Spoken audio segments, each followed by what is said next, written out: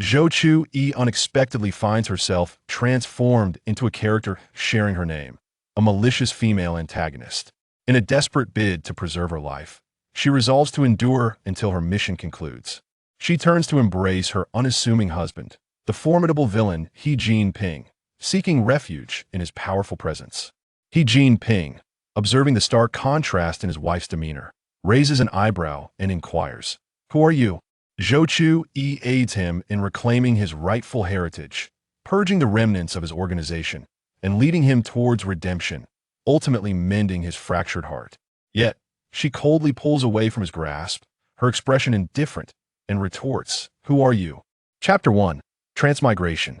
Patient name, Zhou Chuyi. Gender, female, age, 22.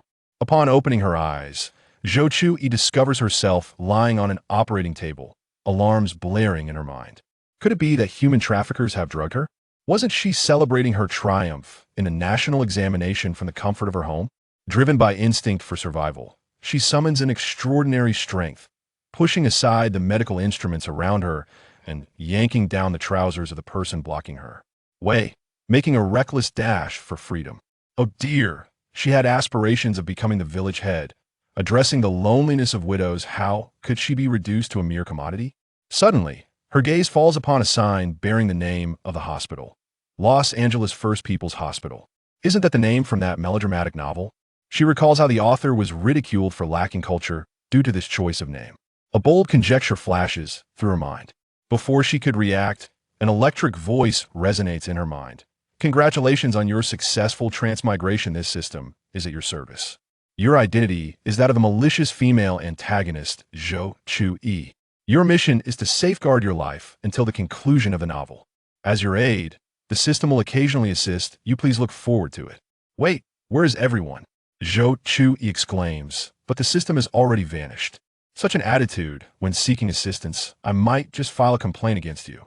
Fortunately, she had glimpsed the comments section earlier and discovered that the antagonist shared her name. Out of curiosity, she had skimmed through the book. Otherwise, she would have been in grave danger. In the original story, the female protagonist mistakenly believes the male lead's hairstyle resembles that of his deceased first love, thus becoming his companion. Over time, the male lead falls for the female protagonist, oblivious to the return of his lost love, who ultimately snatches his affections away. The male lead resorts to forceful measures, culminating in a forced happy ending with the female protagonist. The antagonist, driven by a desire to be with the male lead she has secretly adored since childhood, undergoes surgery to resemble the deceased first love, seeking to sow discord between the two. Even after marrying the male lead's brother, she continues to exploit her position for the male lead's benefit. Her continuous misdeeds lead to her swift demise first. Her husband severs her tendons, and then she inadvertently reveals her whereabouts to the male lead, resulting in her being cast into the sea as a means of venting his fury. How fortunate I am to have avoided a dire fate during the original protagonist's first surgery. Lost in her thoughts, Zhou Chuyi fails to notice her impending collision and, with a loud thud, crashes into someone.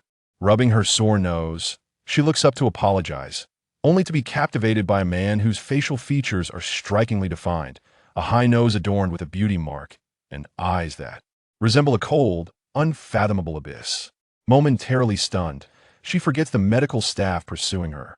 "Hello, handsome, care to join me?" Jinping, there for a business discussion, regards his so-called wife with confusion. "What did you say?" "I am willing," she replies, lost in admiration for his striking visage, oblivious to his inquiry. How could I have been deceived into losing my heart even after downloading the National Anti-Fraud app? Jinping's expression softens slightly despite the flirtation in her words. Zhou Chuyi's tone remains icy and detached. It is indeed her voice, but why does it seem as though she is speaking without moving her lips? Could it be that he is hearing her innermost thoughts? He raises an eyebrow, a flicker of intrigue in his gaze. The pursuing doctor finally catches up, his expression twisted with anger as he glares at her, wishing to consume her whole. Zhou Chuyi realizes the misunderstanding is her fault and quickly bows an apology. "I'm sorry. It was unintentional. I will compensate the hospital for the damages and your trousers." Her delicate face flushed from running, her bright eyes sparkling like gems. Her beauty is indeed a divine creation, and the doctors fail to comprehend why she would choose to undergo surgery to resemble that hideous creature. Under normal circumstances, her appearance and status would have spared her from any reprimand. Yet you nearly caused me to suffer. The doctor's roar echoes throughout the floor, silencing even the most obstinate of children. Zhou Chuyi winces. If only I had known, I would have resolved it swiftly. Liu Ping, sharpied, notices Jinping's presence, his gaze darting around, even the shining baldness of his head betraying shrewdness. Madam, he has caused quite a stir, and the compensation must surely be dictated by him. Jinping's eyes darken as he regards Liu Ping's scheming with disinterest, showing no inclination to intervene. Fortunately, the director arrives to mediate, kindly assuring her, "It is indeed, madam, his first surgery. We did not consider her feelings," and she was startled. As he speaks, he exchanges glances with Liu Ping, who comprehends that the business cooperation has indeed been secured. He originally thought Jinping was merely there to collect Zhou Chuyi, but now realizes the potential gains from this collaboration far outweigh her troubles. He quickly shifts his demeanor, echoing the director's sentiments and apologizing to Zhou Chuyi for his earlier behavior. Witnessing the sudden shift in the doctor's attitudes, along with the mention of Madam Zhou Chuyi swallows hard, astonished. She must accept that the man before her, who stirs her heart, is indeed her husband, the very villain Jinping, who shattered her wings and ruined her paradise. Did I not notice that the doctor earlier was attempting to extort me? Such a stingy man for not helping. Feigning ignorance to Zhou Chuyi's eye roll, Jinping remains unperturbed, listening to her musings while diplomatically responding to the director's flattery. Madam, he has caused quite a stir, indeed. Liu Ping seizes the opportunity to bolster his presence before Jinping, reluctantly bidding farewell as they depart. Clad in a hospital gown, Zhou Chuyi immediately presses herself against the car door, her mind racing with thoughts on how to navigate this newfound solitude with her nominal husband. Strange, why does Jinping not question my surgery? In the original narrative, Jinping seeks confidential documents regarding M Corporation from Jinping. The original protagonist, enamored and fearful of Jinping's cunning, anonymously sends the core data to Jinping after suspecting the possibility of forgery. As expected, the documents Jinping receives are flawed. Once he corrects the data and secures the project, he conspires with the board to oust Jinping from the company. Left with no options, Jinping joins an underground organization, becoming a powerful antagonist who opposes the male lead at every turn, even targeting the female protagonist. As for the original protagonist, she becomes the first victim of this treachery. Upon discovering the truth, my tears flowed while others experienced love. I am merely fighting for my life. I must find a way to prevent Jinping from acquiring this project. While immersed in paperwork, Jinping's attention falters at the mention of fighting for life. What madness is this? How does she know about his collaboration with M Corporation? Jinping lifts his sharp gaze, peering through the rearview mirror at the drowsy Zhou Chuyi, an ominous aura surrounding him. Who exactly are you, Zhou Chuyi? Upon returning to the estate, Zhou Chuyi hastens upstairs, guided by the original protagonist's memories, disregarding the composed persona she had once feigned. At mealtime, Wang Ma, ready to knock on her door, is taken aback when Zhou Chuyi mysteriously presents her with a black jar. Wang Ma, my elder brother is coming for dinner tonight. Please use this to make him some sushi, it's his favorite. Wang Ma glanced at the jar labeled Qingmei Jing, which she assumed was a sweet and sour sauce, and immediately nodded in agreement. All right, he'll go prepare it. Madam, please come down for dinner soon. Okay, he'll be right there. Ha ha, I recall that Dama bought Qingmei Jing. Let's have our dear elder brother give it a try. Seated at the dining table, Jinping was perusing the newspaper when the raucous laughter of Zhou Chuyi echoed in his ears. I know you are overjoyed, but please, not so much that it disturbs my peace. Watching Wang Ma hurriedly dart into the kitchen, combined with Zhou Chuyi's earlier remark, Jinping suddenly lost his appetite for the meal. From the staircase, he spotted Zhou Chuyi in the distance, and he could not help but feel drawn to him. Realizing that it must be the original self's deep-seated attachment, even the body remembered the affection. Zhou Chuyi pinched her thigh fiercely. Zhou Baochuan, Be careful not to indulge in self-pity, or I won't even spare you the wild vegetables. This body seemed to comprehend her words, and finally returned to normalcy. Chapter 2. Confronting He Chinyu upon entering the dining room. Zhou Chuyi, out of courtesy, greeted He Chinyu with a perfunctory elder brother. Only then did He Chinyu deign to glance at her, his expression laced with impatience. As a younger sibling, you should wait for the elder when the elders are present. Do not keep me waiting so long next time. Zhou Chuyi was taken aback by this authoritative display, but, mindful of Jinping and the numerous servants around, restrained herself from delivering a sharp retort. Understood, elder brother. I won't do it again. How could a few dishes lead to such inebriation? If you continue this pretense, I might just deliver you to the Qing Dynasty Museum. He Jinping noticed her tightly clenched jaw and mused that sending him to the museum might not mean he could escape the same fate. She pretended to assist the servants in arranging the dishes, but He Jinping suddenly stood up to stop her, his voice gentle yet firm. You are my wife, there is no need to serve. Others. Zhou Chuyi felt an odd emphasis on the word others, as if it hinted at something deeper. This was the first time He Chinyu, a scion of the He family, faced such disrespect, but considering the purpose of his visit, he quelled the anger bubbling within. The well-trained servants elegantly arranged the exquisite ingredients on the table, rendering the air around them almost suffocating, until Wang Ma, carrying a platter of fresh sushi, broke the silence. Young master, sorry to keep you waiting. As she spoke, she placed the dish before him. He Chinyu, upholding the tradition of the esteemed, picked up his chopsticks with an air of nobility.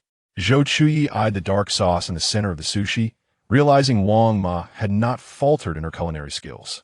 While serving He Jinping, she discreetly observed He Chinyu. Water, bring water quickly. The servants scrambled to fetch mouthwash and cups for He Chinyu, bustling about and completely oblivious to Zhou Chuyi, who was nearly in stitches from laughter in the corner. Compared to Zhou Chuyi, who had grown up under his watchful eye, He Chinyu often attributed such antics to this younger sibling who had usurped his father's affections. He Jinping's jaw was set tight, his dark eyes brimming with a storm about to erupt. He sat, unwavering, as He Chinyu stood in a fit of rage, his presence undiminished, his tone oppressive. If you wish to smoothly engage with the Bai family, you should finish your meal.as for complaints. Do as you please. The Bai family, in that cursed project despite having no skills of his own, his father insisted on handing over the lucrative project to He Chinyu, plainly suggesting that he was inferior to He Jinping and needed the illegitimate son's assistance for such a monumental occasion. Furious, He Chinyu stormed out, not forgetting to threaten, He Jinping, just wait. Even without you, I will secure the project and the Yun family. Zhou Chuyi seized the moment to add, elder brother, take care. Do visit often. At his age, still playing the blame game? If my parents were alive, I would have complained about how you bully me. He Jinping was on the verge of reprimanding when he caught Zhou Chuyi's unexpectedly pitiful remark. The Zhou couple had passed away over a decade ago. He suppressed his anger at Zhou Chuyi's mischievous antics and spoke in a low voice, behave, Zhou Chuyi. He is not someone you can afford to offend. Even though the original owner had betrayed He Jinping, he did not wish her any harm. However, simply because of her resemblance to the heroine by Yue Guang, He Chinyu had callously discarded the original owner into the sea. Baochuan, oh Baochuan, look at the company you keep. Zhou Chuyi pondered for a long time and concluded that, given the current circumstances, it was better to cling to He Jinping's support. At least being with him did not evoke a sense of urgency akin to that of a head tied to a belt. She glanced at He Jinping, hesitated, but he did not rush her. After what seemed like an eternity, she finally spoke, if you have any significant projects now, do not let them slip away. He Jinping, maintaining his composed demeanor, did not probe into her words, but simply asked, why? Is there an even greater conspiracy awaiting me? Zhou Chuyi certainly would not reveal the truth. Cough. I'm someone who cannot afford to lose. If you lose the collaboration, I will be embarrassed in the social circle of wives. Then I would be crawling in the shadows, losing all dignity. He Jinping thought to himself that he had no intention of letting anyone know he had married a worm. He was well aware she was not speaking the truth, but he had waited long enough and heard nothing more from her. Let her be after all. She could not bend her small arms against the strong. All right, let's eat. She looked at the platter of sushi, eager to try it. Was it really that exaggerated? Picking one up, She took a bite and exclaimed, "Ah," while rushing to the restroom to spit it out. Jinping quietly observed the farce, a subtle smile tugging at the corners of his mouth. Just as Zhou Chuyi should have been enjoying her evening, Jinping's phone call shattered her peace. She vaguely heard a voice on the other end, aged and hoarse, occasionally accompanied by the sound of shattered teacups. "I bet a pack of spicy strips that it's Zizi reprimanding Jinping." Jinping, who was merely dealing with his own father's temper, silently justified himself.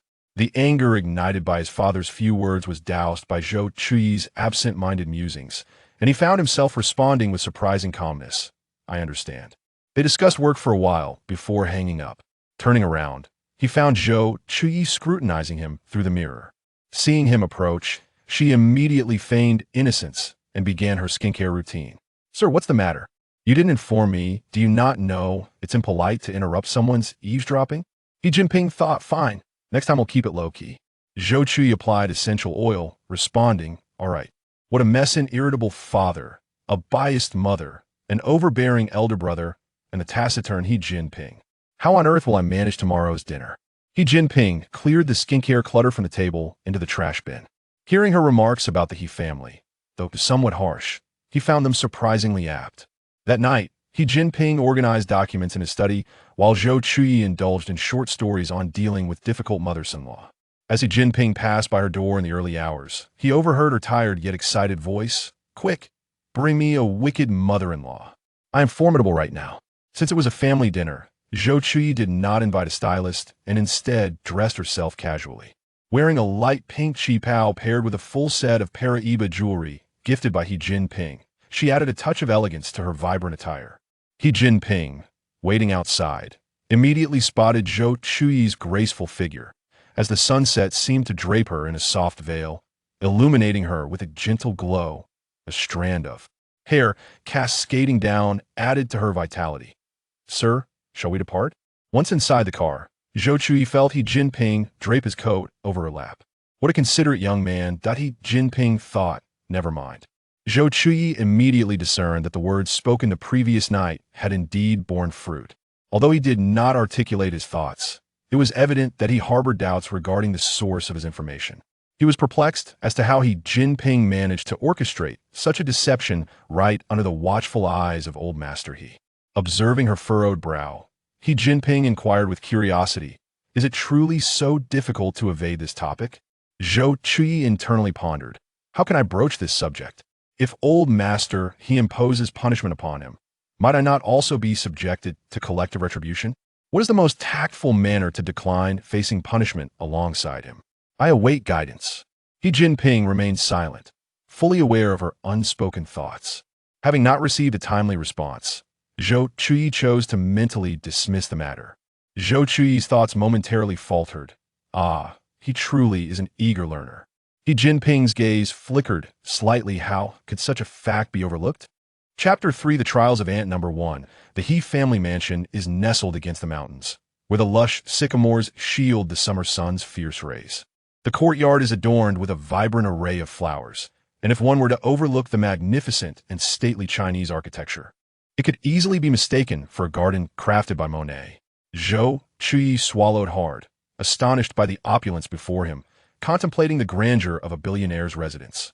He couldn't help but feel a mix of disbelief and awe. He glanced at Jinping, who was fondling a bracelet in his hand, confirming his suspicions that this new persona within Zhou Chuyi was indeed a different individual.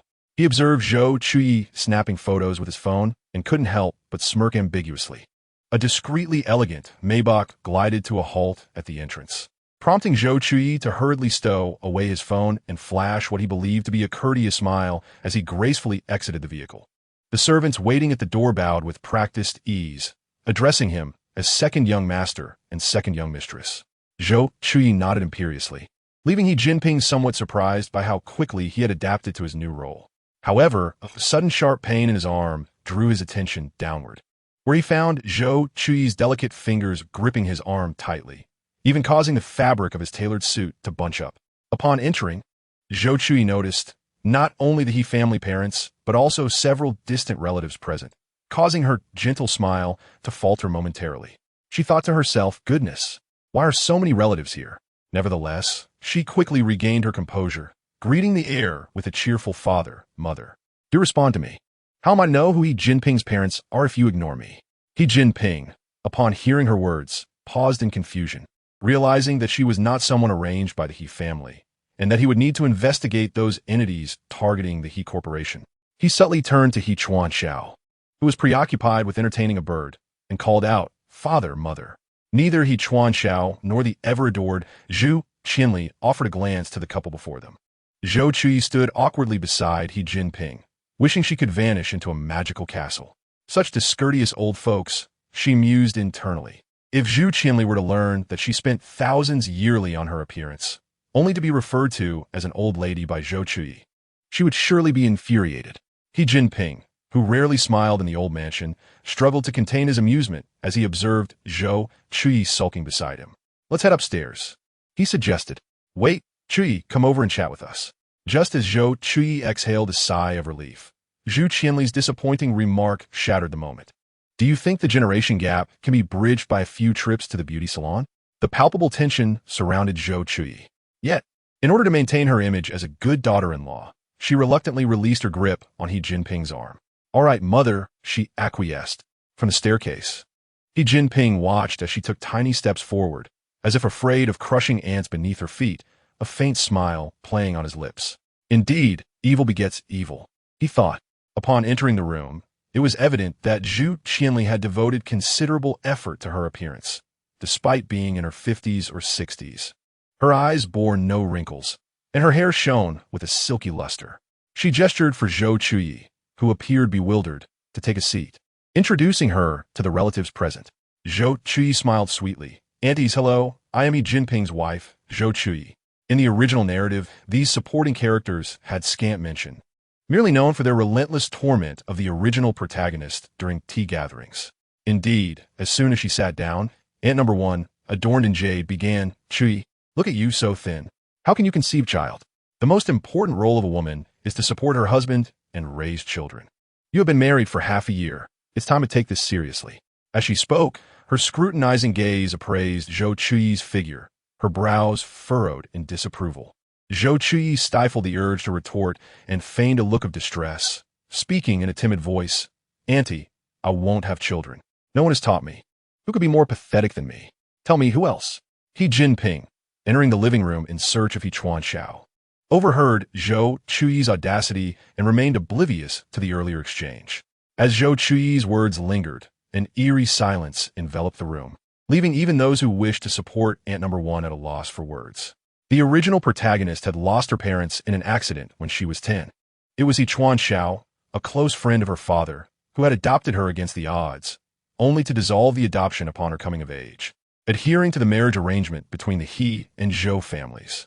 Thus, the original protagonist had no recollection of a mother figure, and Zhu Qianli, as her nominal adoptive mother and mother-in-law, would never divulge such intimate matters to her. These relatives were likely aware of Zhu Qianli's favoritism towards the eldest son of the He family's late matriarch, intending to establish some decorum, but inadvertently striking a nerve regarding Zhou Chuyi's loss. Aunt Number One hastily feigned busyness, pouring tea and remarking that it was inconsiderate of her. Drink your tea, ha." Zhu Qianli, realizing her earlier comment was inappropriate, looked at Zhou Chuyi with pity, saying, "It is my fault as a mother for not teaching you such important matters. I will have a good talk with Jinping tonight and ensure he guides you." Zhou Chuyi wiped away non-existent tears and nodded submissively. "You must regret it, to the extent of waking at 3 in the morning and slapping yourself."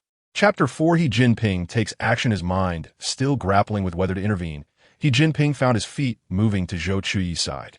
Zhou Chuyi, who had been contemplating a retreat from the awkward situation, suddenly saw her savior.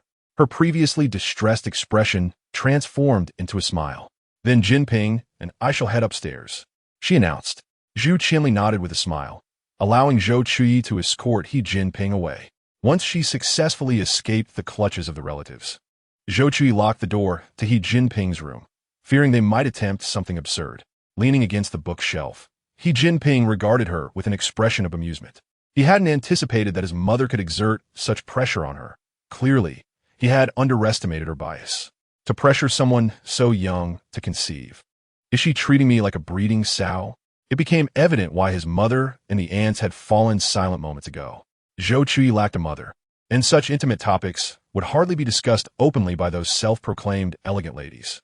During dinner, He Qingyu arrived home. Fool, only now do you realize it's time for dinner?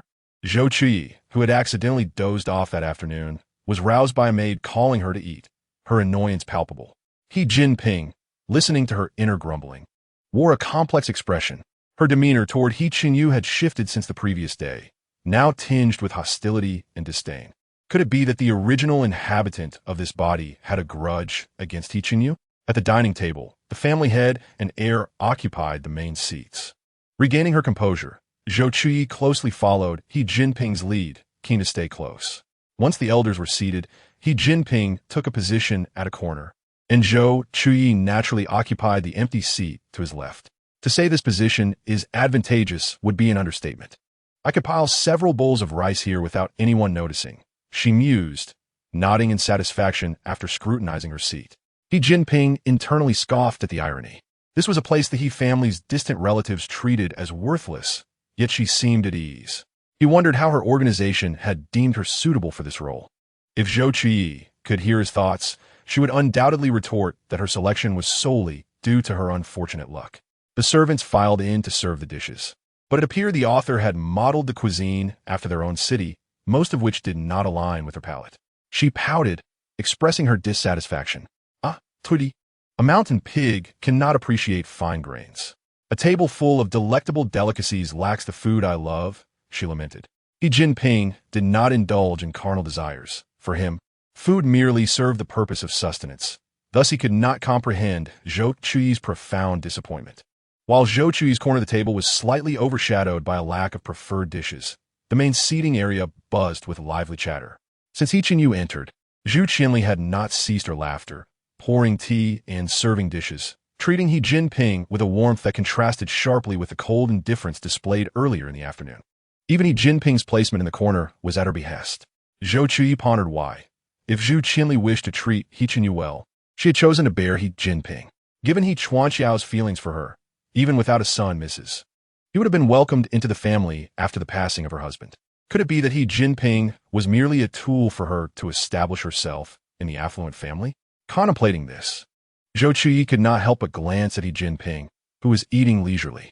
Compared to her casual manner of eating, He Jinping sat upright, with his neatly rolled-up sleeves revealing his slender arms, his long fingers delicately holding silver chopsticks, radiating an air of coolness.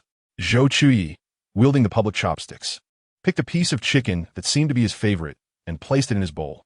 Eat, child, she encouraged. He Jinping stared at the chicken leg he despised for a moment, his gaze betraying no emotion. Slowly, he turned away, casting a faint glance at Zhou Chuyi, silently admonishing her not to take it personally. After saying this, he moved the bowl of chicken aside, as if nothing had occurred. Zhou Chuyi's hand, gripping the chopsticks, froze in midair before she finally set them down. During the meal, another late-arriving aunt began to comment, Chuyi, at your age, you should refrain from wearing bright colors like pink. You're still young and lack the experience to carry them off. Just as Zhou Chuyi had finally gathered her emotions to enjoy the meal, she looked up to see Aunt Number 2 in her pink traditional attire, reprimanding her. Pink is delicate. How old are you now? If you're jealous of your sister, just say so. Third aunt, what I cherish is more important than what is deemed suitable. Wouldn't you agree? Suddenly, He Jinping, who had been silent at the table, spoke up to defuse the situation, startling Zhou Chuyi into looking up. You, with your venomous tongue, can still utter such sweet words. Are you sharing a room with me just to sneak in these emotionally intelligent remarks under the covers? While Zhou Chuyi felt a surge of joy, the expressions of others at the table shifted. The third son of the He family had once been in a familial marriage with this third aunt, and decades later, their bond had not deepened. It was not until the patriarch of the He family redefined the powers of each branch that he relinquished his shares to his son He Zio and divorced the third aunt, seeking out his first love instead. This was a secret within the He family that had never been spoken aloud. Yet today, it was brought forth by He Jinping to counter Aunt Number 3's remarks. Upon hearing this, Aunt Number 3's face turned pale. Although she relied on her son and the He family's influence to assert dominance, no one had ever dared to confront her with such a matter directly. He Chuanxiao, The head of the He family slammed his chopsticks down heavily, dark anger clouding his face as he rebuked He Jinping. Do you not recognize respect and hierarchy? Apologized to Aunt number 3 alongside Chuyi. Startled, Zhou Chuyi instinctively looked at He Jinping, and seeing his face darkened with suppressed emotions. She realized that his previous words concealed a secret unknown to her. In the real world, although the Zhou family could not compare to the illustrious He family, her parents worked diligently, striving to provide her with the best. Even their relatives were amiable and close, unlike the He family, which was rife with schemes and calculations. Thus, when she found herself in the original owner's position, facing difficulties and the partiality of Zhou Chuyi, she could only smile to alleviate the tension. If that failed, she had to swallow her pride, for no one had instructed her on what to do. Sticking her neck out invites the axe, withdrawing does too. He Jinping immediately grasped Zhou Chuyi, who was about to apologize, with a mocking smile directed at their parents at the main seat, declaring, "Did I say something wrong?" Zhou Chuyi, held back by him, felt a surge of urgency, wishing to exclaim, "You foolish spring, why are you fanning the flames?" Observing the escalating tension at the table, everyone began to excuse themselves, even Aunt number 3, whose face had drained of color. Zhou Chuyi, witnessing this, rose to see them off. And as she passed by He Jinping, Zhou Chuyi heard her say, "Apologize to your father." Initially troubled by the loss of a project, He Jinping felt an unexplainable thrill as he witnessed He Jinping take the brunt of the conflict. "Father, just yesterday at my younger brother's house, he treated me with such disdain, and today you witnessed this for yourself, thus confirming that I did not lie. Therefore, you cannot blame me entirely for the project as failure." Zhou Chuyi had not anticipated that he would attempt to cast all the blame onto He Jinping. No wonder the original narrative had twisted him into a figure seeking to eliminate her. "Father, if you must assign blame, let it be upon me. I was the one who sought to prank my elder brother, and it was my dissatisfaction with your and mother's favoritism that led me to provoke Aunt number 3 with my attire." Regardless of He Jinping's true intentions, he was the first in this world willing to speak on her behalf. She could not let the antagonist bear the burden due to her actions, lest he fall into darkness. "What did you say?" He Chuanxiao questioned, his fury palpable. Even He Chunyu, who had been languidly reclined, sat up straight in shock. "Do not be afraid, Chuyi. With my father and me here, He Jinping would not dare to harm you. Speak boldly, do not fear him." It was only then that He Chunyu, who had been a silent observer, considered supporting Zhou Chuyi, but what use would that be? Zhou Chuyi stepped forward, facing He Jinping and his father with earnestness. "I confess that all of this was my doing. It has nothing to do with Jinping. I am merely envious of my elder brother for usurping the affection of our parents. It is laughable that you pride yourselves on nobility while engaging in such contemptible actions." As she finished, the living room fell into a profound silence, as if time itself had come to a standstill. "Do not kill me. I was merely speaking thoughtlessly. I do not wish to die," she whimpered inwardly, her clenched fists hanging at her sides, revealing her true fear of death. Yet, why did this fool place himself in front of her? "Idiot, look at what you have done." Enraged, He Chuanxiao hurled his teacup across the room. Zhou Chuyi instinctively braced for the impact, but the cup soared high, aimed at He Jinping, who was taller than her.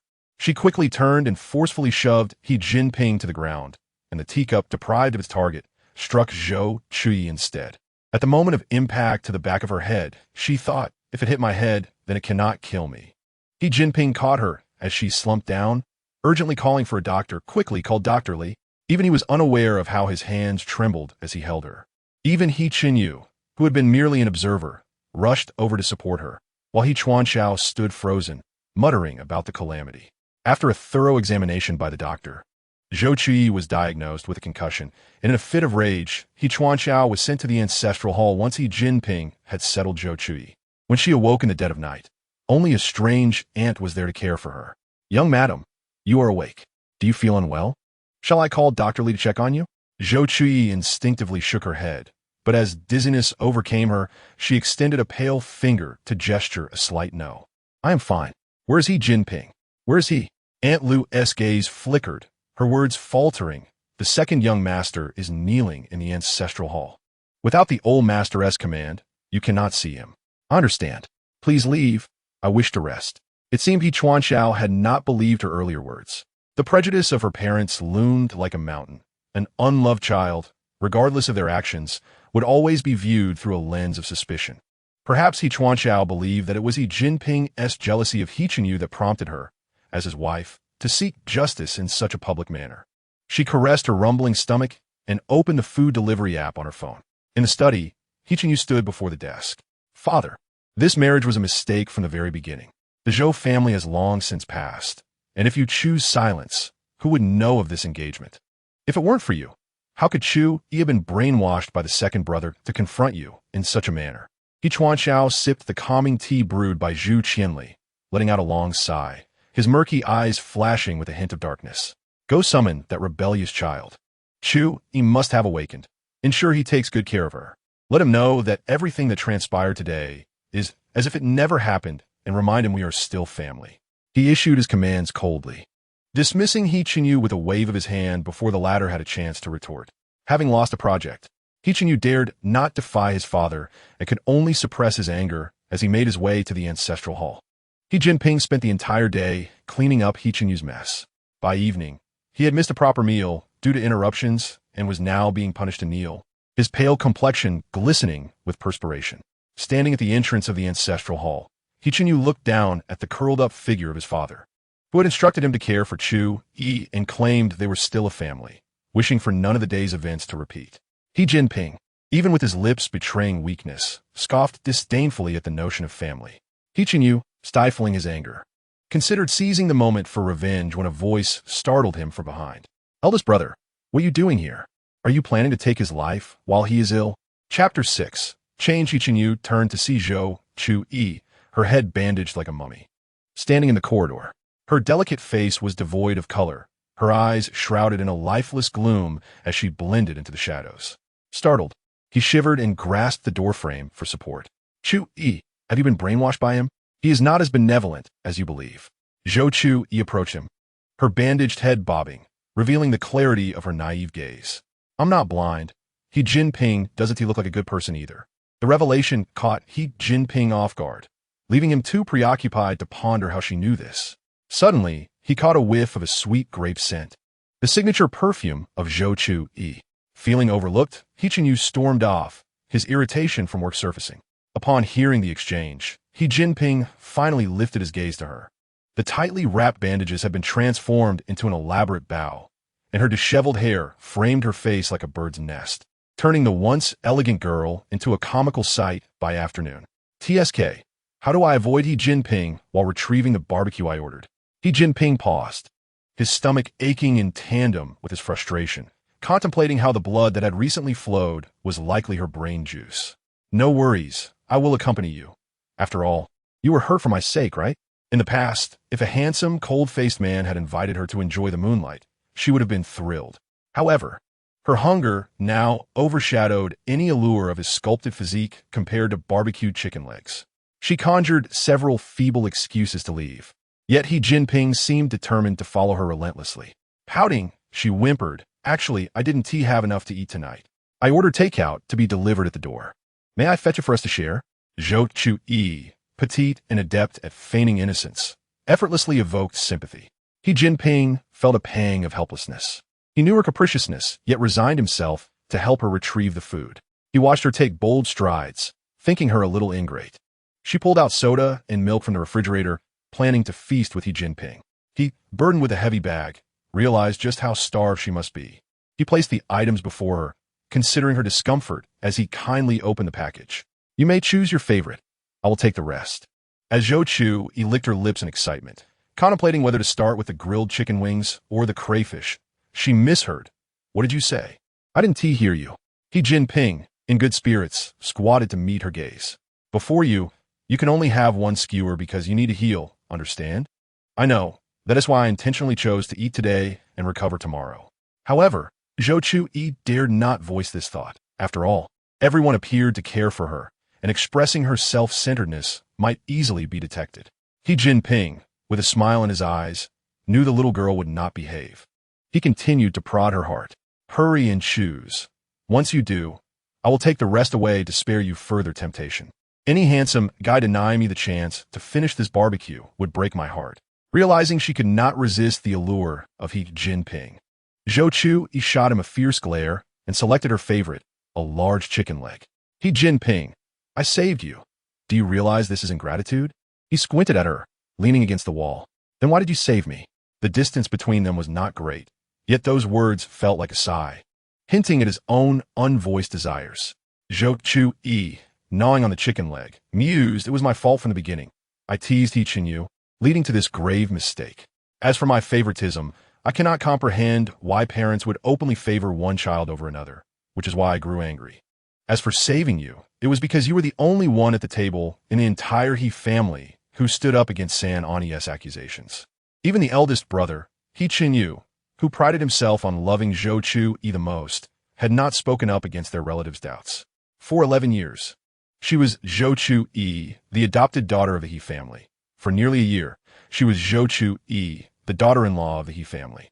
Yet, the He family never genuinely sought to embrace her true self, and she felt a wave of sorrow for the original soul. He Jinping had grown up facing ridicule and bullying, his mother, burdened by her awkward status, having to appease the original child, He Jinyu. Yet, he gradually realized that his mother despised him but genuinely cared for that child. He thought it was his inadequacy, his failure to protect her, that led her to seek solace in He Jinyu. Thus, he strove to fulfill the duties imposed by his father, aiming to secure a place for her within the He family. He dreamed that one day, he would rise high enough so that his mother would no longer need to cower in the He family. Yet, he already knew that no matter how hard he tried, he would never earn his father's affection. The mother he fought to protect had long become the revered matriarch of the He family. She did not lack the courage to love him. She simply did not love him. Only this enigmatic Zhou Chuyi vented her grievances and anger on his behalf, her indignant spirit reflecting in her eyes as she sat restlessly on the sofa. What did she truly wish to achieve? Seizing a moment when He Jinping was distracted, Zhou Chuyi stealthily reached into the bag for skewers. However, the next second, He Jinping caught her in the act, casting a dispassionate glance at her greasy hands. It does smell delicious. I will finish every last bite for you. You should get some rest. With that, he took the warm milk and exited the room, leaving no room for her to protest. Once outside the bedroom, he pressed his hand tightly against his uncomfortable stomach and drank the milk in one go. Unbeknownst to them both, a profound transformation had quietly taken place. Chapter 7. Midnight noodles. Early the next morning, Dr. Li arrived to check her wounds. True to the nature of a family doctor in a domineering narrative, Zhou Chuyi felt her mind clearing considerably after just one night. Following the previous day's commotion, Zhu Qinli's demeanor at the dining table had noticeably softened, even towards He Jinping, who barely touched the milk she had personally poured. Zhou Chuyi couldn't help but internally scoff. The late bloom of affection is far less genuine than the early. He Jinping retorted, no need to poke at people's vulnerabilities so early in the morning. After breakfast, He Jinping prepared to head to work. If the He family cannot unite with the Bai group, the main storyline will inevitably stagnate. Thus, influenced by the powerful narrative, last night the group conveyed to He Chuanxiao their willingness to collaborate, provided the He family could identify a suitable leader for this project. That very evening, He Chuanxiao decisively entrusted the project entirely to He Jinping, perhaps out of concern for any trouble caused by Zhou Chuyi. During dinner, in a gesture of politeness or perhaps for other reasons, Zhu Qinli insisted that Zhou Chuyi stay at the old residence to recuperate. However, she had no desire to remain in the company of her bothersome in-laws. Seizing the opportunity, while He Jinping went upstairs to change, she stealthily slipped into the car, intending to leave with him. Once inside, He Jinping noticed Zhou Chuyi's haggard expression and asked if she was unwell, suggesting he might summon Dr. Li to check on her. Lost in a daze, Zhou Chuyi barely registered his words, responding with vague affirmations. Observing her weary demeanor, He Jinping felt a pang of concern. Despite her injuries, she still insisted on staying up late, seemingly reckless with her health. He gently leaned closer, carefully resting her head on his shoulder. The fragrant scent of wood enveloped Zhou Chuyi, prompting her to instinctively relax and drift into a deep slumber. Before long, the serene atmosphere inside the Maybach was interrupted by the sound of her soft snores. Through the rearview mirror, Wang Shuai observed a rare smile gracing the usually stoic face of his boss, leading him to wonder if spring had finally arrived for his master. In the afternoon, Zhou Chuyi stirred briefly from her slumber, but lacked the energy to open her eyes. After being fed a small bowl of congee by Wang Ma, she fell back asleep. It was not until Jinping concluded his work on the project that Zhou Chuyi slowly awakened. Having learned from the previous day's experience, despite her hunger, Zhou Chuyi dared not order takeout again. She reluctantly slipped on her slippers and headed downstairs to prepare instant noodles. In the living room, only Jinping was present, his fingers dancing across the keyboard, producing a rhythmic clatter. She approached him, playfully stating, "I'm hungry.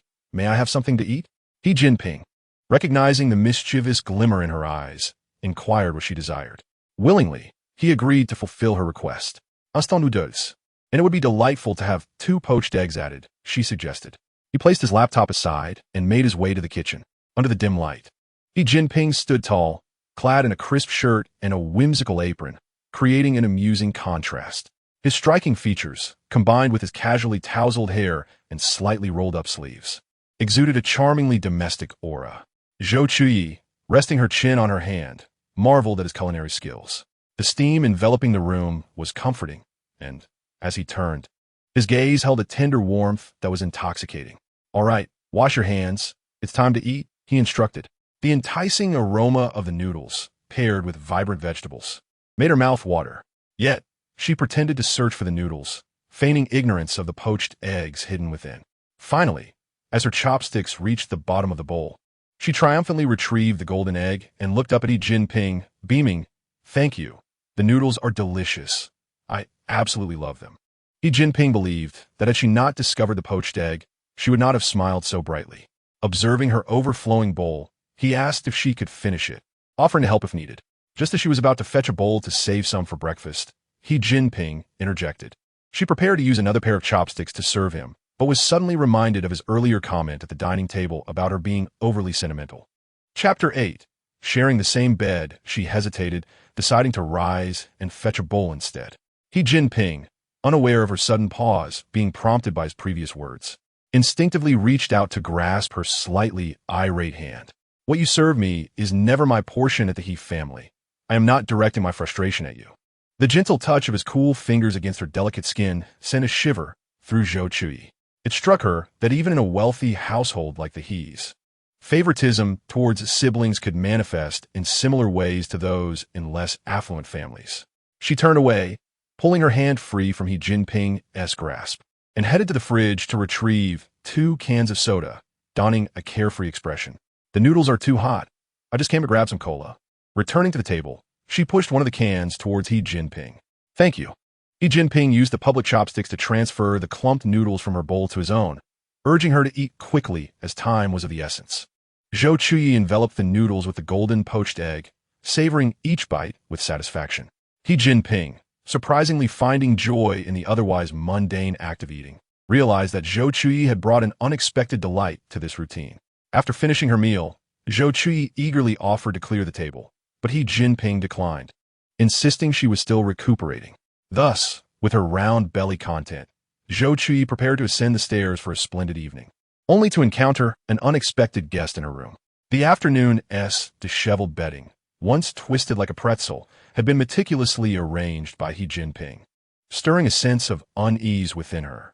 "Jinping, it's quite late. I'm heading to bed, so there's no need to tidy the blankets.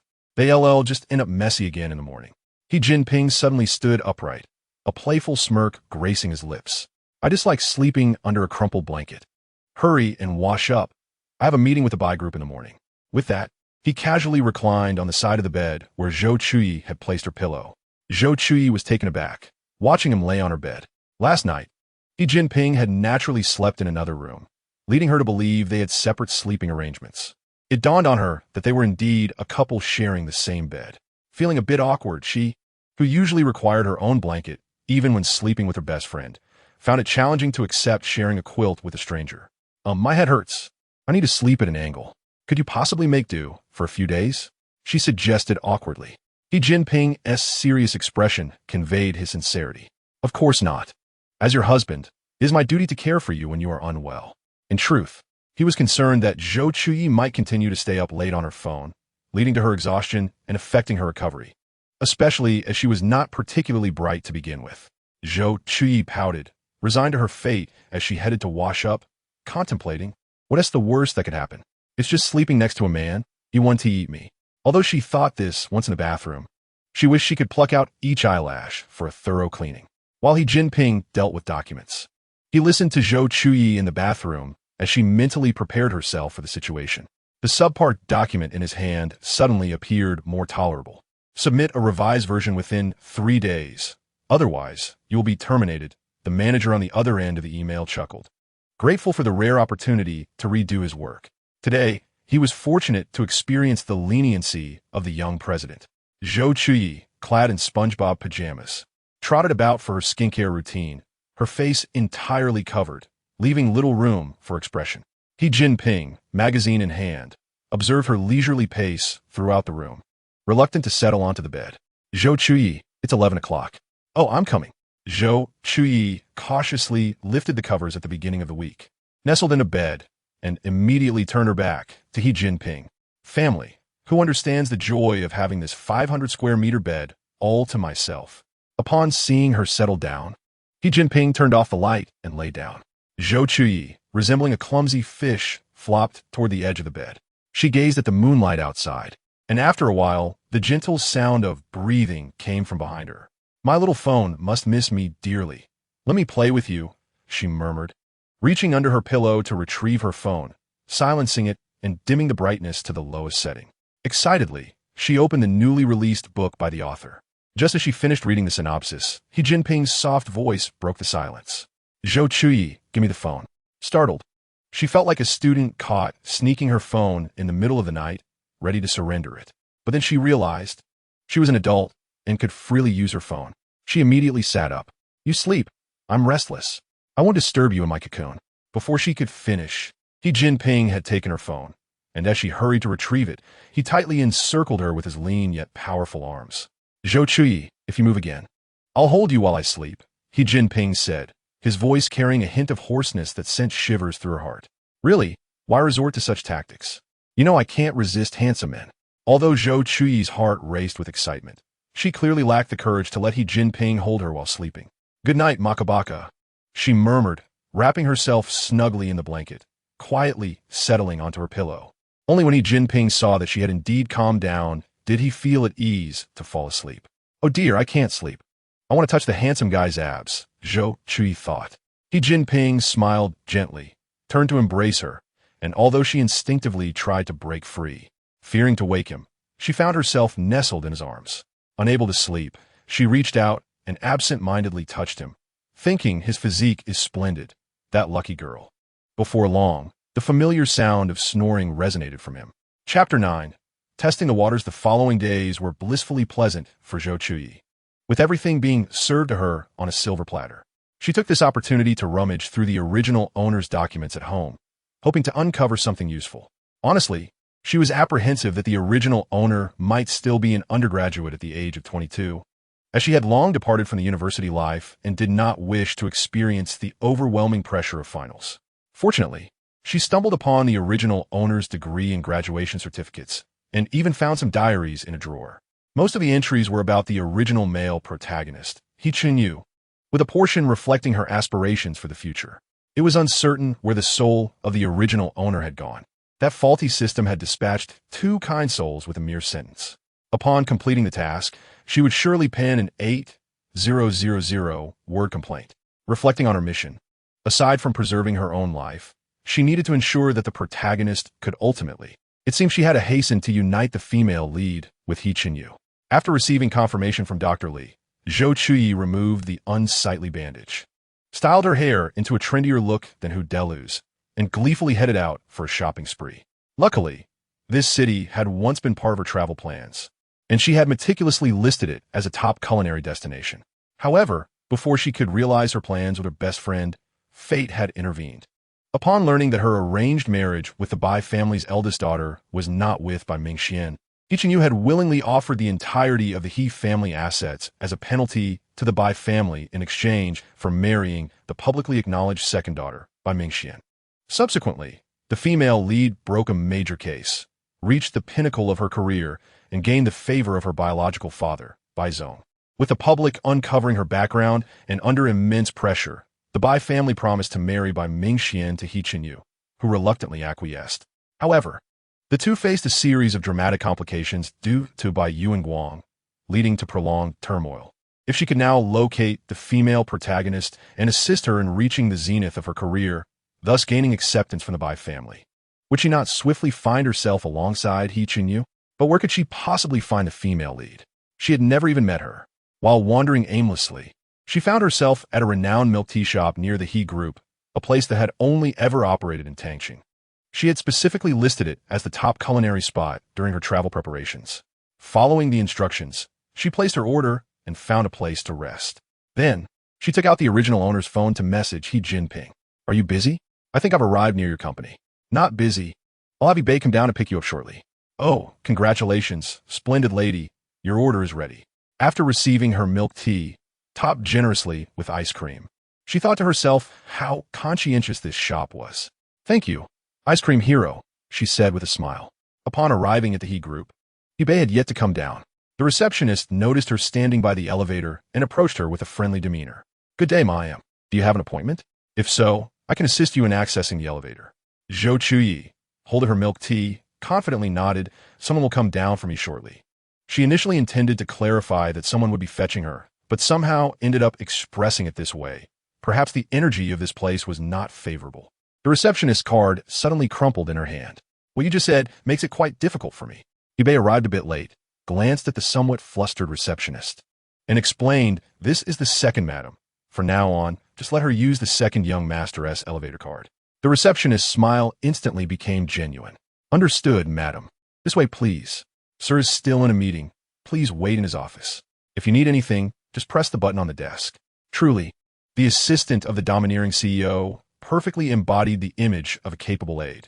He Jinping's office, like the others, exuded a cold sophistication with black marble flooring, a sleek black wooden desk, imported designer chairs, and exquisite carvings adorning the entire office. Bei placed some desserts on the coffee table. Madam, please wait a moment. I have some matters to attend to. Zhou Chuyi settled into the soft, comfortable sofa, nodding in acknowledgement. As Bei exited the office, he let out a deep breath, glancing through the frosted glass at the blurred figure inside, silently praying, please, madam, do not do anything out of line. Meanwhile, the man who should have been in a meeting was fixated on every movement inside his office, the empty room amplifying the sounds from the surveillance, as if hinting at something. Although He Jinping was grateful to Zhou Chuyi for saving him the previous day, his underlying suspicion and wariness toward her remained unscathed. Her heart was kind, yet she harbored her own secrets. In the surveillance footage, Zhou Chuyi relaxed on the sofa, glancing occasionally at the entrance to see if anyone was coming. When she noticed someone approaching, she sank deeper into the sofa, prepared to feign nonchalance. She retrieved her phone, donned her headphones, and began watching an anime while waiting for He Jinping to arrive. Bei glanced up at the camera above, observing it shift slightly, and understood that the madam was waiting. Mr. He has concluded his meeting. Please wait a moment. Upon hearing this, she quickly tidied up the ice cream box and milk tea wrapper, sitting up straight. Chapter 10. Locations from the original book. When He Jinping entered, he found her sitting elegantly on the sofa, her smile meticulously calculated. When did Bei leave? My cheekbones are beginning to stiffen. He Jinping remarked, still the same aura. Bei, perceptive as ever, discreetly exited, drawing the blackout curtains around the windows, leaving one to wonder if he was overthinking things. However, on the first day of the week, she did not delve into these matters. Today, she had a task at hand. Although she was unaware of the whereabouts of the female protagonist, currently, this project was being managed by Jinping as one of the partners. The Bi family might have knowledge of Jinping's location. She pondered how to inquire delicately. Jinping sat in his custom chair, observing her furrowed brow as she contemplated the issue to the point of almost growing moss. A subtle smile played at the corners of his mouth as he recalled. Did the doctor not advise you to rest? Of course, I'm here to extract information. Oh, and to drink some milk tea. Jinping straightened his posture. Had he revealed too much? Do you know Bim Xuen? Zhou Chuyi, who had not fully grasped the intricacies of palace intrigue, could not come up with a clever way to phrase her question, so she decided to be straightforward. It is she. He lowered his head, continuing to handle documents with his Montblanc pen. I will come to know her in due time. Your words are better left unsaid. Undeterred, she asked, "What about now?" He lifted his head, his dark eyes scrutinizing. "Do you wish for me to know her?" "Absolutely. If you know her, I could save myself 2 decades of detours." Nevertheless, Zhou Chuyi still opted for subtlety. "Then she will be our sister-in-law in the future. If we can manage our relations ahead of time, it will prevent much friction among sisters-in-law." As she spoke with increasing confidence, "Look at my thoughtfulness. I allow you to chuckle secretly at midnight." Jinping cast her a glance, his smile tinged with interest. The Bi family did not acknowledge her, thus outsiders were oblivious to her whereabouts. However, Chairman B, I had previously mentioned our NGX village.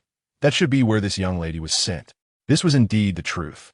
But whether Bi still resided there was anyone's guess. As Chairman B, I was also troubled by her disappearance. Nevertheless, he had no intention of alerting her. He wanted to see what Zhou Chuyi was concealing by speaking in circles. He could tolerate all of Zhou Chuyi's whims, but he could not accept her disloyalty. Having achieved her goal, Zhou Chuyi did not wish to linger. "If that is the case, I shall take my leave." As she turned, Jinping's cool voice suddenly called out, "Chuyi, if there is anything, you must inform me. If I do not seek you, who else would I turn to? Do the other members of the H family appear to be the helpful type? Indeed, work drives one mad. Even Jinping's dominant spirit seems to have gone awry." Zhou Chuyi shook her head, narrowly avoiding a predicament. The original owner did not have a job. Otherwise, she would have had to endure the hardships of working. Jinping let out a rare bitter laugh. It was indeed a case of talking at cross purposes. However, her naivety was beneficial. She could not keep secrets.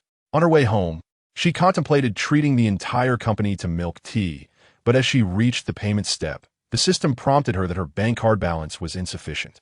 This made her realize an important issue. Since the original owner had no job, she too had no source of income. Yet, did not the daughters-in-law of wealthy families possess some form of allowance or pocket money? She hurriedly checked all her bank accounts. Aside from 50,000 income from a year ago, there had been no deposit since. The original book mentioned that the original owner disliked Jinping, which meant they were practically strangers, and thus she had no means of financial support from the H family, apart from that couple and New York U. Given the current situation, these two avenues had also been narrowed down. Feeling awkward, she canceled the payment and stared at the mere $21,964 remaining in her account. Lost in thought, some individuals may appear calm on the surface, yet they have quietly perished long ago. Dear heavens, could there be a more unfortunate transmigrator than herself? With no money, no system, relying solely on her own flesh and blood. She mused, "Driver, please stop. I need to buy something here." "Sure, $15.95. You could just give me $160. Are you trying to cheat me out of change?" However, looking at the driver's muscular build, she paid with a smile. Once the driver had moved away, she turned and scanned for a bicycle. "Healthy travel starts with me. Go for it. Zhou Chuyi. Victory is just ahead." Alas, who invented uphill roads? They truly exhaust me. As she pedaled, her face flushed. She finally found a parking area near Jinping and hopped on a WM's little electric scooter. After returning home, thanks to WM's generous hospitality, she finally recovered. As she lounged in the rocking chair, she suddenly recalled, "Annie, do you know our NGX village?" WM nodded. After spending a few days together, she sensed that the lady was not as cold as before. Her words were accompanied by smiles, warming the heart, making her feel closer. "I am from there. It takes just 5 hours by high-speed train to get there." Indeed, even the countryside and the city had a touch of sophistication. Reflecting on her own hometown, where one must take a high-speed train, transfer to a bus, and finally have family members come on motorcycles to pick her up, she bit into a piece of watermelon. "I happened to hear about this place while out today. I thought the name was lovely and believed it was a nearby village worth visiting." Zhou Chuyi's frown deepened with each word she heard. This place seemed to overlap with a location in reality. Unsure if WMM was referring to the same one she had in mind, she asked, "Is your village close to the border?" WMM's eyes widened. "Madam, you know about it?" "Indeed, our village is just separated by a border." After a moment of contemplation, she continued, "Because of this, many people from our village have been deceived into doing unsavory things.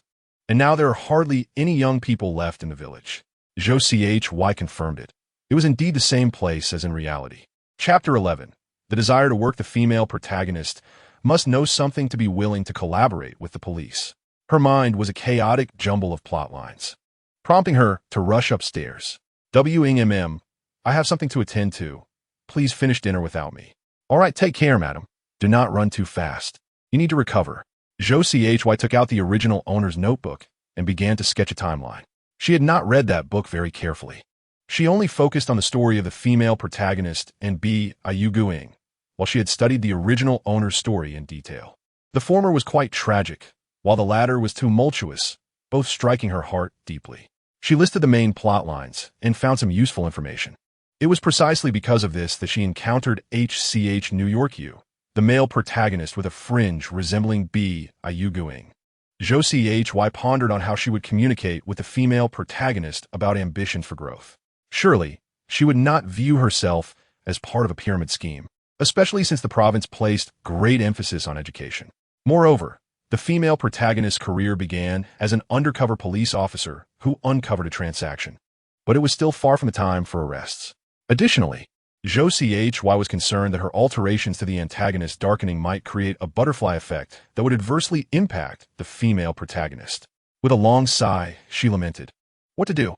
I currently have no money and am at risk of losing my life." She needed to find a job. Otherwise, she could not even gather enough fare to seek out the female protagonist. Jinping, I wish to find employment. After all, she still bore the title of the second wife of the H family, and this matter ought to be discussed with him. Jinping looked at her, somewhat puzzled. Are you feeling bored at home? Look, does work merely serve as a means to pass the time for a domineering CEO? When she had taken out her notebook earlier, she noticed a black card, which was likely a gift from Jinping to the original owner. How could she explain that it did not matter, even with a black card? She still had no money? She poked at her rice and said, "Well, I graduated from university without ever having worked. I want to try going out." Jinping responded with a casual nod. "Do you have a particular job in mind? Would you like me to arrange something for you at H's?" Poverty was one aspect, but Zhou Chuyi sought employment, not only for financial reasons, but also for self-sufficiency. The original owner likely had her reasons for rejecting the H family's financial support. She needed to find a sustainable source of income before leaving. Otherwise, she and the original owner would only consume the resources until nothing remained.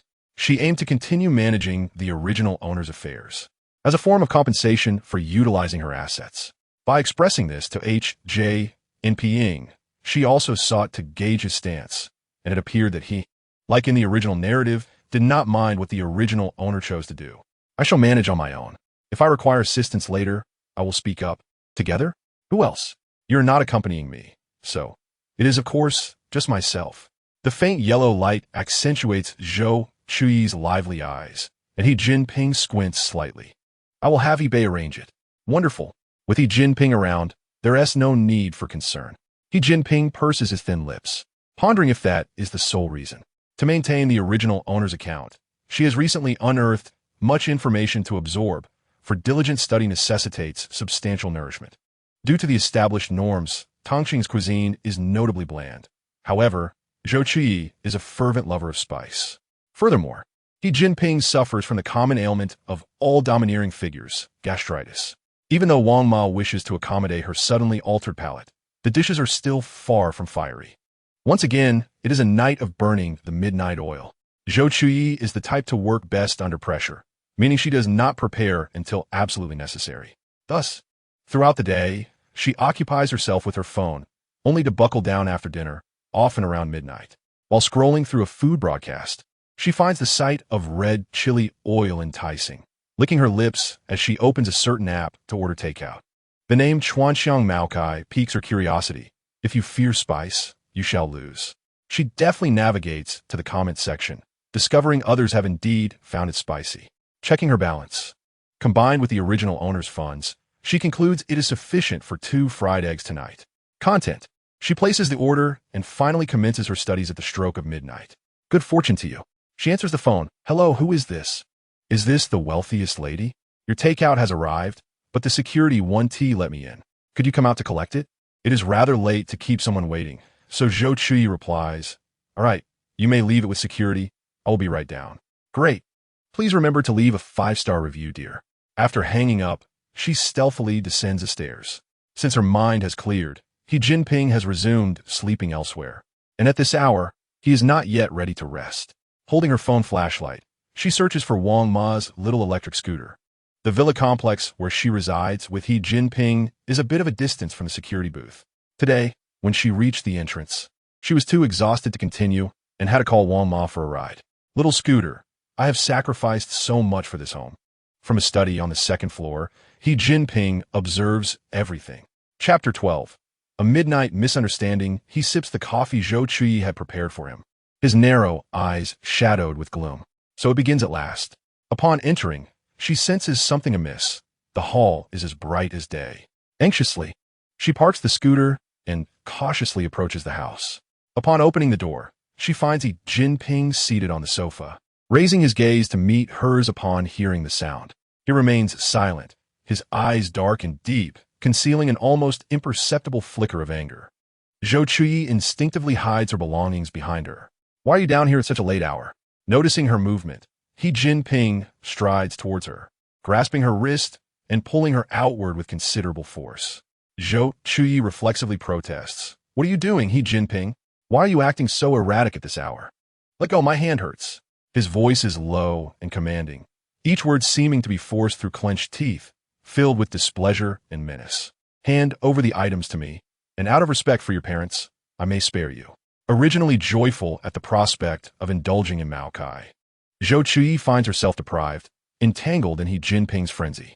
She struggles to free herself from his grasp, but he holds her hand firmly, causing the takeout to spill all over the floor. Instantly, the aroma of chili oil fills the room. Both are taken aback, staring at the chaotic scene before them. As her sobs drown out her accusations, it becomes impossible to discern her words.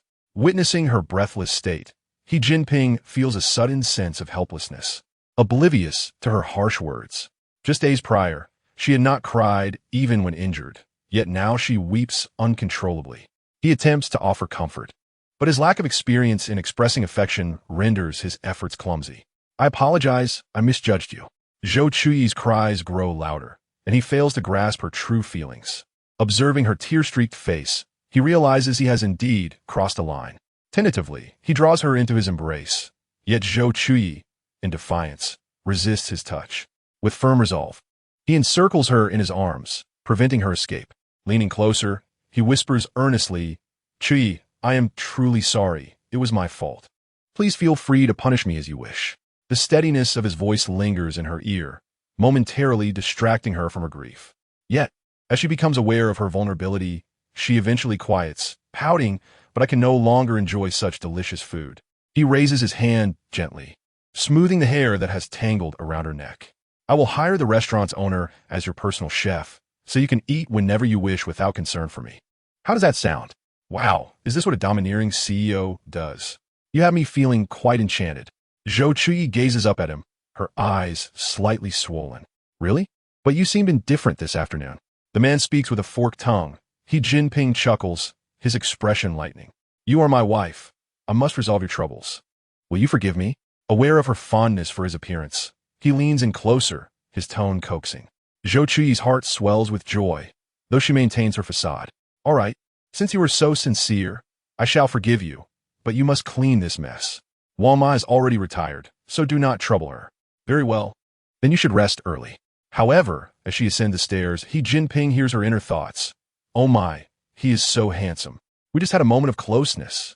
Jinping chuckles softly while holding a broom. After bathing, Zhou Chuyi, her dopamine dissipating, is suddenly gripped by fear. How does Jinping know she went out late at night, and that it was to pick up something? Is he watching her? Indeed, the villain is truly a villain, capable of elevating you to the heavens in joy, yet mercilessly tearing at your pulse once his boundaries are crossed. Zhou Chuyi rubs her wrist, still sore from Jinping's grip. It seems she must earn his trust, increasing her significance in his eyes to the point where she can secure her own existence. True to his word, the next afternoon, she enjoys the Maokai she missed the previous night, just as she had envisioned. Jinping appears to be preoccupied with project matters, often leaving early and returning late, making it rare for her to see him at home. This continues until the day they are scheduled to travel to the province. As the date approaches, Zhou Chuyi grows increasingly excited, preparing numerous strategies, though Bei has already arranged everything in advance. Although April is not yet too warm, she buys several lovely dresses to wear for the occasion. Due to an issue with Jinping's overseas project, Zhou Chuyi arrives at the province ahead of him. Upon arriving at the high-speed rail station, she finds herself swept up in the throngs of tourists, unable to escape the bustling passageways. At last, she manages to connect with Bei amid the cacophony, and they set off for the five-star hotel under the He Family's banner. Chapter 13. A hidden observation. Initially, Zhou Chuyi wished to stay in a homestay, facing the sea, where she could open the window each day to behold a refreshing vista. However, upon Bei's expression of disdain for the notion of Jinping staying in a low-quality place, she reluctantly agrees to stay at a hotel. After completing the check-in process, Bei escorted Zhou Chuyi to her room. "Madam, the flight officer has already departed and is expected to arrive at the airport in 8 hours. Should you require anything, please do not hesitate to call me," he said, producing a jewelry box from his bag and handing it to her. "This is a customized positioning bracelet from Sir. You must wear it. Given the proximity to the border and the holiday influx, it is prudent to exercise caution." Zhou Chuyi opened the box to reveal an opulent pink diamond bracelet, which, upon closer inspection, concealed its true purpose. She fastened the clasp in front of Bei and replied, "Understood." The assistant is thoughtful.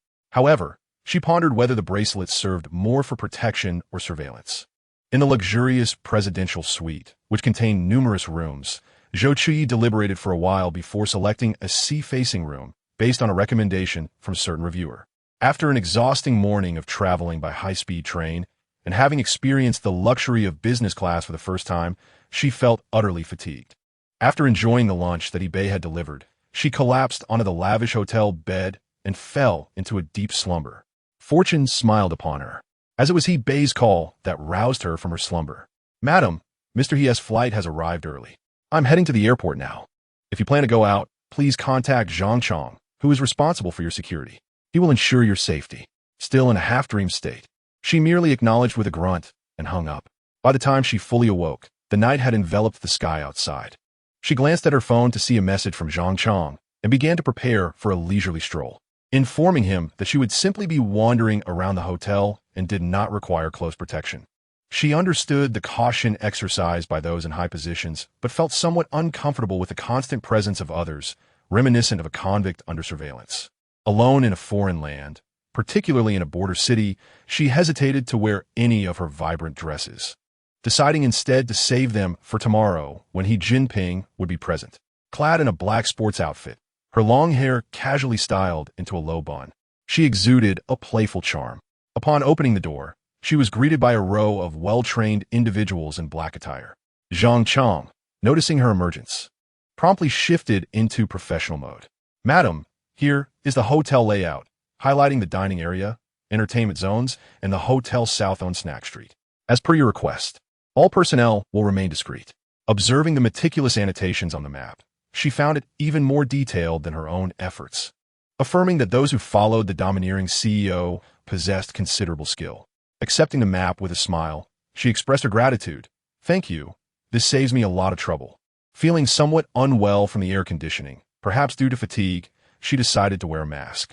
As a distinguished guest, she had the privilege of enjoying the hotel's amenities for free, leading her to explore the snack street, sampling various delights and losing track of time. Suddenly, she sensed an intense gaze scrutinizing her, not the vigilant observation of a bodyguard, but a raw, penetrating appraisal.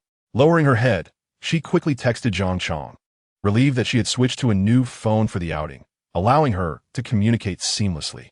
By the time she looked up, Zhang Chong had approached her, leaning in to whisper, "Madam, there are no suspicious individuals present, but I have doubled the personnel for your peace of mind." Zhou Chuyi felt a twinge of doubt. Was it the incessant warnings from those around her that had induced this sense of paranoia? Not wishing to waste any more time, she said, "Let us go.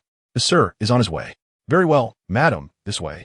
Once back in her room, Zhou Chuyi felt a wave of apprehension wash over her. What she had assumed to be calm waters now seemed turbulent beneath the surface.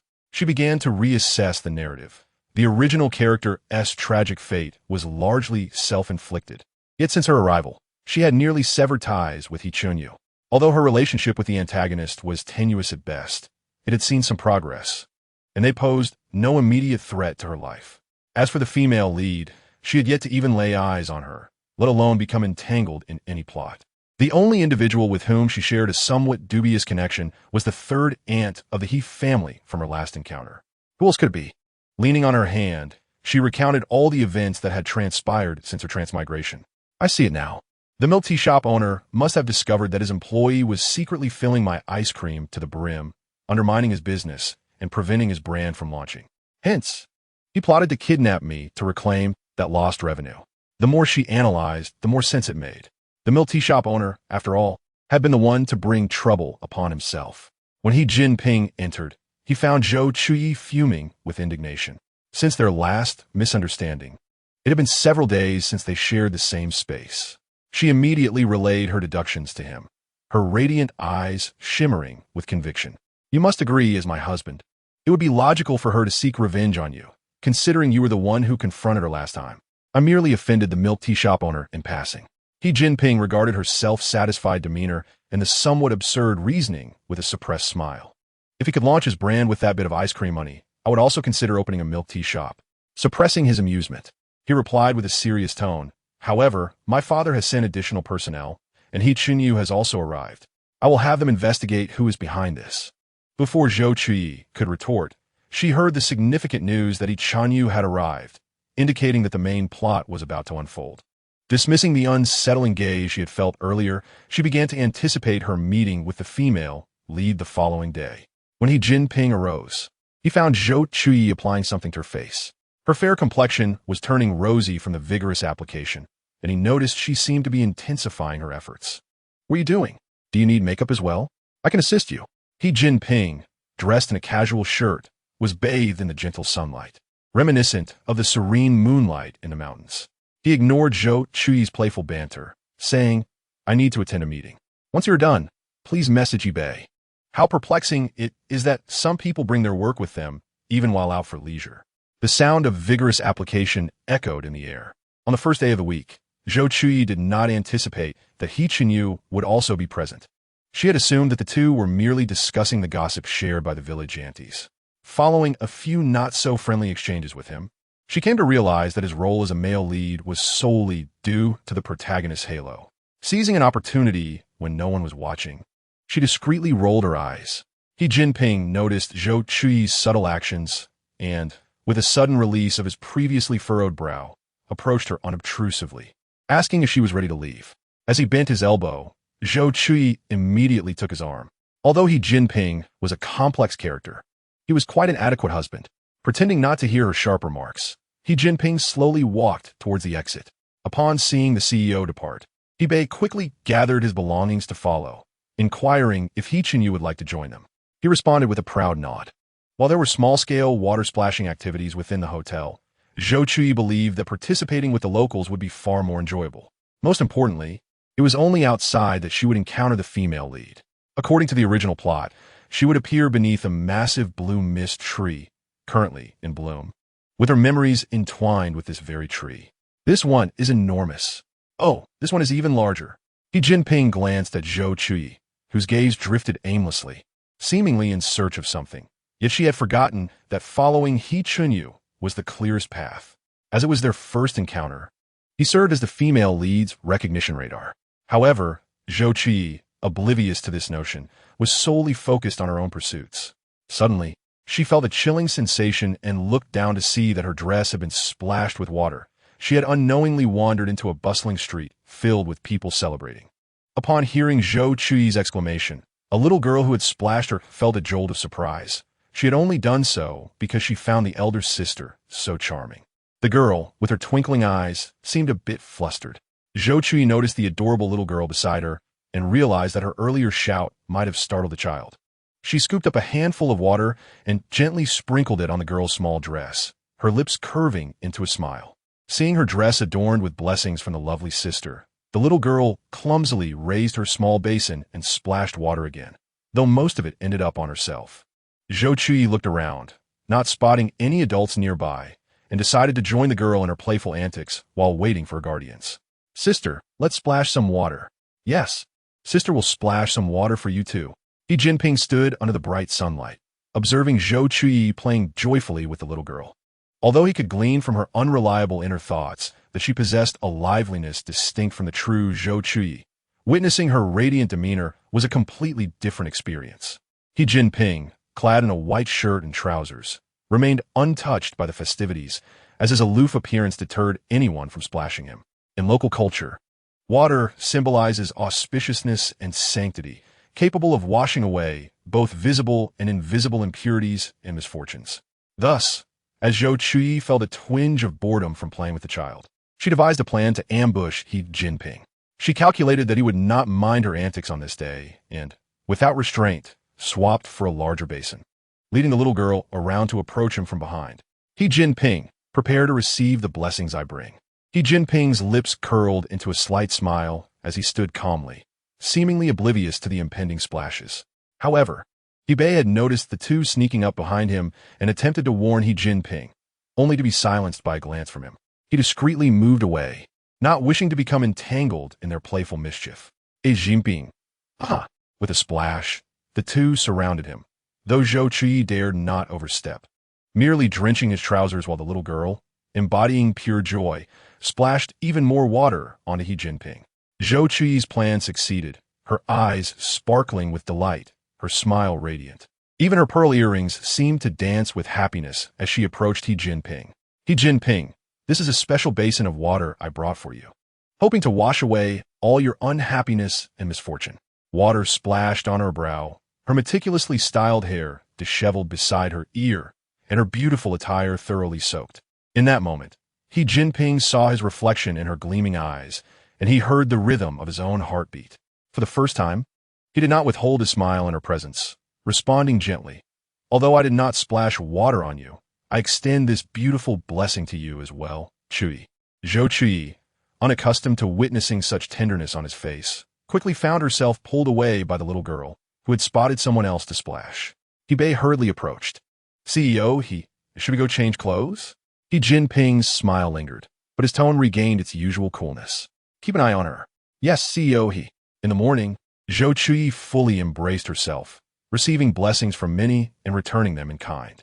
When the little girl's family came to take her away, Zhou Chuyi found herself without a playmate and felt her enthusiasm wane. Glancing at the time, she decided it was nearly lunchtime and prepared to seek out He Jinping, only to encounter an unexpected surprise. He spotted He Jinping seated on a viewing platform. Disinterested in such frivolities, he intended to join him for coffee. However, as he turned a corner, he encountered a girl being drenched by a group of robust, young men wielding water basins. Her flimsy clothing soaked through, though the splashing was intended as a blessing. The girl was too vulnerable to defend herself against such overwhelming force. He Yu's upbringing forbade him from remaining a bystander. Stop it, she's completely soaked. The group looked up to see a refined man standing in the light, exuding an air of authority. We're just giving blessings. Mind your own business. This was their territory. They believed no one could challenge them. Unbeknownst to them, He Jinping and Zhou Chuyi were all shielded by countless others in the shadows. With a mere wave of his hand, numerous strong and agile bodyguards emerged. He Yu, uninterested in wasting words on them, casually gestured, and in an instant, the ruffians were easily subdued by the bodyguards. He rushed over to the girl, who lay weak and drenched by the flower bed, and draped his suit jacket over her. Thank you, she murmured weakly. He cautiously helped her up, and looking down, noticed a flicker of surprise in her weary eyes. Perhaps realizing her gaze was somewhat impolite, she quickly apologized, never expecting such a handsome gentleman before her. She shook her head, requesting his contact information to repay him for the suit. Zhou Chuyi, observing from distance, knew that He Yu would not accept Bai Mingxuan's money and that she would ensure their connection remained intact. She approached He Yu with one of her rare smiles. Big brother, what happened? As she drew closer, she truly grasped the female lead's allure, with a delicate face, skin so fair it seemed translucent, and features meticulously sculpted by divine hands. Bai Mingxuan's pale visage lacked any color, yet her eyes conveyed strength. Feeling Zhou Chuyi's scrutiny, she did not wish to give the impression that she was vying for He Yu's attention. Do you need her help? Do not be afraid. My brother and my husband are here. No one will dare approach. Bai Mingxian shook her head, stating, "It's not her. Only he resembles him." Zhou Chuyi sought to grow closer to the female lead, inviting her to join her for lunch at the hotel and to change clothes. However, Bai Mingxian understood that the person before her was not someone she could easily engage with, and she hesitated to decline. Suddenly, Zhou Chuyi felt an inexplicable itch all over her body, initially attributing it to mosquito bites, but as the discomfort intensified, she realized there were no visible welts. On the first day of the lunar calendar, Zhou Chuyi noticed He Chunyuan staring at her with a face full of terror. Could it be that I am about to mutate? Oh, how frightful! After much effort, He Jinping finally found Zhou Chuyi, just as she was about to speak. He heard her inner thoughts. He hurried inside and saw Zhou Chuyi covered in bright red rashes. A glance was enough for him to realize that the fabric she wore was likely causing an allergic reaction. He then noticed the disheveled woman before him, the uncherished second young lady of the Bai family, Bai Mingxian. Seeing Zhou Chuyi in such distress, Bai Mingxian could not refuse her any longer and raised her gaze to He Chunyuan, hoping to linger a bit longer. She adjusted her coat. With her agreement, Zhou Chuyi felt relieved and followed him. Along the way, He Jinping informed He Beibei to bring Dr. Li upstairs, mentioning that the lady might be experiencing an allergic reaction and instructed him to be prepared. He Beibei had never seen him in such a rush and promptly made his way downstairs. Zhou Chuyi noticed his urgency and reassured him, "I'm fine, He Jinping. It's just that I'm itching all over to the point of losing my mind." Wow, the domineering CEO indeed has a family doctor on standby, she thought. Behind them were two more individuals who, despite walking together, seemed to be separated by an entire village, and Zhou Chuyi was convinced that in such a noisy public setting, they would need microphones to converse. After taking the medication, Zhou Chuyi felt her breathing become significantly easier. To foster a closer relationship with the female lead, she kindly offered her new clothes for Bai Mingxian to change into. In the realm of female camaraderie, the bond often begins with sharing a piece of clothing or a lipstick or even a trip to the restroom together. After Bai Mingxian finished her shower and changed, she saw Zhou Chuyi sitting on the bed, twisting in discomfort with her bare back exposed. Unable to resist, she reached out to scratch. But Zhou Chuyi quickly grabbed the medicine in front of her to apply it. "Don't scratch. There are bacteria under your nails. Your back is so beautiful. It would be a shame to scar it," she advised. Zhou Chuyi agreed, realizing that this body belonged to the original owner, whom she had nurtured delicately, and she could not let it suffer.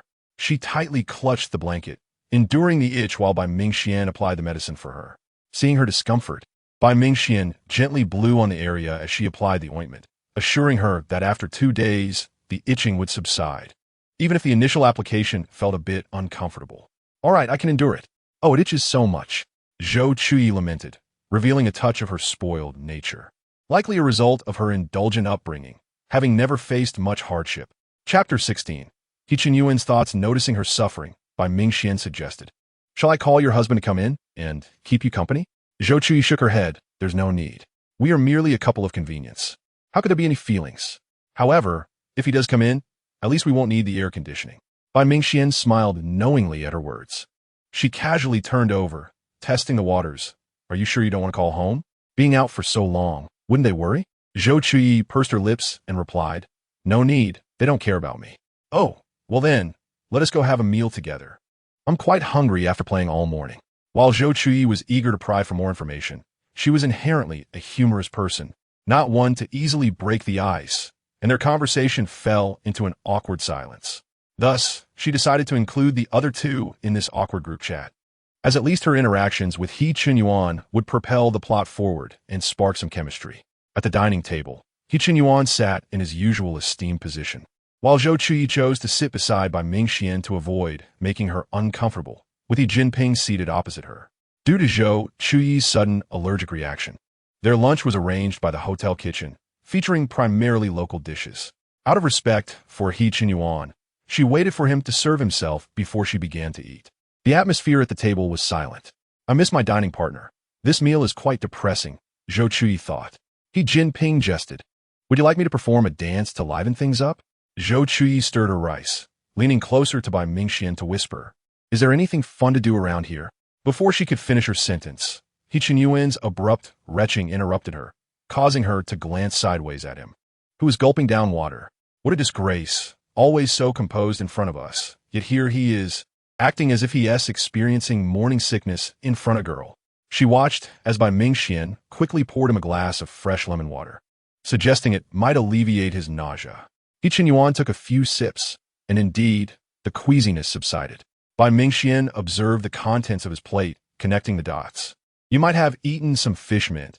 It's a flavor that can be hard to appreciate for those unaccustomed to it.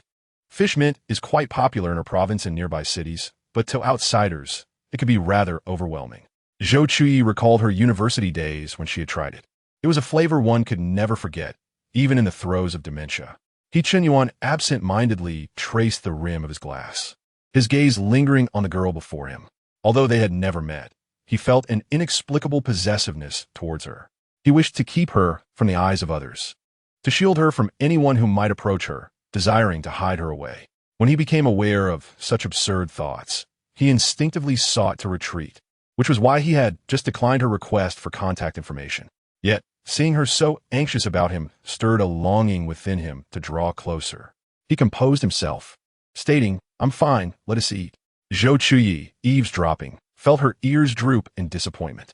TCH, if someone is proactive, there will surely be a story. Why does this feel like an accident? He Jinping, noticing Zhou Chuyi's melancholy demeanor, regarded her with interest, pondering why she cared so much about the connection between this woman and He Qinyuan. After what was a rather pleasant lunch, Bai Mingxian prepared to leave, courageously addressing him. "Sir, could you provide me with your assistant's number? I would like to return your clothes, which got wet. Please give it to her quickly." Zhou Chuyi thought anxiously from behind them, wishing to divulge He Qinyuan's home address to Bai Mingxian. He Qinyuan gazed into Bai Mingxian's doe-like, transparent eyes, holding an unmistakable glimmer of hope, and with a subtle smile, he handed her his business card. "Here is my card.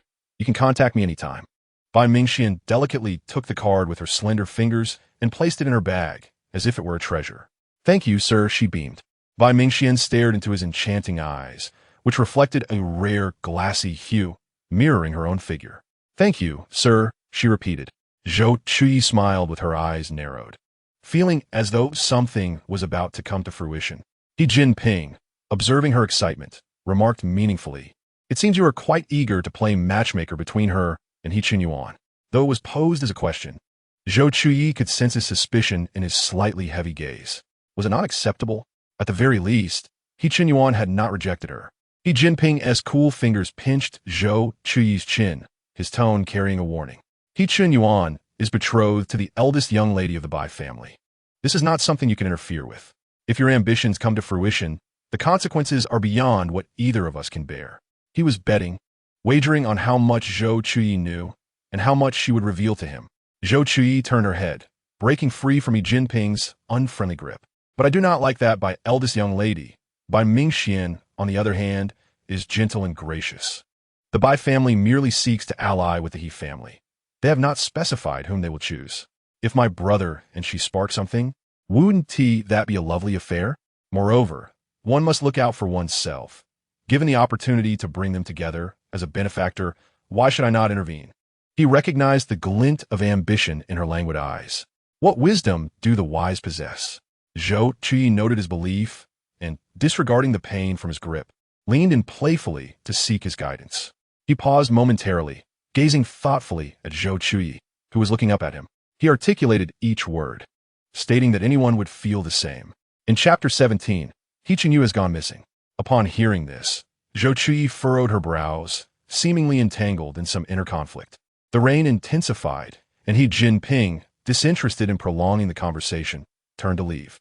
Upon returning to her room, Zhou Chuyi received a severe weather warning from the Meteorological Bureau.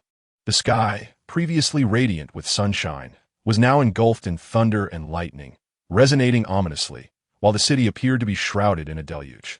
Zhou Chuyi drew the curtains, noting that the rain was more torrential than the day Gu Lu had fled from the cold palace. She lay on her bed, contemplating He Jinping's words. As the antagonist in the original narrative, He Jinping possessed both strength and ambition, clearly eyeing the Bai family.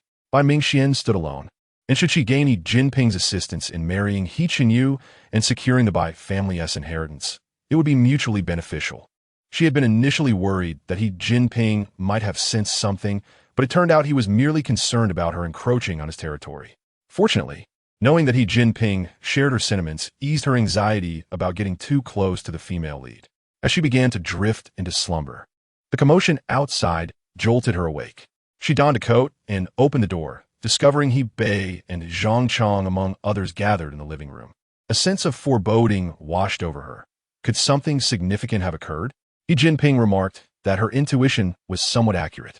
He Bei, who was anxiously reporting, paused, uncertain whether to continue. Jinping gestured for him to proceed, indicating that Zhou Chuyi was not an outsider. So, Chuyi had gone missing? Zhou Chuyi felt as though the thunderous storm outside mirrored the fragility of her own heart. I have lost such a significant figure as Chuyi, she thought. Jinping's dark eyes narrowed, a faint scoff escaping his lips, revealing his underlying concern. It seemed his earlier aloofness had been a fade. He spoke with a chilling tone, questioning why the old man had dispatched so many to protect Chuyi only for him to go missing. He Bei, suppressing his fear, cautiously relayed that the old residents had received news and had increased their manpower, but due to the sudden downpour, the journey was hindered. He was urged to find the young master swiftly to ensure his safety. Zhou Chuyi detected something amiss in Jinping's demeanor. The favored son had an entourage of bodyguards, while the less favored son was treated as a mere tool for handling accidents. She hesitated to approach, opting to eavesdrop openly at the doorframe. As the conversation progressed, He Bei's voice dwindled, his discontent with the old man's evident favoritism surfacing. Jinping had come out with a minimal entourage, and if they were all dispatched to find Chuyi, what would become of Jinping? Yet, he dared not withhold the old man's orders. The air in the room thickened, and even breathing became cumbersome until Jinping's phone rang, shattering the tension.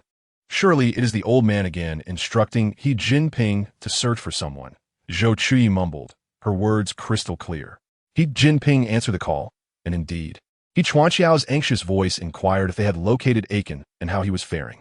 Desiring a legitimate heir while clinging to his first love, can you have it all?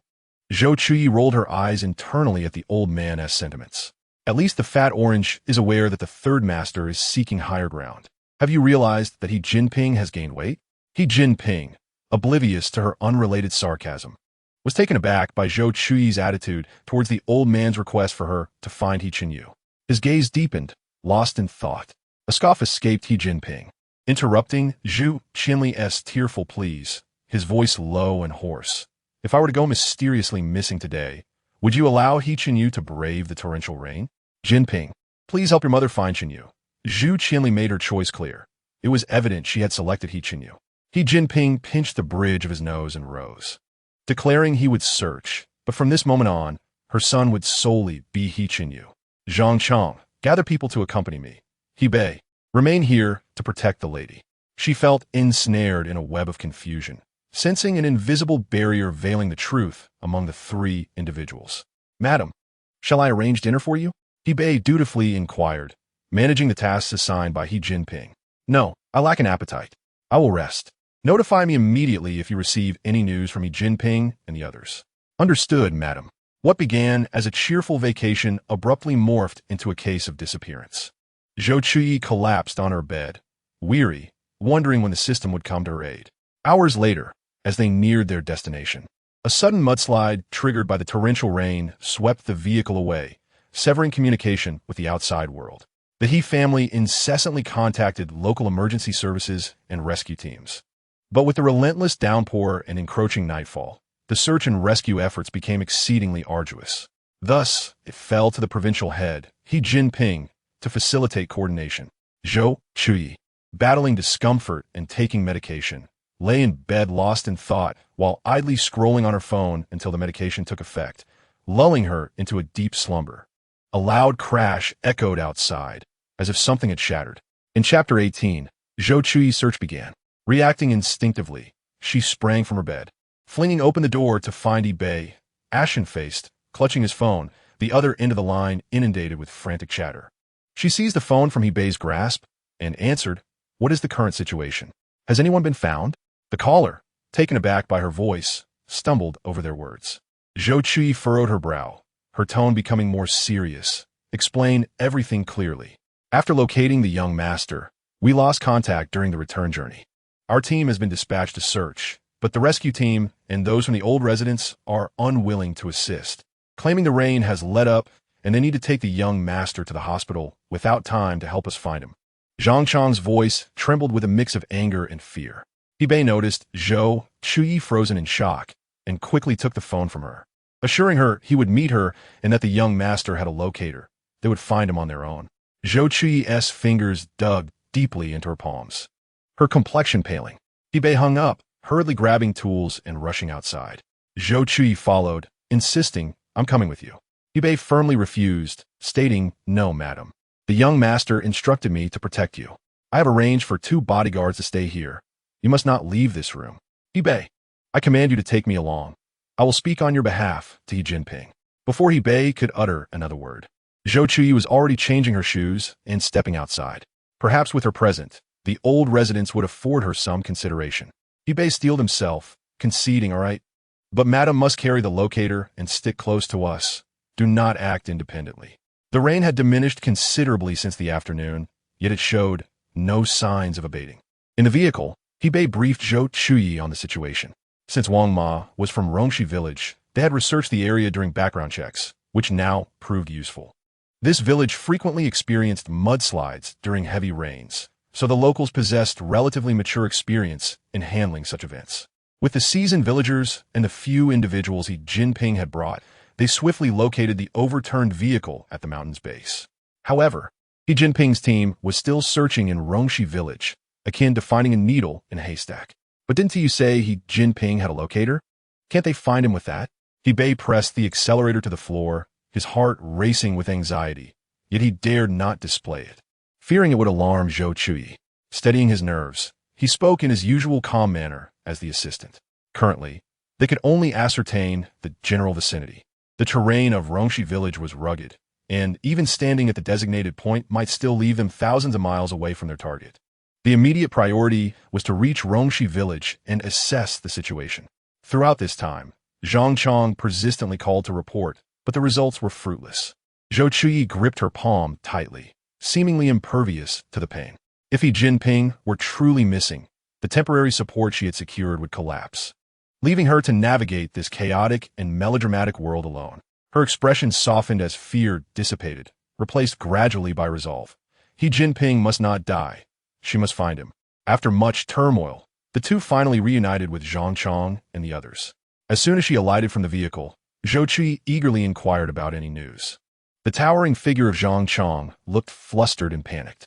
"We've been searching based on the location indicator, but we haven't seen any sign of the gentleman." She seized the positioning device, observing the red dot flickering erratically around them. Glancing around, she noted the trees submerged in muddy water, and the dim light offered little illumination. She steadied herself, reminding herself not to lose composure. "You go ask the village chief which routes lead out of the village. I will follow Bei and search according to the device." With a newfound sense of purpose, the previously disoriented group began to regain their composure. Zhang Chang received the instructions and promptly led part of the team away. For convenience, Zhou Chuyi donned a luminescent raincoat. She recalled a passage from the original text, mentioning a narrow, perilous road leading to the border. Typically, only those with nefarious intentions would traverse such a path. Could it be that Jinping had inadvertently taken this route? She trudged forward through the torrential rain, clutching the device, when Bei urgently intervened. "Madam, you should stay here. We will handle this." The muddy mountain path was treacherous, and if anything were to happen to her, how would he explain it to her family? Zhou Chuyi shook off his hand, asserting, "Open my positioning device. We will search separately and regroup in an hour." Seeing her determination, Bei swiftly complied, and soon, a bright red dot appeared on the dashboard. Zhou Chuyi instructed Bei and the others to continue searching, confident they would locate Jinping as long as no one tampered with his positioning device. She shone her flashlight, following the trail, the rain violently pelting her face, blurring her vision. As the 2 red dots on the device drew closer, her heart raced. Indeed, it was the path mentioned in the original text. Cautiously wading through the water, she advanced, but lost her footing and slipped, tumbling down. However, instead of a jarring impact, she found herself rolling, clutching the positioning device and bracelet tightly. Her head collided with stones and branches, and just as she felt herself on the brink of unconsciousness, she was halted by a massive rock. With no time to inspect her injuries, she hastily propped herself up to check the device, only to discover the two red dots were nearly overlapping. Overwhelmed with a mix of astonishment and joy, she pressed on despite her wounds, walking several more meters before finally spotting a flipped vehicle, the one He Bei had driven to retrieve He Jinping. The faint light from the ceiling illuminated He Jinping's pallid face, reminiscent of a long-dormant vampire. He Jinping, are you all right? She exerted all her strength to push the overturned vehicle, but overestimated her capabilities. He Jinping, on the verge of losing consciousness, vaguely recognized a voice that sounded remarkably like Zhou Chuyi's. Chapter 19. Escape. After the vehicle flipped, He Jinping found himself trapped inside, helpless even if he attempted to break the window to escape. Blood poured from his hands, and his physical strength was insufficient to extricate himself from the wreckage. As he felt his body temperature plummet and blood slowly ebb away, despair engulfed him until Zhou Chuyi appeared. Under the harsh light, he struggled to open his blurred eyes, taking in her disheveled appearance, her head smeared with blood and leaves. Still mindlessly exerting herself, Zhou Chuyi caught a whiff of gasoline. Is there a gasoline leak?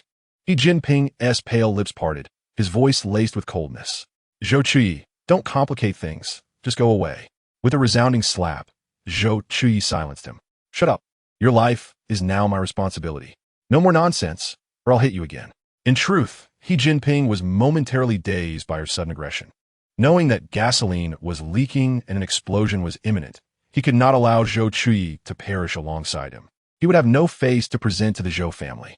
Moreover, he could not quite explain why he didn't want to drag Zhou Chuyi down with him.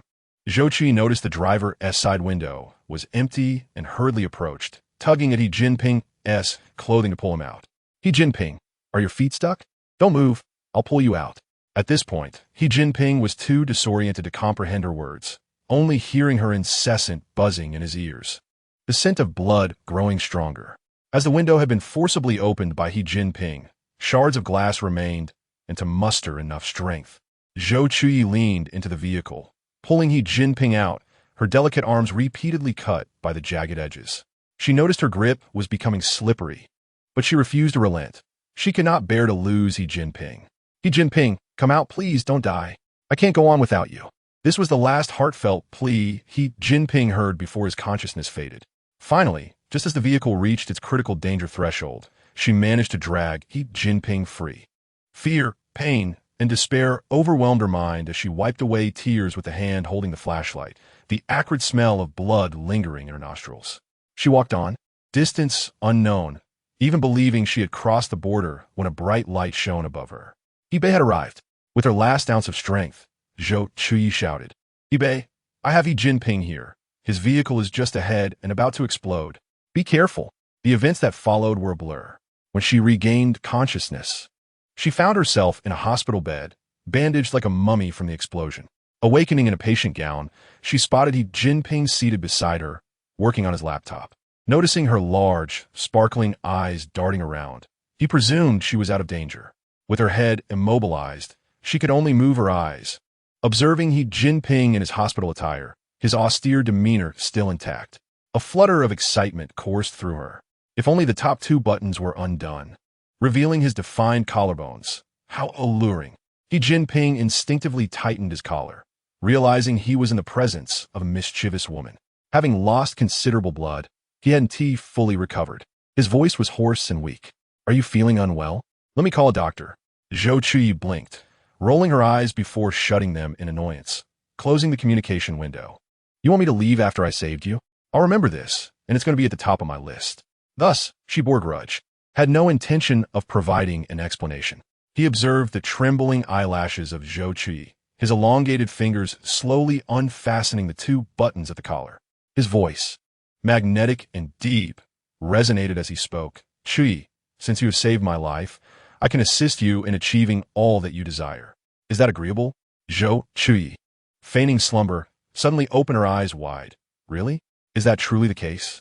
I desire to possess anything. He Jinping, gazed into her suddenly spirited eyes, a subtle smile gracing his thin lips. As long as you wish, I shall oblige, he remarked. Zhou Chuyi's gaze inadvertently wandered to the open collar of of Jinping's attire, and she instinctively swallowed hard. Oh, how I wish to have a dozen of such Jinping.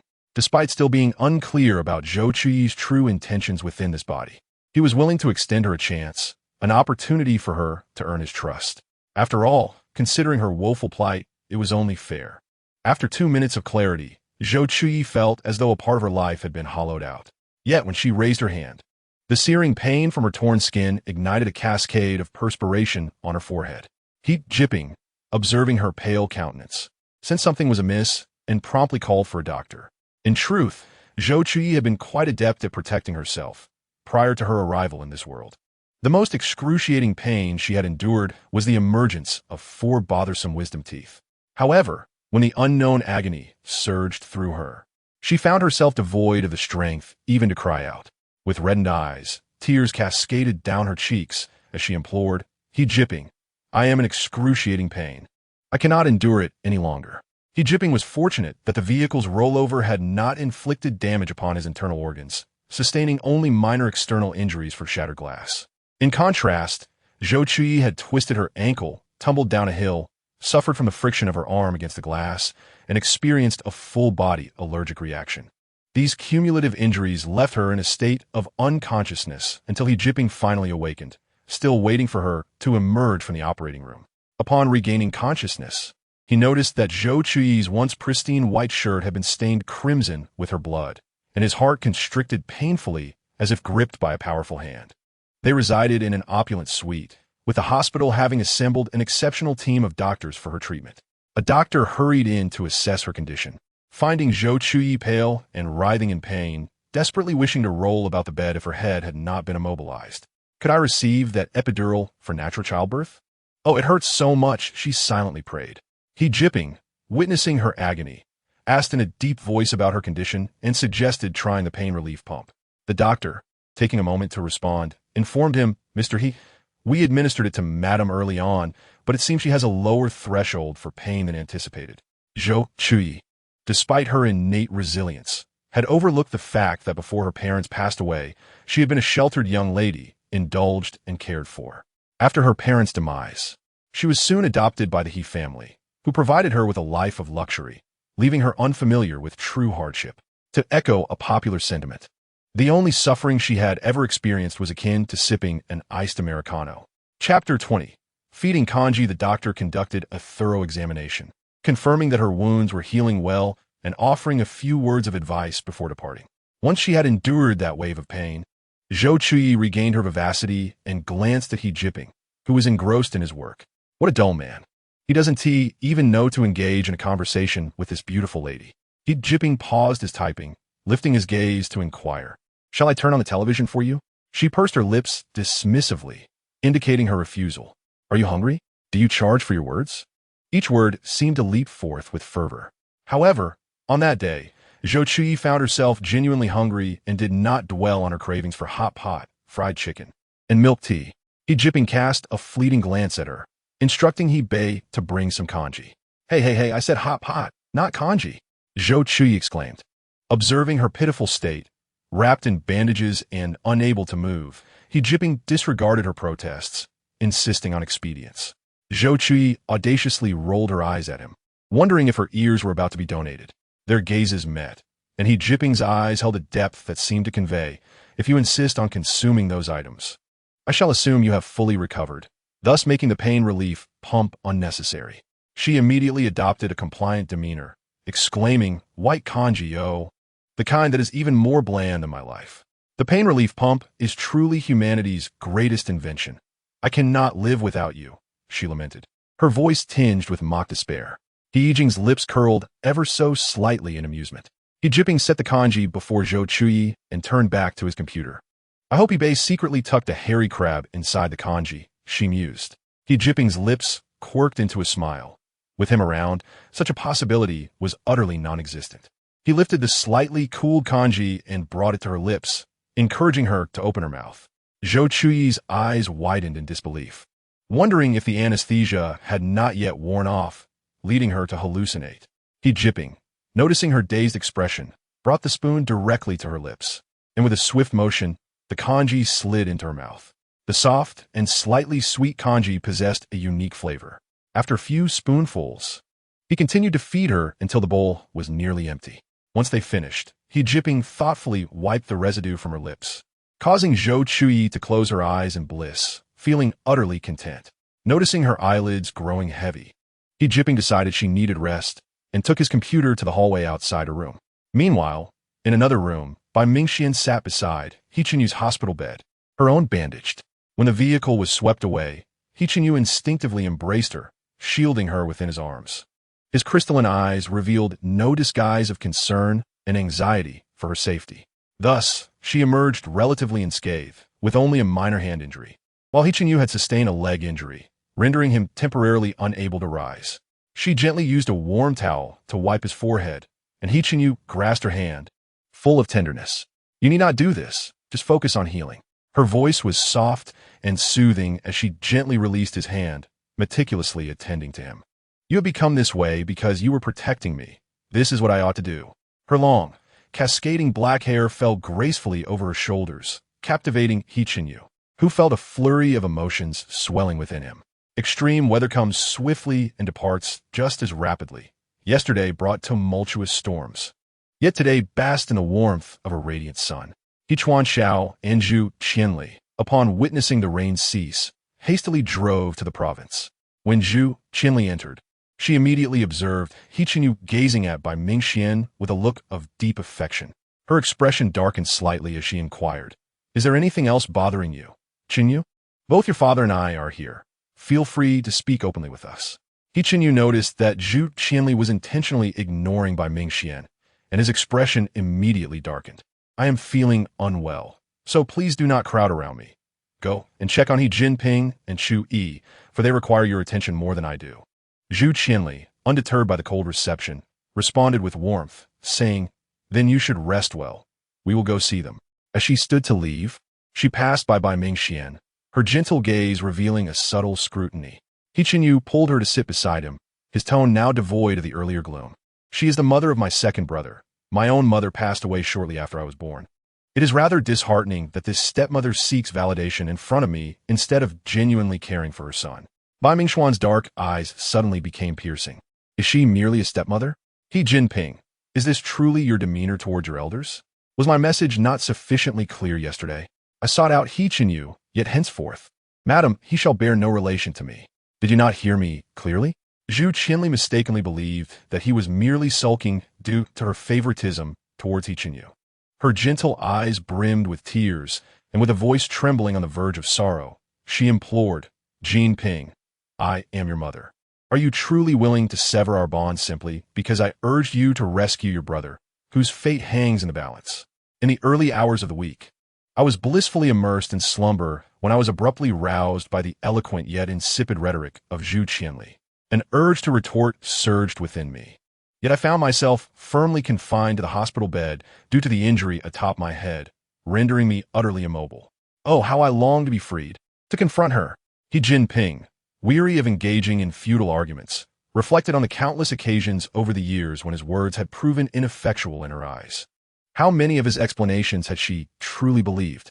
Upon hearing Zhou Chuyi's heartfelt voice, he immediately opened the door and entered, his tone laced with a concern he was unaware of himself. "Chuyi, are you feeling unwell?" Zhu Qianli, seeing that Zhou Chuyi had awakened, followed Hichuan Xiao inside to check on her. In public, she maintained her gentle and understanding demeanor as Madam He, expressing her concern. "What is the matter, Chuyi? Your father and I are here. If anything is troubling you, please let us know." Zhou Chuyi sniffled and, choked with emotion, replied, "It hurts terribly. The doctor just told me that I can no longer tolerate the pain pump. I truly cannot bear it, sob sob. My hands feel as though a myriad of ants are gnawing at them, and my head aches so much that I can't sleep. Just yesterday, I had an allergic reaction and nearly fainted. My elder brother and Jinping have gone missing one after the other, and I am utterly at a loss. I want to search for them, but the rain was torrential and the night was dark. No one was willing to help me look, claiming my brother was too ill to spare anyone. I searched for so long. Sobi. Zhou Chuyi deliberately jumbled her words, but everything she wished to convey was articulated. No one would suspect her of complaining. They would simply think she was rambling due to her agony. The news of Hichenyu's discovery and He Jinping's disappearance had reached the old residence early yesterday. Yet, Zhou Chuyi insisted to He Chuanxiao that He Qinyu's condition was critical and that he needed to be rushed to the hospital, leaving no one available to search for He Jinping. However, this true sentiment was known only to her. She did not wish for He Jinping to survive. Now that Zhou Chuyi had found him, she could not allow He Jinping to slip from her grasp. With eyes full of pity, she sat at Chuyi's bedside, saying, "Mommy knows you are suffering, my good child.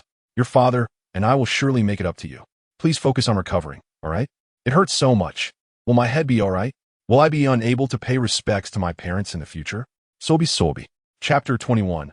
Acquiring the system, Zhu Qianli's comforting tone faltered, her face paling, and even He Chuanxiao wore an inscrutable expression. Although Zhou Chuyi was the daughter-in-law of the He family, everyone knew she had been adopted by them for many years. Yet, after less than 2 years of marriage, she had suffered multiple injuries, and it was even possible that her hands would be incapable of honoring her biological parents. If this were to become known, regardless of the reasons, it would undoubtedly lead to malicious speculation about the He family's intentions. Zhou Chuyi's tears ceased as she said, "Really? I am so touched to have you and father as my family, sob.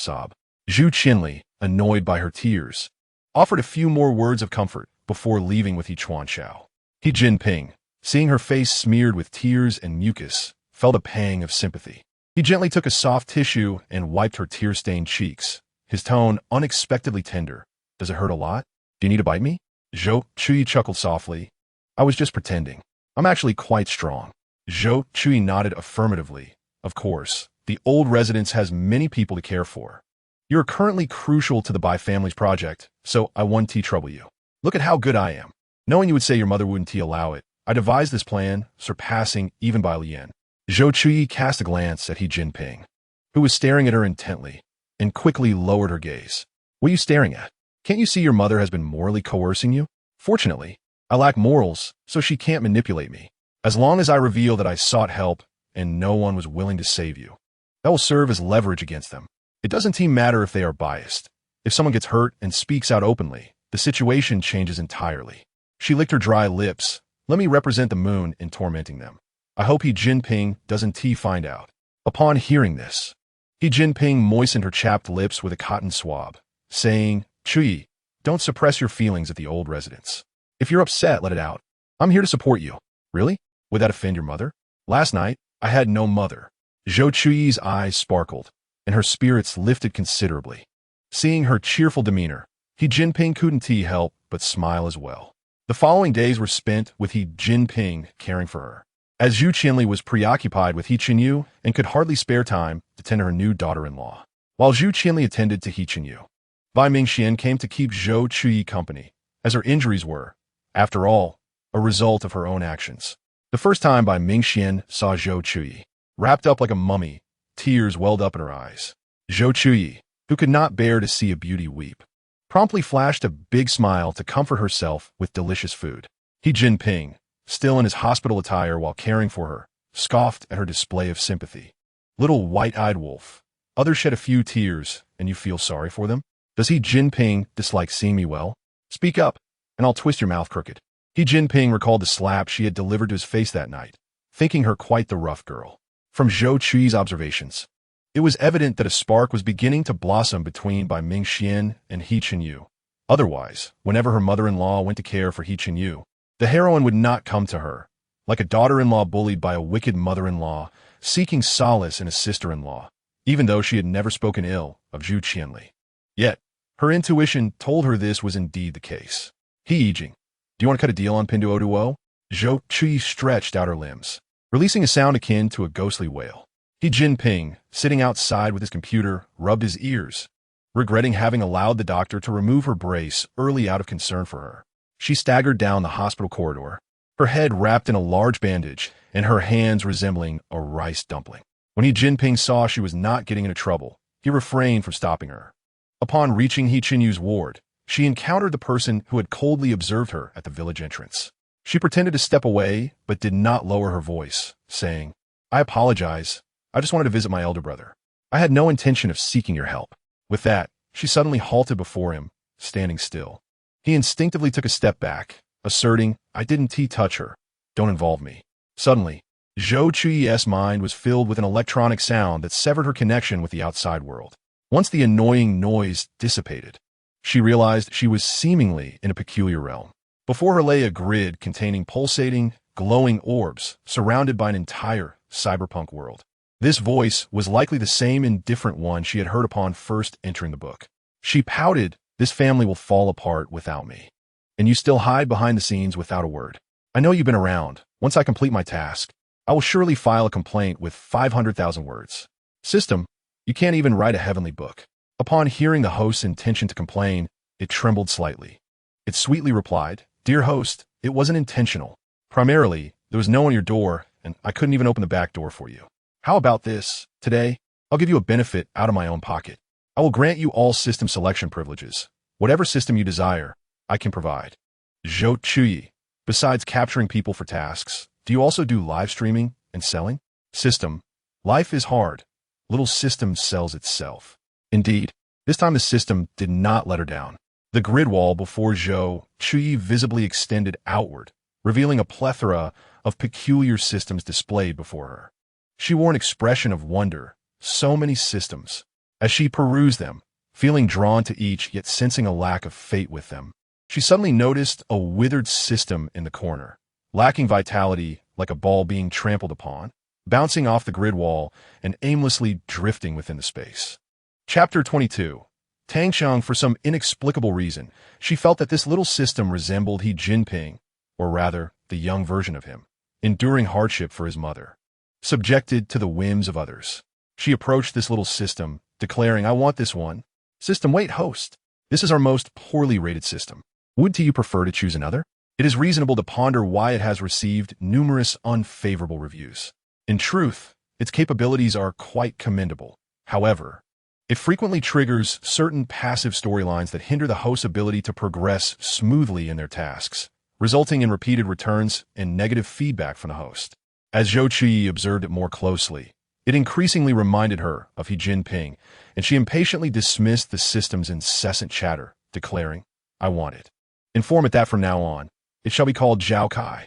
Set up the data promptly and arrange everything for me. The days of fighting alone are truly arduous. If you continue to dawdle, I shall request Xiaomi to directly leave you a negative review." The system responded, "Zhao Kai's system has been successfully set up," wishing the host a smooth completion of their tasks. Indeed, Xiaomi proved to be a potent tool for many and scrupulous merchants. With a crisp sound reminiscent of dripping water, Zhou Chuyi gradually opened her eyes. The scent of antiseptic lingered in the air, yet this time she was surrounded by familiar faces. Jinping's eyes were filled with bright concern. "Chuyi, do you feel unwell?" After regaining clarity, she surveyed her surroundings and found the entire He family, along with He Bei and Bai Mingxian, gathered around her hospital bed. "You might as well bring along a white flower in your hands, standing so neatly," she remarked. Just a minute without seeing her, He Chuanxiao had already called to inform He Jinping that Zhou Chuyi had fainted again. During her hour of unconsciousness, he had prepared himself for the worst, fearing that she might never awaken as a result of her condition. Fortunately, fate appeared to favor him. He Jinping, suppressing his own ominous thoughts, halted her descent into despair. Zhou Chuyi slowly lifted her eyelids and, looking through the wall of people, focused her gaze on the head of the rescue team, letting out an innocent sigh.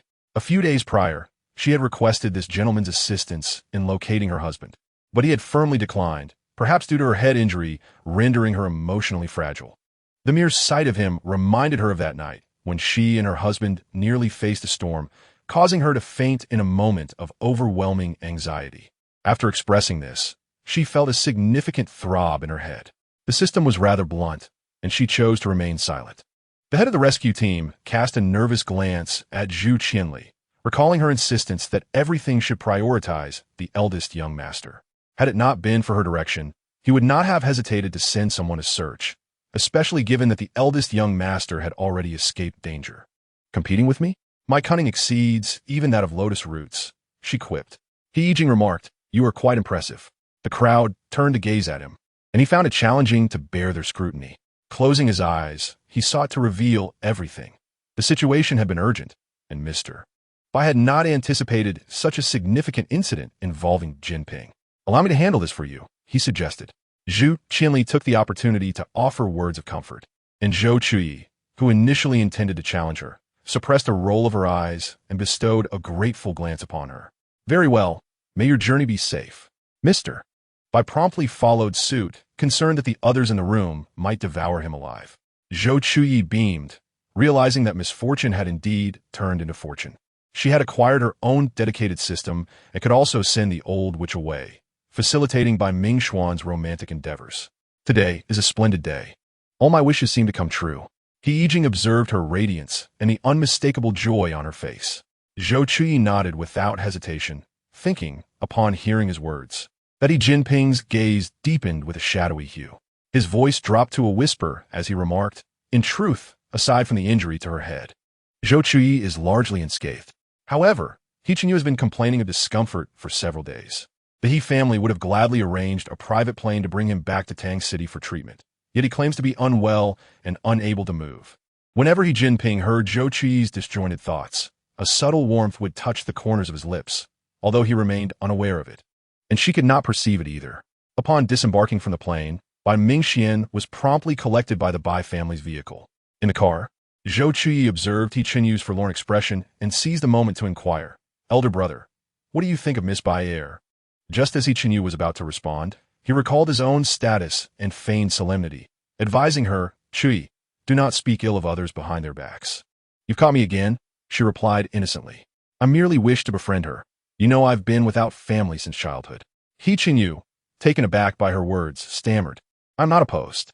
Miss Bai Air is poised and graceful. Should she be willing, that would be splendid. Especially when he witnessed her earnest gaze, his heart stirred. Yet he felt that such sentiments were personal, a shared intimacy between him and Miss Bai Air, not to be divulged to outsiders.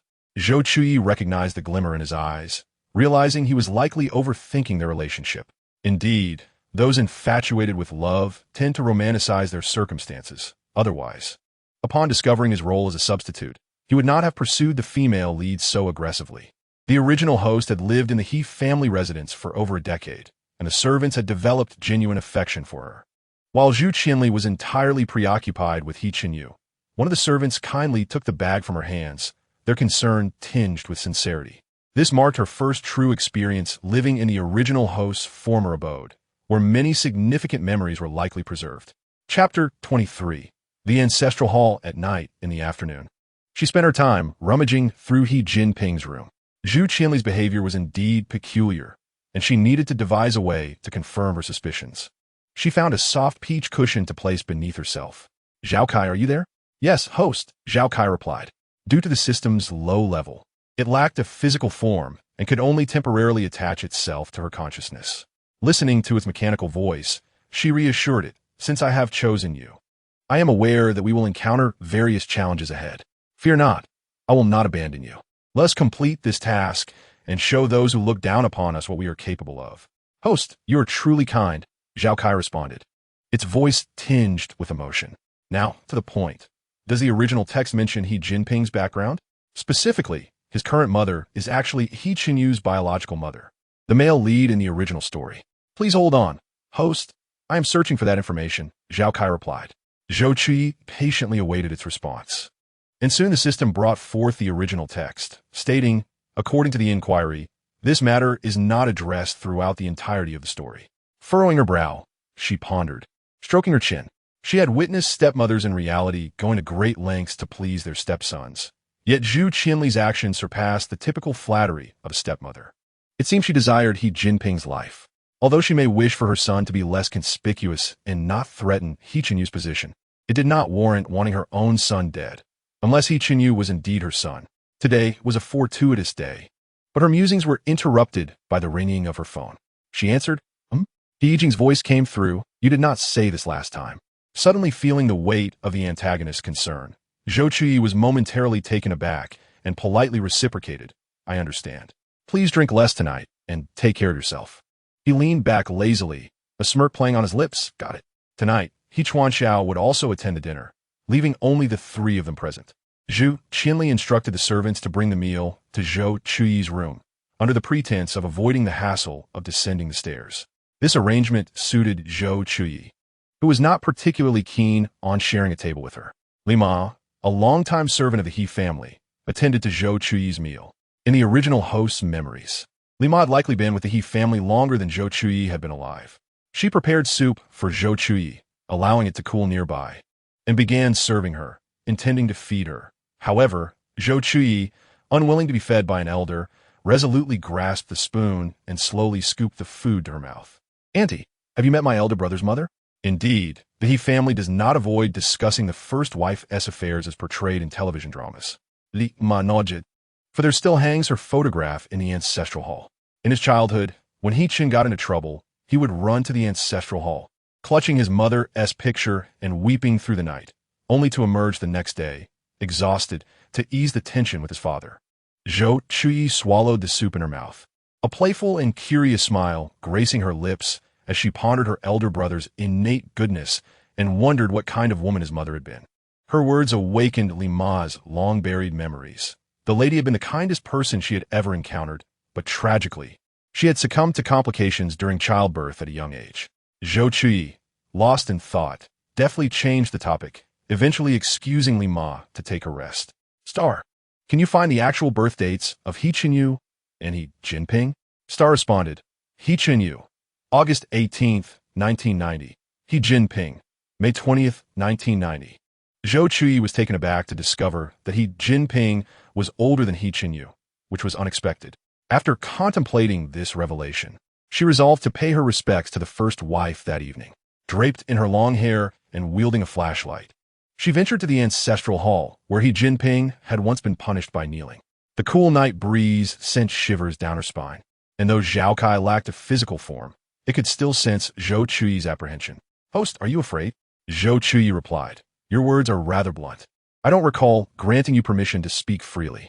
In the expansive hall, which honored the He family ancestors and the prematurely departed lady, she lit 3 incense sticks with reverence and clasped her hands together, murmuring her transgressions while studying the lady's photograph.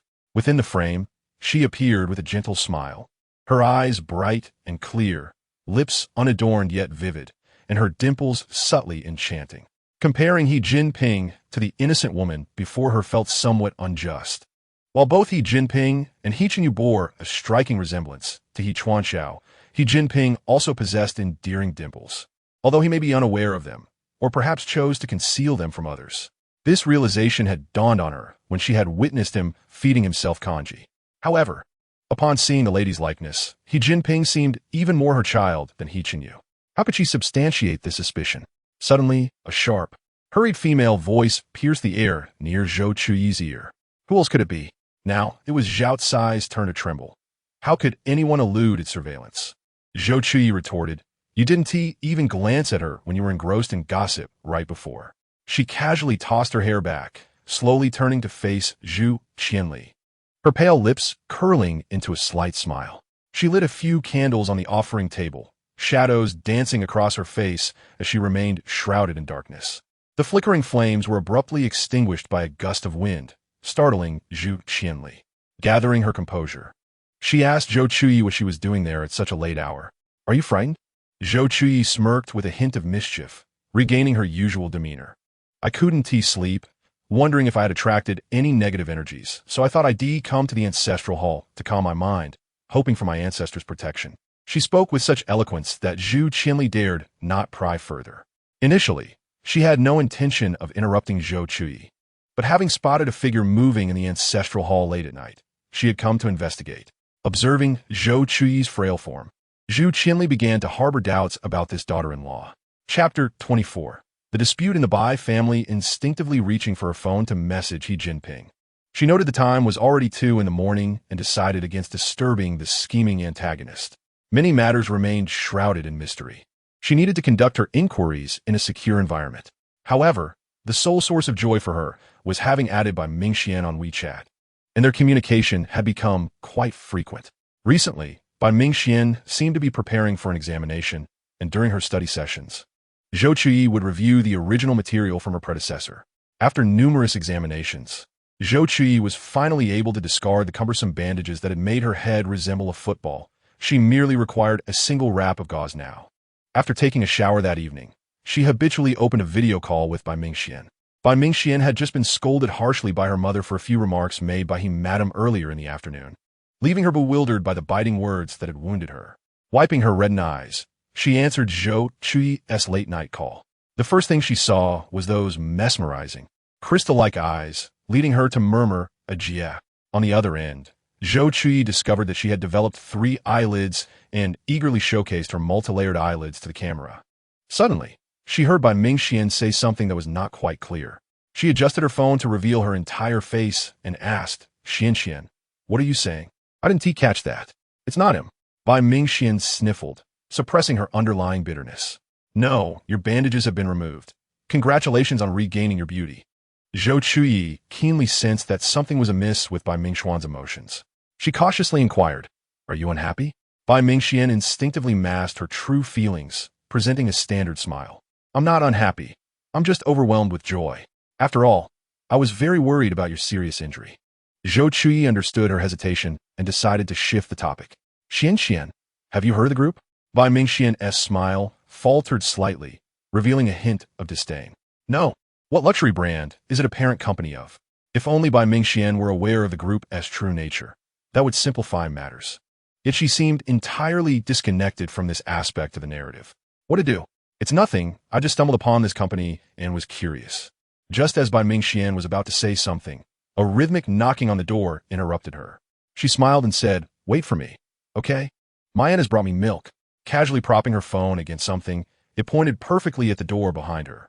Despite being her biological mother, she poured all her love onto a child with no blood relation, while treating her own daughter with disdain, valuing her only for her utility.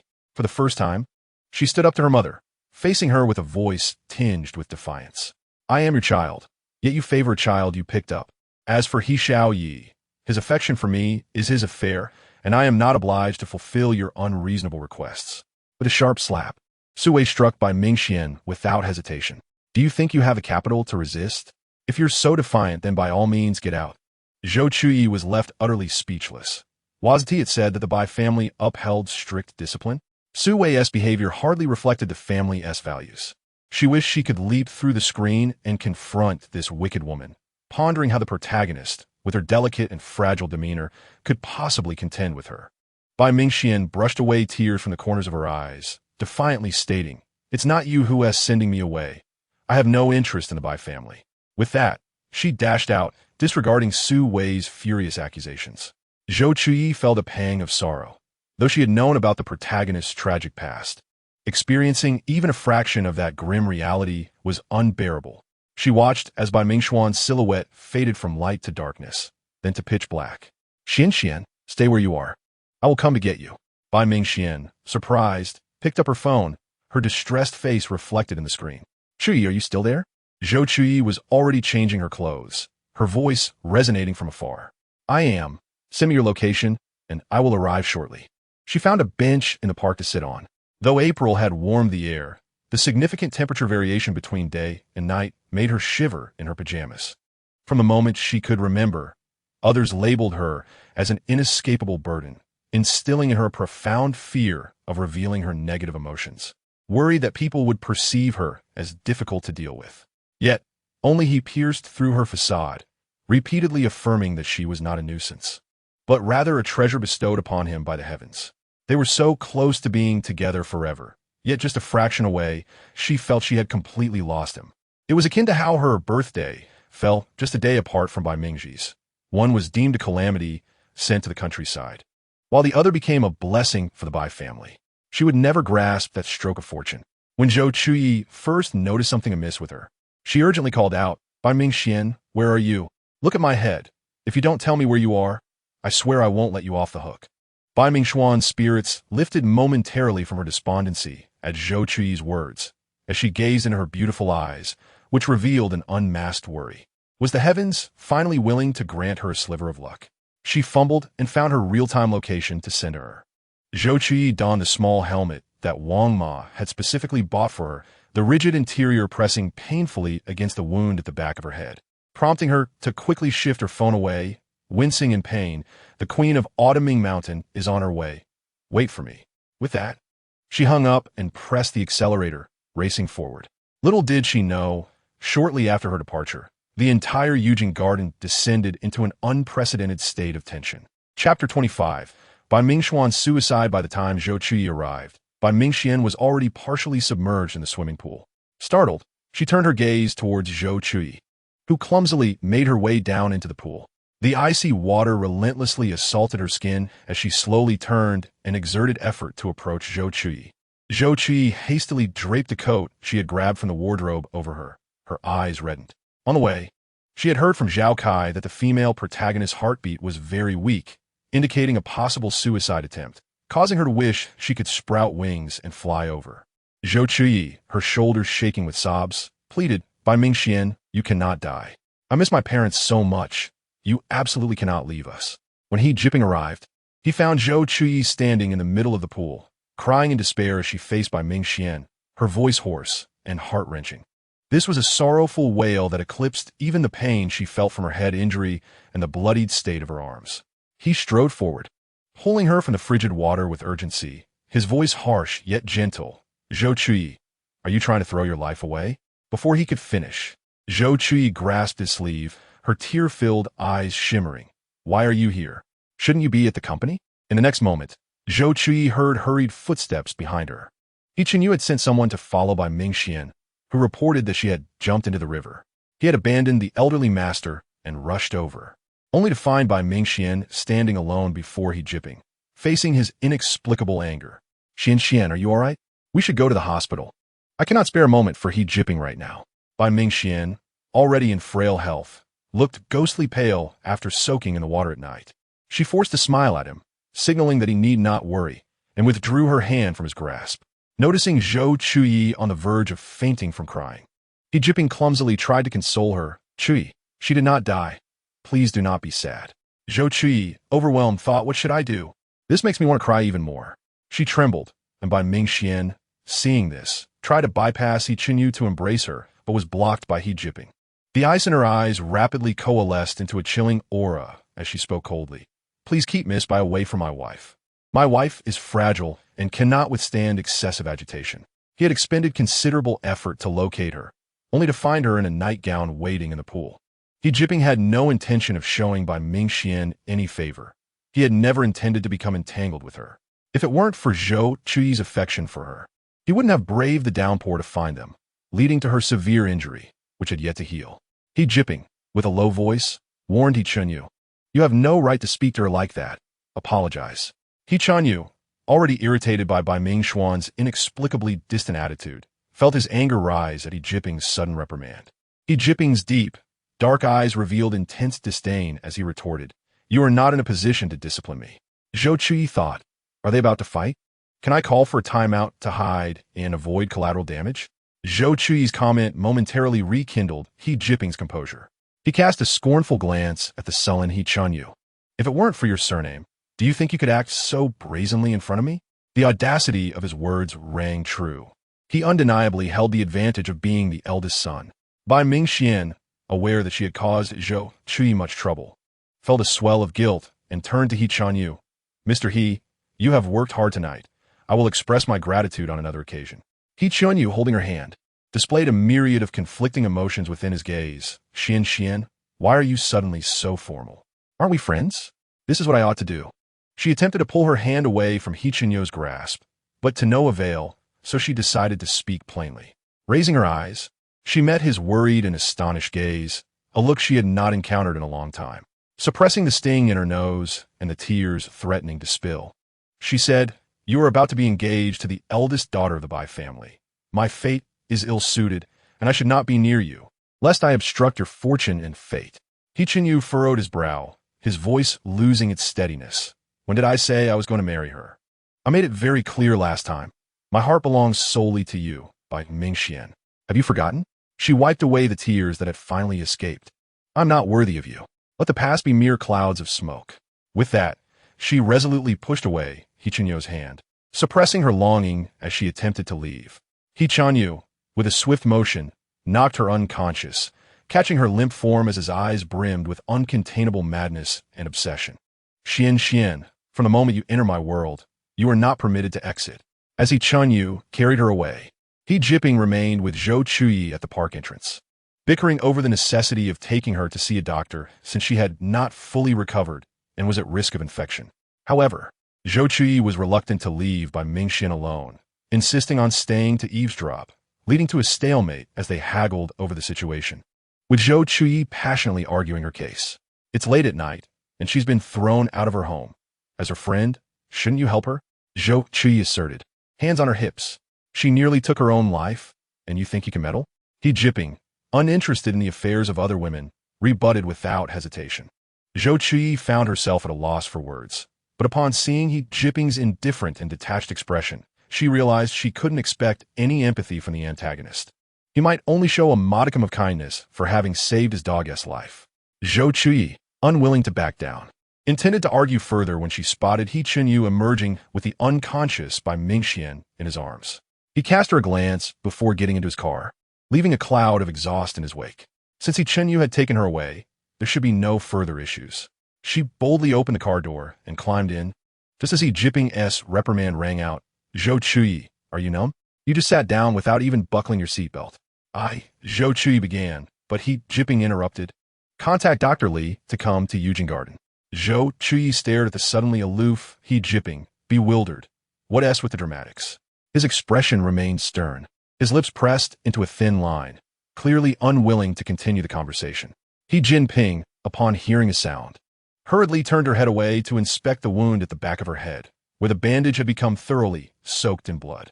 It was only after noticing the red patch on the bandage behind her that she could not help but speak up, never anticipating that a moment's inattention would lead to such a grave situation. Chapter 26. Cyberbullying. He Bei, observing He Yijing's stormy demeanor through the rearview mirror, felt an overwhelming urge to stand up and accelerate. Following a medical examination, it was determined that the wound was merely a slight fissure and posed no serious threat. Nevertheless, Zhou Chuyi was still deprived of her right to go outside. He Bei, starting today, until Dr. Li declares that the lady has fully recovered, she is not permitted to step outside the gates of Eugene Yuan. Ensure you assign more personnel at the entrance, He Jinping instructed. He Jinping cast her gaze downward, her eyes tranquil as stars, yet piercingly sharp and intimidating. Zhou Chuyi pouted. Are you playing the game of imprisonment? Realizing she could not contend with He Jinping, she resigned herself to staying at home, as there was little for her to attend to recently. Once He Jinping and He Bei left, Zhou Chuyi hurriedly took out her phone to call Wang Ma. Wang Ma, my takeout will arrive shortly. Please help me put it in the refrigerator. Although Wang Ma did not quite understand, she complied. While waiting for her meal, Zhou Chuyi made several calls to Bai Mingxian, but none were answered. Zhao Gai, could you check on how the female lead is doing? Zhou Chuyi sighed. Though the journey has been somewhat convoluted, as long as the right connections are made, we can swiftly have the Bai family acknowledge the female lead's identity and proceed with her marriage to He Chenyu. Indeed, as long as you can restore the female lead's original identity and facilitate her marriage to the male lead, your task will be deemed complete, Zhao Kai replied. As Zhou Chuyi analyzed the situation, victory seemed to be within reach, and Zhao Kai felt a sense of joy for this unfortunate yet kind-hearted host. Just then, a timely message from Wang Ma arrived. Chuyi, everything is in place. Zhou Chuyi responded, received. Zhao Kai quipped, isn't it just that takeout? You two could simply put on stockings over your heads. Before descending, she deliberately approached He Jinping's study to eavesdrop, hearing his low and steady voice, likely still engaged in matters pertaining to the company. Feeling reassured, she made her way to the kitchen, unaware that her sneaky demeanor was entirely observed by He Jinping, who stood by the window, leaning casually against the sofa. His long fingers rested lightly on the armrest, while his gaze fixated on Zhou Chuyi downstairs, clad in cartoon pajamas and sporting a large dog-themed headband, peering around like a thief. Upon closer inspection, she was carrying several items, presumably the takeout that Wang Ma had fetched for her. After a moment, a smirk appeared at the corner of his lips, his tone laced with mockery. Sir, what did you say? He Bei, interrupted by his words, looked somewhat puzzled. Yes, sir. I regretted missing out on the delicious, spicy hot pot last time, and that has been on my mind. Recently, this restaurant has reopened with barbecue offerings, so I intend to give it a try. Additionally, there are small cakes and milk tea. Late night cake, milk tea, and barbecue. Living in 99 would still seem insufficient. Through 2 doors and a spacious corridor, He Jinping could easily envision Zhou Chuyi's current delight. He raised his eyes to the closed door, pondering if such trivial things could bring her joy. What was it that she truly desired?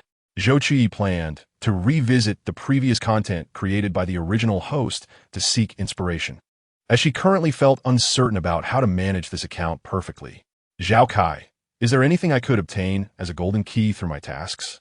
I'm finding this quite challenging, she inquired, fiddling with the barbecue, filled with hope.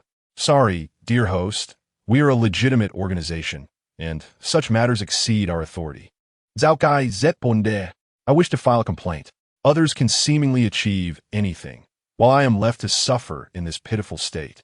Zhao Kai, hiding in the recesses of her consciousness, trembled slightly. Host, you may have lodged a complaint against the main system, but you cannot complain about me. Reflecting on the playful pouting she had observed on a certain platform today, Zhou Chuyi exclaimed, no way. All negative reviews. It appeared that the original account had logged out for some reason, and after some effort, she finally located the phone number to log back in. A glance revealed that over 10 months had passed since the last login verification. She entered the verification code while munching on barbecue, taking a sip of her milk tea. The coconut jelly and coconut milk were refreshingly sweet, perfectly to her liking, and she settled back, ready to indulge in a delightful night. Upon accessing the app, she noticed a message notification. Hesitating momentarily, she decided to check it, reasoning that any potential business collaborations could not be overlooked. Suddenly, the milk tea slipped from her grasp, spilling onto the floor. Zhou Chuyi, however, was too preoccupied to clean up the mess, frozen in shock at the screen before her. What is this? Just a heap of trash. With a figure like that, why not go for something more daring? I will definitely send you rockets. This style is so bizarre. Is the blogger mentally unwell? How could something like this be produced for children? Doesn't her style resemble that of the previous Shaoli donut? Riding the wave of national aesthetics while claiming originality. It's all plagiarism, and yet you still praise it. What a disgrace. Her hand trembled as she scrolled through a barrage of unfamiliar netizens' insults, accusations, and curses directed at her work and her very being. Zhou Chuyi had only encountered minor malice in her life, like being cut in line by an elderly man while shopping. Though an ordinary person, she considered herself fortunate, having met kind friends and friendly strangers throughout her 27 years, often feeling the warmth of goodwill in a world rife with danger and malice. While she understood that a minor action online could ignite a significant uproar, even leading to cyberbullying, the knowledge did not compare to the visceral experience of witnessing and enduring such hostility firsthand. It was difficult to imagine how the original host, while striving for success through her own efforts, had faced such bullying online. Was she not more helpless and fearful than Zhou Chuyi was now? Overwhelmed, Zhou Chuyi felt at a loss on how to confront this emotional injury, longing for someone to accompany her through this turmoil. In a flurry, Zhou Chuyi pulled out her neatly organized notes, casually grabbed a piece of cake, and knocked on the door of Jinping's study. Breathing heavily, her hands trembled so much that she struggled to grasp the doorknob, her voice quivering. Jinping, may I study in your study? I'm feeling a bit. Her mind momentarily faltered, failing to construct a reason he could not refuse. Chapter 27. Embrace. The door swung open, revealing Jinping's calm gaze. What is it? Zhou Chuyi's eyes held an unspoken plea she was unaware of. The signal is better here. I can watch videos without interruption. So I'd like to come here to study. Noticing the subtle unease in her expression, Jinping frowned slightly and stepped aside. Mean? Zhou Chuyi sauntered in, selecting a sofa to sit upon, casually placing her cake and notebook on the table before her and preparing to feign seriousness with a pen in hand. That blogger is a scammer. May their entire family suffer for it. Look at the background behind her. That STU Jing Yuan, valued at 50 per square meter. Who knows if she is just living off a rich benefactor. She appears aloof and distant, yet who knows how wide the gap really is. These comments swirled around her mind like an unbreakable spell, refusing to dissipate. Zhou Chuyi, do not cry. If you shed tears over such matters, you will have lost. As a woman from Huagua who never admits defeat, Zhou Xiaokui, do not cry. A single tear fell onto her ink-stained quilt, and Jinping stood before her, casting a shadow over her tall figure, enveloping her in an almost protective embrace. Listening to the whispers of her heart and witnessing the unrelenting tears in her eyes, he was engulfed by an indescribable sensation, as if a colossal hand had seized his heart, entwining even his breath with pain. He softened his voice, tenderly comforting her. Zhou Chuyi, I can assist you. Zhou Chuyi, her vision blurred, met his gaze, those eyes as deep as a cold pool, and bit her lip. I am fine. It is merely that the material is too difficult to comprehend. I cannot grasp it in time. Could you perhaps show a modicum of sympathy for a poor student? Her words were imbued with a gentle sweetness, akin to small hooks ensnaring his heart. You need not worry. You can ask me anything. I shall never mock you. His earnest tone rendered Zhou Chuyi, the self-proclaimed contrarian, momentarily speechless. All right, she replied, still somewhat sullen, reluctant to converse further. If it were possible, she wished to conceal herself within a glass dome, isolating herself from this world, and allow Jinping to accompany her in a place where she could see him. The night passed in silence, with neither of them uttering a word. It was not until the early hours, after Jinping had concluded his business affairs, that he found a moment to glance at Zhou Chuyi, who had succumbed to slumber, curled up defensively on the sofa. He stood beside her, his indifferent gaze tracing the contours of her face. Her bright eyes were tightly shut, her eyelids swollen, and her lips parched to the point of peeling, a stark contrast to the lively chatter she had exhibited just days prior. He enveloped her in his arms, stepping once more into the sanctuary they had once shared. She slept fitfully, tormented either by the pain in her head or by the matter she refused to confide in herself. The dim light cast shadows over his inscrutable expression, leaving no one aware of his thoughts. At 4 a.m, He Beichun received a phone call from Jinping, who had just enjoyed a delightful evening with his girlfriend. His voice was low, devoid of any mockery, as he instructed, investigate all social accounts under Madame's name, cutting through the ice as if shattering jade. If you cannot uncover anything, utilize whatever resources necessary. I must know what transpired. His demeanor shifted to one of seriousness. Rest assured, sir, I will ascertain the truth promptly. Zhou Chuyi, having not slept well, was awakened by the sunlight streaming in. After a brief struggle, she rose from bed, coaxed by Jinping to rest, and instructed Dr. Li to conduct daily checkups. While brushing her teeth, she caught a glimpse of herself in the mirror, her large eyes swollen and reddened. She rummaged through the small refrigerator, retrieving a soothing eye mask to apply. The little system within her sensed her relatively good mood and complimented her. Host, you are remarkably strong. Zhou Chuyi playfully tousled her non-existent bangs and replied proudly, last night, I was merely influenced by this original body's emotional turmoil. I'm typically someone who maintains emotional stability after drinking herbal medicine. She spat out the toothpaste and continued. By the way, can you help me investigate whether there was a hidden hand behind the online backlash against the original owner? The little system assured her, do not worry. Host, I excel at information retrieval. I will certainly find anything mentioned in the original text. After the previous night's ordeal, Zhou Chuyi had entirely abandoned the thought of managing the original owner's account, pondering how someone entirely devoid of survival experience could possibly earn a living. This question lingered in her mind for the entire month that followed. Following Dr. Li's examination, Zhou Chuyi was finally able to discard her bandages, granting her the freedom to wander the courtyard. Although she was still confined within the villa's gates, she would not be like a pampered wife attempting to sneak out under the cover of darkness, only to be caught by the domineering husband and his fleet of luxurious cars. As she strolled, she glanced at the vacant space within the villa and randomly approached a gardener, inquiring, May I plant flowers here? The gardener, Hao Wei, initially failed to recognize her, but upon reflection, realized there was indeed a certain lady under medical orders to rest. Of course, madam. What flowers would you like to plant? I will arrange it immediately. She was, in truth, rather superficial, drawn solely to beauty. She gestured for an arched trellis, envisioning climbing pink vines and a patch of endless summer blooms beneath, believing the pink and blue combination would be exquisite. Though Master Hao's imagination was somewhat limited, he was eager to fulfill the lady's request. Very well, rest assured, I shall execute it flawlessly. Zhou Chuyi, witnessing the gardener's confidence, felt her previously confined mood lift, seeing Zhou Chuyi's figure turn a corner. Master Hao promptly pulled out his phone to contact He Beichun. Master Hao, what is it? He Beichun was in Jinping's office organizing documents, unaware if this was regarding the gardening arrangements. He stepped into a corner to answer the call. The lady just asked me to plant flowers, but I did not quite understand her vision. Could you lend me your insight? As Jinping's personal assistant, He Beichun was not only efficient, but also approachable, much like his employer, cold on the surface yet warm at heart. The servants of Eugene Garden often sought his counsel when faced with dilemmas. However, since this matter pertained to the lady, he dared not make assumptions and decided to consult with his superior. Very well, I will ask the master. Thank you, assistant he. Master Hao responded, his eyes crinkling with a smile. Not all.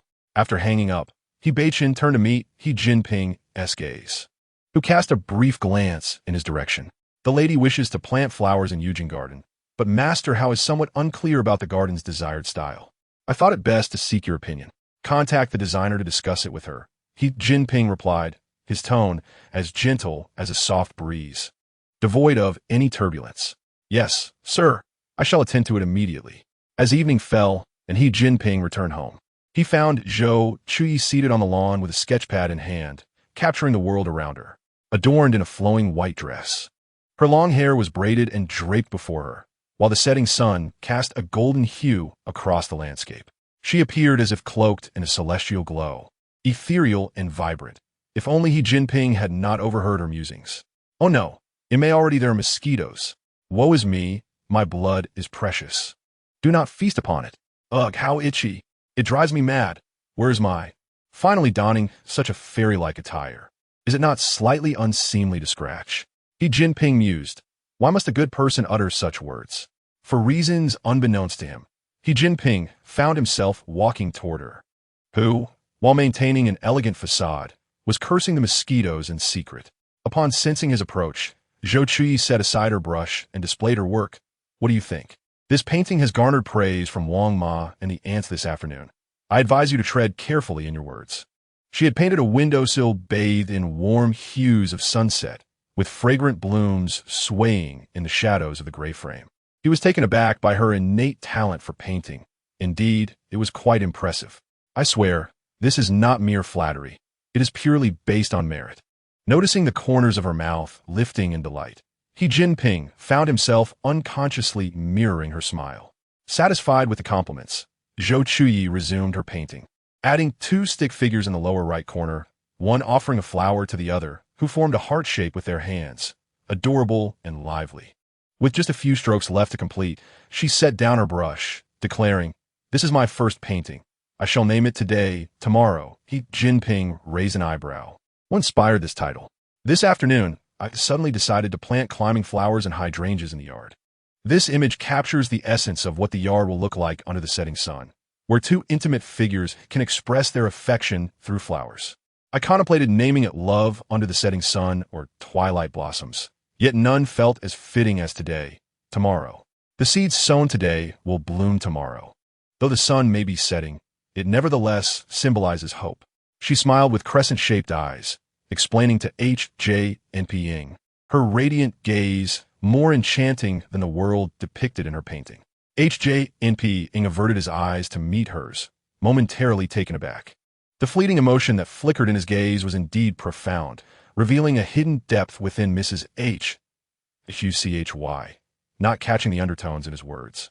Waved dismissively, feigning modesty, claiming it was merely a casual sketch.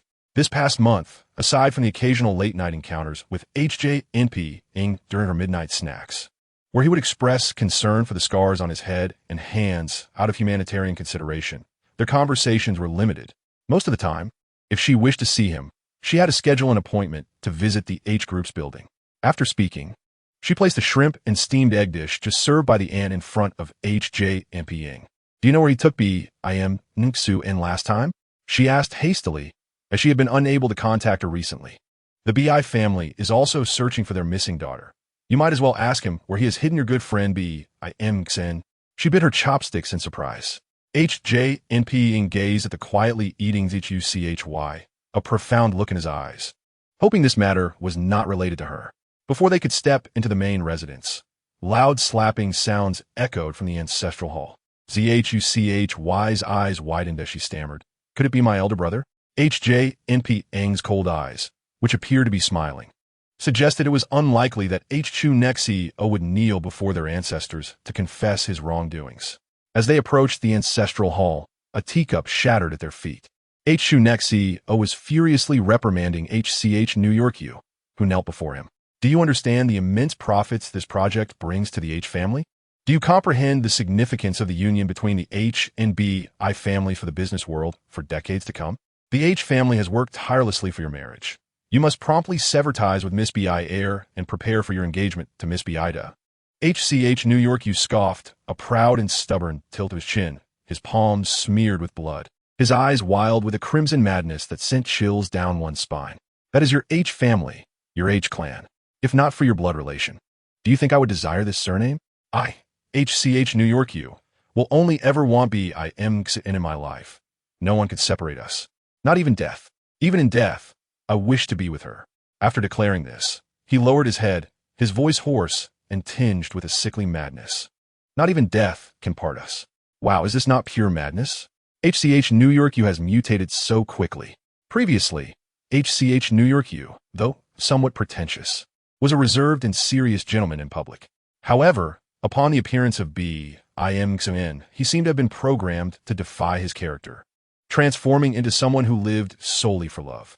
ZHUCHY witnessed the power of the plot for the first time. No one could escape the confines of the narrative's design. She observed the frenzied HCH New York you before her, fearing that if the plot continued to unfold, he might once again cruelly cast himself into the sea.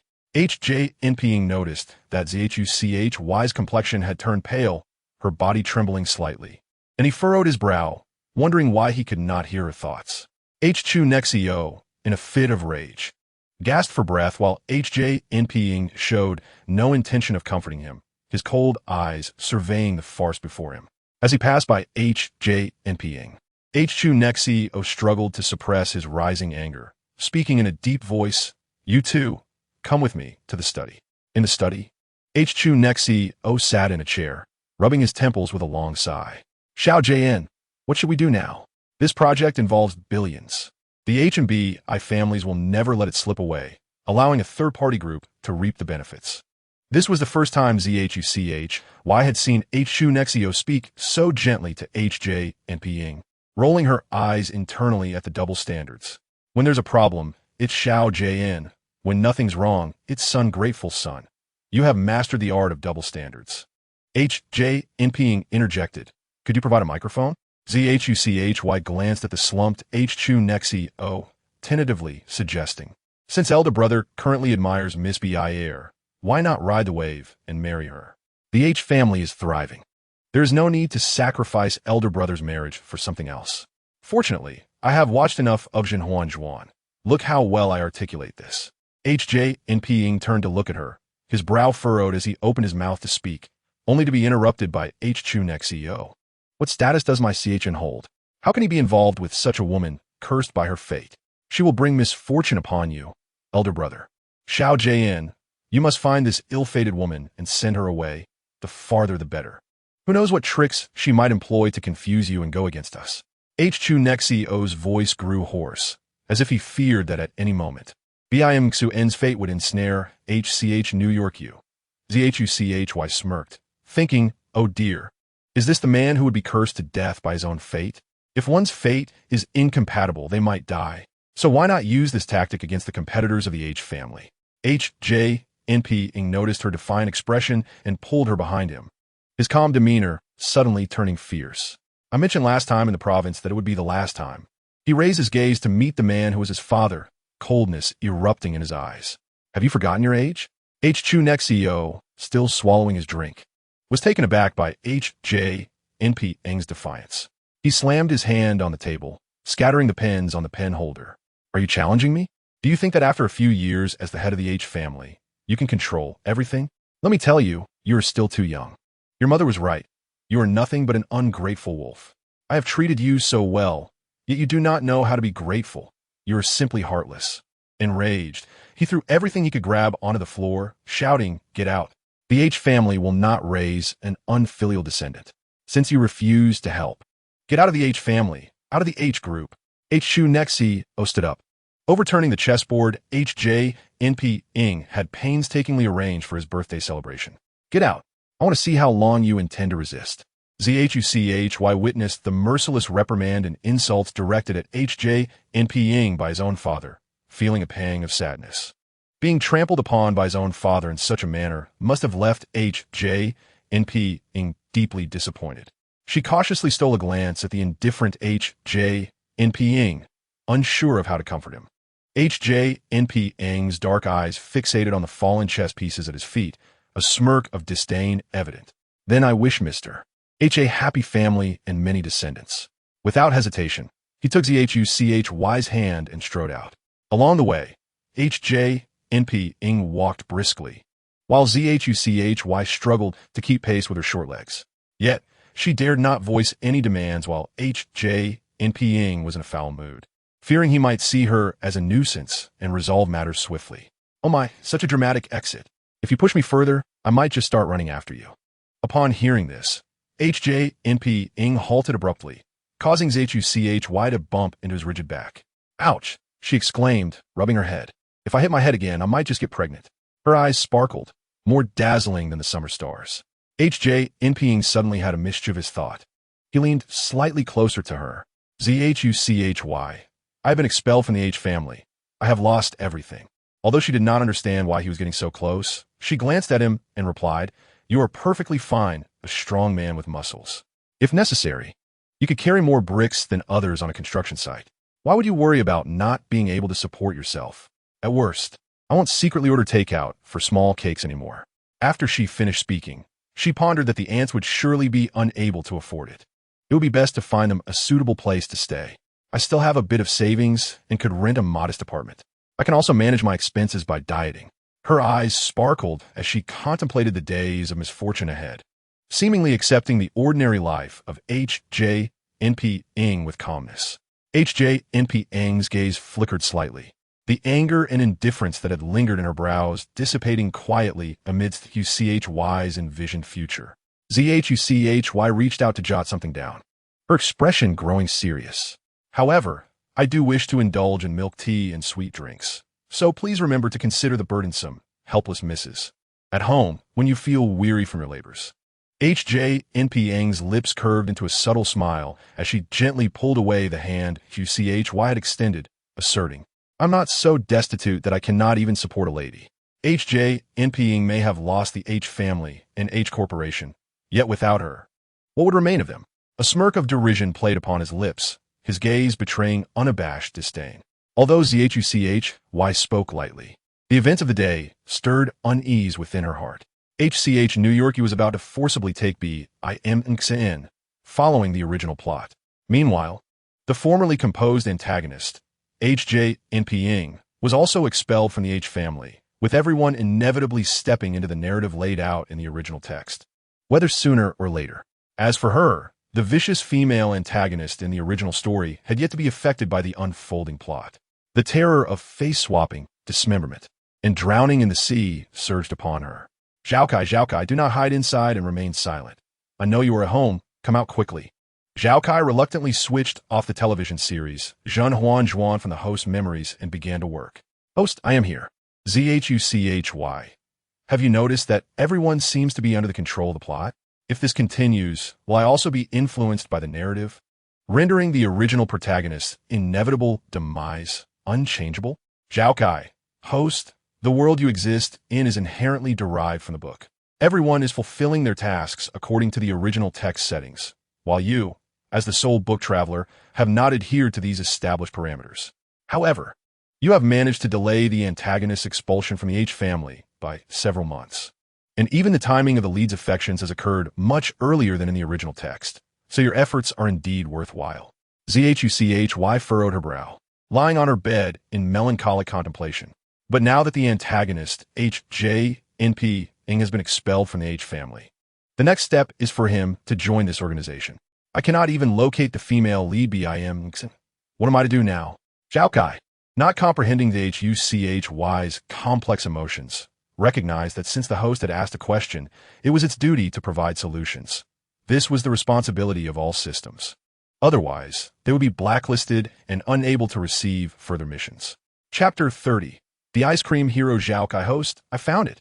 According to the original text, the female lead beeline is hidden in a secluded church in the suburbs by New York, and it appears that her spirit of resistance is currently quite strong. I wonder if something transpired between her and the male lead.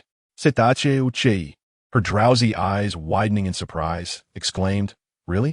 If I can secretly find beeline in and arrange for her to leave TNGCH-ing with HCH New York U an opportune moment, surely. Under the influence of the main plot, they will inevitably end up together, which in a sense is still." Zhou Chuyi mindlessly praised. "Host, you are so clever. Quickly, find me the address of the church. I will go retrieve her and hide her in Jianjuan, and then look for a chance to relay information to HCH New York U." Zhou Chuyi hesitated momentarily. "Host, the original text only mentioned that it is a church. Rather unremarkable, with no further details provided." Zhuchy, brimming with enthusiasm as she slipped on her shoes, tossed aside the socks in her hand. "Do you not realize that this city became a tourist attraction precisely because of its numerous European-style churches?" she said with frustration. "This is akin to asking me to find someone named HW among countless others. Zhou Chuyi, my permissions are limited. I cannot detect elements not present in the original text. However, if I am near the female lead, I can sense the narrative's magnetic field within her body." Zhuchy rolled over on her expansive bed, her spirits lifting. "All right, let us seize the opportunity to venture into the suburbs and find a female lead. Zhou Chuyi, find a female lead. Find a female lead." After a refreshing nap, Zhuchy awoke to the deepening night outside her window and decided to take a stroll. Previously, she had been ordered to stay indoors by HJNP to recuperate, leaving her without the chance to go out. As dusk enveloped the sky, the tall French parasol trees were illuminated by glaring white streetlights, encircling them with vibrant green against the dark night. The gentle night breeze caressed her silky blouse, wrapping her in softness like a cloud. She admired the mysterious and tranquil night, her mood lifting. Conveniently, there was a chain convenience store near Jianjuan, and she parked her vehicle among a cluster of seemingly luxurious cars, rushing inside to select a bottle of snake gallflower essence. At the checkout, she caught a glimpse of the cashier. "Ice cream hero?" Xchi awkwardly scratched her head. "You actually remember me?" Zhuchy confidently nodded. "A few days ago, I ordered an ice cream at the milk tea shop by H Corporation, and the portion you served was quite generous. How could I forget?" Xchi beamed. "Thank you for remembering me. That will be 9 yuan. Please scan here." As Xchi took the scanner to process the payment, she was about to prepare a bag when Zhuchy interjected. "No need for a bag. I need it right now. I was just bitten by a swarm of mosquitoes while riding my bike." With that, she found a vacant spot, tore open the packaging, and began to slather the essence over her mosquito bites. "Wait, miss, don't apply it just yet. Let me give you some soap water." Xchi handed her a small bar of soap. "You might not have been bitten by mosquitoes. It could have been those bugs hiding in the grass. First, wash with soap, then apply the ointment to alleviate the itch." "Oh, okay, thank you." Zhuchy accepted the soap and wiped it over her inflamed skin. Her curiosity piqued as she glanced at the girl, who was of a similar age to the original host. "Are you still working part-time here?" Xchi shook her head. "This is my parents' store. After losing my job, they asked me to stay home and help out." Zhuchy's face fell with regret. "Oh, you no longer work there? I was hoping to visit again." "Ah, I used to serve generous portions of ice cream to every customer, but the manager found out, and then I was let go." Xchi glanced at the row of surveillance cameras overhead, edging closer to Zhuchy. "I told my parents that the boss discovered we owned a convenience store, leading them to believe I was caught in a malicious business rivalry." Zhuchy chuckled.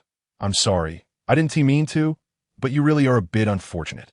Xchi handed her a pack of wet wipes to clean off the dried soap. "It's all right. I'm just helping out at home now, so no one blames me." She viewed her unemployment with a light heart, believing that happiness was what truly mattered.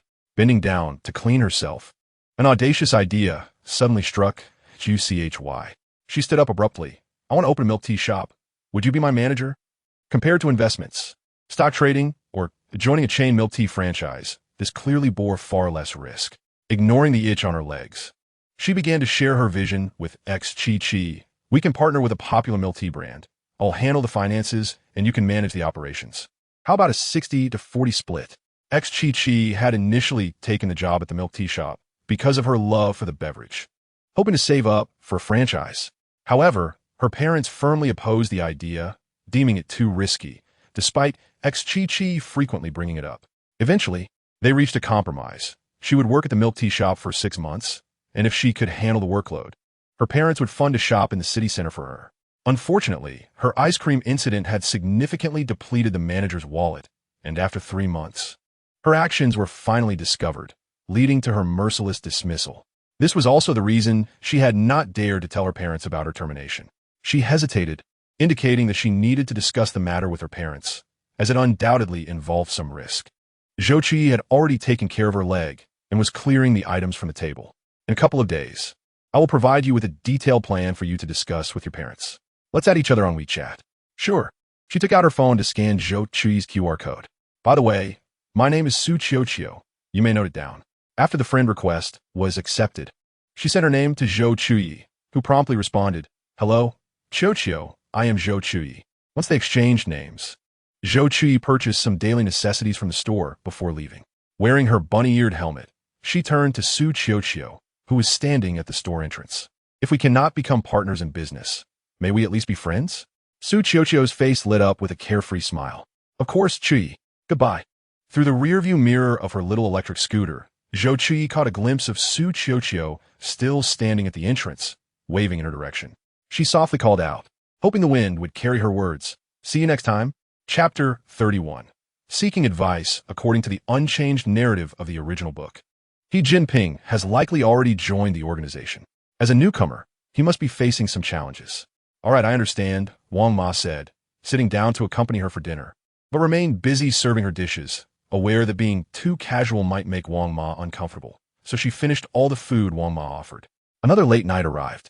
Zhou Chuyi scratched her disheveled hair. Although she had participated in a college entrepreneurship competition years ago, that was 7 or 8 years in the past. What once seemed effortless now appeared bewildering. "Ah, I can't comprehend this," she lamented. "My project proposal is as fragile as a love without substance. It falls apart without the wind." Zhou Chuyi held her project proposal, scribbling and doodling, expressing her frustrations countless times. The little system for attracting wealth was of no help, as this was beyond the original plot. "Host, you can seek assistance from the antagonist. He graduated from the most prestigious finance institution and possesses a sharp intellect." In the subsequent narrative, he shorted several companies within the organization. "A small bubble tea shop like yours would be a breeze for him. You can't expect me to approach him with my deficient project proposal, asking for his assistance in drafting a business plan for a bubble tea shop. It would be futile. The boss would swiftly eliminate me." The next moment, Zhou Chuyi grasped her pen and opened the door to her room, which was separated from Jinping's study by a corridor. Clad in her newly purchased bunny slippers, she approached him, hesitatingly asking, "Could you spare a moment to assist me? If you're busy, just ignore my request." Her large glasses perched upon her petite nose, the warm yellow light illuminating her pale amber eyes, which sparkled with clarity. "Come in," Jinping invited with a gentle smile. Zhou Chuyi was pleasantly surprised that he would genuinely help her amidst his busy schedule, her eyes brightening with joy. "I just need to grab something. Wait for me." As she turned, she caught a whiff of something peculiar in the air. How strange, it smells metallic. Those dark eyes twinkled with a hint of amusement. How could such a silly head possess such a keen nose? Unlike the last time she sought comfort in the face of online harassment, this time Zhou Chuyi approached with genuine humility, having meticulously gathered some information and funding requirements from suppliers. Even though she had a brand in mind for collaboration, it was her first time undertaking such an endeavor, and having someone to guide her provided her with reassurance. Jinping held the instant coffee Zhou Chuyi had just made for him, allowing her to cover his desk with her notes, drafts, and colorful sticky notes. Seizing the moment, Zhou Chuyi dragged a llama stool from her room to sit beside Jinping, flipping through her prepared materials. "I have identified a few bubble tea brands with reasonable franchise fees that I like, and I've communicated with their regional managers. Currently, I am most satisfied with this particular brand. This brand has 6 branches in our Tangshan, so the competition shouldn't be too fierce if the location is suitable." As she spoke, her confidence waned, and her voice grew softer. Stealing a glance at Jinping beside her, her lips turned pale from anxiety. Jinping's slender fingers tapped rhythmically on the table, dressed in a suit that accentuated his long legs, the dark navy vest adding to his air of unapproachable coolness. Zhou Chuyi rarely witnessed him lose his composure. Whether at work or in private, he always exuded a calm and collected demeanor. Noticing his prolonged silence, Zhou Chuyi couldn't help but ask, Do you have any good suggestions? Jinping endeavored to explain in terms she could comprehend how to proceed, while Zhou Chuyi attentively took notes. As the clock struck midnight, the moon vanished, leaving only a few solitary stars scattered across the night sky. After 4 hours in the study, Zhou Chuyi's head drooped repeatedly. Although Jinping articulated his points exceptionally well, her limited energy struggled to keep pace with his efficient delivery. Zhang Fei eating barbecue with peach blossom sauce, Jinping paused, gazing at the drowsy Zhou Chuyi, a smile evident on his lips. The darkness in his eyes momentarily illuminated by a sprinkle of stars. Zhou Chuyi's head suddenly jolted, waking her up, and she instinctively raised her hand to wipe the drool from the corner of her mouth, turning to him with an awkward smile. I've noted everything down. With a click, he capped his pen and closed the slightly curled notebook, his voice resonant and pleasant. Ensure you grasp what I've outlined. For any further questions, contact eBay. He will assist you wholeheartedly. Zhou Chuyi noted the way he rubbed his forehead. The words she wanted to say stuck in her throat. I understand. Thank you, sir. After expressing her gratitude, she returned all her belongings to their original state, just as she had entered the room. In the dead of night, Jinping gazed at the now orderly study, sipping on the lukewarm coffee, feeling an inexplicable void within. Chapter 32. Serendipity in the marketplace. Zhou Chuyi, who initially intended to work late into the night, fell into a deep slumber as soon as her head touched the pillow. The little system for attracting wealth, seeing its host inactive, settled down in her consciousness to continue watching dramas. Congratulations on your wealth. Congratulations on your brilliance. Zhou Chuyi, blissfully asleep, was awakened by the sound of a WeChat notification. She opened her eyes to see a message from Zhou Chuyi. Good morning, Chuyi. What is up? Her voice was still hoarse from sleep, carrying a magnetic, gravelly tone. Chuyi, my parents have agreed. I can join your bubble tea venture. Zhou Chuyi's excitement was palpable as it echoed through the phone to the still half-asleep Zhou Chuyi. Hearing this news, Zhou Chuyi immediately sprang out of bed. Really? Uncle and Annie agreed? That's wonderful. Yay. I showed them the rough draft you sent me last night, and they found it feasible, so they approved. Are you free today? Shall we go shopping in the city center to explore? Zhou Chuyi had been in this story for several months and had yet to properly explore her dream city, so she readily agreed. Sure, let us meet at the convenience store at noon. All right.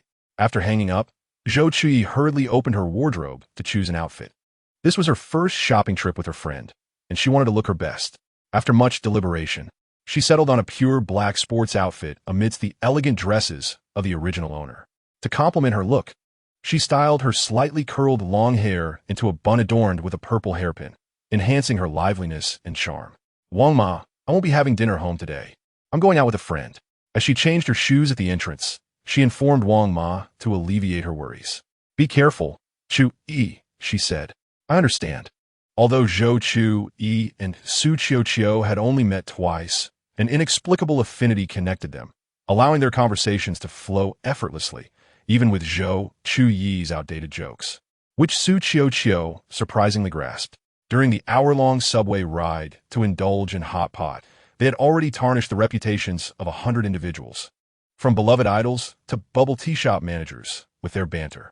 After savoring the delicious hot pot, Zhou Chuyi led her to the largest arcade in Tangcheng to catch stuffed toys. Remarkably, the usually unlucky Zhou Chuyi enjoyed a streak of good fortune, winning a large bag full of toys with just 50 coins. In contrast, Zhou Chuyi had to reload her game tokens. Hey, this is it. Yes. Come on. With Zhou Chuyi spending 200 on game tokens, Zhou Chuyi, blessed by her luck, finally managed to catch a small piglet plush wearing a purple coat. Oh my gosh, Chuyi, I got it. I wanted this so badly the last time I was here, but I couldn't catch it. Today, I finally did. She held the small toy tightly, nearly moved to tears. It was no wonder she had been fixated on that machine from the start. It had been on her mind all along. She was willing to let her toy remain in a cheap bag, while Zhou Chuyi had bought a proper storage bag for her collection of toys. Hand in hand, they prepared to continue their party. As they approached the restroom, Zhou Chuyi felt a heaviness in her stomach. Chuyi, I don't feel well. I'm going to the restroom. Would you like to come? No. I'll wait for you outside, Zhou Chuyi replied, taking the large bag of toys from Zhou Chuyi's hands. Indeed, her period had arrived, explaining the discomfort after a few sips of the icy drink. Upon exiting the restroom, Zhou Chuyi noticed Zhou Chuyi seemingly embroiled in a dispute. She rushed over, asking, "What happened, Chuyi?" With red-rimmed eyes. Zhou Chuyi thrust the coffee-stained purple piglet towards her. "While I was waiting for you, she spilled her coffee on my toy and claimed I was blocking her path to the restroom. Are you accusing me unjustly? If you weren't sitting so close, how could my coffee have splashed on your toy? I suspect you're trying to extort me." The arrogant young lady across from them retorted. Zhou Chuyi met her haughty gaze with icy determination. "Since the mall has provided this seating, anyone is entitled to sit here. Your immediate reaction to damage someone else's property is to deflect blame. Is it a sign of guilt?" Her eyes were sharp, as if an invisible fire of indignation burned within her. At that moment, the system revealed the identity of the person before her. Host, her name is Sun Xiao, a superficial friend of Bai Mingji. Zhou Chuyi thought, "Now I understand." Sun Xiao was left speechless, her complexion turning pale as she angrily fished out a 100 yuan bill and tossed it at them. "Isn't this about money? I have plenty, so consider it enough." Zhou Chuyi was on the verge of tears from anger, and Zhou Chuyi comforted her with a gentle pat on the back, offering a reassuring glance. "Miss Sun, I must say this amount is far from sufficient." Sun Xiao's eyes widened, momentarily forgetting to question how Zhou Chuyi knew her surname. "This is enough to buy a whole basket, yet you claim you're not trying to extort me?" Zhou Chuyi simirke distainful.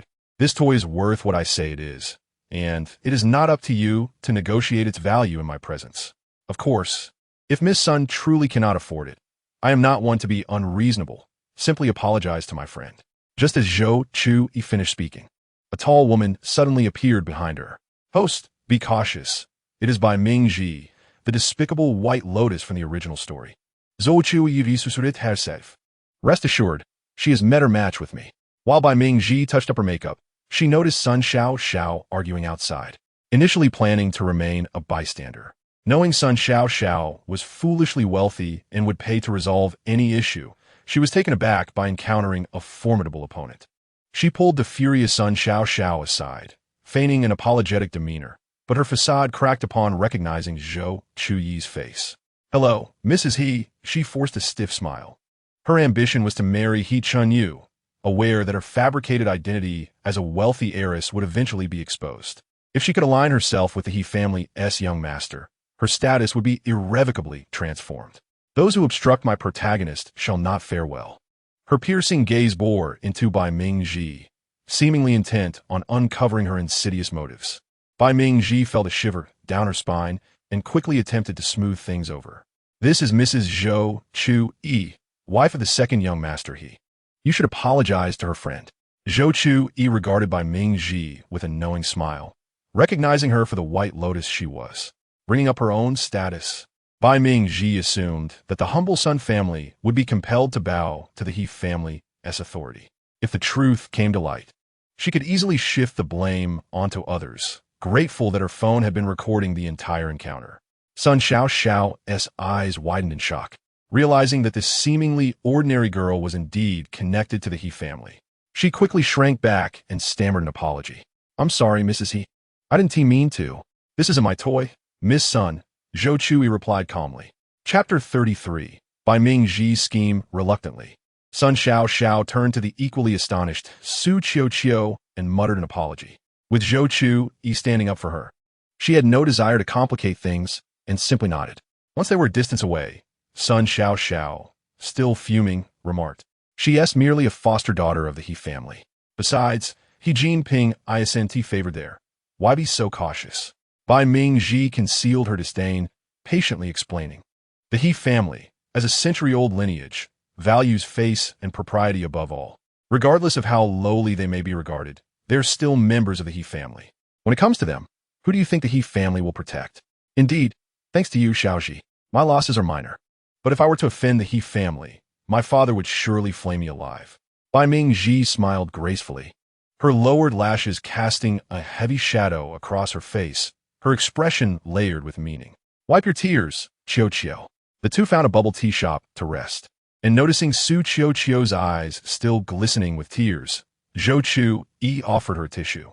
"You're actually Mrs. He?" Zhou Chuyi asked, her eyes wide with curiosity.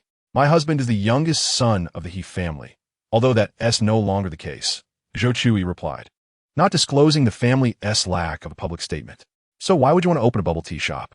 Isn't it typical for the wealthy to flit about, buying jewels and shopping? Zhou Chuyi responded, I didn't do it because I wanted to. It's not merely a matter of lacking money. I wanted to open my own bubble tea shop because I enjoy drinking it. It's essentially a hobby. Zhou Chuyi refined her earlier reasoning. Oh, I see. What a simple and unpretentious hobby you have, Zhou Chuyi remarked, wiping her nose in earnest. Zhou Chuyi gazed at Zhou Chuyi and inquired, Are you a local? Yes, Zhou Chuyi replied. Have you visited the churches in the suburbs? Rather than searching for a needle in a haystack, I thought to explore a broader route. Zhou Chuyi pondered for a moment. Most of the churches in the suburbs are Catholic. I've been to a few larger ones with friends for photos. Are you planning to go there? Since Yu was hiding people, you and T do so in obvious or crowded places. Yes, I noticed the weather is lovely next week. I want to go there to take pictures, and I believe there's a temple fair I'd like to check out as well. Zhou Chuyi simulated, her already exquisite features becoming even more radiant. There will be plenty of opportunities for that. Let us plan another outing, tour guide Sue. She took a sip of her juice. Indeed, I would be your employee then. Can I fill the ice cream to the brim? Zhou Chuyi tentatively asked. At the beginning of the week, Zhou Chuyi feigned seriousness but couldn't help but break into laughter the next moment. Rest assured, my wallet can still accommodate your modest request. Zhou Chuyi arched her beautiful eyes and offered a gentle smile. Within the confines of Eugene Garden, the atmosphere in the study was palpably tense. Bei, holding a hot potato, deliberated before speaking. The information you previously instructed me to investigate regarding Madame's account reveals that Bai Mingji, the eldest daughter of the Bai family, has crafted a persona on social media that closely resembles Madame's. She deliberately incited rumors to discredit Madame, aiming to pressure her into retreating from the online world. He cautiously observed the somber expression of Jinping, reflecting on the recent outing of Madame and Zhou Chuyi, which led to a confrontation with Bai Mingji and Sun Xiaoxiao. After delivering this information, he dared not exhale, fearful of implicating himself with Jinping. The latter's eyes were cold, his voice laced with ire. It seems that after enjoying a few years of good days, a pawn has truly forgotten their former self. Since she values her identity so much, it's time to give Bai Yue a stern reminder. We must uncover the masterminds behind these online attacks and ensure they are silenced for life. It is rare for the master to exhibit such anger over matters concerning his wife. It seems he has truly struck a nerve. Bei inhaled sharply, glancing at Jinping's somewhat stiff left hand, and boldly inquired, Sir, now that any dissenters within the organization have been thoroughly dealt with, and with the constraints of the He family no longer an issue, you need not exhaust yourself, so do take care of your health. Jinping shifted his fingers, feeling a twinge of pain. The organization was founded by him during his university years, though it appears as a dark entity. It operates at the forefront of global computer and information processing. One cannot hang themselves on a single tree, and this is the backup Jinping has provided for himself. He cast a frosty glance at Bei, his tone devoid of any fluctuation. Bei, do what you must. It is indeed a rare occasion for Zhou Chuyi to encounter Jinping at the dinner table, and she passed the watermelon that Su Mama had sent her to Wang Ma. Wang Ma, please soak it in cool water for a while. Jinping rarely saw Zhou Chuyi dressed so vibrantly. However, upon reflection, she was merely a 22-year-old girl, constrained by her identity as the madam. Her eyes sparkled, making it difficult for anyone to ignore her. A smile tugged at the corners of Jinping's mouth, his tone languid. Chuyi, have you ever heard the saying, flattery is either a trick or theft? Zhou Chuyi, caught off guard, discarded her pretense. I want to visit those churches, and there's also a traditional cultural fair I would like to explore. Jinping raised an eyebrow, questioning if that was the sole reason. Zhou Chuyi, surprised, replied, of course. Otherwise, why would I venture to such a remote location? Of course, it is defined by Ming Xian, but that must remain undisclosed. His deep-set eyes concealed a probing curiosity. Once again, it was for Bai Ming Xian. The last time, she disregarded her injuries to rescue her, and now, it was to seek her out again. He tightened his lips. His voice low, Zhou Chuyi, do not forget that you are married. Zhou Chuyi, bewildered, retorted, does being married mean I cannot go out? Jinping scoffed, noting her awareness of her own situation. He sampled the potato she had offered, which he least favored, and, after slowly swallowing, finally acquiesced to her request. Yet during meals, Zhou Chuyi often detected a faint scent of blood emanating from him. After finishing, she retrieved the medical kit doctor Li had prepared for her and knocked on his study door. "Sir, may I enter?" Chapter 34. The Suburbs of Tongli. Kumin. Upon entering, Zhou Chuyi walked straight to his side. He instinctively moved the documents on the table to make space for her, only to see her place the medical kit atop the desk. "Take off your shirt," she instructed, rummaging through the kit for supplies to treat his wounds. Jinping smirked. "Teasing, madam. Are you in such a hurry?" Holding up a bandage, she locked her gaze onto his deep, unfathomable eyes. Jinping, your shirt must come off. Your wounds require treatment." With alabaster fingers, she unfastened the first button of his collar, revealing a tantalizing glimpse of his Adam's apple. The second revealed his smooth collarbone, and the third his firm chest. Zhou Chuyi watched as his fingers glided downwards, unable to suppress a gulp. Jinping, noticing her wolfish gaze, couldn't help but chuckle. Zhou Chuyi, shaken from a reverie, thought, "How pathetic. Seeing a handsome man leaves me speechless. I shall punish myself by watching 2 episodes of a crime series." As he shed his black shirt, a long scar, measuring several inches, snaked along his left arm. Zhou Chuyi knelt beside him, frowning as she asked, "Did you not seek medical attention for this? You truly seem dazed." In truth, her own injury from the last incident had been even more severe, but she had not witnessed it herself. A peculiar feeling washed over Jinping. Why was she so concerned for him? To him, these injuries were trivial. He had faced far worse during the establishment of the nation. Fortunately, the weather had yet to become warm enough to inflame his wounds. Zhou Chuyi dipped a cotton swab into the medicine prepared by Dr. Li, gently applying it to the wound. She furrowed her brow, blowing softly as she worked, while Jinping quietly observed her actions. In some areas, she could even see the flesh beneath, causing her features to contort in empathy for his pain. After securing the bandage, Zhou Chuyi silently gathered her belongings and turned to leave. It was the first time Jinping witnessed such an awkward Zhou Chuyi, torn between caring for him and refusing to speak. A surge of inexplicable annoyance welled up within him. With a thud, Zhou Chuyi tossed the medical kit aside, sulking as she plopped onto the bed. The little system, engrossed in a drama, promptly emerged. "Host Chan, your emotional state seems unstable due to your menstrual cycle." Zhou Chuyi vented her frustration by pounding her fist against a nearby figurine. Jinping should suffer for his carelessness. Does he think he's Yanghua? With such a massive wound, he neglects treatment. If he dies, what will I do? The system inquired. "Are you worried about the antagonist?" "Of course. He is my pillar of support. If anything happens to him, how will Jinping be affected, and what will I do? I am truly burdened by this family." The little system sighed, recognizing the host's contradictory sentiments, but dared not voice its thoughts for fear of losing access to her entertainment. The sounds of her frustrated pounding against the bed echoed through the room. In the following days, Jinping appeared less busy. At least, he was home during the hours Zhou Chuyi was awake. However, she found herself inexplicably reluctant to share the same space with him, often inviting Su Qiuqiu out shopping, resulting in fewer encounters. On Sunday evening, Zhou Chuyi hummed a tune while packing her luggage, estimating she would remain at her destination for 4 to 5 days, as she did not believe in the likelihood of finding the female lead immediately. The next morning, Bebe drove her to the Intercontinental Hotel at Zhu Lake in the suburbs. Once Bebe departed, Zhou Chuyi set off to explore various churches. While wandering the streets, she stumbled upon a somewhat dilapidated church.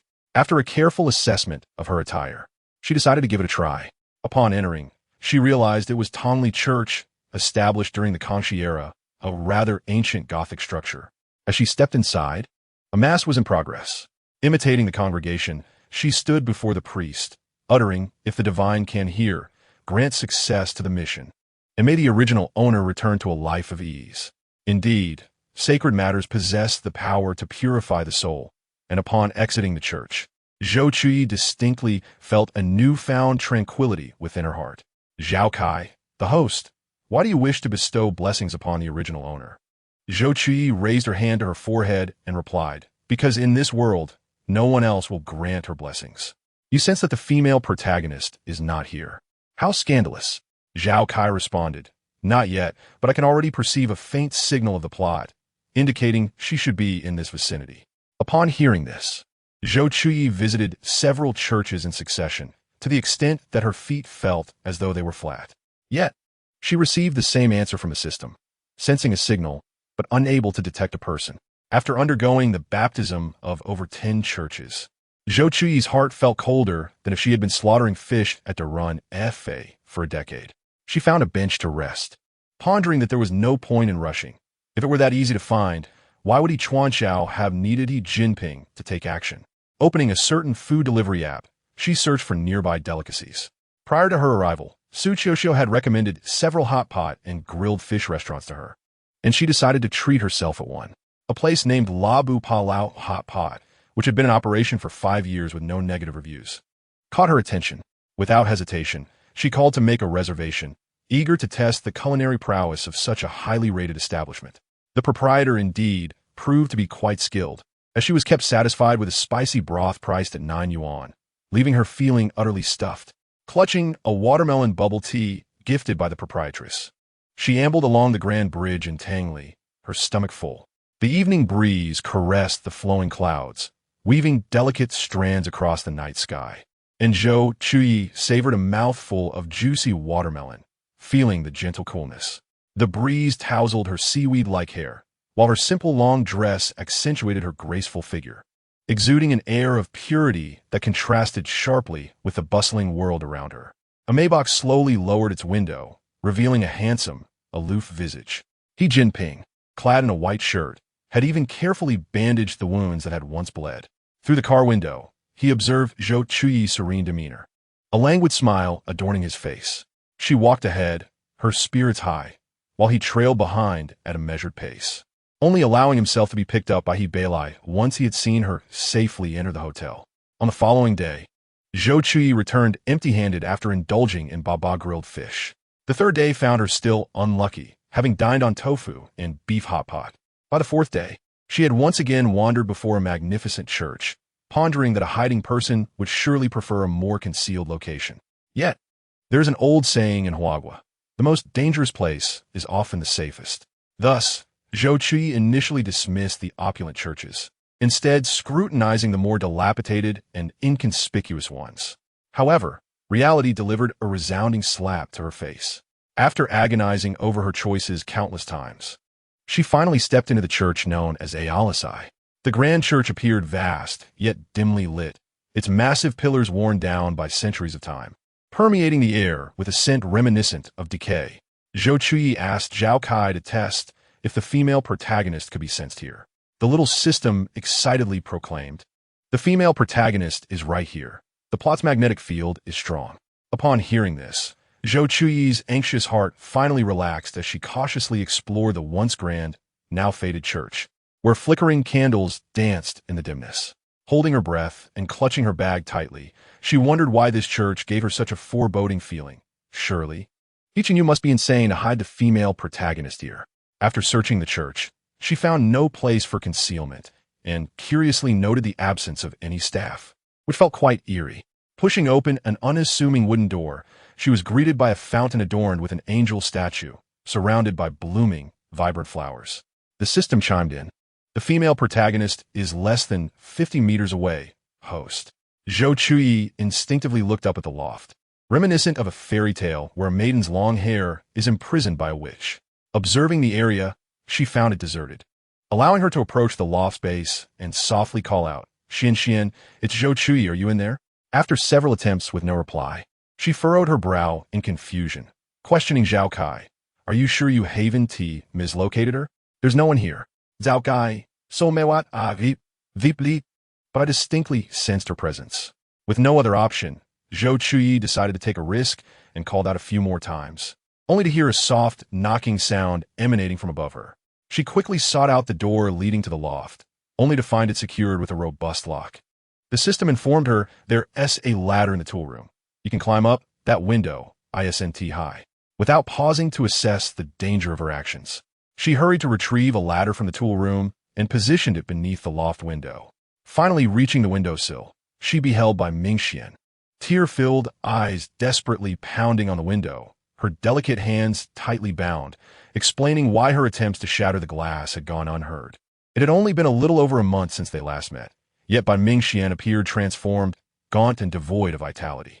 Zhou Chuyi noticed her mouthing words, but the thick glass rendered them inaudible. Signaling for silence, she picked up a small stone from the windowsill, preparing to strike. Bai Mingxian quickly understood her intent and moved aside. Zhou Chuyi, channeling the strength of a shot-put thrower, forcefully hurled the stone at the lower right corner of the glass. With a resounding crack, the glass yielded a small dent, but the stone rebounded downwards. She gestured for Bai Mingxian to descend, and upon seeing her nod, she felt a wave of relief. Just then, Zhao Kai reminded her, "Host, when you retrieve the ladder, there was a hammer in the tool room." Zhou Chuyi paused mid-action, exclaiming, "Had you mentioned it earlier, I would have docked your pay." Gathering a few useful tools into a plastic bag, she clambered back up. After numerous strikes, she finally created a hole in the glass, allowing a breeze of hope to waft through to Bai Mingxian, who was engulfed in despair. Zhou Chuyi leaned closer to the opening, asking, "Do you know how to open the staircase door to the loft?" Bai Mingxian shook her head in response, leading Zhou Chuyi to suggest, "If you don't want to leave, perhaps I could sneak into the He household and bring He Chenyu to help you escape quietly from Tang City." "No, Chuyi, don't tell He Chenyu. I can't bear to be near him any longer. Please, I need your help. There is something very important I must do. Help me, will you?" Her voice was hoarse, laced with a desperate plea for salvation. Upon hearing this, Zhou Chuyi furrowed her brow, realizing that if she aided the female protagonist's escape and He Chenyu discovered it, her own life would be in jeopardy. Moreover, according to the plot's trajectory, if Bai Mingxian escaped now, their reunion would not occur for another 5 years. Zhao Kai cautioned, "Host, if you assist her in leaving, not only will your life be at stake, but the mission will also face a 5-year stagnation. The 5 years that the original author glossed over will be years you must endure personally." Bai Mingxian gazed into Zhou Chuyi's amber-like pure eyes, memories flooding back. "Chuyi, I merely viewed He Chenyu as a substitute. I have someone I truly love, but he has passed away.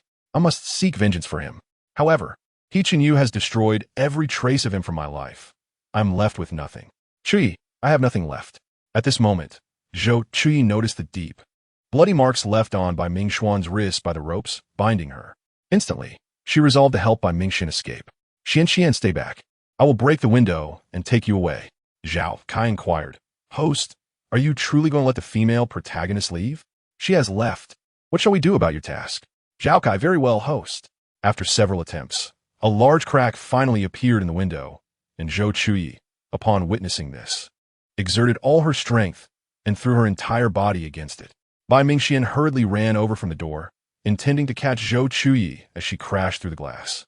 With a loud crash, Zhou Chuyi broke through the glass and fell to the ground.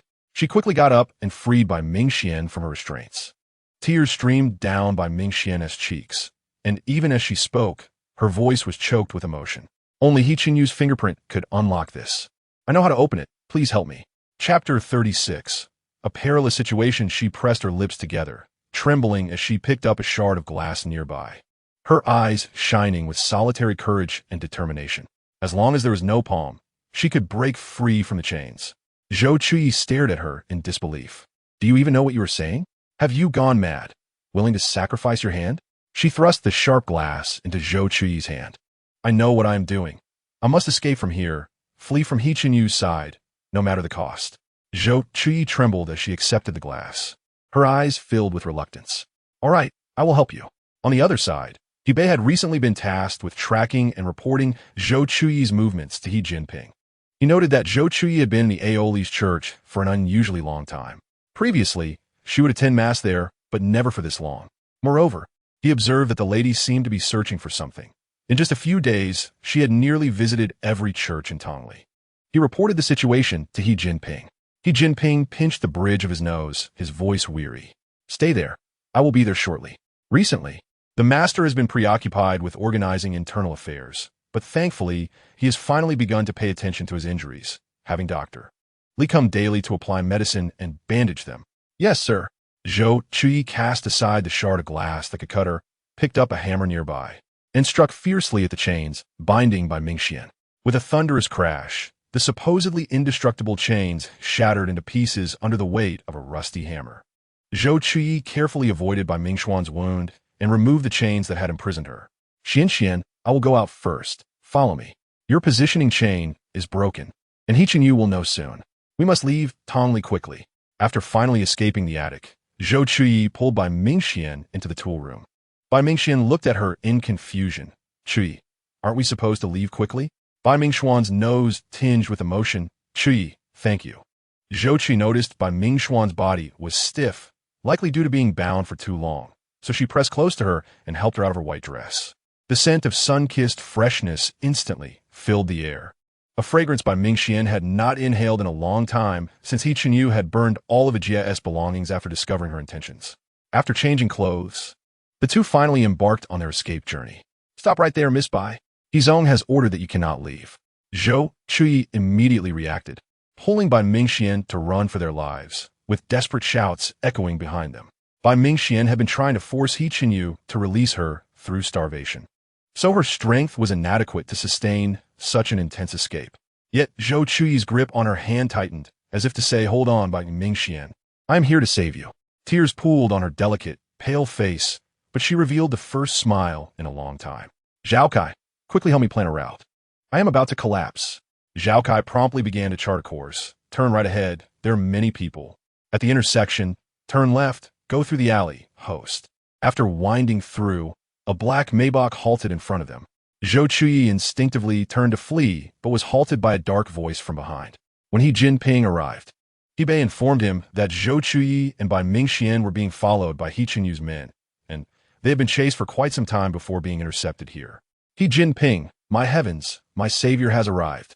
Without a moment to spare, Jinping, with a face as dark as a pot's bottom, opened the door and shoved Bai Mingxian inside. Bei, let us go. He Chenyu's men are after us. Bei adjusted his glasses, raising his head to glance at Jinping through the rearview mirror. Jinping's expression darkened. Let us move. The atmosphere in the car instantly dropped to freezing point. Everyone felt the oppressive tension. Only Zhou Chuyi, oblivious, leaned against the window, panting. I am exhausted. It costs a Zhou Chuyi for every 100 kilometers. Thankfully, the car's air conditioning is sufficient. I'm sweating in this early spring heat. Uncomfortably squeezed between the two, Bai Mingxian instinctively inched closer to Zhou Chuyi, fearing that if she faltered, Jinping would toss her out. Bei discreetly arranged for Bai Mingxian to have another room, allowing Jinping and Zhou Chuyi some privacy. Upon returning to the room, Zhou Chuyi began to pack her belongings. She needed to leave this place quickly. If He Chenyu came looking for her, it would mean her end. Zhou Chuyi, preoccupied with her packing, absent-mindedly replied with an aha. Jinping's face bore a stormy expression, noticing the bloodstains on her dress. He knew she had just gone through something harrowing. He abruptly closed Zhou Chuyi's suitcase, his expression darkening. Do you realize you are courting death? If I hadn't arrived in time, you would have been toyed with by He Chenyu until your life was at stake. Zhou Chuyi was puzzled by his sudden outburst. Frowning in rebuttal, Bai Mingxian is my friend. Should I not save her? Did you not see her hands bloody from the chains? She is from the Bai family, who themselves do not care for her. Why should you, an outsider, risk your life for her? Jinping's brows furrowed, his tone carrying a hint of reproach. Their conversation grew tense, and Zhou Chuyi did not wish to argue with him further. She pushed his hand off her suitcase in frustration, sulking as she resumed packing. Jinping, typically calm, was now irritated by Zhou Chuyi's disregard for him. His voice filled with anger. Zhou Chuyi, what is this attitude? Already irritable due to her menstrual cycle and the extended task deadline, Zhou Chuyi flicked her wrist in exasperation, staring defiantly into Jinping's icy gaze. I already said she is my friend. I cannot stand by and watch her die. What more do you want me to explain? He gripped her and pulled her into his embrace, preparing to unleash a tirade, but the sudden touch jolted Zhou Chuyi, causing a dull pain to flare from an unnoticed injury. Zhou Chuyi struggled to break free from Jinping. Let go of me, it hurts.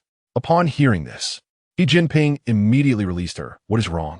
Zhou Chuyi rubbed her waist, wincing, and suddenly her hand felt something hard embedded within her flesh. She glanced furtively at Jinping, hesitant to speak. Oh no, I have been running with a shard of glass embedded in me for several streets. Is this not a divine body? Chapter 37. Doubts about feelings. Jinping quickly moved beside her and lifted her skirt. Indeed, a small shard of glass was lodged in the side of her fair waist, surrounded by other minor wounds. Zhou Chuyi was taken aback that Jinping would lift her clothing. Momentarily forgetting that they had been married for several months, she pushed him away, momentarily forgetting her pain. How dare you lift my dress? Thankfully, I wore leggings. He Jinping paid no heed to her childish protests. His face serious. You are severely injured. Do you not feel it? She shyly adjusted her clothing. This is akin to the bruise on your knee. You may not see it when you move swiftly, but if you truly understood, you would be prepared to suffer for 100 days. However, He Jinping was still in a foul mood, and she dared not voice her thoughts. He Jinping was utterly exasperated, pulling her hand in an attempt to lead her outside. However, at that moment, Zhou Chuyi was as obstinate as a pig destined for slaughter, resistant to any form of guidance. She struggled to break free, gazing intently into He Jinping's dark eyes. Do you remember when I saved you? You promised me a condition. As long as I want it, and as long as you have it, does that still count? He Jinping's brow twitched. He instinctively sensed that Zhou Chuyi would not utter anything that would bring him joy. Nevertheless, remaining true to his word, he nodded. Zhou Chuyi took a deep breath and declared, I want you to ensure Bai Mingxuan's safety until she successfully departs from Tangqing. Upon hearing this, He Jinping's expression darkened, and his clear voice, strained with suppressed anger, questioned, You intend to use the condition I granted you to save Bai Mingxian? Zhou Chuyi was aware that she was placing undue pressure on him, yet at that moment, she found herself without options. Desperate, she could only place her hope in He Jinping, the antagonist of the original narrative. Tentatively, she tugged at the hem of his clothing, softening her tone. Only you can help me, He Jinping. I beg you, please. Upon entering, He Jinping noticed the dark circles under her eyes, likely a result of the worries she bore for Bai Mingxian. Even the flesh she had painstakingly gained on her face had diminished significantly in recent days. Suppressing his anger, he decided to take her to the hospital. She shook her head and quietly stated, If you do not agree, I will not go.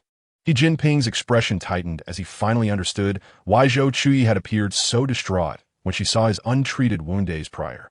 The white dress she wore was gradually becoming stained with blood. He Jinping relented, saying, If you do not go, do not expect me to assist her. I will immediately send someone to escort her to Hichinyu.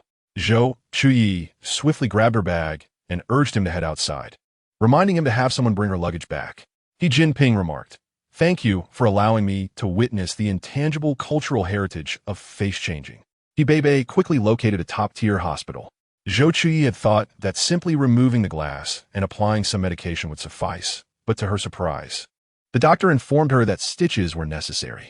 There are many disobedient patients, and the nurse, unfazed, coldly remarked, Well, you need not fear. Your intestines will flow out from here. As He Jinping entered, he found Zhou Chuyi seated on the hospital bed, tears welling in her eyes. Could someone please knock me unconscious? I'm terrified of needles. As someone who would rather endure and than face a needle. Zhou Chuyi was so fearful of injections that she experienced a physiological reaction. After dodging the nurse's outstretched needle for what felt like the 100th time, she pale-facedly apologized. I'm sorry, let me adjust. Though she spoke with a facade of calm, internally, she was overwhelmed with tears. Seeing the standoff, He Jinping strode to her side, covering her eyes with his hand and embracing her, gesturing for the nurse to proceed. Upon catching a familiar scent, Zhou Chuyi instinctively relaxed, and He Jinping was evidently delighted by her reaction, soothingly assuring her, Do not fear, it will soon be over. Oh, that hurts. Could you please jab a little harder? Zhou Chuyi exclaimed. Is it done yet? Is it done yet? It's just a tiny cut. How can it require stitching? Her incessant chatter made He Jinping wish he were deaf. Once the stitching was completed, the nurse offered a few words of advice before wheeling away the cart. He Jinping removed his hand from her eyes, feeling the warmth of her tears in his palm. Zhou Chuyi, with her swollen eyes, looked worriedly at him. Just as he was about to reassure her, she blurted out, He Jinping, have you taken Bai Mingxian with you? Having just attended to her wounds. She was already fretting over that woman, truly a thankless creature. He Jinping's expression darkened, pulling out a handkerchief to clean his soiled hands. His tone cold as he warned her, Zhou Chuyi, be mindful of your own status. When Zhou Chuyi did not receive the answer she desired, she snatched her phone from the cabinet and messaged Bai Mingxian. Only after receiving a reassuring reply did she feel at ease. He Jinping observed her fluid motions, a subtle smile gracing his lips. To minimize the risk of Bai Mingxuan's exposure, He Jinping instructed He Beibei to summon a female doctor from within to tend to Bai Mingxuan's wrist injury. Meanwhile, Zhou Chuyi's expression was unusually grave. Recognizing that Tangqing was merely the beginning, The perilous trials that the original protagonist faced could potentially arrive prematurely due to her actions. In the following days, Bai Mingxian remained at Yujinjuan to recuperate. Each time Zhou Chuyi entered the room, she would find someone leaning against the windowsill, gazing outside, seemingly lost in thought. Her own unease grew more intense. One late night, having changed the dressings, she lay in bed pondering. Zhao Kai, do you think Ichinyu has noticed? Zhao Kai peeked out from her consciousness, replying, Host, he is currently imprisoned by He Chuanxiao in the ancestral hall of the He family, completely cut off from external information. However, the antagonist's mother seems to be attempting to assist him in escaping. Zhou Chuyi slapped her forehead. How could I forget about that old witch? I must quickly find a reliable appraisal agency. By the way, when does the female lead connect with the police to go undercover? Zhao Kai informed her. According to the original narrative's timeline, the exam results for the female lead will be released soon. She actually entered the police station herself, and going undercover was her own request because Bai Yueguang was exposed and perished during that assignment. She aims to fulfill his last wish. Zhou Chuyi mused. So she truly inherited Bai Yueguang's aspirations. In the end, did she genuinely fall for He Chenyu? Given Bai Mingxuan's current obsession with Bai Yueguang, she could hardly fathom what events would transpire to alter the life and death struggle between her and He Chenyu. Chapter 38. An unexpected tug on He Jinping's hair. Zhao Kai remarked, Host. The original narrative states that the female lead fell in love with the male lead while he was covering for her as an informant. As for whether this world's circumstances will differ, I cannot predict. Zhou Chuyi pursed her lips and sighed deeply. Is it her fortune or her misfortune to fall in love with He Chenyu? He Bei was remarkably efficient. Within just a few days in Tangcheng, she presented a comprehensive proposal, including detailed analyses of shop locations and customer flow. As Zhou Chuyi perused the plan on her computer, she could not help but admire. No wonder she is the personal assistant to the CEO. Grabbing the milk prepared for her by Wang Ma, she thought, I must go and placate He Jinping, for we will soon need his strength to confront He Chenyu. If he withdraws, we are all finished. Searching through the room, Zhou Chuyi recalled that the original protagonist was a reclusive homebody with drawers full of hidden snacks and drinks. Had it not been for the mention of her family, the scholarly Zhou clan, she might have forgotten that she was once a bright young lady herself. While rummaging through the cupboard, she noticed a pink notebook buried beneath a pile of snacks. Removing the items on top, she opened it to find only a date, May 20th. It was unclear whether the ink had smudged from the original owner's tears or if it had gotten wet in the rain, but the black characters had begun to blur. Zhao Kai, did anything significant occur on May 20th for the original owner? She picked up a bubble tea nearby and went to boil water. The host's original parents tragically perished in a car accident on this very day, having sent her to a tutoring class to enjoy a moment of intimacy together. The original soul resides within the host's corporeal form, as the Temple Management Bureau is unable to preserve your deceased body intact, thus transferring the original spirit into yours to ensure the functioning of your physiological processes. Zhou Chuyi's voice was filled with anticipation, yet the system could only convey the unvarnished truth. Host, both your spirit and that of the original will be immediately erased. Disappointed, she pressed the kettle button and sat on the bed, acknowledging, oh, I understand. Zhou Chuyi felt a slight comfort, her mood lifting just a bit, a faint smile gracing her lips. It's just 5 years, I can wait. After preparing the milk tea, she knocked on He Jinping's study door, asking, Sir, may I come in? Come in, he replied. Wearing slippers, she hurried towards He Jinping, only to discover that the adorable cup was not heat-resistant, causing her to yelp as she placed the cup at his door. As she touched her earlobe, she urged He Jinping, drink it while it's hot. I specially made this milk tea for you. Observing her grimace from the heat, He Jinping's brow twitched. If it's too hot for her to hold, why is she insisting I drink it? Were it not for the clarity of her glasses, He Jinping would have suspected it was a form of self-inflicted torment. Why is He Jinping staring at me? Surely, I can't be plotting to poison him, she thought. He Jinping, suspecting such mischief, was indeed having similar thoughts. Zhou Chuyi had come not only to provide warmth, but also with a crucial purpose, to obtain some of He Jinping's hair for testing. Earlier, while discussing the milk tea shop with Su Qiuxiu, Zhou Chuyi had asked her to find a medical student friend to assist with the analysis. Given the magnitude of her goals, sending it to a specialized testing facility would pose too great a risk of exploitation by those with ulterior motives. Fortunately, Su Qiuxiu's cousin, A medical student at Tangshan University was willing to help. Seeing Jinping remain unmoved, Zhou Chuyi boldly approached him, but unexpectedly tripped over the carpet, stumbling towards Jinping. Jinping, don't move. You must catch me, Zhou Chuyi exclaimed. As she lost her grip, Jinping's voice came down harshly, prompting her to open her eyes in displeasure. It was merely a matter of catching her. Why the hostility? When she realized her hand was gripping the top of Jinping's head, she quickly released it, awkwardly smoothing down his tousled hair. Blinking innocently, she added, "You must believe it was not truly I who controlled my hands just now." Jinping, suppressing the urge to toss her out, replied through clenched teeth, "Zhou Chuyi." Reluctantly, Zhou Chuyi withdrew her hand, pouting, "Fine, I could have just let you pinch me." How stingy. Struggling to rise from Jinping's embrace, she suddenly noticed that her phone had inadvertently pulled out a strand of his hair, still attached to the follicle. What luck! Now I only need the hair of that old hag and that overbearing boy.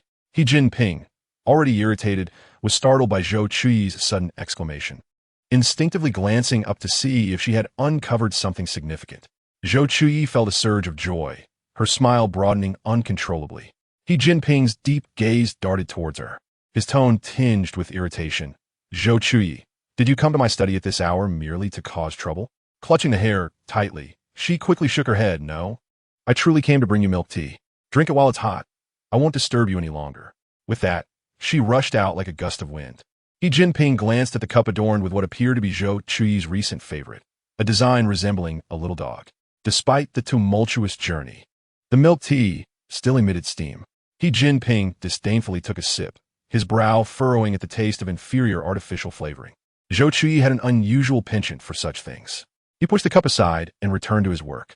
Late into the night, the once steaming milk tea had completely cooled, and despite his reluctance, he chose to drink it all in one go. Alas, he had no choice. After all, Zhou Chuyi was indeed quite difficult to placate. In the following days, Bai Mingxuan's health gradually improved under Dr. Li's care. One bright and clear day, feeling idle, Zhou Chuyi decided to bring her easel to the completed flower corridor for some creative endeavor. As she passed by Mingxuan's room, she noticed the door slightly ajar. Through the narrow gap, she saw her sitting alone on the bed, lost in thought. Gently, Zhou Chuyi knocked on the door and entered the guest room, which was now filled with the sweet fragrance of Bai Mingxuan's presence, having long been vacant. Leaning closer, she asked, Xian, the sun is so lovely today. Would you like to be my muse in the flower corridor?" She smiled brightly at Bai Mingxian, whose complexion still appeared somewhat pale, her gaze brimming with expectation. In recent days, to ensure Bai Mingxuan's proper recovery, only Auntie brought meals, and Dr. Li was her sole visitor. Suddenly encountering the vibrant Zhou Chuyi, Bai Mingxian felt a wave of self-doubt wash over her. With a stiff smile, she shook her head, her voice hoarse from disuse. "I wouldn't want to interrupt your creativity." Zhou Chuyi, concerned that Bai Mingxuan's continued isolation could lead to psychological distress or even threaten her life, searched around the room and found a small mirror on the windowsill. She brought it to Bai Mingxian, encouraging her to see her own beauty. "If my artwork features you, it will undoubtedly be elevated." Upon hearing this, it seemed as if tiny cracks began to form in Bai Mingxuan's self-imposed walls, allowing a sliver of light to filter through. She nodded, "All right." Subsequently, she sat at Zhou Chuyi's makeup table, allowing her to work her magic. True to the tropes of classic romance literature, Bai Mingxuan's beauty was undeniable. Even in her current state of melancholy, a touch of makeup could restore her radiance. After a short while, Bai Mingxian gazed at her transformed reflection, hesitantly touching her face. "Chuyi, is this a bit too much? It feels inappropriate." Zhou Chuyi envisioned her as a guardian spirit of the garden, dressed in a delicate golden gown that embraced her graceful figure, adorned with a silver wig and exotic makeup that added an air of mystery. Even an innocent sprite could be a strong protector of the garden, gentle yet resilient. This was the essence Zhou Chuyi aimed to capture in her creation. Pleased with the floral crown crafted from fallen blossoms, Zhou Chuyi declared, "We are not mere commodities to be subjected to market research. As long as we are satisfied with our creation, that is all that matters." She glanced at the lively sprite in the mirror and raised an eyebrow. "Do you like this look?"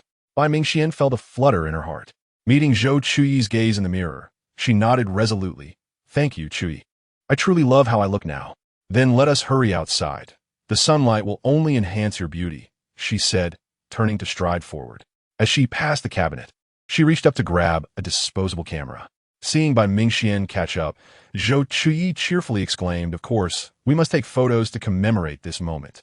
Bai Mingxian, buoyed by her infectious smile, felt a significant portion of her gloom dissipate. They returned to their previous spot, but this time, the artist had gained an inspirational muse.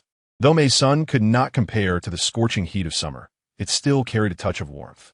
After searching for the perfect location, Zhou Chuyi finally found an ideal spot to position her model, right at the junction of the flower corridor and the fountain. After finding a suitable spot, Zhou Chuyi began her painting on a Monday, and midway through, she was suddenly struck by a new inspiration. Xian, feel free to wander around the garden. You don't have to sit still all the time. This was the first time someone had painted her, and without asking too many questions, she simply followed Zhou Chuyi's instructions. The powder blue garden world welcomed the naive fairy, who curiously explored until she paused before a delicate flower. After gazing for a long while, the fairy decided to stay and protect the blooms from wilting. In return, the flowers rejuvenated her parched spirit. Watching Bai Mingxian pause before a blossoming flower, Zhou Chuyi picked up her camera and snapped a few shots. As the film developed, she continued to paint. When Wang Ma brought refreshments to help the two cool off, Zhou Chuyi was nearing the end of her work. The candid shots she took while Bai Mingxian wandered the garden were spontaneous, lacking any deliberate poses. Each photograph was casual, some even slightly blurred, yet they conveyed elements that had never appeared in her previous photos: freedom and authenticity. The dignified second young lady of the Bai family, Bai Mingxian, always maintained her composure and grace in public, which was reflected in every photograph of her. However, it was only in the pictures with Zhou Chuyi that she revealed her true self. After finishing her painting, Zhou Chuyi observed Bai Mingxian studying the photos intently. They turned out well, didn't they? Bai Mingxian's eyes sparkled with delight. "Chuyi, can I keep this photo of us?" "Of course," Zhou Chuyi replied, calling over Wang Ma and succinctly explaining the operation. "Just make sure both our faces are clearly visible in this little lens, and then press this button." Wang Ma, being a servant of the He family, had some familiarity with photography. After carefully listening to Zhou Chuyi's instructions, she attempted a shot. The outcome was satisfactory, allowing Zhou Chuyi to confidently stand beside Bai Mingxian. Each time Zhou Chuyi awakened to creativity, she envisioned herself as a human artist, thus donning a flowing white gown and braiding her hair into a side fishtail. She glanced around, picked up a fallen pink flower, tucked it behind her ear, and then linked arms with Bai Mingxian. "I'll count to 3, 2, 1, and then you take the picture. You can press it multiple times." "All right, got it. Should we strike a pose?" Bai Mingxian asked, looking somewhat awkwardly at Zhou Chuyi. Although Zhou Chuyi had learned many photo poses online to capture beautiful pictures with her friends, she always found herself instinctively flashing a peace sign. Turning to Bai Mingxian, she exclaimed, "Peace." Bai Mingxian couldn't help but laugh at her adorable demeanor and mimicked her by extending her right hand to form a peace sign. This little interlude caused both to stifle their laughter during the photo session. It wasn't until Wang Ma called for a stop that they let their laughter flow. Bai Mingxian waved the developing photo, her smile unwavering. "I'm sorry, you were just too cute. I couldn't help myself." Zhou Chuyi pouted playfully.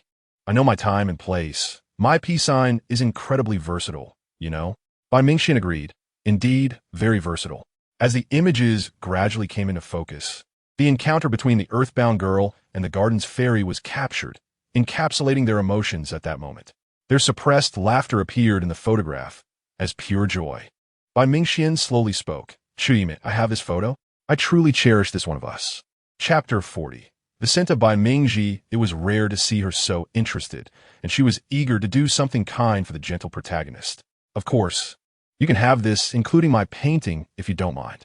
Bai Mingxian suddenly remembered she hadn't yet seen Zhou Chuyi's artwork, which depicted a pair of butterfly wings in shades of pink and blue.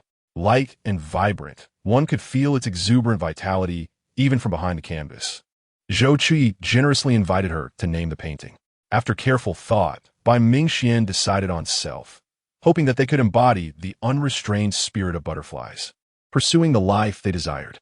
"All right, it shall be called Fate's Gears." At this moment, the wheels of fate began to turn quietly, yet those involved remained oblivious. When Hebei entered, Jinping was reviewing the home surveillance footage and saw Zhou Chuyi painting in the garden. happily whispering with Bai Mingxian. A smile crept onto his lips. He truly wondered how this silly girl remained so joyful all day long. Knock, knock. Mr. Bei is at the door. Jinping returned to his indifferent demeanor, subtly switching the computer screen to the desktop. He raised his chin, prompting Bei to speak. Sir, next week marks the anniversary of Madame's parents' passing. Both old he and Madame will be visiting the cemetery. Additionally, the eldest young Master S-man have been searching for by Xiaojia. Should we hand her over to the Bai family to reduce complications? Considering Zhou Chuyi's disruptive nature, Jinping felt an ache in his scalp. A shadow flickered in his eyes. Jinyu was currently confined by the old man in the He household, unable to contact the outside world. However, on the day of the anniversary, the He family's defenses would likely relax. Send a couple more people to keep watch and inform me of any news as it arises. Investigate if they're a doctor or someone related to Zhou Chuyi in her circle. If so, report immediately. Bei was puzzled as to why his superior suddenly took an interest in someone named Zhou Chuyi, but years of professional training taught him not to ask unnecessary questions. He nodded. Rest assured, sir, I will handle it. After Bei departed, Jinping unconsciously placed his hand back on a mouse, opening the surveillance folder for Yujin Garden. Zhou Chuyi, noticing the lovely weather, proposed an outdoor party, and Wang Ma mentioned there was a barbecue grill in the storeroom. They could invite Zhou Chuyi to join for a barbecue and some champagne. However, upon hearing Zhou Chuyi's suggestion, Wang Ma appeared hesitant, knowing Jinping was not fond of crowds. Their conversation was overheard by Jinping, who smirked, anticipating Zhou Chuyi's call. The phone rang, and Jinping supported his face with one hand, lazily observing Zhou Chuyi through the monitor as she rambled. Just as she was about to give up and hang up, he slowly answered, Jinping, I want to host an outdoor party in Yujin Garden. Can I invite Zhou Chuyi to join? A subtle smile graced his lips as he replied, Zhou Chuyi, when asking for a favor, one should adopt a proper attitude. In the monitor, Zhou Chuyi rolled her eyes, muttering, if it weren't for my lack of funds, I would have dragged my friends to a bar to have fun with handsome guys. What restrains me is not morality, but money. Through the phone, Jinping chuckled, amused that she dared to seek out another man, a bold move indeed. Considering how long it had been since she separated from Bai Mingxian, she had taken a step back. All right, I'll agree to one condition, but it must be within my capabilities. I knew you were still sore about my last request, Zhou Chuyi remarked. Jinping lightly tapped the table's edge with his fingertips, casually affirming, agreed. Without allowing Zhou Chuyi to say anything further, he leisurely hung up the phone. Frustrated by the abrupt end to the call, Zhou Chuyi glared at her phone, muttering her irritation. You've really got me riled up. It's like hitting cotton. She then turned and proudly pulled Bai Mingxian along, riding out of Yujin Garden on the same silly electric bike. Jinping shut off the surveillance and messaged Zhang Chong. Follow. Yes, sir, Zhang Chong replied. Zhou Chuyi had just submitted her thesis for the first round of review and had some free time, so when Zhou Chuyi asked if she was available to join, she readily agreed. At the entrance of Zhou Chuyi's convenience store, Zhou Chuyi parked her car among a group of luxury vehicles, prompting Bai Mingxian to remove her rabbit helmet and inquire curiously, Chuyi, why did you choose to park here? Isn't it more convenient to park beside them? Zhou Chuyi brushed her hair, which was slightly disheveled, and glanced at the only black Rolls-Royce she recognized, reasoning that the skilled driver of such a luxury car would not graze her little vehicle. Bai Mingxian looked at her with delight, exclaiming, You are so clever. She never hesitated to shower Zhou Chuyi with compliments. Hearing this, Zhou Chuyi's lips curved into a smile as she waved her hand dismissively. Oh, it's nothing, just experience. Zhou Chuyi, hearing their voices, immediately stepped out. Upon noticing the beautiful girl beside Zhou Chuyi, her eyes widened in surprise. Hello, miss, she exclaimed. She hadn't expected Zhou Chuyi's friend to be equally charming. Bai Mingxian greeted her back with a smile. Hi, I'm Bai Mingxian, but you can call me Xian, just like Chuyi. Hello, Xian, I'm Zhou Chuyi, but you can call me Chuyi. By the way, do you have any sisters? Zhou Chuyi suddenly shifted the conversation. Zhou Chuyi frowned. What is up, Chuyi? Even Bai Mingxian was taken aback, as it was her first time meeting this girl, and logically, she wouldn't know her identity. Zhou Chuyi explained, There's a girl at our school named Bai Mingji, which is quite similar to your name, so I was just wondering if she is your relative. Upon hearing the name Bai Mingji, Zhou Chuyi and Bai Mingxian exchanged glances. To avoid unnecessary trouble, Bai Mingxian opted not to acknowledge her identity shaking her head.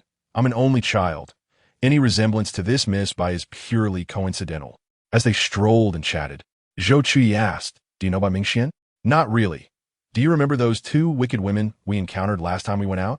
I only found out later through the school forum that she was the eldest daughter of the Bai family. Before that, I only knew she studied film at our school. The sycophant, Sun Xiao Xiao, followed closely behind, mimicking her every move. And then, Su Qiuxiu's gaze became inscrutable as she looked at the two, adding mysteriously, guess what? It gets juicier. They ventured various guesses. Caught cheating on exam? Campus bullying? Being a mistress for a benefactor? Su Qiuxiu shook her head at each suggestion. Zhou Chuyi was utterly perplexed, as Bai Mingji was merely a background character in the original story, leaving her clueless about her fate. In Chapter 41, Evening Party, Zhou Chuyi looked at Bai Mingxian in confusion. Do you know? Bai Mingxian pondered briefly, but shook her head, seeing they were unable to deduce the situation. Su Qiuxiu cleared her throat. Bai Mingxian has always been a prominent figure at our school. She is beautiful, comes from a wealthy family, and is kind-hearted, often participating in charitable activities organized by the school's clubs. Of course, these were all rumors.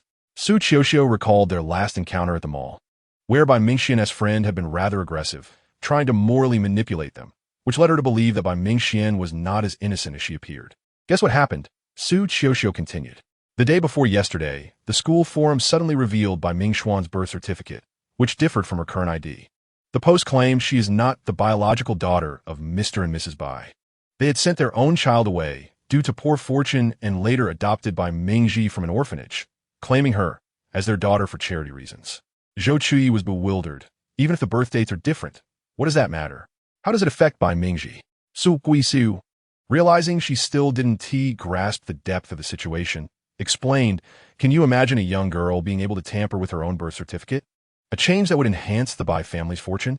Thus, it became clear that Bai Mingji was not the real threat.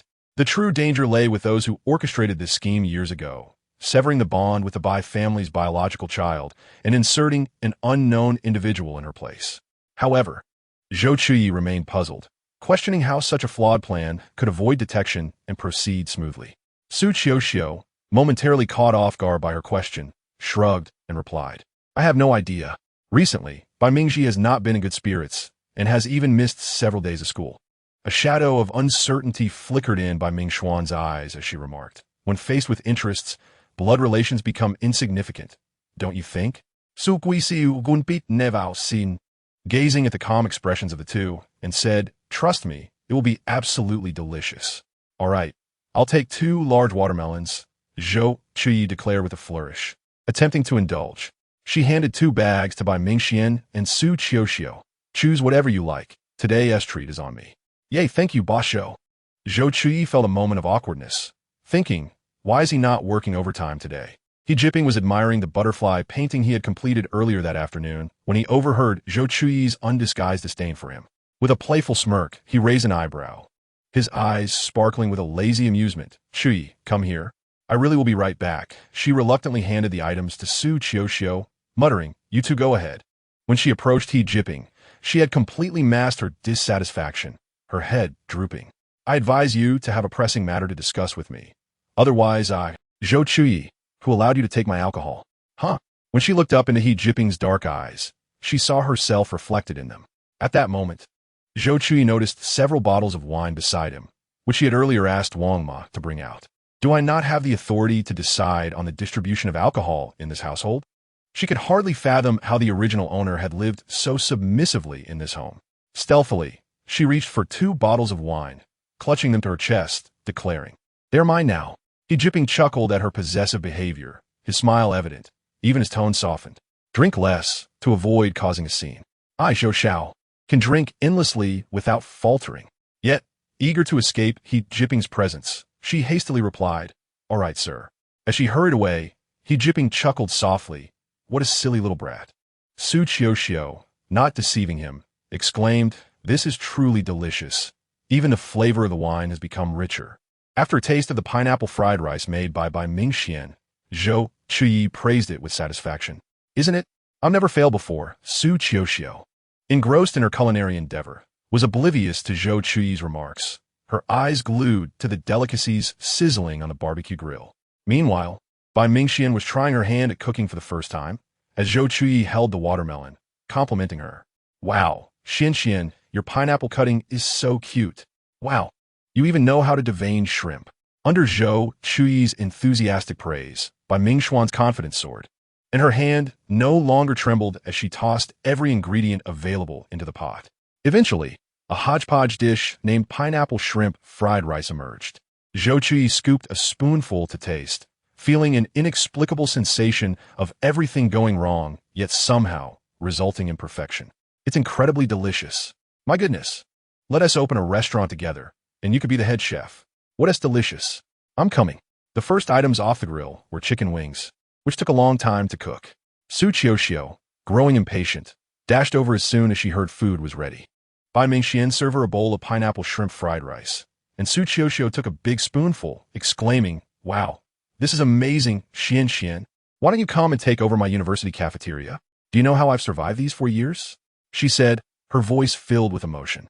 Zhou Chuyi shot her a glance. You've been living your best life, haven't you? With your social media, showing 8 meals a day. What more do you want? Su Qiuxiu gestured to seal her lips with her left hand before indulging in playful banter in the kitchen. After some light-hearted frolicking, the trio settled down on a picnic blanket in the garden, one of them cradling a watermelon. The chef had already placed the grilled delicacies on the picnic table. Their conversation meandered from the delectable flavors of the meat to their favorite dishes from their university cafeterias, eventually landing on the timeless topic of marriage and parenthood. Zhou Chuyi, at the age of 29 in the real world, had only dated a few charming individuals during her university years, after which her romantic life came to a standstill. It seemed as if many years had passed since she encountered anyone who stirred her heart. Strangely, when this thought crossed her mind, the image of Jinping's exquisitely sculpted face suddenly emerged. Chapter 42. Do you like Jinping? She shook her head, wondering if the lively atmosphere had clouded her judgment, causing her to think of Jinping. Accepting the large chicken leg handed to her by the chef, she took a bite and remarked, I suffer from cold womb syndrome. I cannot bear children. Su Qiuxiu immediately raised her hand, exclaiming, I have paronychia. I cannot bear children either. With that, the two clinked their chicken legs in a playful toast. Su Qiuxiu turned to Bai Mingxian and asked, What about you, Xian? Not knowing about Bai Mingxuan's connection to her beloved Ajie, and fearing that such topics might upset her, Zhou Chuyi quickly put down her chicken leg and covered Bai Mingxuan's mouth, urging her to discuss something else. Bai Mingxian, observing Zhou Chuyi's anxious demeanor, smiled reassuringly. It's all right. Chuyi, we are friends, and we can talk about anything. In the past, when Ajie was still around, despite their youth, he had declared early on that he would undergo a vasectomy upon graduating from university, unwilling to subject himself to the pains of parenthood.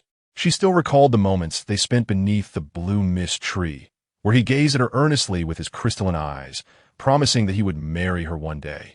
He would undoubtedly become a good police officer, ensuring peace and safety, and accompany her until the end of her life. She remained. So why had he broken his promise first?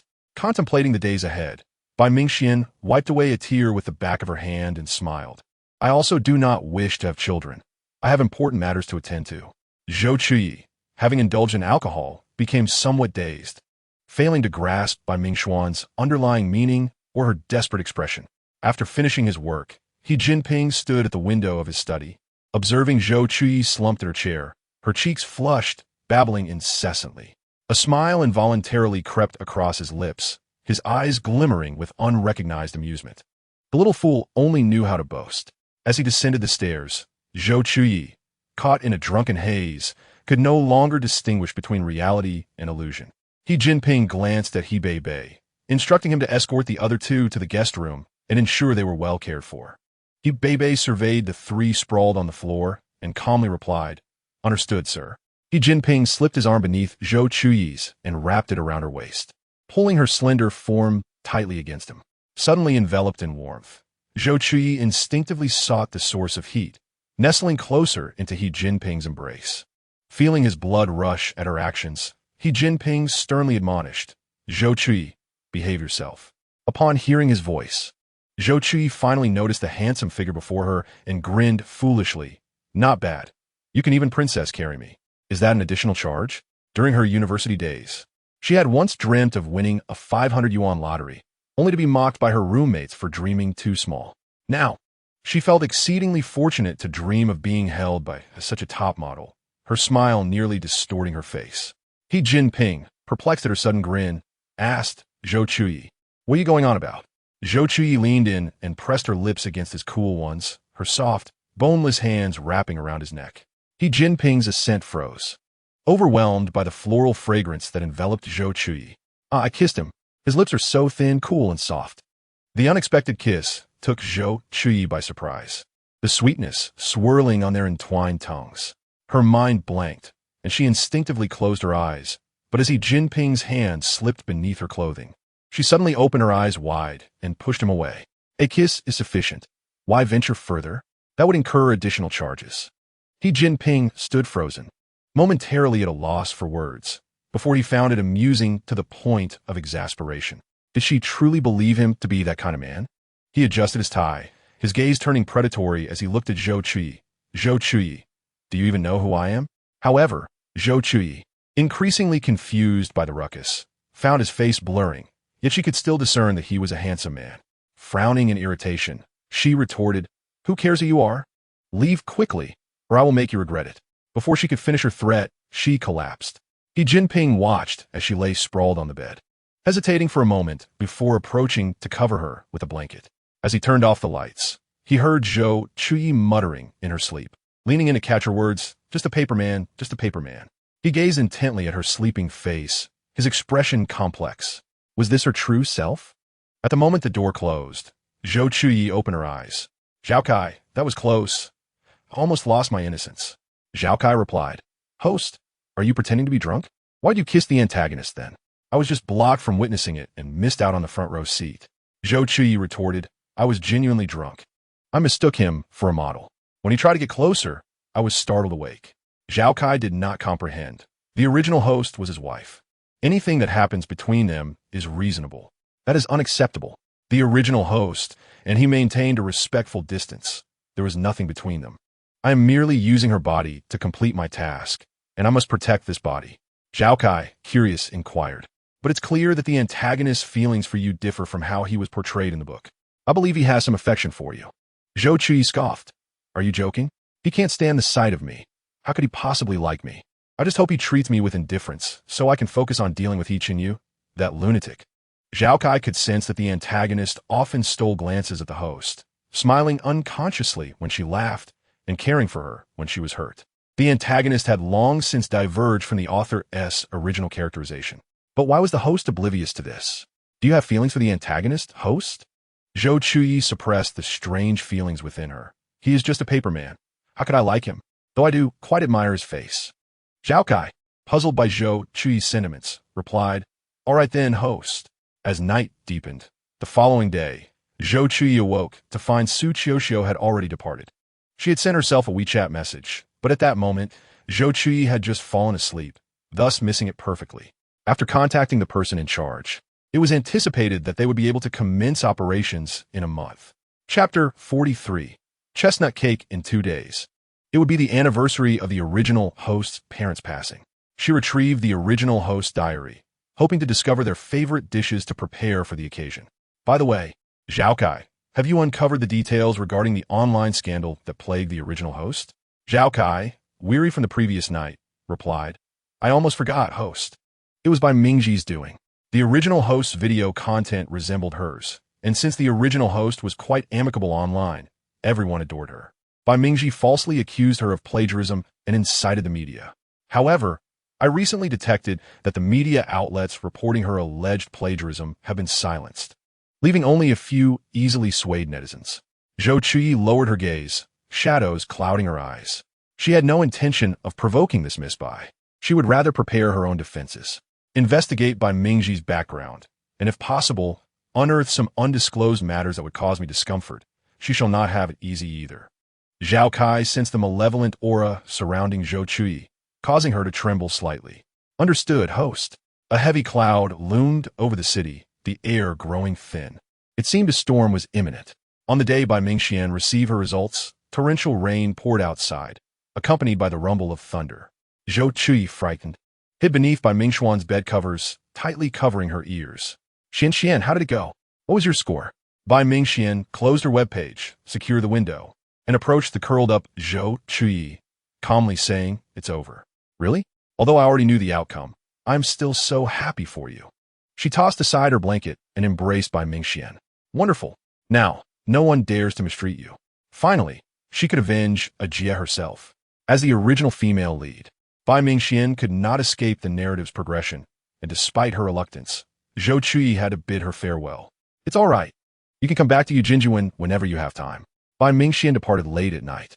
The next day, when Zhou Chuyi searched for her in the room, she found only an envelope at her door. Upon opening it, she discovered just a few brief words. "See you next time. I hope you find happiness and freedom." It was left by Mingxian.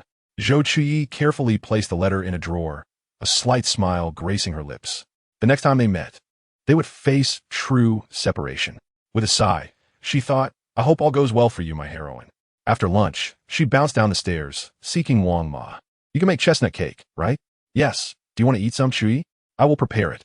The original notes mentioned how the original owner loved the chestnut cakes made by her father, and currently, only Wang Ma's version matched the flavors in her memory.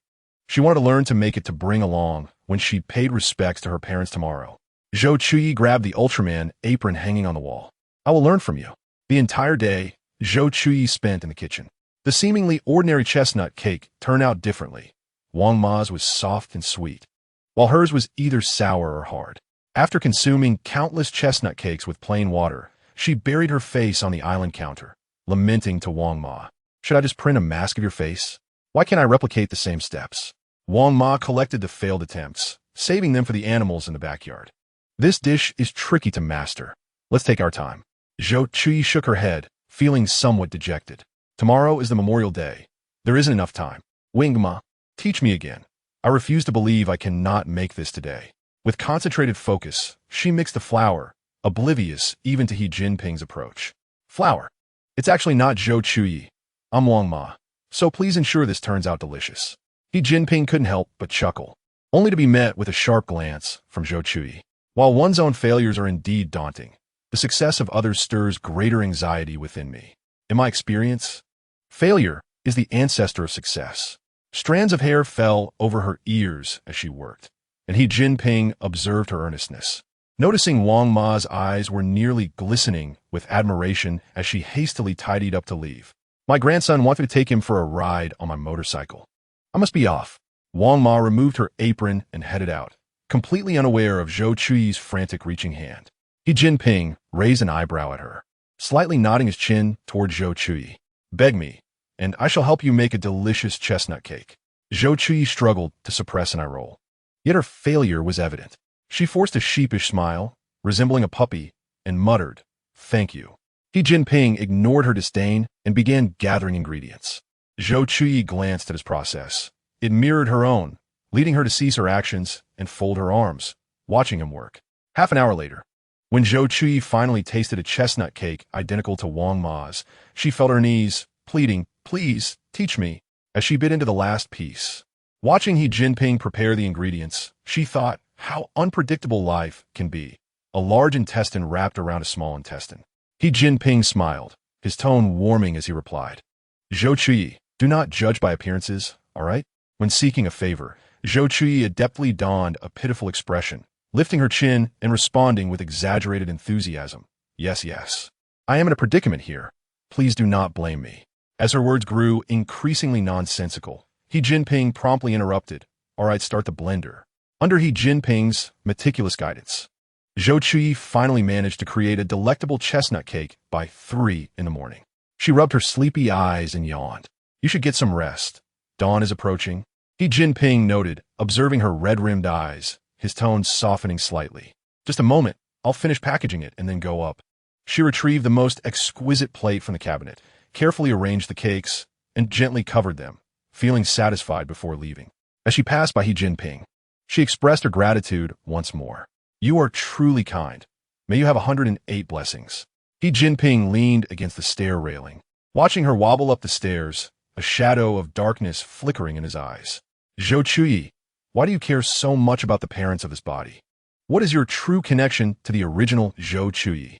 Chapter 44. Memorial Day, Zhou Chuyi had not slept for long before her alarm jolted her awake. The night had yet to retreat, and it was unclear when the gentle patter of rain had begun outside, enveloping the city in a misty veil. The sound of her slippers echoing down the corridor was particularly distinct. She held an umbrella, carefully arranging the vibrant flowers she had gathered. When Jinping came downstairs, he found her at the door, her left arm cradling a flower basket and her right hand holding a box containing chestnut cakes. Noticing the dewdrops on the roses and Zhou Chuyi's dark circles, he asked, "Did you not sleep at all?" It was rare to see her in such a dismal mood, so when he descended, she simply said, "Let's go." The streets on this rainy day were sparsely populated, lending an air of desolation. Outside the city, the cemetery held the remains of Zhou Chuyi and Ren Qing. Zhou Chuyi was unaware of the grave's location, following closely behind Jinping, her leather shoes splashing on the smooth, wet flagstones. At the gravesite, Jinping had already set out the offerings he had prepared in advance. She gently placed down her belongings, took out a handkerchief she had brought, and wiped the rain-soaked tombstone and the photograph of the Zhou couple. Once everything was in order, she took a deep breath, then pulled Jinping close as they stood before the gravestone, bowing reverently in tribute. Gazing at the couple's portrait, Zhou Chuyi smiled faintly. "Mom, Dad, Xian and I are here to see you. I made chestnut cakes with my own hands and brought you newly bloomed roses from the courtyard. I hope you don't mind. Of course, you can subtly let me know if there is anything I should improve upon. I am very open to constructive criticism. Xian and I share a wonderful relationship. You need not worry about us." As she reached the end of her speech, tears streamed down her cheeks, her voice thick with emotion.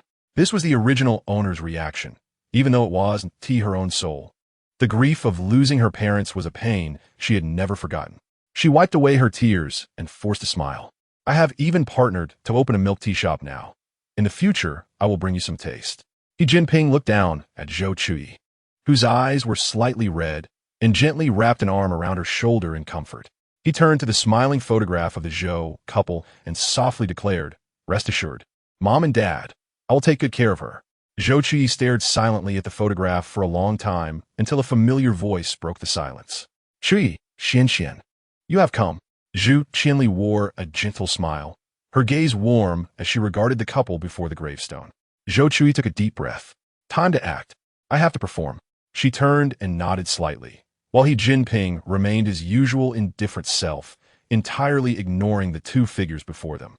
Displeased by the apparent disregard shown by the younger generation, immediately felt his expression darken. However, being at the tombstone of the Zhou family, he restrained his anger, casting a fierce glare at, "How dare you not greet your father? I will settle this with you later." In response, his eyes cold as ice met, "Mr. He, I advise you to maintain your dignity." Zhou Qianli, placing items at the tombstone, attempted to mediate, saying, "How can you speak to your father in such a manner?" Scoffed lightly, his gaze filled with disdain for both of them. Seeing her attempts to persuade him ineffective, Zhou Qianli turned her attention to Zhou Chuyi. She grasped Zhou Chuyi's wrist earnestly. "Chuyi, please talk to. After all, you are married, and your words will carry more weight than mine." Her grip was firm, as Zhou Chuyi struggled against it. "This old witch is quite adept at manipulation. Send you to negotiate, and within 2 minutes, war would break out." Zhou Chuyi rolled her eyes discreetly, then feigned tears, her voice more choked than "Mother, my wrist hurts terribly. Please do not force me." As soon as she finished speaking, yanked her hands free from Zhou Qianli's grasp, positioning her protectively behind him. He had expected Zhou Chuyi to retaliate with sharp words for Zhou Qianli, yet instead, she had been harmed by her. Looking down at the visibly panicked Zhou Qianli, he spoke with an unyielding tone. "I have stated my refusal to go. No one can persuade me otherwise. Furthermore, Zhou Chuyi is my wife, and it is not your place to scold her." With that, he took Zhou Chuyi and began to leave, but suddenly halted, a smirk of contempt appearing as he glanced at the furious yet helpless couple. "If Chuyi's parents witnessed your treatment of her, they would surely come to confront you." As strode away, his long strides meant Zhou Chuyi had to run to keep up, yet this time, she bore no resentment. "Wow, this aura was impressive, truly striking enough to raise my spirits." Only impressive? Once back in the car, Zhou Chuyi, intending to check for any marks from the old witch's grip, discovered a hair caught between her fingers. The original owner cherished her hair, so Zhou Chuyi had maintained her long, straight black locks. In contrast, Zhou Chuyi had resorted to a trendy hairstyle, with her hair styled in dry, frizzy curls. Zhou Chuyi clenched her fist, recalling the last time she had pulled a hair from, and now she had one from Zhou Chuyi as well, intended to have them both tested. Suddenly, grasped her tightly held hand, frowning at her swollen wrist. Why are you so fragile? A mere tug caused such damage? His tone was somewhat grave. Zhou Chuyi, are you foolish? Could you not have dodged? Zhou Chuyi looked incredulous. You want me to perform acrobatics? Should I execute a perfect Thomas full spin to avoid her gaze? Was a loss for words, genuinely wanting to understand what thoughts occupied her mind. She is an elder. I cannot act too out of line. Zhou Chuyi weakly defended herself. If not for the knowledge that Zhou Chuyi had once fought for eggs in the market with Wang Ma, he might have been deceived by her innocent demeanor. His deep, captivating gaze pierced through her. Is that so? Zhou Chuyi eagerly nodded. Indeed. I am the epitome of respecting elders and cherishing the young. He leaned closer to her, his serious eyes revealing an earnestness that seemed to peer into her very soul. Zhou Chuyi, you may leverage my influence to be a bit more willful. Zhou Chuyi gasped, her face rapidly flushing as she processed his words. Was pleased with her reaction, gently massaging her swollen wrist, a smile creeping onto his lips. Oh no, he must have noticed my laziness and not clear my blackheads.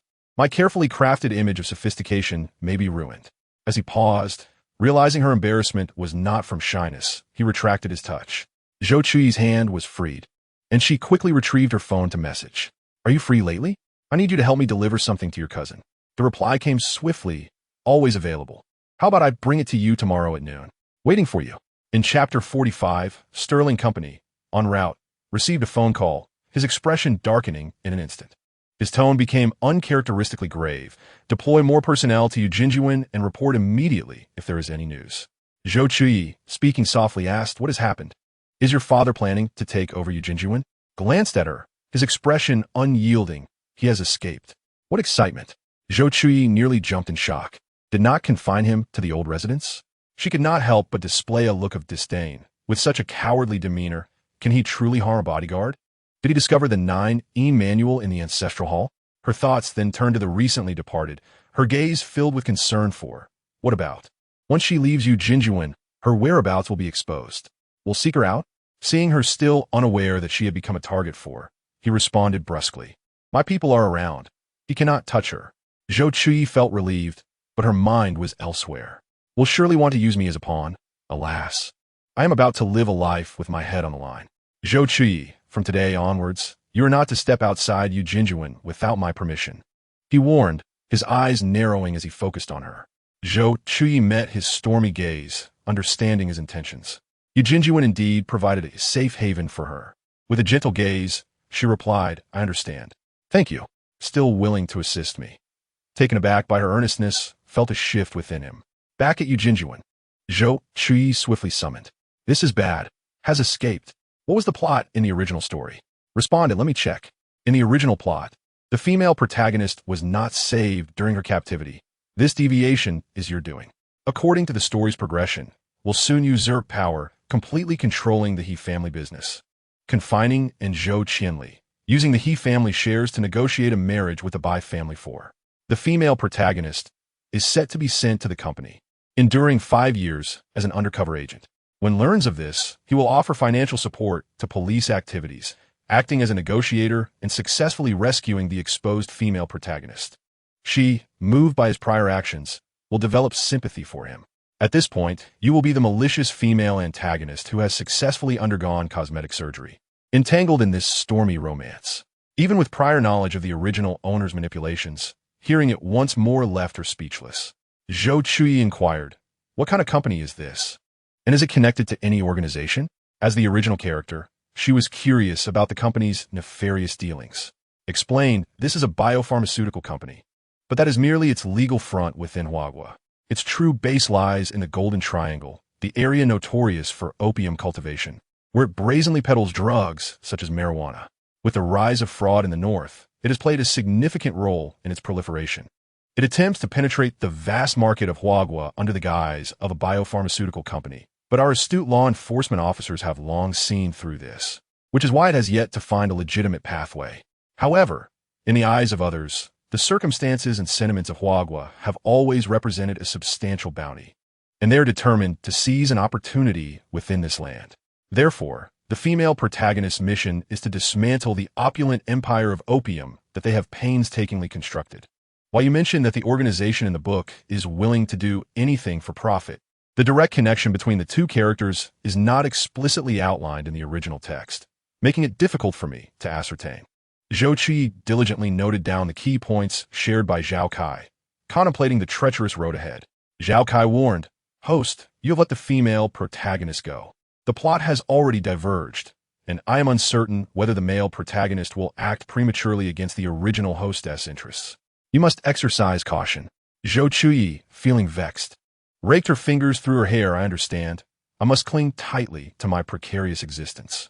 Even a monthly allowance of 1 million has not been deposited this month, and her credit cards, along with the extravagant jewelry she typically maintains, are becoming unsustainable. With her bank balance dwindling and no longer sufficient to cover the exorbitant expenses of her presidential suite, she reluctantly sought a more affordable hotel. As she walked down the street, well-covered, a discreet Maybach came to a halt beside her.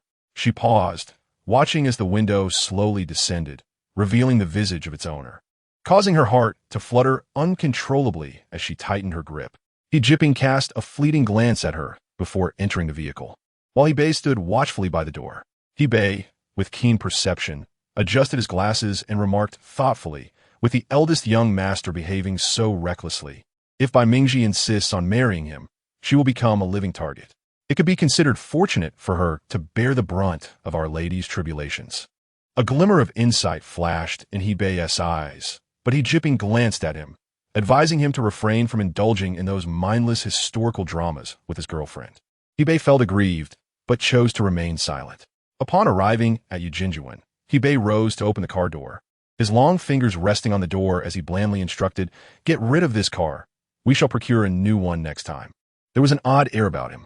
Bei cast a glance at the globally limited luxury vehicle, feeling a pang in his heart. Yet he dared not defy Jinping's command. On the table, 2 plates of their favorite dishes had been prepared.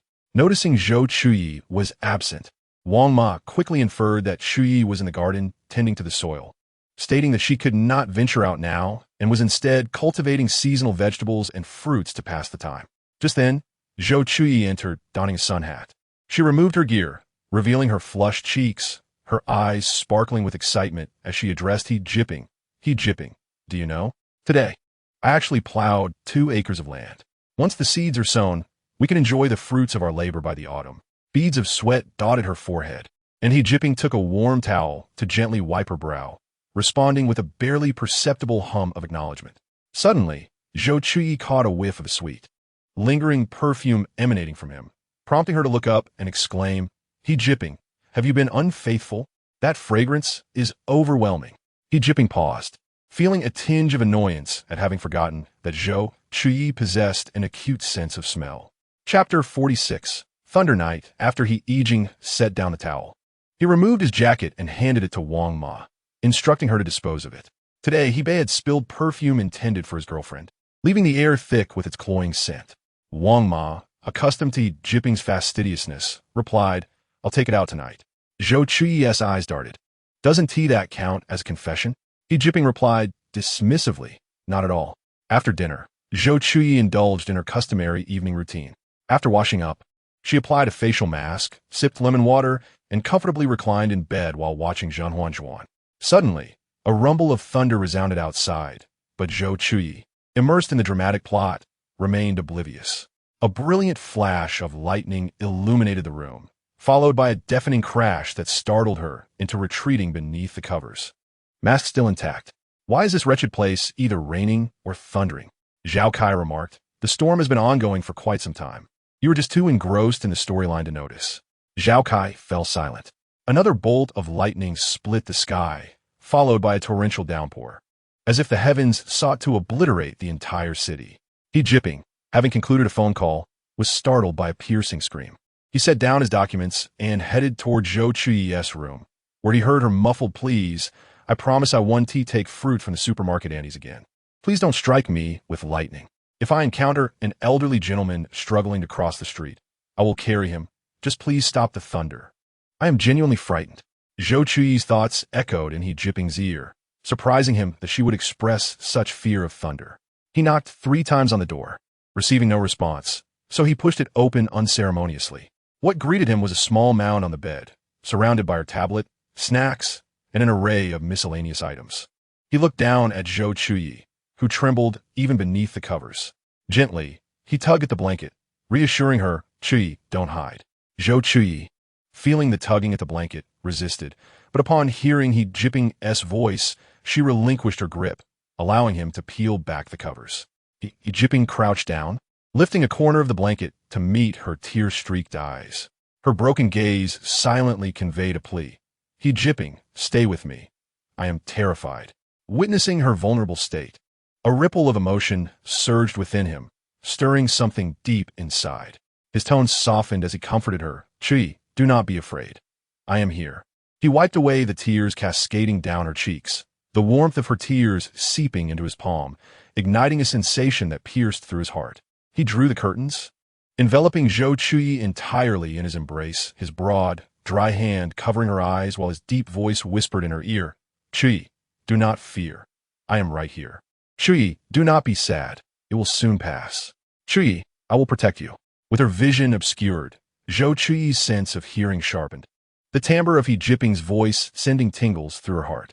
The thunder continued its relentless roar, and with recent events involving Jinping's escape, the pressure on Jinping must be considerable. He tightened his embrace, his dark gaze fixed on her, declaring, "We are husband and wife, tonight. I will stay here with you." Zhou Chuyi looked up to meet his gaze. "We are sleeping together again? This frequency seems rather high." Jinping replied, "How often do we do this? Once every few months is hardly excessive." As the thunder began to rise once more, she struggled, yet ultimately acquiesced to Jinping. Jinping smiled. "Sleep now. I am here." This time, they slept under separate covers, as Zhou Chuyi burrowed into her blanket, leaving no spare material for him. He had to fetch another one. The room dimmed gradually, and Zhou Chuyi's breathing became steady, while Jinping lay awake, lost in thought.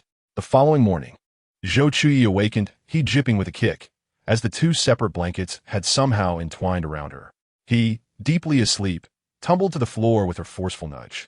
Stunned for a moment, he contemplated the absurdity of being literally kicked out of bed by Zhou Chuyi. Suppressing the rising annoyance, he glanced at her sprawled across the bed and grabbed his phone from the bedside before departing the disheartening scene. Consequently, when Zhou Chuyi descended for breakfast, Jinping wore a sullen expression. She nibbled on the large flour rolls made by Wang Ma, covertly glancing at him, pondering what has gotten into Jinping. Did a night spent together provoke this mood swing? Jinping silently scoffed. "Isn't it your fault for waking me up with a kick?" After Jinping left, she neatly packaged Zhu Qinli's hair and placed it in a gift bag to hand over to Wang Ma. Wang Ma carried a large bag filled with luxury items and nodded resolutely. Zhou Chuyi had contacted Su Qiuxiu the previous night, requesting that Wang Ma deliver the items to her convenience store today, and had even devised a secret code for added security. As expected, upon arriving at the convenience store, Wang Ma noticed the absence of onlookers, placed the bag before cashier Su Qiuxiu, and whispered the designated phrase. "Who is the richest person in the world?" Su Guisu, with a determined gaze, expressed her desire to join the party. Upon seeing the bag, which contained not only the document but also many high-end lipsticks and perfumes, items Zhou Chuyi had not mentioned, she looked at Wang Ma in surprise, asking, "Are these all from you?" Wang Ma nodded affirmatively, replying, "Indeed, they are all the intentions of our madam." With a smile, she accepted the bag, saying, "Thank you for your hard work, Auntie. Please extend my gratitude to Chuyi." While busy tending to the fields, Zhou Chuyi received a call from Su Qiuxiu. "Thank you, Chuyi.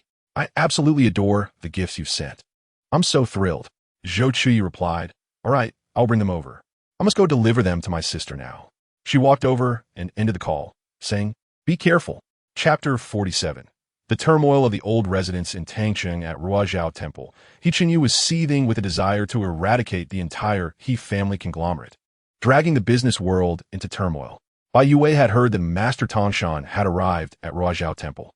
This master, a direct disciple of Shakyamuni, possessed profound wisdom and was elusive, bestowing blessings far and wide. His arrival at Ruozhao Temple drew both prominent and lesser figures from Tangcheng, all eager to pay their respects. Bai Yu Wei was no exception. He took his wife, Su Wei, and ascended the 199 stone steps to the temple's entrance early in the morning. Upon entering, a young monk pointed him towards a particular room. Bai Yu Wei hesitated slightly, but the monk, with hands clasped, said, "Benefactor, the master has been waiting for you." He hurriedly led Su Wei inside, unaware of the fleeting smile from the young monk behind him. Inside the room sat a kindly-looking master who, upon hearing their entrance, slowly opened his eyes and spoke in a steady voice, "Benefactor by Benefactor Su." The couple respectfully knelt on the cushions, hands clasped, saying, "Master, we have long admired your esteemed name." The master gazed at them with a gentle demeanor and asked, "Benefactor Bai, are you troubled by matters of fortune?" He fiddled with the prayer beads in his hands, his lips moving silently as Bai Yu Wei patiently waited. After a moment, the master spoke. "You are destined to have 2 daughters, one true and one false. You belong to the metal element. One daughter belongs to earth and the other to fire. Earth nurtures metal, while fire overcomes metal." Years ago, when he embraced Bai Mingji, he had chosen her for her earth element strength to benefit the Bai family. Yet her birth date had been falsified. "Master, I adopted a daughter, but she altered her birth date to enter our family. Does this count?" The master inquired about Bai Mingji's true birth date, calculated it, and shook his head. Bai Yue grew anxious, asking, "Master, what does this mean?" The master replied, "This destiny is indeed not favorable, yet it can counterbalance the fire that overcomes the true heiress. Whether true or false, it depends on your choice." The master slowly closed his eyes, ceasing further words. Bai Yue bowed respectfully before pulling Su Wei away. On the return journey, Su Wei observed his contemplative expression and cautiously probed, "What are your thoughts, dear husband?" Despite her inner conflict regarding the deception, the bond formed over the years could not be dismissed. She subtly tested Bai Yue Wei's stance multiple times, but he insisted that the matter concerning Mingji was intricate, likely orchestrated by someone with ulterior motives. Unfortunately, the anonymous account had vanished after sending an email, and despite Bai Yue Wei's efforts to trace it, no leads emerged. This issue had long plagued him, leading to some discord between them over Bai Mingji. Fortunately, they had encountered the master, and while Mingji's fate was not particularly good, it was certainly preferable to the fate of Bai Mingxian, whose destiny was one that brought misfortune to her parents. Bei handed a check to Master Tongshan, who, abandoning his previous ethereal demeanor, cautiously accepted the check and tucked it away. "Please convey to President He that everything is proceeding as planned." Bei regarded the master's avaricious demeanor with disdain, pondering why, despite being Master Tongshan's disciple, there was such a stark disparity between them. He coolly nodded, saying, "Keep your mouth shut about today's events. Otherwise, you will find yourself responsible for Master Tongshan's medical expenses." Although his words were not explicit, the counterfeit master quickly grasped the implication, his expression turning serious. "Rest assured, President He, I guarantee I will not let anything slip." Recently, the true Master Tongshan had been located, but alas, he had fallen ill after years of hardship, necessitating the substitution of his disciple. Regardless of the identities involved, achieving the objective remained paramount. At the He family estate, He Chuanxiao smashed the dinner sent to him that night, shouting angrily, "Unfilial son! After all the effort I expended to raise you, this is how you treat your own father?"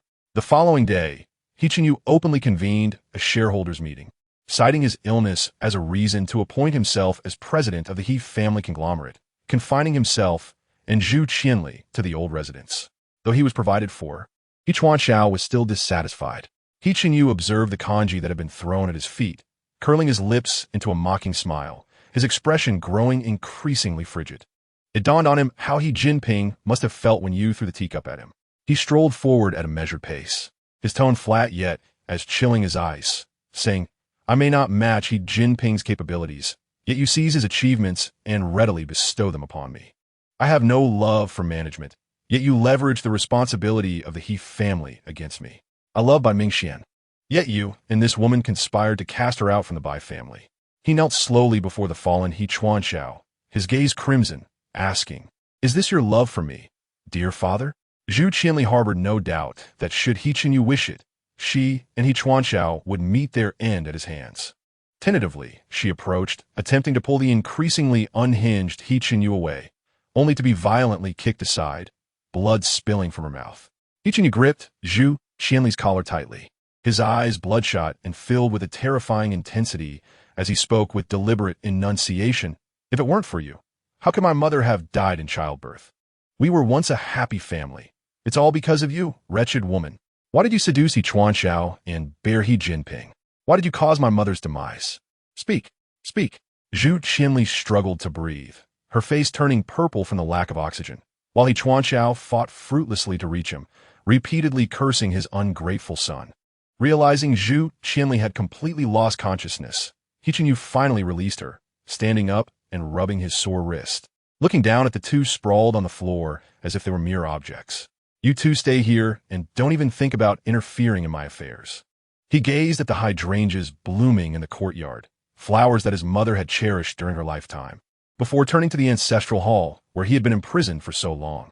Inside the hall, the flickering candle flames cast shadows as he lit 3 incense sticks, gently touching the photograph of Lady He. In a hoarse voice, he murmured, "Mother, I miss you so much. I cannot find Ming Xian. I've lost everything, Mother." Exhausted from his cries, he embraced the photograph, howling in anguish like a cornered beast, tears cascading down his cold, pallid face. "Mother, please help me. I truly do not know what to do." Chapter 48. A new gaming partner recently. Aside from tending to the fields, Zhou Chuyi found little to occupy her time. He Chuanxiao was rampaging everywhere, and He Jinping's insistence that she not step outside Eugene Garden was no idle threat. This was a game launched by the company, simple in nature, involving completing tasks and progressing through levels. What makes this experience intriguing is that players can sculpt their desired character models according to their preferences and match with partners they yearn for within a message pool. The partners in the message pool are real players, allowing for continuous selection and matching until the most compatible one appears. Consequently, the game swiftly attracted a vast crowd upon its launch. Zhou Chuyi mentioned that she found a like-minded companion within the game, as her interests are rather niche, and she had never encountered anyone with similar passions in reality. One night, after receiving a scolding from her mentor for a high plagiarism rate on her thesis, she casually matched with a gaming partner and encountered this girl. The following day, she promptly shared the game with Zhou Chuyi. After downloading the installation package, Zhou Chuyi adorned her game avatar according to her vision. As a meticulous individual with a penchant for aesthetics, she hesitated for 10 minutes, but ultimately decided to spend 50 yuan on a limited facial feature for her character. Once the setup was complete, she navigated to the message pool and clicked, only to be greeted by an unrefined voice. Without hesitation, she exited and continued to select anew. The next option was a rather peculiar character. This individual exuded a certain charm, prompting Zhou Chuyi to confirm and engage in 2 rounds of gameplay.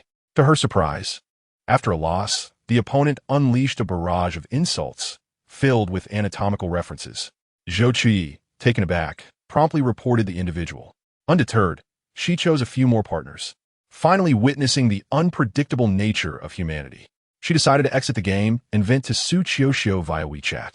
15. My dear, there are so many peculiar individuals in this game.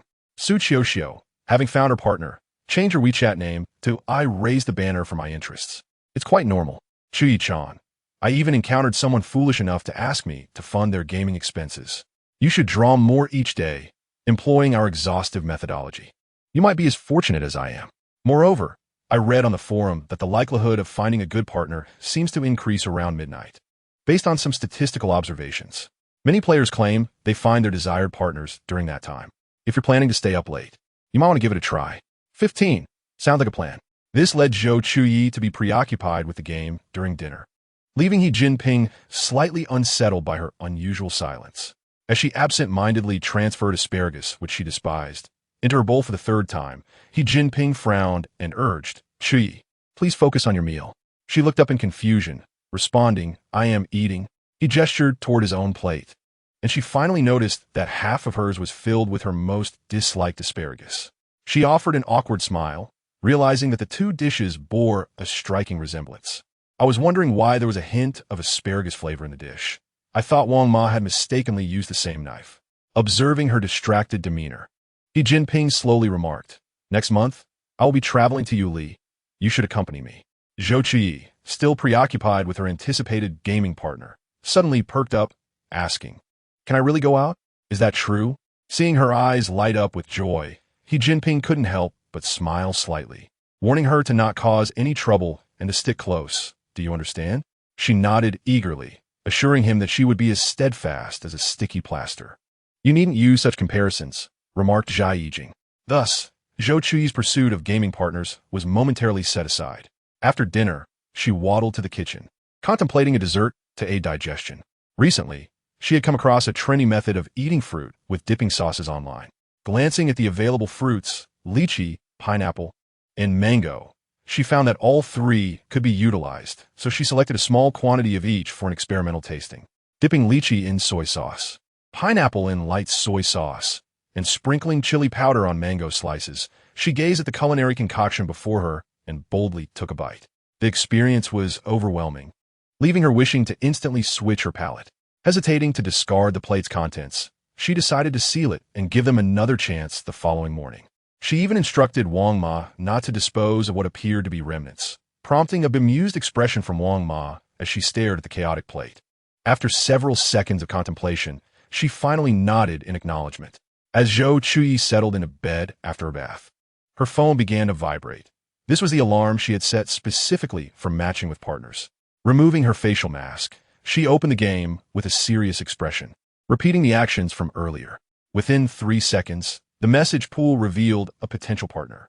Upon briefly reviewing the individual's profile, they appeared relatively normal. Summoning her courage, she confirmed the partnership and they entered the arena together. Despite both players being novices and unfamiliar, they exhibited remarkable synergy, with one charging ahead while the other provided support. Within the span of an hour, they ascended 5 levels. Zhou Chuyi opened the chat box, tentatively sending, "Sister, it's getting late. Shall we continue tomorrow?" To her delight, the response was affirmative. "How about after 10 o'clock tomorrow night?" Since the game chat did not support emojis, she simply replied, "See you tomorrow." The partner responded with their WeChat ID, suggesting they add each other for future gaming sessions. Zhou Chuyi, without much thought, accepted the request. In the next moment, the notification of the request being approved appeared. They transitioned to WeChat. 15. Hello. Hello. Can we play together in the future? Of course. I'm always online. Zhou Chuyi couldn't help but chuckle at the unexpected familiarity of the rustic emojis. Exhausted from her late-night gaming, she found herself struggling to keep her eyes open. Chapter 49. Anja logs and Zhai Qingyuan glanced at the foolish emoji that popped up in the chat and scoffed softly before adding more emojis. When Hua entered the room, she observed the unusual smile on Zhai Qingyuan's face. "Summer is here. Are you still in heat?" Zhai Qingyuan tossed his phone aside, rising to his feet. "What nonsense. I'm just thrilled about winning in the game." Hua noted the phone on the floor, realizing it belonged to Zhai Qingyuan, who had been searching for a suitable partner. He promptly praised his leader. "You're incredible. The best in the world." He refrained from mentioning that the previous partner had left due to Zhai Qingyuan's poor gameplay, nor did he know who among them had been unfortunate enough to be chosen. He picked up the phone and handed it to Zhai Qingyuan, then remembered the important matter. "Boss, the company has brought in a new batch of recruits. The deal in Yuli next month has caught the attention of the Fengshan organization." Zhai Qingyuan took the phone, lounging in his gaming chair. "Find me a capable assistant, quick-witted and concise. Look at the caliber of the previous ones. Also, hasn't the Yuli deal always been handled by my father? Let him deal with it and report back to me." Hua was entrusted by Zhai's father to protect him closely. As Zhai's father sought to expand into the Huagua market, gradually transferring power to his son, Hua felt a twinge of concern for the young master. The esteemed elder entrusted you with the affairs of Huagua, intending for you to stand on your own 2 feet. Should you successfully secure the project in Ule, those stubborn old-timers will no longer speak ill of you. Is this not what you aspired to achieve from the very beginning? Otherwise, when the elder selected you to take over the business in Huagua, you would not have braved the risks of adapting to a new environment fraught with challenges. He scrolled through the chat interface with a certain online acquaintance, feeling a surge of irritation as he rubbed his hair. "Ahua, go find me some fashionable emojis," he instructed. Ahua understood that the boss was attentive to his words and quickly agreed. This marked by Ming Xuan's first day. Upon entering the police station, she candidly revealed her intentions. Initially, no one consented to her undertaking such a role, whether out of sympathy or an assessment of her capabilities. It was deemed inappropriate for her to assume an undercover position in such a company. However, just yesterday, the police received intelligence about a substantial transaction set to occur in Ule involving organized crime. On one occasion, she submitted an application, one among countless others since her arrival. At last, she succeeded. A recruitment announcement was released. Currently, only by Ming Xuan's expertise allowed her to smoothly integrate into the company. Henceforth, she would officially adopt the name Anjia, embarking on an uncertain duration of undercover work. Perhaps she would be exposed and eliminated by unforeseen circumstances tomorrow. Alternatively, she might dismantle the criminal syndicate and avenge her beloved. The outcome remained shrouded in uncertainty. Ahua meticulously sifted through the resumes of new employees, compiling a comprehensive list of Zhou Chuyu's preferences that spanned over 100 pages. He then proceeded to test 3 shortlisted candidates. These were some of the habits of our president. As the personal secretary to the president, one must possess not only exceptional professional skills, but also be attentive and considerate. I will now grant everyone 20 minutes to peruse this document, after which a random selection will take place. The individual with the highest accuracy will assume the role of the president's secretary. The 3 candidates quickly opened the hefty file. 20 minutes would scarcely suffice, let alone 200 minutes to absorb its contents, much less memorize them. However, the lucrative salary of the secretary position compelled them to persevere. Bai Mingxian, on the other hand, was not motivated by monetary gain, according to her informant. The president was the son of the actual controlling stakeholder of Scheitling Company. If she could get close to him, she would undoubtedly uncover some leads regarding Bai. Therefore, she was determined to seize this opportunity. Fortuitously, this interview selection would test her strong suit, her memory. Once, she had loathed her photographic memory, for it could not allow her to forget the tormenting experiences of her past. Yet now, she was profoundly grateful to the heavens for bestowing her with such an ability. Undoubtedly, while the other 2 candidates had yet to finish, she answered all of Ahua's questions and, after he deliberately challenged her with an unpalatable drink, patiently inquired about his preferences until he nodded in approval. Ahua gazed at the delicate yet slender figure of the woman before him, hoping she would manage the boss's affairs competently. On the morning of Zhou Chuyi's awakening, her phone had run out of battery due to prolonged screen usage and had shut down. After charging her phone, she descended to the kitchen for breakfast, only to find Wang Ma looking at her with a complex expression. Did we go bankrupt? Are you resigning because we can't afford your salary? Zhou Chuyi remarked, perplexed. Wang Ma responded, even if the family were to face bankruptcy, I would still stand by you. It was the dishes you prepared last night that were served to He Jinping. Zhou Chuyi immediately dropped the large meat bun in her hand and dashed upstairs, even knocking hastily on the door before bursting into He Jinping's study to seize the plate beside him, exclaiming, "You can't eat that." He Jinping paused, fork in hand. "What are you doing?" Zhou Chuyi, out of breath, leaned against the table, gasping, "You can't eat this." He Jinping casually twirled his fork and replied, "It's not a good habit to eat alone." Zhou Chuyi shook her head. "This is my experimental dish. The taste is quite strange. You should avoid it." Upon hearing this, he raised an eyebrow, a smirk gracing his lips. "If it's inedible, why would you still eat it?" Zhou Chuyi responded, "I'd rather not waste it. If it comes to that, I'll just rinse it with cold water and eat it." She observed the fruit in the plate that had been marinated overnight, now resembling a bizarre concoction. Had I known the color would turn so unappetizing overnight, I would have consumed it last night. The metallic fork clinked against the table as He Jinping extended his hand. "I just had some. It was quite palatable. Go fetch some other fruits to dip." Zhou Chuyi, sensing his expression was sincere, hesitantly handed him the plate. "Do you truly find it delicious?" He Jinping appeared puzzled. "It's just fruit. Is it really that strange?" She found herself at a loss for words. Had she not tasted it herself the previous night, she might have believed He Jinping's peculiar palate. "Next time, I'll make you try old Beijing doji. I do like to see if you still find it ordinary or if it tastes like something from an old man's armpit," she teased. He Jinping replied, "No need." Chapter 50. Commencing a career. Ever since Zhou Chuyi found a gaming partner, her time became delightfully manageable. During the day, she tended to her garden and painted for the staff at Eugene Garden. By night, she engaged in late-night gaming sessions with this online acquaintance.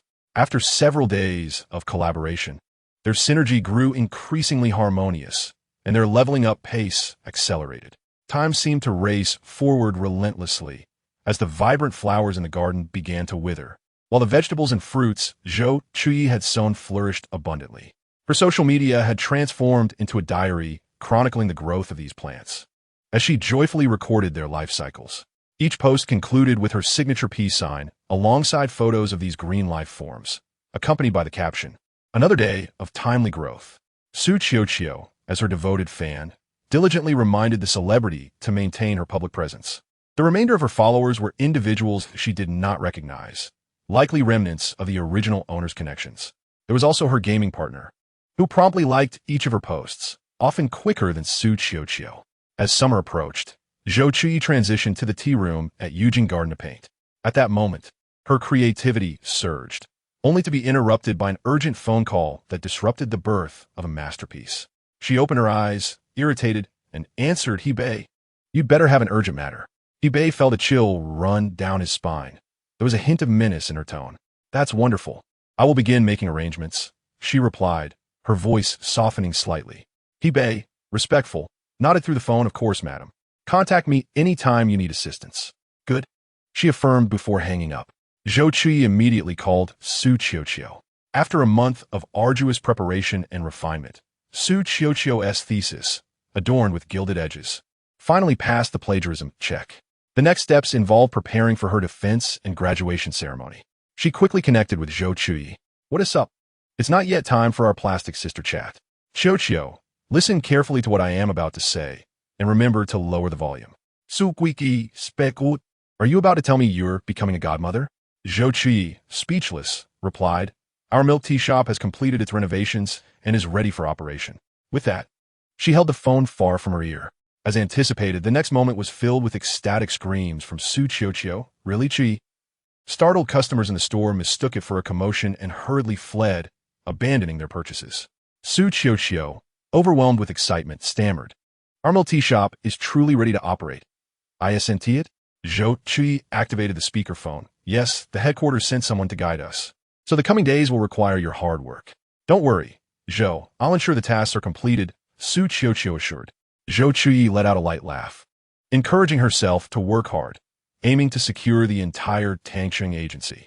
It is absolutely achievable, quite effortlessly indeed. Zhou Chuyi has already begun to boldly envision her future as a formidable presence in the bubble tea industry. After hanging up the phone, Zhou Chuyi gazed at her device, pondering when she might finally escape.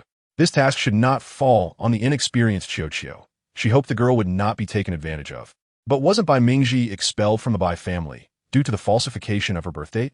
Who then would the Bai family appoint to fulfill the marriage contract? This situation presented an opportunity. He Qinyu, having little interest in her, was conveniently distracted, allowing her to arrange matters before heading to Yuli. "How will you manage to leave? He Jinping has not lifted your confinement," Zhao Kai remarked. Zhou Chuyi retorted, "Do not misuse terms. This is not confinement. It is a prudent risk avoidance strategy." Zhao Kai, albeit apprehensive, asked how she intended to escape. Contemplating the feasibility of her plan, Zhou Chuyi grew increasingly confident. "Zhao Kai, let us proceed as planned." Zhao Kai felt an ominous premonition but refrained from voicing it, fearing Zhou Chuyi's ire. From her observations, Wang Ma routinely ventured out at 7 in the morning with the staff to buy groceries. Thus, she set an alarm for 6 o'clock, intending to blend into the crowd. Anticipating a busy few days ahead, she informed her companions in advance. "I'm quite occupied lately and may not log in," she messaged. Zhai Qingyuan, who had been increasingly in sync with Zhou Chuyi, was taken aback by the news, nearly spitting out his drink. "When will you log in?" he queried, sending a crying cat emoji from the array of stickers gifted by Ahua. Finally encountering a partner who gifted game characters and outfits, he was disheartened by her absence. A notification chimed. It was a special ringtone he had set for Zhou Chuyi. After a brief moment of contemplation, he rose impatiently and retrieved his phone, noticing a heart emoji from her. Zhou Chuyi had meant to send a clingy message, but accidentally sent a kiss instead. Zhai Qingyuan, maintaining a stoic expression, saved the message while his lips betrayed a smile. Determined to be the first to don her work uniform, Zhou Chuyi rose before 6. She stealthily crept to the storage room and, after a lengthy search with her flashlight, found a pristine work outfit. Fortunately, the work at Eugene Yuan required masks, and with the addition of a uniform hat, her identity would remain concealed. Dressed and ready, she pretended to wipe down the kitchen table with cloth, frequently glancing at her watch to estimate Wang Ma's arrival time. Suddenly, a familiar voice interrupted her thoughts. "Make a cup of coffee and prepare some scrambled eggs on toast." Yubei glanced at the figure in the kitchen, noting the unfamiliar silhouette. Typically, he did not see anyone at this hour. However, the staff at Yuan had been meticulously selected, ensuring no unsavory characters infiltrated their ranks.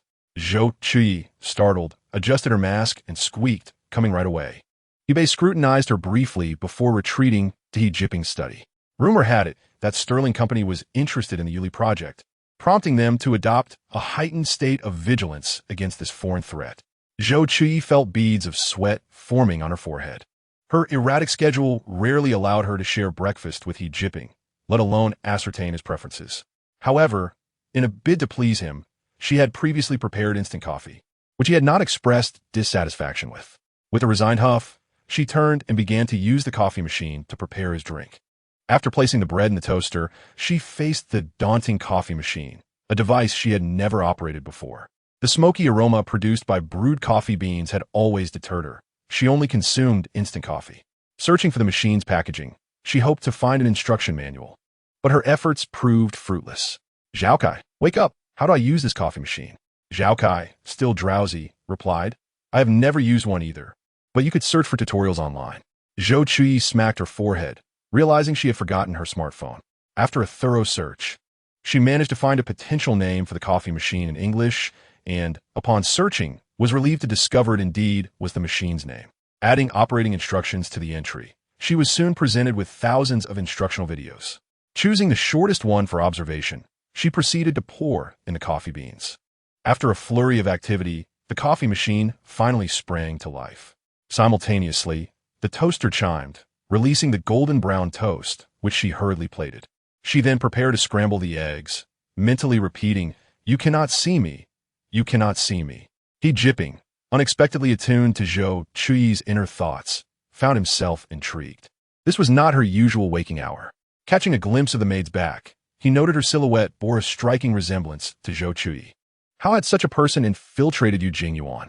His eyes narrowed, reflecting an icy intensity. As Zhou Chuyi attempted to slip away, she felt a chill run down her spine. There was a palpable tension in the air. Jinping's imposing presence receded, revealing that it was indeed Zhou Chuyi. How had she come to be dressed thusly in this place? He settled at the dining table, and Zhou Chuyi, intimidated, felt as if her feet were glued to the floor.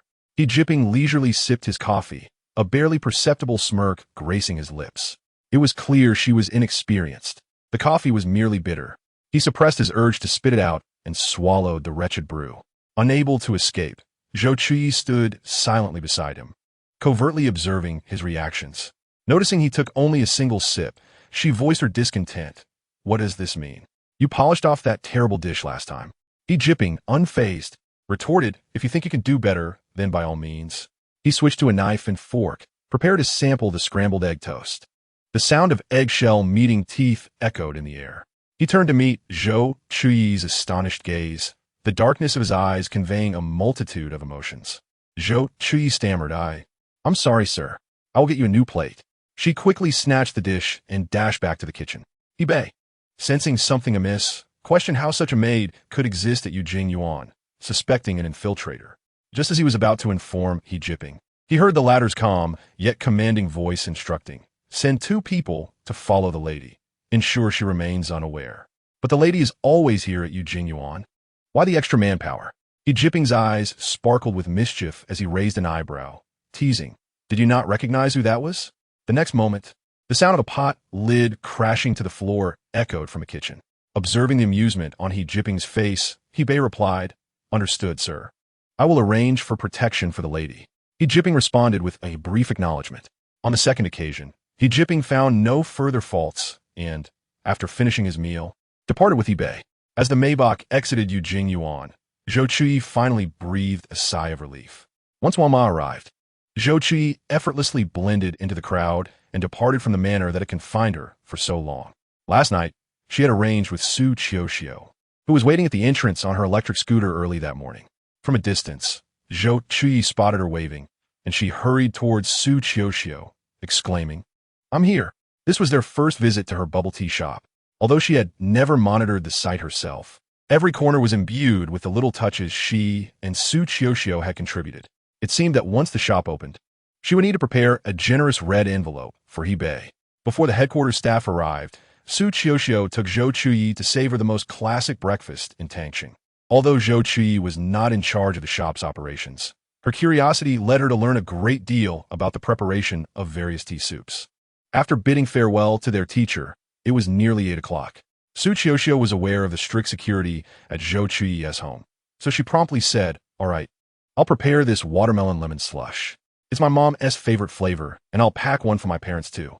Zhou Chuyi felt she could afford to wait a little longer and leaned against the ordering counter, admiring Zhou Chuyi's fluid movements. Chapter 52. Zhai Yuan and Yang Zhigan Lu. Waiter, I would like to place an order. A man wearing a black cap stood at the counter.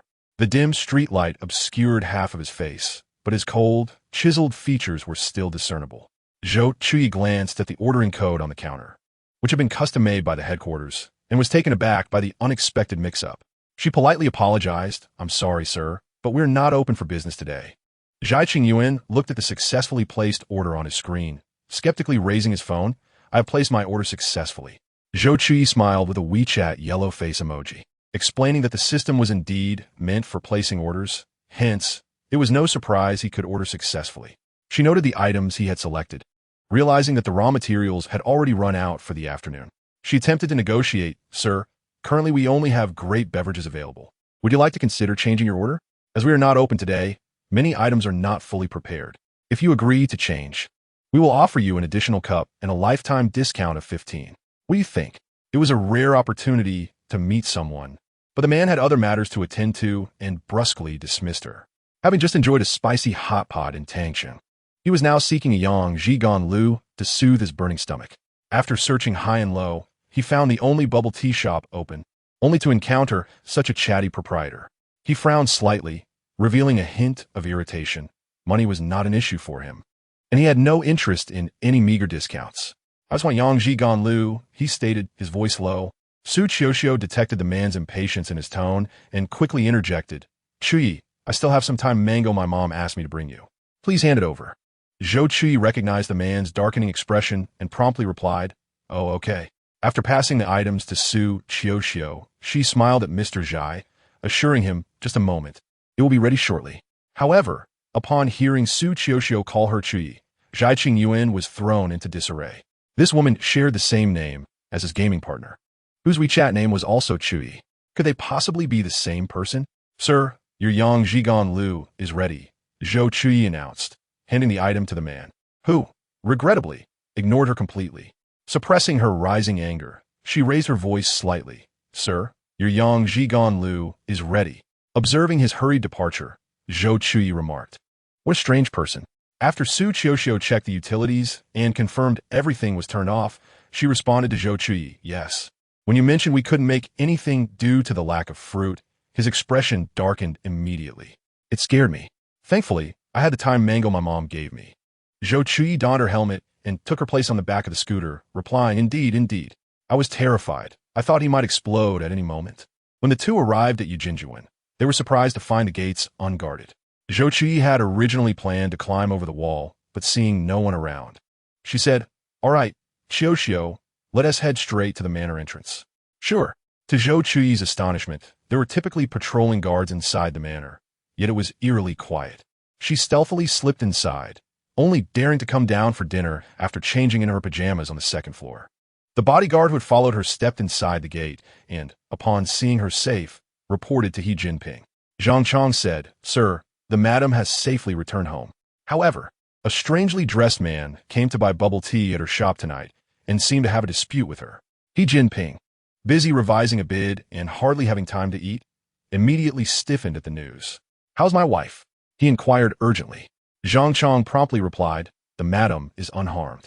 Jinping rubbed his temples. Investigate who this person is." Zhang Chong quickly acknowledged and hung up the call. Jinping glanced at the mountain of documents piled beside him, unable to resist clicking on the surveillance footage to see what Zhou Chuyi was up to. Zhou Chuyi had informed Wang Ma that she did not wish to come down for lunch, so Wang Ma did not inquire further that evening. During dinner, Zhou Chuyi curiously asked, "Wang Ma, why does it seem like there are fewer bodyguards at home?" Wang Ma looked at her, hesitating, recalling Jinping's instructions, and repeated verbatim, "They're changing shifts, so there are fewer now, but soon there will be more." "I see," Jinping remarked, sipping the instant coffee Zhou Chuyi often drank, a smile tugging at the corners of his lips. What a fool, believing such a flimsy excuse. Wang Ma was one of the few individuals mentioned in the original text who brought warmth to the antagonist, Jinping. Furthermore, having been at Jinjiwen for so long, she genuinely cared for him. Zhou Chuyi looked at the untouched dishes on the table and said, Wang Ma, please reheat the food. I'll take it to him. Okay. Good child, I'll prepare it right away, Wang Ma replied, swiftly getting up to head to the kitchen. However, Zhou Chuyi suddenly faced a dilemma. She had no idea where Jinping was, and he had not permitted her to leave. Yet, having promised Wang Ma, she could not bear to disappoint her. Deciding to call Jinping, she entrusted him with the choice. After 3 rings, he answered. His magnetic voice resonated through the phone. What is it? She bit her lip and spoke. Wang Ma mentioned you haven't been eating well lately. May I bring you dinner? Through the surveillance, Jinping could see her anxious expression. Was he really that intimidating? Noticing her nearly torn tissue, he slowly replied, I'll send someone to pick you up. Zhou Chuyi, for some reason, suddenly recalled scenes from television dramas where captives were blindfolded and taken to the opposing camp. A spontaneous thought crossed her mind, and she blurted it out. Jinping paused for a moment. Then a light chuckle crackled through the static. Chuyi, you're not an outsider. You can come and go freely. Chapter 53. Delivering a surprise, Zhou Chuyi's ears flushed with embarrassment, and she promptly hung up the phone. Jinping observed her shy demeanor, a gentle smile blooming at the corners of his eyes, even alleviating some of his fatigue. This time, she had the perfect opportunity to go out. While Wang Ma prepared dinner, Zhou Chuyi dashed upstairs to meticulously groom herself. She even decided to use a box of shimmering sequins passed down through 3 generations. However, just before leaving, she found herself in a quandary over her outfit. Zhao Kai, use your discerning eye to help me choose. Should I wear this golden, dazzling sequin spaghetti strap dress or that simple, elegant black dress? Without hesitation, Zhao Kai opted for the sparkly spaghetti strap dress. Host, I adore the shiny one. Zhou Chuyi leaned towards the dress as well, but was left to make the decision alone. Now that you mention it, the spaghetti strap dress is indeed lovely. Since you strongly recommend it, I shall reluctantly wear it. Before Zhao Kai could counter, Zhou Chuyi excused herself to change clothes, cutting off their signal. In the deep of night, Zhou Chuyi still wrapped herself in a black shawl to fend off the chill. She was unaware of Jinping's new workplace, and even after inquiring with Zhao Kai, she could not uncover the address of Jinping's organization. It felt as though she were almost leaving the city, and she could no longer restrain herself from asking Zhang Chong, are you certain that your business is legitimate? I feel as if we're traveling farther than a Tongli. Well, this address is precisely where it should be, just where we're headed, he replied with a string of nonsensical chatter. Zhou Chuyi interjected, I understand, just drive slowly. Zhang Chong let out a sigh of relief, wiping the sweat that had formed on his brow. Feeling bored in the car, Zhou Chuyi took out her phone to scroll through her social media, increasingly finding the people she encountered tonight quite exasperating. She opened her friend circle and posted a meme expressing her frustration, setting it to be visible for only 3 days. In the next moment, Su Qiuxiu liked her post and commented, 10086. Why must you come out for Yangji Ganlu at such an hour? I'll remember you, Milk. There, guy. Zhai Qing'en sipped his Yangji Ganlu, feeling the spice in his mouth ease somewhat, yet his mood remained far from cheerful. Zhai Leoi, a man of many romances, had encountered Zhai Qingyuan's mother at the age of 50, leading him to dote on his only son and shield him from the sordid dealings of the Golden Triangle. Upon learning that his nephew had harbored ambitions of usurping power and had rallied some discontented old allies to stand against Zhai Qingyuan ultimately joined the family business to assist Zhai Leoi in maintaining order. With a proud disposition, Zhai Qingyuan had been accompanied since childhood by Ahua, a war orphan he had adopted to protect and support him.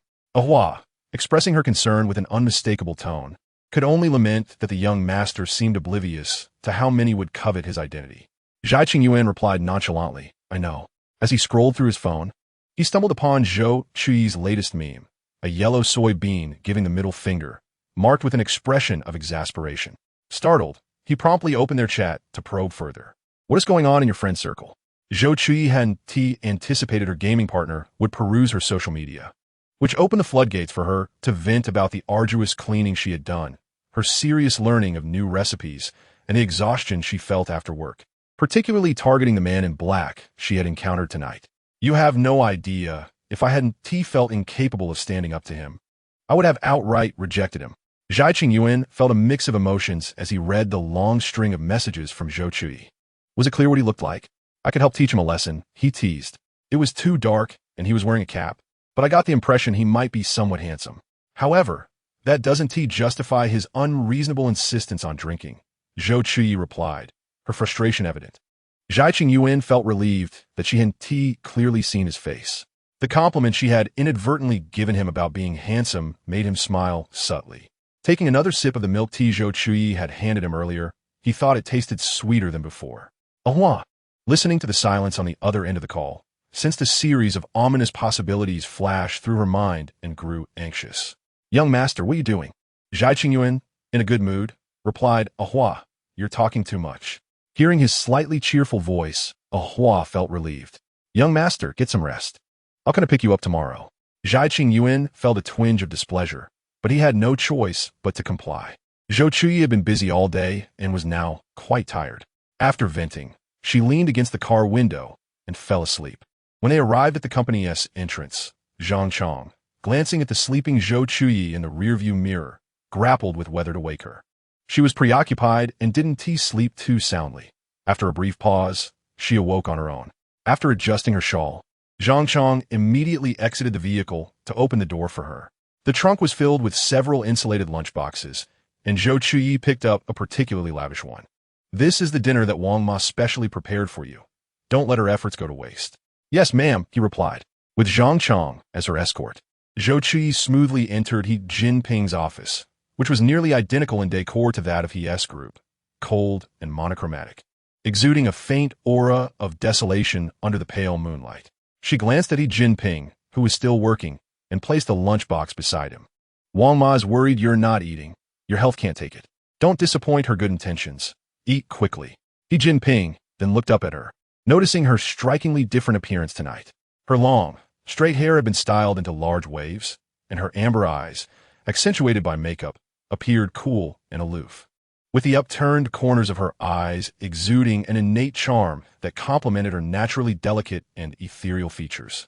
Perhaps feeling the cold, she had wrapped herself in a black shawl, and though her graceful figure was well concealed, an inexplicable allure lingered. Jinping's dark gaze seemed to draw her in. Uncomfortable under his scrutiny, Zhou Chuyi instinctively swallowed, thinking, I know I'm beautiful, but could you please control your drooling? Jinping's lips curled slightly, clearly flustered, yet maintaining a facade of indifference. He took the lunchbox and arranged its contents, which consisted of easily digestible items. Satisfied that she had achieved her goal, Zhou Chuyi turned and settled onto a nearby sofa to browse her phone. The office was enveloped in silence, interrupted only by their breathing and the clinking of bowls and spoons. Chapter 54, The Midnight Fountain. The air conditioning in the office was off, making her shawl feel burdensome. With a swift motion, she removed it, revealing a dazzling golden sequined slip dress beneath. The moonlight reflected off the sequins, casting a radiant glow that momentarily blinded Jinping, causing him to pause mid-sip, turning his gaze toward Zhou Chuyi, who was nestled on the sofa. She appeared ethereal, bathed in soft moonlight, as if cloaked in a layer of pure white sanctity, exuding an enigmatic charm. Jinping reclined lazily in his chair, his eyes glimmering with a warmth he was unaware of. On their way back, Zhou Chuyi faintly spotted what appeared to be a fountain ahead and felt a surge of curiosity. Is that a fountain? She inquired. Jinping glanced over, confirming with a simple yes. Her excitement bubbled over as she turned to him. Let us go play for a bit. It's not every day you encounter such a beautiful fountain. Let us just consider a stroll. The eagerness in her eyes was unmistakable, and Jinping found it hard to refuse. He glanced at the rearview mirror, and Zhang Chong promptly picked up on the cue. Understood, sir. It was already 11:36 p.m., quite late indeed. The park was nearly deserted, save for the undulating fountains. Zhou Chuyi exited the car in a hurry, oblivious to the shawl that had slipped from her shoulders. Jinping bent down to retrieve it, draping it over his arm, and leisurely followed after her. Beyond the impressive, grand fountain, there were smaller jets that sporadically erupted, catching passers-by by surprise.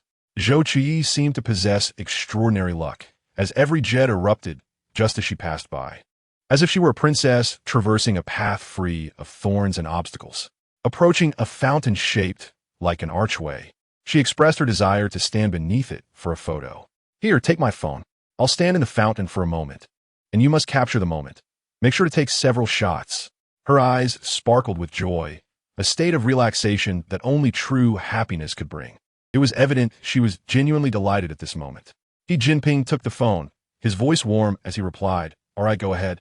Zhou Chuyi seized the opportunity as the archway formed again, striking her favorite peace sign pose.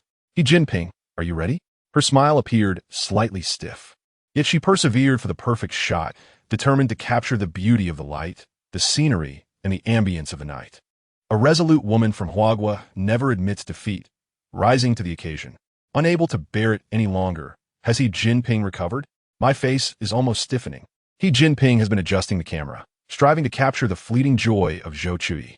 After several shots, he glanced at Zhou Chuyi, whose eyes sparkled with anticipation.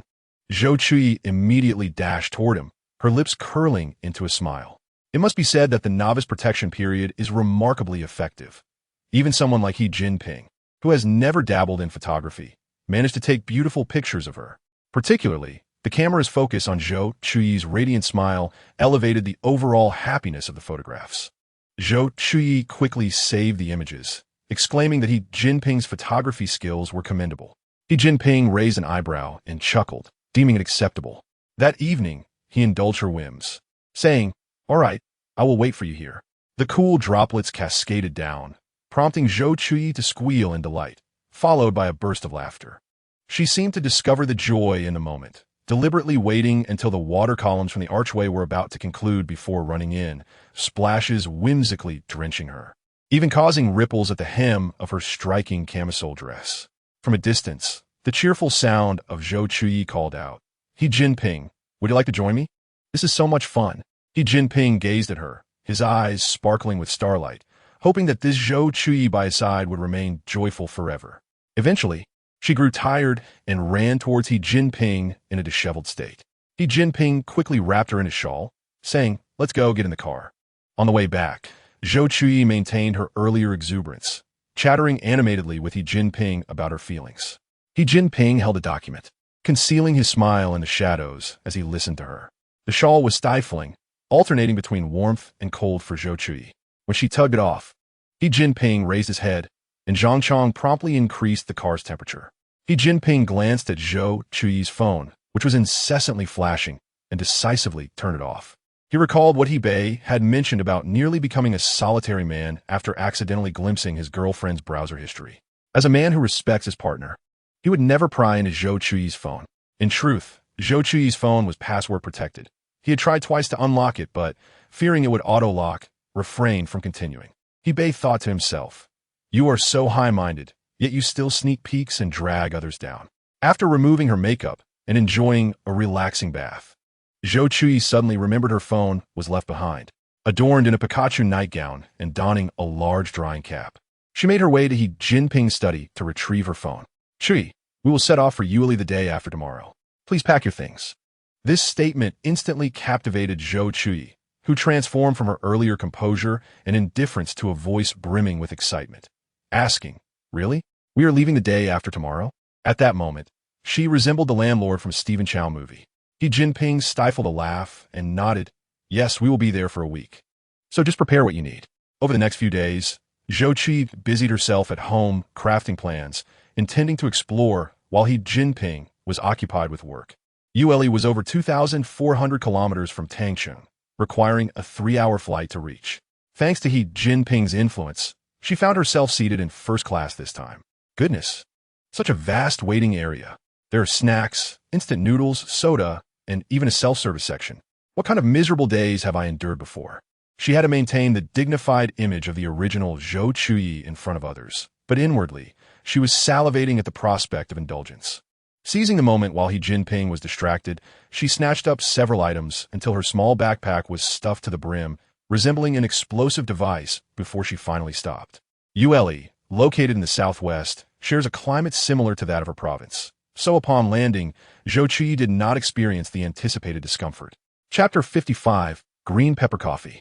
The group settled into the only five-star hotel in Ule, as a summit meeting was imminent. After checking in, Zhou Chuyi lost sight of Jinping, relishing her newfound freedom. She dressed beautifully and ventured out for a shopping spree. Bai Mingxian, adhering to his routine, prepared to knock on his office door at 10:30 in the morning, bringing him a cup of freshly brewed coffee. He was uncertain whether Zhou Chuyi had recognized him as the rude man in black from the milk tea shop, which might explain her reluctance to continue playing games with him. Just as he was becoming increasingly irritable, Bai Mingxian entered, twisting the handle to the left before attempting to leave. Bai Mingxian obediently complied with his commands, knowing that only by indulging him unconditionally could she remain by his side. "Please wait a moment. I'll make you another," she said with her head bowed as she exited. Zhai Qingyuan continued to scroll on his phone, at which point Zhou Chuyi updated her WeChat moments. Which to choose? Green pepper coffee or century egg coffee? Cute. The location tag read, Ule Shopping Mall. Zhai Qingyuan was momentarily taken aback, unable to steady his phone. Zhou Chuyi had come to Ule? He reached for the bland coffee Bai Mingxian had just brewed and took a sip, his handsome brows knitting together. Indeed, it was quite unpalatable. He pressed the line to call, and on the other end, Bai Mingxian answered, Zhai Zong. Upon hearing this request, Bai Mingxian hesitated for a moment. But the training she had undergone over the past days allowed her to quickly adapt to Zhai Qingyuan's mindless demands. "All right, Zhai Zong, I will attend to it immediately." After hanging up, Zhai Qingyuan's lips curled into a smirk as he liked Zhou Chuyi's post. Zhou Chuyi did not have lunch at the hotel. Instead, she found a northeast barbecue restaurant and feasted heartily. When settling the bill, the proprietress passionately recommended the nearby shopping mall, stating it was a newly constructed large department store with many attractions for young people. Searching on her phone, she found numerous bloggers recommending a CAF called Mysterious Flavor, which not only served unique coffee, but also tiramisu made by an Italian chef. Thus, she hailed a taxi to the CAF. Upon arrival, she noticed a massive sign at the entrance. Green pepper coffee 99, century egg coffee 99, spicy milk tea 99. Although she was not typically curious, the popularity of the items swayed her, and she chose to conform, purchasing 2 drinks she was willing to try. To commemorate this bold venture, she posted about her $2.99 drinks on her moments. Almost immediately, she received likes from her gaming partner, recalling that she had arranged to play games together. While waiting for her coffee, she sat in a small pavilion at the entrance and opened the chat with her gaming partner. "Chuyi, shall we play games together tonight?" "I'm here." Zhai Qingyuan had been scrolling through Zhou Chuyi's posts, feeling utterly bored as he awaited Bai Mingxuan's coffee. Thus, when he heard the notification sound for Zhou Chuyi's message, he immediately sat up straight, realizing she was not by his side, which caused him to sink back into his chair in frustration. "I've accumulated quite a few outfits. I'll send them to you when you log on." "Why haven't you been online lately? What have you been up to?" "It's been a while." Zhai Qingyuan hesitated in the dialogue box, ultimately choosing to delete what he had intended to say. He couldn't comprehend why he was so invested in Zhou Chuyi. He had initially chosen to play with her merely because she wouldn't berate him for his lack of skill. Their interactions primarily occurred in the gaming realm, where Zhou Chuyi often exhibited more volatile emotions, mercilessly scolding him during their matches. On several occasions, he had faced the consequences of his reckless actions, his heart racing in fear that Zhou Chuyi might unleash her wrath upon him. Yet she would usually reassure him, saying, "It's all right, I've got this." Due to the special attention he received in the game, he found himself intrigued by this vivacious and spirited girl. Thus, he kept a close watch on her social media, observing her shares of fruits and vegetables harvested from her garden. Late at night, she would post, only to delete some of her cryptic messages and emojis the following day.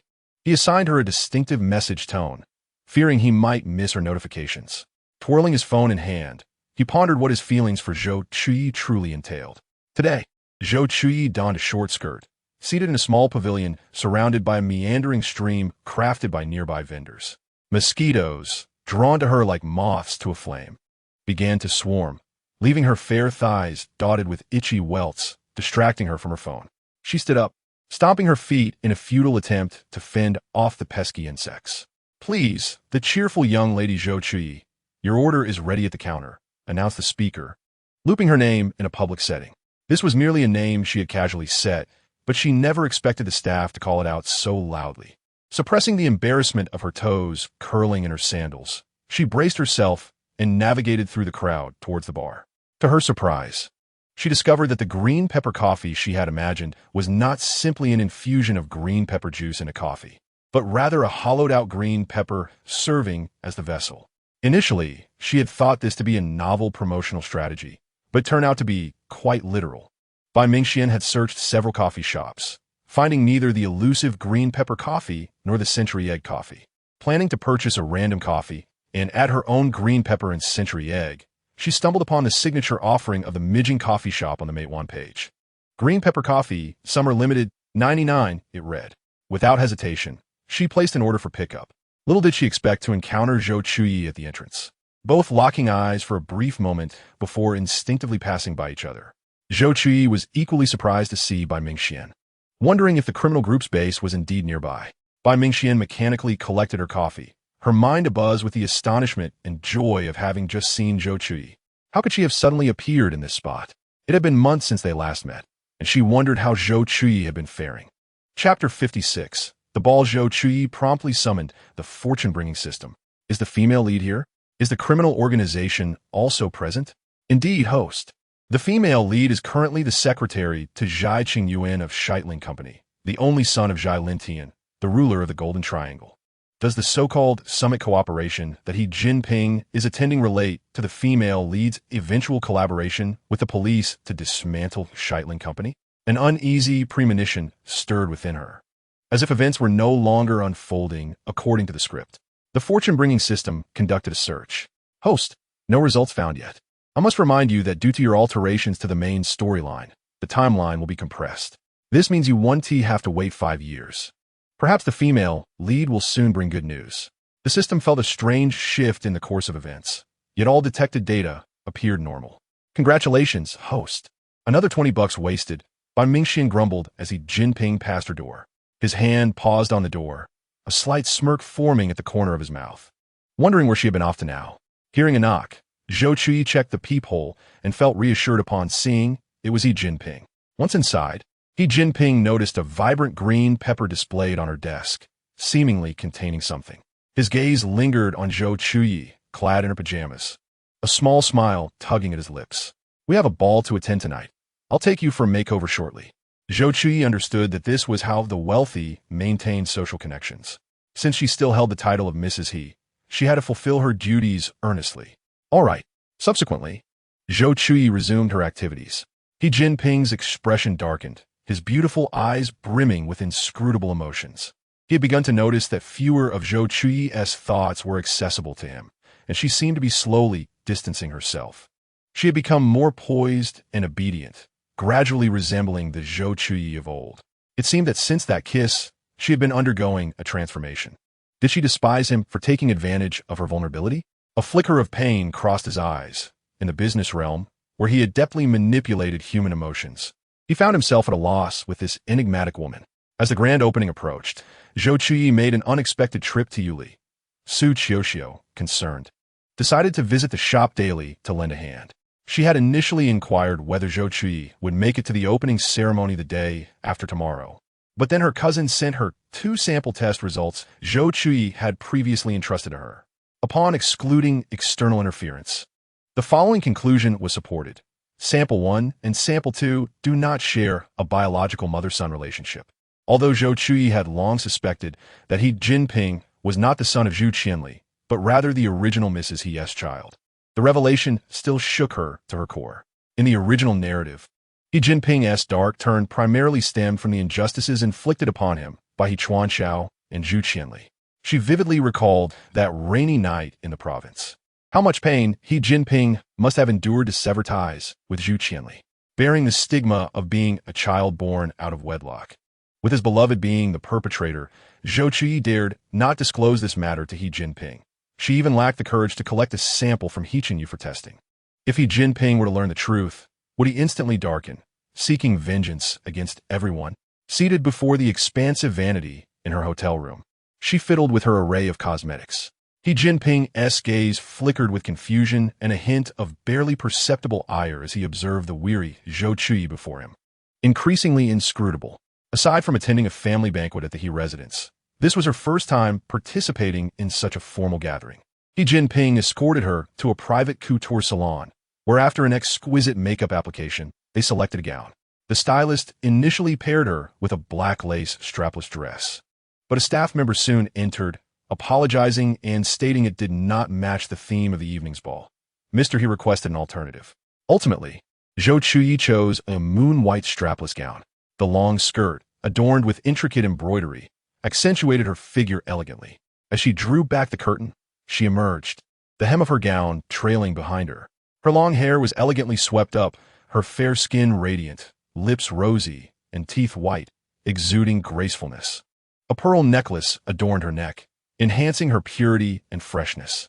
Xi Jinping beheld her enchanting silhouette, feeling as though a veil of mist surrounded her, captivating his very soul. As Yin Wangshu stepped forward, he gentlemanly extended his arm, his gaze softening. "Shall we, Mrs. He?"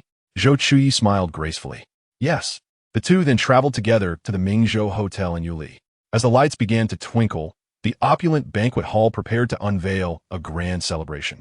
Beneath the resplendent chandeliers, a meticulously arranged table displayed a variety of delectable dishes. The elegance of their movements, the depth of their gazes, and the interplay of their smiles rendered the entire banquet scene extraordinarily lavish. This world is merely a grand farce, Zhou Chuyi thought to herself, feeling out of place amidst the splendor. Beneath the glamour lay countless secrets known only to her. Xi Jinping chuckled lightly, guiding her toward the dessert section. Along the way, they encountered several acquaintances, prompting Zhou Chuyi to muster all her energy to engage, for she was merely an astute observer, not someone who had grown up in such an environment. Finally reaching a quieter area, she had barely settled down when a familiar female voice called out from behind. She straightened her back and turned around. Upon seeing the newcomer, her gaze suddenly froze, as if she were struck by an astonishing sight. She firmly pinched her palm to suppress the words that almost escaped her lips. Initially, she had thought he would be more composed. But just before the end of the workday, he unexpectedly summoned her to accompany him to a ball. As Zhai Qingyuan's personal secretary, she was obliged to be at his beck and call, a requirement and a mission that compelled her to don an exquisite gown and make her way to Mingzhou. Zhai Qingyuan eagerly anticipated the nightfall when he could indulge in gaming with Zhou Chuyi, but he was taken aback when Ahua rushed in to inform him that he must attend the ball organized by the Fenghan hosts. Chapter 57. Carrying her home, Ahua mentioned that this was Zhai Qingyuan's first public appearance as the president of a Sterling group, with guests hailing from various sectors of Huagua, and these connections would play a pivotal role in the forthcoming plans of the Golden Triangle. With high hopes, he sat in a spacious chair, massaging his temples, eyes tightly shut, struggling to contain his dissatisfaction. It was only through Ahua's emotional appeal and logical reasoning that she managed to persuade him. However, he had little interest in mingling with the attendees upon entering. He headed straight for the dessert section, ignoring those who approached him in an attempt to engage. This left by Mingxian and Ahua to deal with the aftermath. After finally dispersing the crowd, they sought out Zhai Qingyuan, only to spot Zhou Chuyi turning around. She bit her lip, suppressing the pleasantries that threatened to spill out, her doe-like eyes conveying emotions that only Zhou Chuyi could comprehend. Zhai Qingyuan, holding a cherry cake, lifted his gaze just in time to catch sight of the person he had been yearning for. The joy on his face was unmistakable, but as he moved to approach her, he was intercepted by the quick-witted Ahua. She firmly grasped Zhai Qingyuan's arm, her demeanor polite as she gestured towards Xi Jinping, introducing him as the esteemed General He from Tangsheng. As these words left her lips, Xi Jinping, whose attention had been solely on Zhou Chuyi, cast a sidelong glance at the three unexpectedly present individuals. Zhai Qingyuan shot a disgruntled look at Ahua, silently questioning her motives for holding him back. However, his feeble strength was no match for Ahua, who had fought in underground boxing arenas. He suppressed his anger, greeting General He with forced cordiality. Xi Jinping merely lifted an eyebrow, his penetrating gaze revealing a hint of scrutiny as he wrapped an arm around Zhou Chuyi's waist, introducing her as his wife. Zhai Qingyuan was struck as if by lightning, frozen in place, his eyes lingering on the couple before him. He was married to Zhou Chuyi. Zhou Chuyi had actually tied the knot. Either revelation was unbearable for him. Zhou Chuyi promptly donned her social mask, politely responding to Zhai Qingyuan with a courteous greeting. Still grappling with the reality of Zhou Chuyi's marriage, Zhai Qingyuan's gaze wandered over her, prompting He Jinping to darken his expression, his eyes radiating a chilling intensity that seemed almost tangible. He subtly positioned himself between Zhou Chuyi and Zhai Qingyuan. Ahua, sensing He Jinping's discontent towards Zhai Qingyuan, quickly intervened, suggesting that Zhai Qingyuan had indulged too much and needed to retire upstairs to sober up. Apologizing to He Jinping, she assured him that Zhai Qingyuan was not accustomed to alcohol and that she would escort him away. Zhai Qingyuan offered little resistance as Ahua pulled him away, leaving Bai Mingxian, Zhai Qingyuan's secretary, with no choice but to follow them. He Jinping, observing the situation, took a piece of green grape cake, something Zhou Chuyi was fond of, and offered it to her, asking if she would care to try it. Zhou Chuyi's attention was immediately captured as she gazed at the sweet, soft delicacy in his hand, swallowing hard before graciously accepting it. She found a quiet corner to relish her treat, enjoying the moment in solitude. He Jinping, noting her contentment, couldn't help but smile. Subsequently, he subtly beckoned Hebei, hidden among the crowd, instructing him to keep an eye on Zhai Qingyuan. As the ball drew to a close, Zhou Chuyi, having consumed too many brightly colored beverages, seized the opportunity while everyone was dancing to slip away to the restroom. After an exhilarating moment, she emerged with satisfaction gleaming in her eyes, only to encounter Bai Mingxuan's vibrant face. Bai Mingxian momentarily froze, then nodded, allowing Zhou Chuyi to approach her with ease. "Xian, how have you been?" Zhou Chuyi inquired, aware that Bai Mingxian was unaware of her knowledge regarding her circumstances. Bai Mingxian grasped her hand tightly, her eyes glistening with emotion as she replied, "I'm doing well, Chuyi. Please don't worry too much about me." Zhou Chuyi had a multitude of things she wished to share, but with so many ears around, it was not the right time. Unsure if Bai Mingxian was aware of Zhai Qingyuan's identity, she leaned in closer, whispering, Xian, be very cautious of Zhai Qingyuan. You must be careful around him." Suddenly, the sound of high heels echoed at the entrance, prompting Zhou Chuyi to take a step back and feign unfamiliarity with Bai Mingxian. After exiting the restroom, she returned to her previous spot, only to find He Jinping seated on the swing she had just vacated. Who would have thought He Jinping still possessed such a childlike spirit? She mused. He Jinping smiled slightly, stabilizing the swing as he rose to his full height. His gaze softened as he looked at Zhou Chuyi, his voice carrying a hint of allure. "Chuyi, come here. How charming. Let's see if I can captivate you," she thought, gracefully lifting her skirt, though He Jinping found the gesture reminiscent of someone about to wade into a river, and smiling broadly, revealing her perfect eight-toothed grin, as she trod toward her knight in crystal shoes. 1 step, 2 steps, 3 steps, just as Zhou Chuyi was about to reach He Jinping. She lost her grip on her skirt, causing it to slip from her hands and entangle her feet. In that moment, the poised Zhou Chuyi found herself kneeling before him, a picture of elegance that had fallen from grace. "Oh no, this is quite embarrassing," she lamented internally. "He Jinping, if you dare to say get up, I swear I'll be furious." The humor was so frequent that He Jinping was unsure whether to feel sympathy or amusement. However, his reflexes outpaced his thoughts. He quickly wrapped an arm around her bent waist, lifting her effortlessly. Zhou Chuyi, akin to a helpless chick, was easily hoisted up, her cheeks flushing with embarrassment at her first attempt at grace faltering. Yet, she refused to admit her blunder, boldly attributing it to her usual 10-centimeter heels, claiming her current 7-centimeter ones were ill-suited for this altitude. He Jinping chuckled, his laughter resonating deeply. "Ah, the altitude affected your performance. Are your legs hurting?" Zhou Chuyi then recalled the ache in her legs and glanced down, noticing a sizable scrape on her left knee, blood oozing from the wound. At that moment, He Jinping finally noticed that her feet were sore from her high heels. He knelt down, his cool fingers grasping her delicate ankle, his tone serious. "Lift your foot." Zhou Chuyi instinctively recoiled, questioning his intentions. "What are you doing?" He Jinping raised his dark gaze to meet hers. "Does it hurt?" "Oh, someone might think you're about to do something inappropriate with me in public," she quipped, allowing him to remove her shoes. He then stood, half crouching in front of her. Seeing her liberated toes, Zhou Chuyi accepted He Jinping's rare kindness, obediently climbing onto his back. It had been quite some time since Zhou Chuyi last weighed herself. Clinging to He Jinping's back, she attempted to alleviate her weight. "What if He Jinping can't bear my weight and blames me for being too heavy?" He Jinping sensed Zhou Chuyi's breath near his ear and, with a hint of dissatisfaction, remarked, "Have you been sneaking takeaway behind my back?" How have you become so light? Zhou Chuyi was about to retort when she heard him say she had become lighter, causing her lips to involuntarily curl into a smile, her body relaxing against his back. Jinping carried her outside, and Zhou Chuyi initially thought Bei would be waiting for them. But to her surprise, Jinping showed no intention of stopping.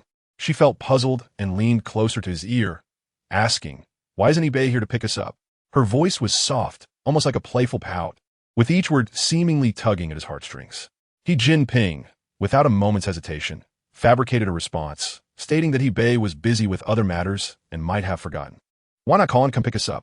As Bei drove the Maybach at a leisurely pace, he observed the carefree figure of his master carrying his lady, adjusting his glasses with a sense of wisdom, reflecting on how long it had been since he had seen the young master so joyous. Just then, an irritating ringtone disrupted the moment. It was Zhou Chuyi calling. Sitting up straight, he answered, "Madam, Bei, come pick us up. We're at Wangjiang Road." "Understood, madam." A glimmer of light passed through Jinping's eyes. It seemed he would need to give Bei a raise. Upon learning that Jinping was not Zhu Qinli's biological son, Zhou Chuyi couldn't help but feel a twinge of sympathy for him. Leaning closer, she asked, "May I pose a question to you?" Jinping, amused by her playful antics, allowed her to continue. "If you discovered that your friend was being exploited by their family and found out that they weren't even their mother's biological child, would you tell them?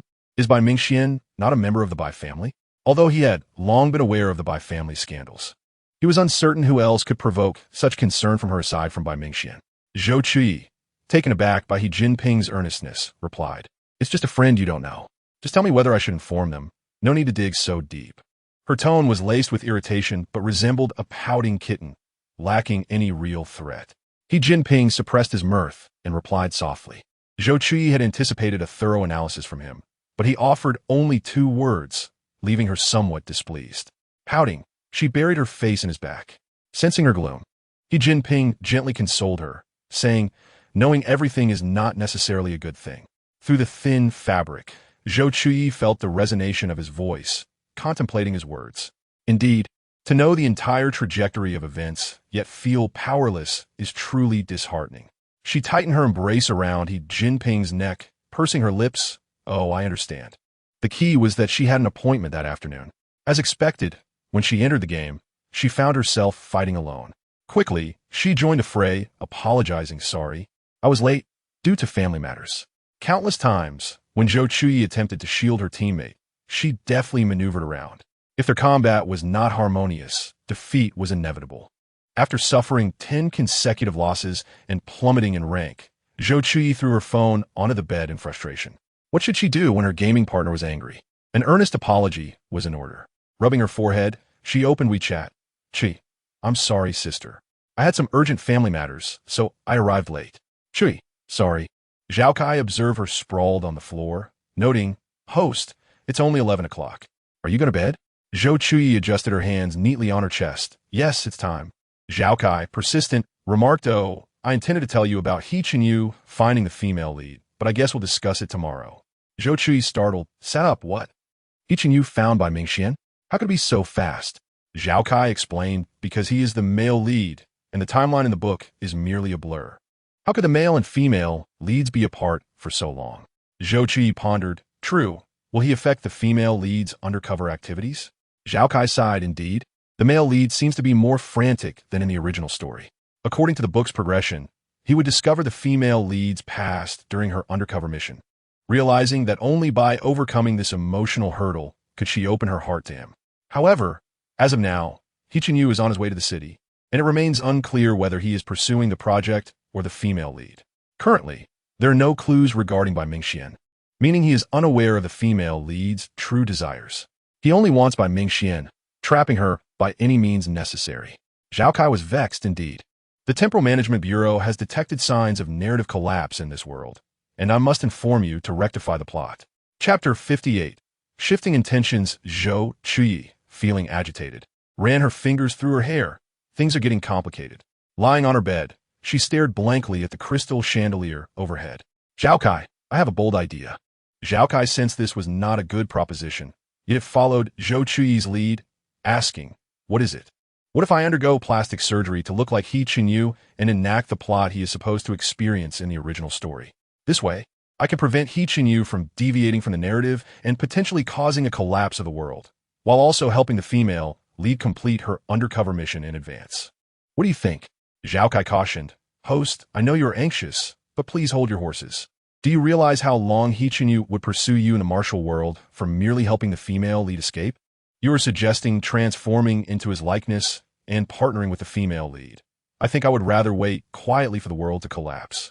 Zhou Kai extracted a wooden fish from Zhou Chuyi's consciousness, tapping it rhythmically. Zhou Chuyi protested. I was just suggesting it. Why take it so seriously? What should we do now? I can't just go up to He Yu and say, hey, if you want to be with Bai Mingxian, become a police informant. Zhou Kai, shaking its head while tapping the wooden fish, suddenly seemed to activate a mechanism. It abruptly discarded the fish, declaring, Host, that's the plan. We will guide He Yu to discover how to win Bai Mingxian's affections. As long as he follows our instructions, Bai Mingxian will surely be with him. Zhou Kai proudly lifted its small head at this point. I can shield all information about the female lead and even mislead him with false information. As long as he does not comply with our directives, he will have no chance of finding Bai Mingxian. Zhou Chuyi felt a chill run down her spine. Zhou Kai, when did you become so fearsome? Zhou Kai, feeling wronged by the accusation, replied, Host, for disobedient protagonists, we must employ strict measures. Otherwise, the world will collapse, and even your reality will be affected. All right, now we have a feasible approach. It's a case of trying everything. After discussing future plans with Zhou Kai, Zhou Chuyi felt mentally drained, lying on her bed, too preoccupied to tend her leg injury. Suddenly, a series of knocks on the door jolted her from her thoughts, and a cascade of thoughts about late-night hotel murders flashed through her mind. She instantly became alert, but in the next moment, recognized the familiar voice. On the first day of the week, Zhou Chuyi, limping, opened the door and found Jinping standing at the threshold, holding a plastic bag. With a slightly somber expression, he lifted Zhou Chuyi into his arms and gently placed her onto the soft bed, kneeling on one knee before her to attend to her wounds. Zhou Chuyi thought to herself, did Jinping just embrace me? Is he applying medicine on me? She attempted to peer through the gap in the curtains to see if the sun had risen again at night. Jinping, noticing her subtle movements, sighed with helplessness. His cool fingers firmly encircling her ankle, his dark eyes fixed on the fidgeting Zhou Chuyi, urging her to remain still. Zhou Chuyi felt a shiver run down her spine under his gaze, her throat dry as she swallowed nervously. The path she traversed was adorned with small stones for aesthetic purposes, and the pain of kneeling on them was unbearable for someone as pampered as the original owner of this body. As the medicine was applied, she clutched the bed sheets tightly, fearing that an unsightly sound might escape her lips. A warm tear fell from her eye, landing on Jinping's hand as he worked. Instantly, he looked up to meet her reddened gaze, feeling a pang of regret for not realizing her discomfort sooner. He had assumed she was simply enduring the treatment, not realizing she was in so much pain that she could not think. Gently, he wiped away the tear from the corner of her eye, his voice soft as he whispered, Chuyi, don't cry. Once the immediate pain subsided, Zhou Chuyi regained her composure and evaded his touch, stating, I need to wash my face. Jinping stared blankly at his empty hand, a flicker of something inscrutable crossing his features. In the bathroom, Zhou Chuyi splashed water on her face, feeling overwhelmed by the ambiguous intimacy of the moment. She had not anticipated such tenderness from Jinping. His voice was warm and indulgent, reminiscent of the romantic tales she dared to dream about. This was not the typical route for the antagonist, Jinping. Since their drunken kiss, her feelings towards Jinping had become somewhat complicated. She sensed his high tolerance for her behavior, even indulging her in moments of recklessness. This brought her joy, for to survive in this world, she needed to hold significant weight in the heart of Jinping, the antagonist, to counterbalance the protagonist, Yu. Thus, she acted to assist, rescue, and protect him. Yet, she began to realize that Jinping had become more than just a means of survival. She felt sympathy, compassion, and concern for him, emotions one would not typically harbor for a mere tool. Gazing into the mirror at the reflection that mirrored her true self, she found herself wavering in her resolve. Zhou Chuyi hesitated to see him again, feigning tidying up the bathroom while casting furtive glances to ascertain whether Jinping had departed. She polished the counter until it gleamed, discarding the washcloth with a thought of overdoing it. After a prolonged wait, Jinping finally saw her emerge, his gaze meeting her fleeting one as he inquired, "Do you need help with your bath?" Zhou Chuyi's eyes widened in surprise, but she noted the seriousness etched in his dark eyes, solidifying the reality of their relationship as a married couple. Jinping chuckled at her flustered demeanor, deciding not to tease her further, then rest early. After bidding Jinping farewell, Zhou Chuyi collapsed onto the bed, breathing heavily, pondering. What on earth is going on with Jinping tonight? To her, it seemed that the antagonist had long harbored feelings for her, though she remained oblivious. "Do you like Jinping?" The voice of Zhao Kai echoed in her mind. Once again, she found herself at a crossroads. "I don't know. I merely regard him as a tool for survival. Yet, I find myself developing feelings beyond that. I am uncertain if this constitutes affection." Zhao Kai struggled to comprehend the intricacies of human emotions, but focused on the key points. "What is your task?" It probed. "Does Jinping's affection for you assist in your mission?" "Yes, and it is crucial," she affirmed. Zhao Kai concluded. "Then it follows that his feelings for you are part of your mission." Suddenly enlightened, Zhou Chuyi realized that Jinping's affection was indeed integral to her survival task.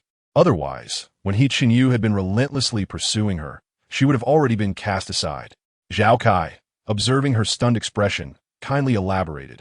"All relationships and connections you forge in this world will be erased once your souls return to their rightful places. Those who became friends with you or fell in love with you will have no ties to the original owner. They will continue on their previous trajectories." Zhou Chuyi gasped. "So, Jinping's affection for me is temporary, as are the friendships with Bai Mingxian and Su Qiuxiu." Zhao Kai felt a sense of accomplishment, having made its point clear. She remained unconvinced. "Why? I am merely a supporting character and will not disrupt the main plot.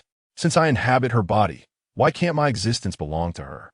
Zhao Kai shrugged. "Because the system has already assigned you the task of granting her a life. Nothing more can be added." Feeling somewhat disheartened, Zhou Chuyi also blamed the original owner for being a notorious villain. Otherwise, she might have pleaded for her. Zhao Kai encouraged her. "Since Jinping has feelings for you, why not seize the moment to complete your mission?" Adopting a fierce expression, she startled Zhao Kai into silence. "I have already blocked all signals from Yu regarding Bai Mingxian. The rest is up to you," Zhao Kai informed her.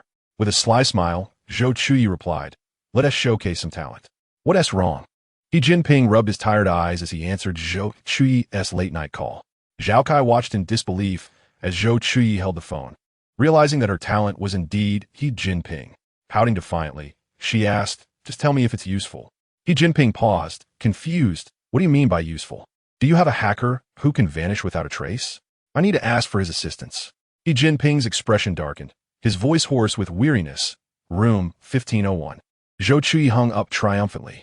Upon entering room 1501, Zhou Chuyi looked around, unable to spot the rumored hacker. "Where's the big shot?" she questioned Jinping. Jinping, seated on the sofa with a laptop, didn't he lift his head as he replied, "Go ahead, what do you need?"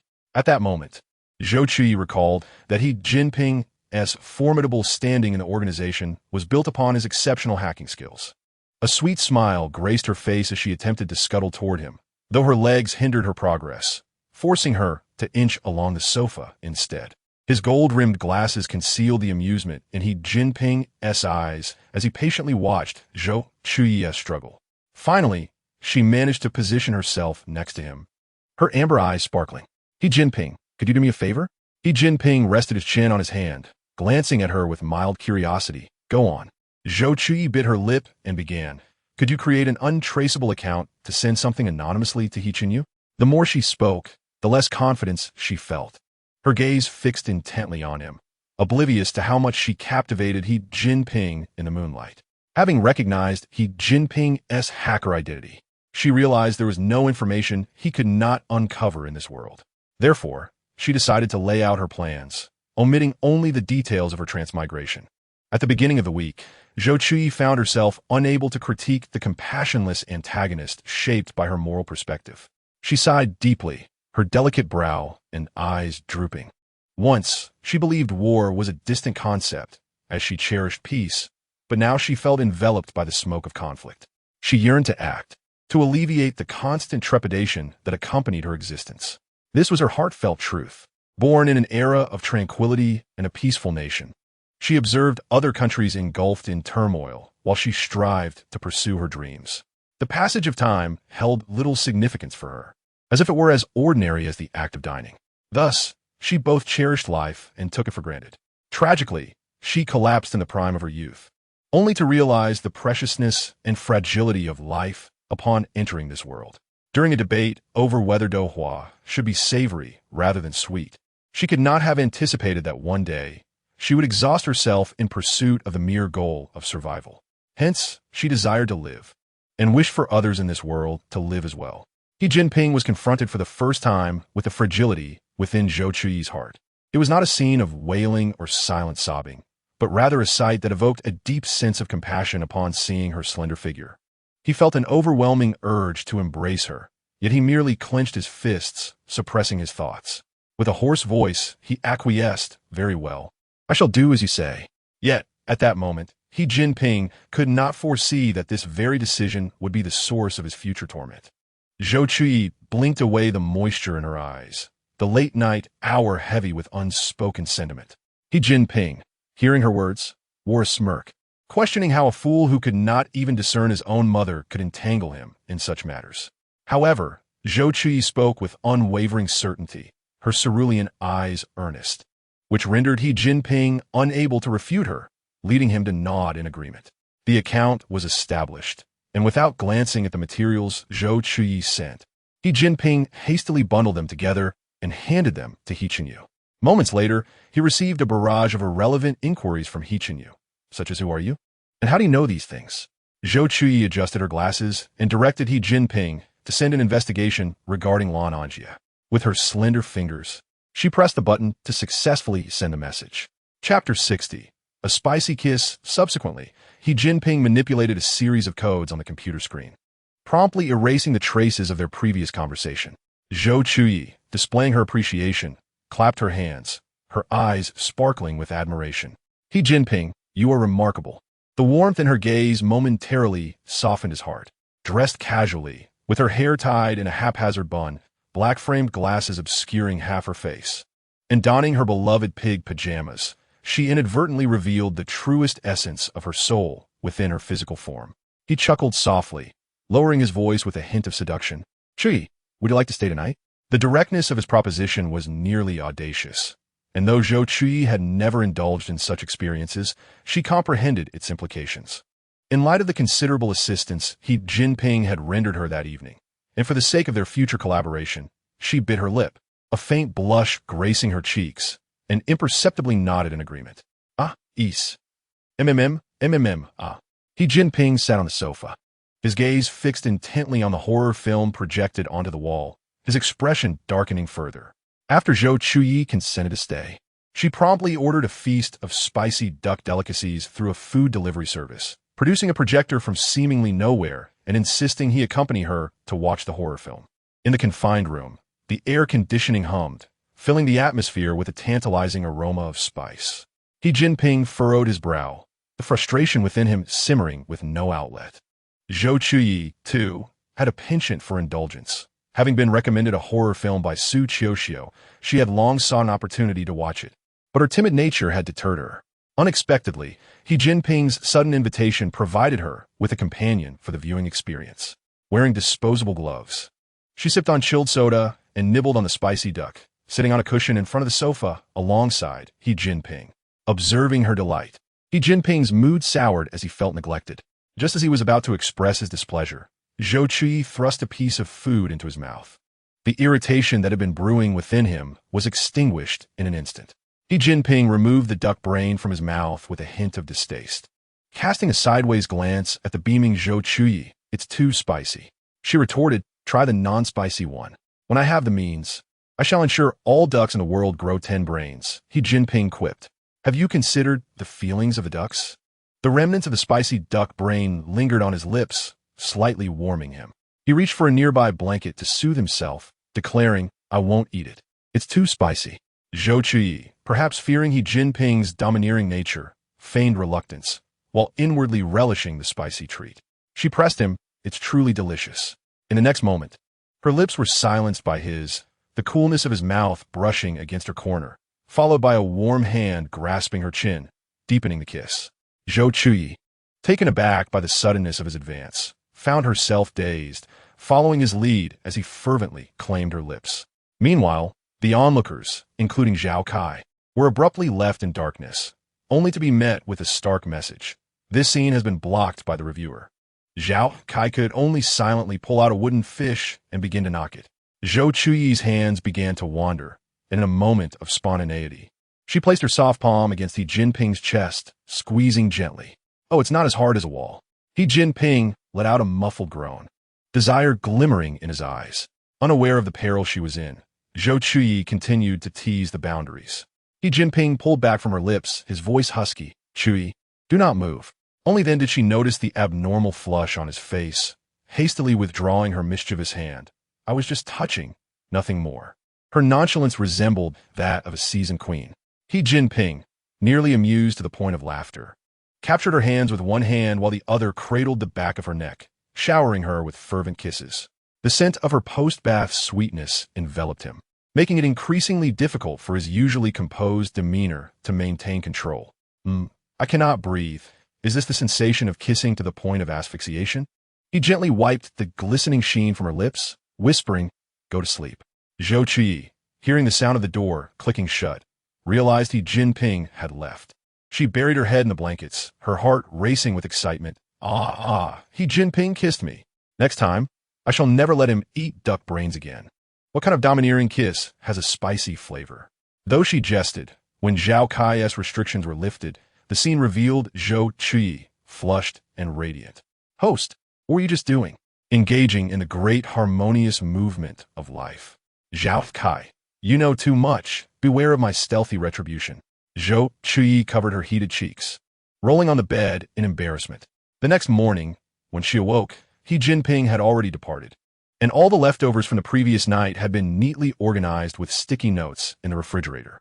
Sipping on a bottle of mineral water from 1982, she swung her legs contentedly. Zhao Kai, how is it going with He Chinyu? Her next task was to gradually guide He Chinyu along the main plot line. Since He Chinyu had seen the messages she sent regarding by Mingxian the previous night, he would surely investigate the true identity of the person who had contacted him. Given his possessiveness over by Mingxian, he would not allow someone as dangerous and enigmatic as her to linger in her vicinity. He would urgently seek her out, desperately attempting to conceal by Mingxian, hoping he would not stray from the path she had meticulously laid before him. In the realm of fortune, He Chinyu has completely lost track of the female protagonist by Mingxuan's whereabouts. According to my search, He Chinyu has dispatched individuals to Rongxi village, the hometown of both the female lead and her white moonlight, Lan Anjia, to conduct an investigation. It is commendable that he possesses some wit, making our sacrifices in orchestrating such a grand scheme not in vain. However, the host, I sense that you seem to derive a certain pleasure from this situation as well. Zhou Chuyi took another sip of the 1982 Sprite. I have merely committed the same errors that all women are prone to. And besides, it was He Jinping who initiated the conversation. While she and He Jinping bask in tranquility, the Scheitling company finds itself in dire straits. This predicament is not due to financial losses, but rather the increasingly irritable temperament of their president, Zhai Qingyuan, whose slightest provocation sets him off, leaving everyone in a state of trepidation, fearful of incurring the displeasure of this little sovereign. Ahua specifically went out to procure his favorite mango daifuku in Yangji Ganlu to placate her young master. Please have a bite. You haven't eaten in several meals, and your stomach issues will resurface. For my sake, would you take a bite? Only then did Zhai Qingyan lift his eyelids to glance at the Yangji Ganlu Ahua had presented, and in his mind, Zhou Chuyi's vivacious visage involuntarily flashed before him. After tasting it, he frowned in distaste and set it aside, declaring, too sweet. The mango is not fresh, and the grapefruit is bitter. What a terrible concoction. Do not bite again next time. Ahua glanced at the Yangji Ganlu he had consumed for years, perplexed. Nevertheless, he complied with the young master's wishes, replying, all right. I want to purchase it again. Zhai Qingyuan regarded Ahua, who had accompanied him for several decades. Officially, Ahua served as his bodyguard and assistant, but in Zhai Qingyuan's heart, he had long regarded him as his sole friend. Watching Ahua discard the unpleasant Yangji Ganlu into the trash, he spoke with a hint of melancholy. I have experienced heartbreak. Ahua paused, his eyes fixed intently on the young master he had been with for decades. Zhai Qingyan was tall and slender, with a broad back and delicate bones. His countenance was indeed exceptional, yet his expression was exceedingly cold. Were it not for Ahua, even his icy demeanor would have deterred others from approaching him. Could there truly be anyone who disliked the young master? Such a person would simply lack discernment. Regardless of the situation, Ahua instinctively defended Zhai Qingyuan, irrespective of right or wrong. When Zhai Qingyuan met Ahua's gaze, he confessed, "I have developed feelings for Zhou Chuyi." Ahua froze, questioning his own hearing, as the Golden Triangle bodyguards, capable of detecting footsteps from 3 kilometers away, began to doubt their senses. Zhai Qingyuan merely acknowledged with a hum. Frustrated, he cast aside his phone, which revealed a meager record of conversations with Zhou Chuyi. "I did not even know that she is Jinping's wife. I only recently learned that her name is Zhou Chuyi." Ahua recognized that Zhai Qingyuan's social circle seldom encountered members of the He family, aside from that random gaming partner from a previous game. He cautiously inquired, "Is Madam he your gaming partner?" "Yes." For the next 30 minutes, Zhai Qingyuan elaborated on his emotional journey regarding Zhou Chuyi.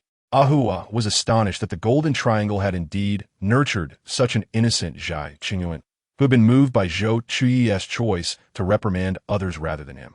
He carefully chose his words to avoid shattering Zhai Qingyuan's beautiful illusions, suggesting, "Perhaps, madam, he simply possesses a strong sense of responsibility toward her teammates, much like how we strive to protect our comrades during missions." Zhai Qingyuan countered, "You have never been in love. You do not understand the feeling of being favored." This statement silenced all of Ahua's attempts at consolation. With a sigh, Ahua remarked, "But she is the daughter-in-law of the He family in Tangxing. Although the He family has recently appointed new leadership, the foundational legacy of a century-old aristocracy cannot be easily dismantled." His meaning was clear, setting aside the Zhai family's influence in the Golden Triangle.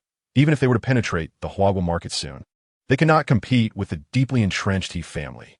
Moreover, the Zhou family, capable of marrying into the He family, surely was not composed of ordinary individuals. Zhai Qingyuan stood no chance against the He and Zhou families. Rarely did Zhai Qingyuan experience such fervent emotions, and he yearned to preserve this passion. He pondered deeply.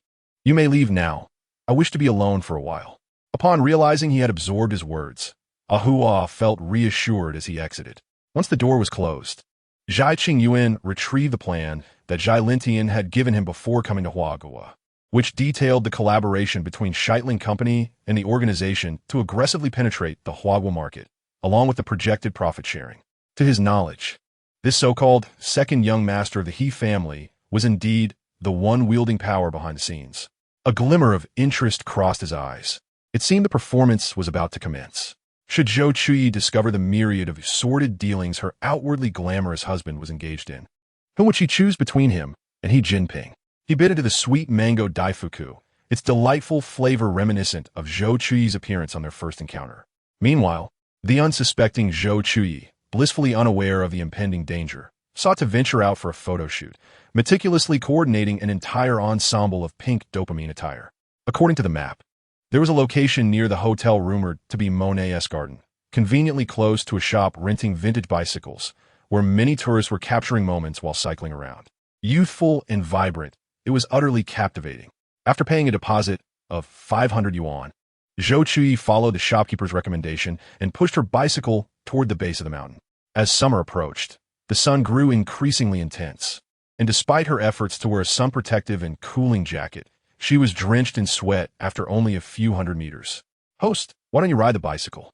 If you did, you wouldn't be exposed to the sun for so long," the system prompted. "Is it possible that I am not riding to the garden because I simply cannot ride?" Zhou Chuyi retorted. "Shocking. You can't ride? Then why did you rent it?" "But I can ride an electric bike. They are both two-wheeled and require balance. Once I reach a flat area, I will effortlessly manage it." The system was skeptical of her skills, but seeing her flushed face, refrained from disheartening her. "Go for it, host. You are the best." The system's emotional support alleviated Zhou Chuyi's fatigue significantly. As the distance to the marked location dwindled, she boldly mounted the bicycle, placing her left leg on the pedal. "Watch closely, system, as I demonstrate how a genius female cyclist is born." "All right, host, the front row is ready." In Zhou Chuyi's imagination, All she needed to do was gently push down with her left foot on the pedal, allowing her right foot to naturally rise, and then coordinate both feet to summon the breeze. She even began to regret not spending the additional 500 yuan to rent photographic equipment to capture this picturesque scene. Suddenly, with a loud exclamation, Zhou Chuyi fell directly from the bike, the scene being so catastrophic that the system could hardly bear to witness it. Lying in disarray on the grass, Zhou Chuyi glanced at the bicycle with pedals scattered about. What on earth, how did I fall? Confident as she was, she never anticipated such a tumble. Host, please observe. The image revealed her legs flailing as if newly rented, one leg wildly thrashing while the other hovered in the air, seemingly engaged in a chaotic endeavor. After riding the bicycle, Zhou Chuyi analyzed the failure from various angles, direct causes, indirect causes, and so forth, determined to rise again. The system promptly rearranged the stool and sunflower seeds, ready for another round. As expected, Zhou Chuyi fell again, this time losing balance while turning.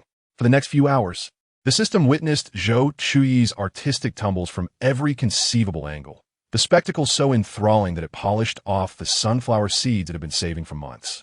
At last, Zhou Chuyi, having lost her temper from the fall, declared her abandonment of the cycling path. She felt as if her struggles had lasted but a brief moment. Yet dusk had quietly descended. Securing her bicycle, she stood on the expansive grassland, capturing a picturesque sunset that belonged solely to her. Ah, how beautiful I am, and how golden the sunset, she mused. Zhao Kai, her companion, retorted, is this something a person who has completed 9 years of compulsory education would say? Zhou Chuyi scoffed. If I had graduated from high school, I would have eloquently cited numerous references to praise it, but now that I have graduated from university, this statement has exhausted my lifetime of learning. Cherish it. Zhao Kai replied, I understand. Fortunately, she had Zhao Kai, her trusty companion. Zhao Kai, could you pinpoint the location of the car rental shop? My phone has run out of battery. Zhao Kai took a significant sip of water to moisten its mouth, which had been filled with sunflower seeds all afternoon, and responded, understood, host. I will navigate for you now. However, at this moment, Zhou Chuyi could not have anticipated that the next 30 minutes would be the most arduous of her life. Standing at a fork in the road, she exclaimed in frustration, why can't you just tell me to go left or right? Why complicate it with directions? Zhao Kai argued back. The navigation clearly states to head east for 1 kilometer. Zhou Chuyi glanced at Zhao Cai's navigation, which was entirely different from the Gouda map she was accustomed to. She could not decipher how to reach her intended destination based on this map. With no other option, she entrusted her fate to Zhao Kai, declaring, I will follow your instinct. Let's go that way. Zhao Kai, relying on its sixth sense, insisted, trust me, host.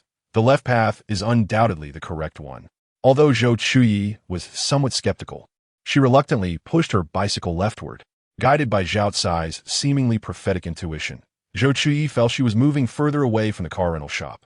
Exhausted from the unexpected exertion, her feet ached as if they were flat, prompting her to find a stone bench to rest. Zhao Kai, I hope you can vow with your life that this is the correct path. Otherwise, the fate of Qi Pin will be yours as well. Zhao Kai trembled at the thought of the beautiful Qi Pin being discarded in a potter's field. Host, I did not intend for this. I merely went by my feelings. Now is not the time for blame. Zhou Chuyi rubbed her sore legs and sighed, well, I can only pray that the owner of the car rental shop notices my failure to return the bike and calls the police to report me for theft. She clasped her hands together and prayed, may he Jinping find me amidst the vast crowd. Otherwise, I will surely cry. Zhao Kai, lacking alternative solutions, remained by Zhou Chuyi's side. Waiting, he Jinping had arranged a candlelit dinner that evening, intending to spend time with Zhou Chuyi, but upon opening the door with excitement, he found her absence disheartening.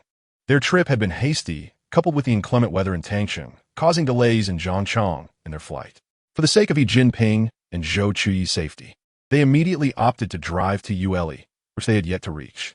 He promptly instructed He Bei, who accompanied him, to investigate Zhou Chuyi's whereabouts. 3 minutes later, He Bei acquired footage of Zhou Chuyi heading towards Kaisergarten. It appeared she had rented a bicycle at the rental shop, and as she had exceeded the agreed-upon return time, the shop had already contacted the police. It was at this moment that He Bei realized the locator had not displayed the red dot representing Zhou Chuyi for quite some time. Sir, it seems the lady's locator is missing. We are unable to pinpoint her location. Chapter 62. Embarrassment, Jinping's expression turned serious as he contacted the police in Ule, urging them to locate his wife swiftly. He glanced at the rearview mirror, his voice trembling slightly as he instructed, Hebei, move quickly. Yes, sir. The twilight had begun to blur, and the sky, once filled with the hues of sunset, gradually lost its color. Zhou Chuyi rubbed her arms, suddenly hearing the sound of rustling leaves behind her. She froze, a chill running from her head to her toes. Zhao Kai, if I were to accidentally die in this desolate wilderness, would that mean my mission has failed? In the pitch-black surroundings, even Zhao Kai felt fear. Host, do not lose hope. You have done remarkably well. Just wait a little longer, and someone will come to rescue us. The sound of footsteps grew closer, and Zhou Chuyi scanned the ground, picking up a withered branch as a weapon, swallowing hard in fright. As the noise approached, just as she prepared to fight, she discovered it was merely a plump wild rabbit, and relief washed over her, causing her to collapse weakly onto the ground. When Jinping found her, she was disheveled, sitting on the grass with her knees drawn up to her chest. He rushed forward, enveloping the frail Zhou Chuyi in his arms. Chuyi, I'm here. Only when she felt the warmth radiating from Jinping did Zhou Chuyi fully comprehend the situation. She slowly lifted her head, wrapping her cold arms around Jinping's lean waist, her voice tremulous with fear and grievance. Jinping, I heard so many terrifying sounds just now, I was so scared. What, there were bad people? What should I do? Jinping, I'm afraid. He closed his eyes, tightly embracing the trembling Zhou Chuyi, unable to fathom the horrors she might have faced had he not arrived in time. His throat tightened, his voice hoarse yet resolute.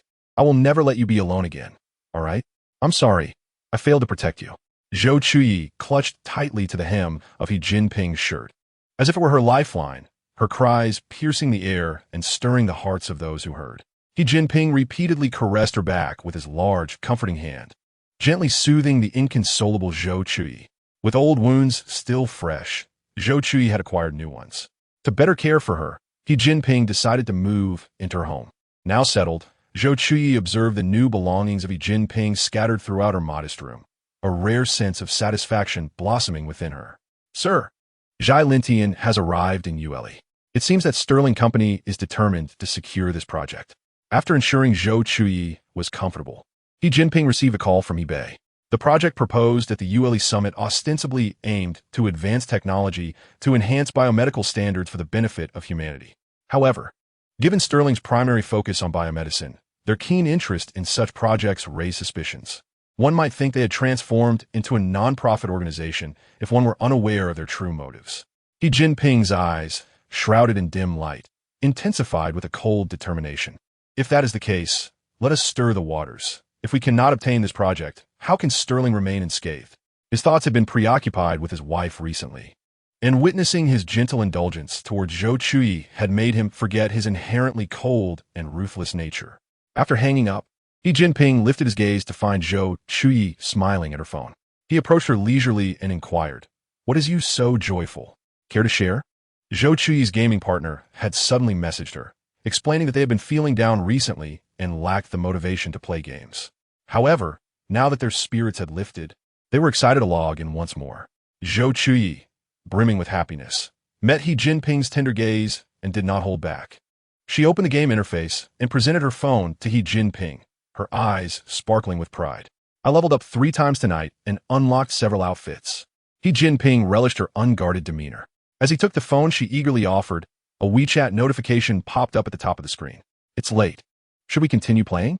Nestled in Jinping's embrace, Zhou Chuyi naturally spotted the message. She snatched the phone back, opened the chat window, and began typing. Sharing the journey of her gaming companions returned to joy. Chuyi, shall we meet tomorrow? Jinping recognized the familiar profile picture, a flicker of doubt crossing his mind.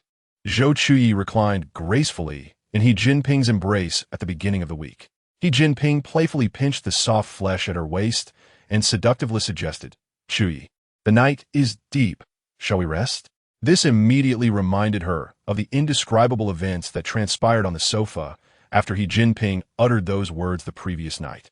Her cheeks flushed crimson, and she playfully scolded him, beast. Jinping's lips curved into a slight smile as he lifted her chin with a single hand and kissed her. Zhou Chuyi, overwhelmed by the kiss and short of breath, fainted on the spot, causing He Jinping to fear that he had inadvertently kissed her to death. When Zhou Chuyi awoke in a hospital, she could hardly believe that she had ended up there due to a kiss. If others find out, how will I navigate my way through life? Upon entering, He Jinping found Zhou Chuyi with a blanket tightly covering her face. He hurried over and asked, "Aren't you suffocating? Have you forgotten how you ended up in the hospital?" Mentioning this made Zhou Chuyi irate.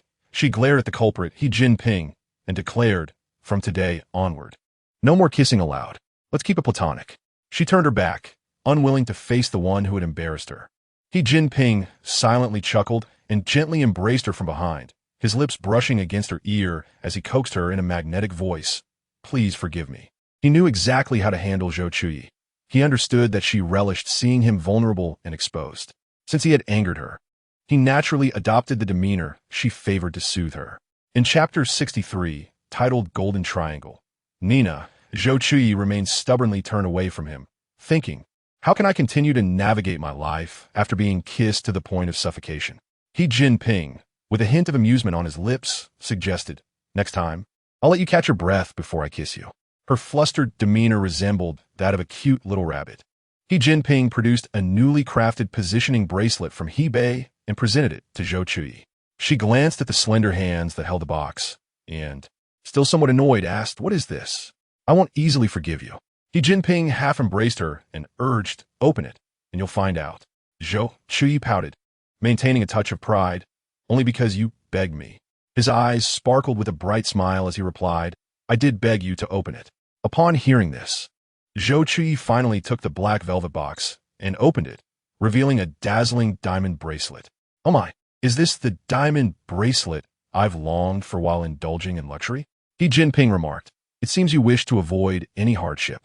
No one could refuse such a radiant diamond, and Zhou Chuyi's appreciation led He Jinping to select it specifically for her. With a soft click, the clasp was secured around her delicate wrist. He Jinping gently brushed her cheek and explained, "This bracelet is a custom-made positioning device. The clasp can only be opened in a unique manner. It is not intended to monitor your movements, but to ensure your safety during these turbulent times." Zhou Chuyi, flustered by his closeness, felt her face burn as she acknowledged, "Oh, I understand." Seeing her blush, He Jinping finally felt at ease and left. She was not in any serious danger. After receiving oxygen last night, her back no longer ached, her legs felt fine, and she was even ready to snatch some eggs from the kitchen. Wandering the hospital in her patient attire, she spotted the plastic surgery department sign and contemplated scheduling an appointment to see if she could rid herself of her unsightly scars. After wandering around for a while, she thankfully found that her injuries were minor and would heal without leaving scars. Exiting the consultation room, Zhou Chuyi hummed a tune as she prepared to head to the hospital cafeteria, only to encounter Bai Mingxian on the stairs. She hurried down, just in time to overhear a sharp and awkward voice say, "You better keep your mouth shut. If Qing Yuan finds out about this, I'll make sure you regret it." "You are so beautiful. Are you here to work or to seduce Qing Yuan? Next time, dress more like a secretary." Zhou Chuyi arrived to see a tan girl with glamorous waves and a sultry outfit warning Bai Mingxian from above. "Zhao Kai, who is this woman?" "Nina, the only daughter of Zhai Lintian's capable assistant, Sakima, and also Zhai Qingwei's lover and Zhai Qingyuan's fiancé." Goodness, this relationship is more tangled than the undigested enoki mushrooms in my stomach. Zhao Kai remarked, "Host, your observations are quite flavorful." Zhou Chuyi tossed her hair and thought, "Let me show her some strength. I'll make her see that we, the people of Huagua, are not to be trifled with." As she descended the stairs, she shot a glance at the imposing Nina. Nina looked down at the woman in patient attire with disdain. "What business is it of yours?" Zhou Chuyi leaned against the stair railing, casually blowing on her nails. "You have quite a lot to say for yourself." Nina's limited command of Chinese left her flustered, turning red as she pointed at Zhou Chuyi. "Who do you think you are to speak to me like that?" Zhou Chuyi, noticing her reaction, leisurely strolled over to Bai Mingxian, appraising her. "You too, being so beautiful, yet leaving no room for others. It's truly infuriating." With that, she deliberately flashed a smile at Bai Mingxian before departing. Bai Mingxian struggled to suppress her amusement. After a few days apart, Chuyi had become even more endearing. She adopted an exaggeratedly aggrieved expression while glancing at Nina, making it clear, "Look, she attacks indiscriminately. I can't compete. Luckily, Nina had yet to grasp the intricacies of Chinese, and witnessing Bai Mingxian's embarrassment made her mood unexpectedly lift. She regarded Bai Mingxian condescendingly. Let us go. Don't keep Qing Yuan waiting. Bai Mingxian replied, maintaining her submissive demeanor. Of course, Miss Nina. Zhou Chuyi leaned against the corridor railing, gazing out the window at the drifting white clouds that floated leisurely across the sky, their reflection shimmering clearly on the smooth surface of the water below. The water rippled softly, glistening like a dream. Zhao Kai, with the cooling weather, the Zhai family is bound to face ruin. If only I could enjoy my favorite grape soda and live my life as a wealthy woman. Zhao Kai retorted, why must you claim all the good fortune? At the Shai Lin Company, in Zhai Qingyuan's office, Zhai Lintian observed the listless Zhai Qingyuan. What is wrong with you lately? I heard you've experienced a breakup. Ahua, besides serving as his personal protector, also acted as Zhai Lintian's eyes and ears, making it impossible to keep such matters hidden. In Chapter 64, Nighttime Patrol, Zhai Qingyuan sipped his tea while holding a report on his collaboration with Jinping, casting a glance at the gossiping Zhai Lintian. Aren't you bored? Zhai Qingwei is about to uncover all your secrets, and you're here discussing this with me? Zhai Lintian, his hawk-like eyes sharpened as he took a sip of tea. That kid I raised dares to covet my position? Just then Nina entered, swaying her hips as she approached, settling herself next to Zhai Lintian with an air of familiarity. Uncle Zhai, I've reserved the finest restaurant in Yueli for dinner tonight, so we can all enjoy a meal together. As Nina entered, the air filled with a sickly sweet aroma. Zhai Qingyuan frowned and placed a mango scent by Ahua into a drawer before turning to forcefully open the office's tightly shut doors and windows. He shot a glance at Nina on the sofa. Stay out of here if you have no business. Nina, who had never liked him, had to help Zhai Qingwei extract information from him, and her bright red smile faltered slightly as she apologized. I'm sorry, Qingyuan, I didn't mean to. As the favored daughter-in-law, Zhai Lintian, with a kind expression, gently encouraged Nina, don't mind him. Shaitlin is our family's territory. You're welcome to come anytime. Uncle Zhai grants you this privilege. Nina's eyes flashed with a hint of pride, for all those years spent feigning innocence and cleverness before Zhai Lintian were not in vain. She deliberately adopted a considerate demeanor to thank Uncle Zhai. Zhai Qingyan, annoyed by this display, strode out with his coat in hand, stating he had matters to attend to. Zhai Lintian observed his son, indulged too much, whose temperament mirrored that of his mother. No one could force his affections. He hoped one day he would comprehend the struggles of his father. As Zhai Qingyuan stormed out, he encountered Bai Mingxian sitting at the desk. He forcefully tossed his coat onto the table, his dark eyes locking onto Bai Mingxuan's slightly bewildered gaze as he commanded her to follow him. Bai Mingxian sighed inwardly, pondering who had displeased this young master. She had no choice but to rise and follow him closely. In the conference room, Zhai Qingyuan lounged with his legs crossed, surveying Bai Mingxian, who had been by his side for several months. This surprised him, for none of his previous secretaries had lasted beyond 10 days. Bai Mingxian was obedient, easygoing, and most importantly, she catered to him rather than his usual companion, Ahua, which was why he had tacitly allowed her to remain. In a nonchalant tone, he instructed her to prevent Nina from entering his office in the future, advising that she should keep her out of Sterling entirely if she could manage it. Recently, Ahua had convened an urgent meeting to introduce her to Zhai Lintian, Nina, and others, informing her that they would soon be traveling to Huagua for business discussions, and she was to entertain them during this period. Thus, she had been compelled by Nina to accompany her for a health check that morning. Noticing Bai Mingxuan's conflicted expression, Zhai Qingyuan's irritation grew. Do you wish to extend your time in my presence? I am the one who pays your salary. You are to obey my commands. With this directive, Bai Mingxian understood what was required of her. She nodded, responding, Understood, Mr. Zhai. I will keep Miss Nina in check next time. As she approached a little closer, Zhai Qingyuan caught a whiff of floral perfume, prompting him to frown. In the future, no perfume during work hours. It irritates my eyes. After they leave, make sure to thoroughly clean my office inside and out, ensuring no trace of Nina's scent remains. This was her first time permitted to enter Zhai Qingyuan's office when it was unoccupied, and she suppressed her excitement, maintaining a calm demeanor. Rest assured, Mr. Zhai, I will ensure it is spotless. As the workday concluded, he rose irritably. Zhai Lintian had just arrived at the restaurant, and he could not afford to miss dinner with him.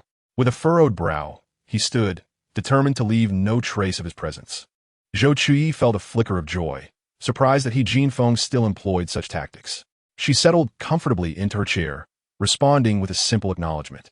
Yangju was the only Michelin-starred restaurant in the area, accommodating only 5 tables each day, with capital verification required before dining, as the ingredients were air-freighted from France.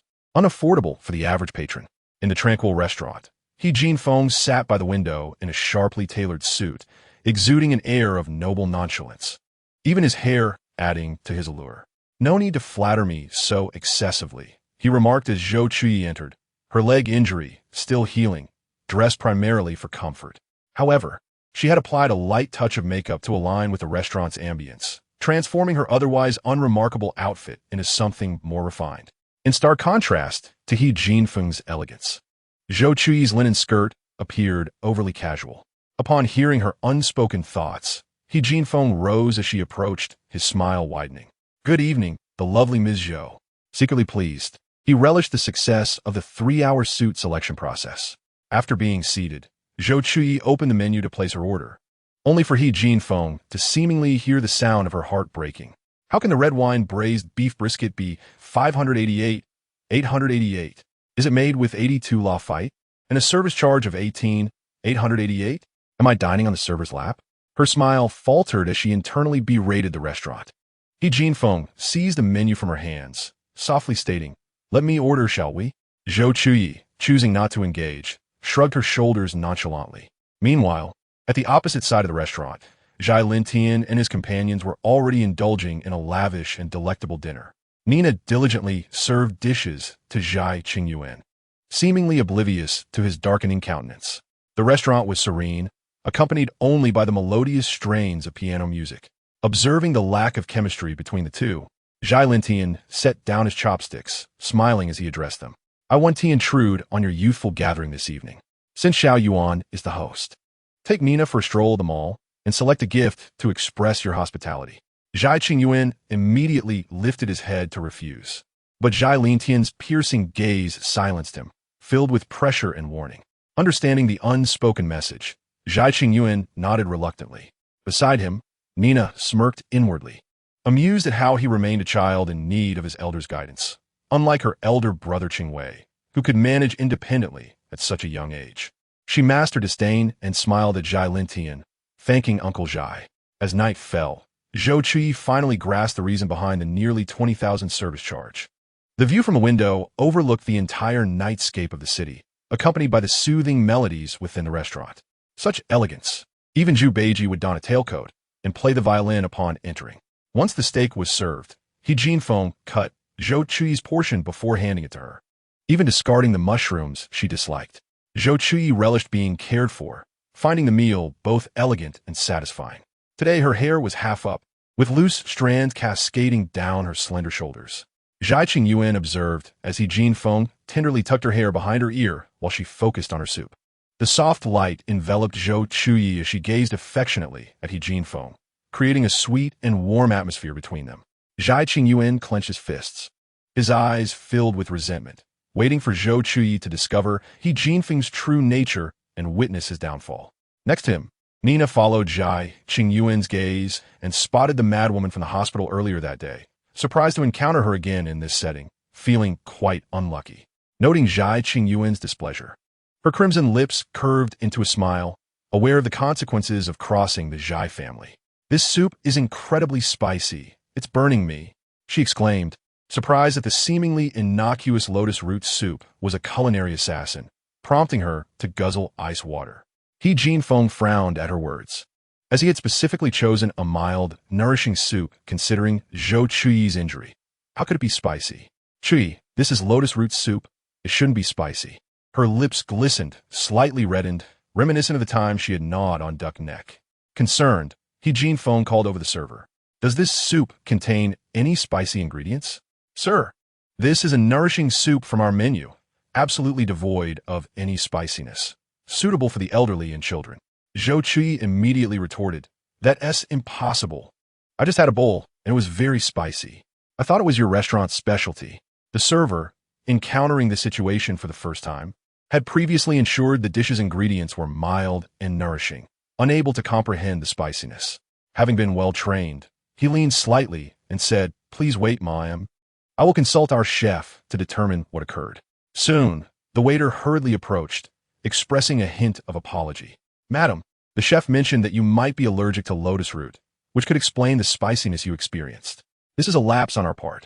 To convey our sincere apologies, we would like to offer you a complimentary bottle of wine and a serving of handmade tiramisu. Would that be acceptable?" Upon hearing this, Jinping immediately stood up and walked over to Zhou Chuyi, gently checking her slender arm to ensure she was not experiencing any difficulty in breathing.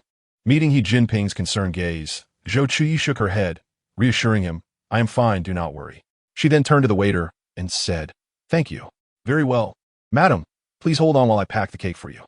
Zhou Chuyi felt uneasy under his scrutinizing gaze and softly murmured, Jinping, please stop staring at me. Do you want everyone to know about my unfortunate allergy to lotus root?"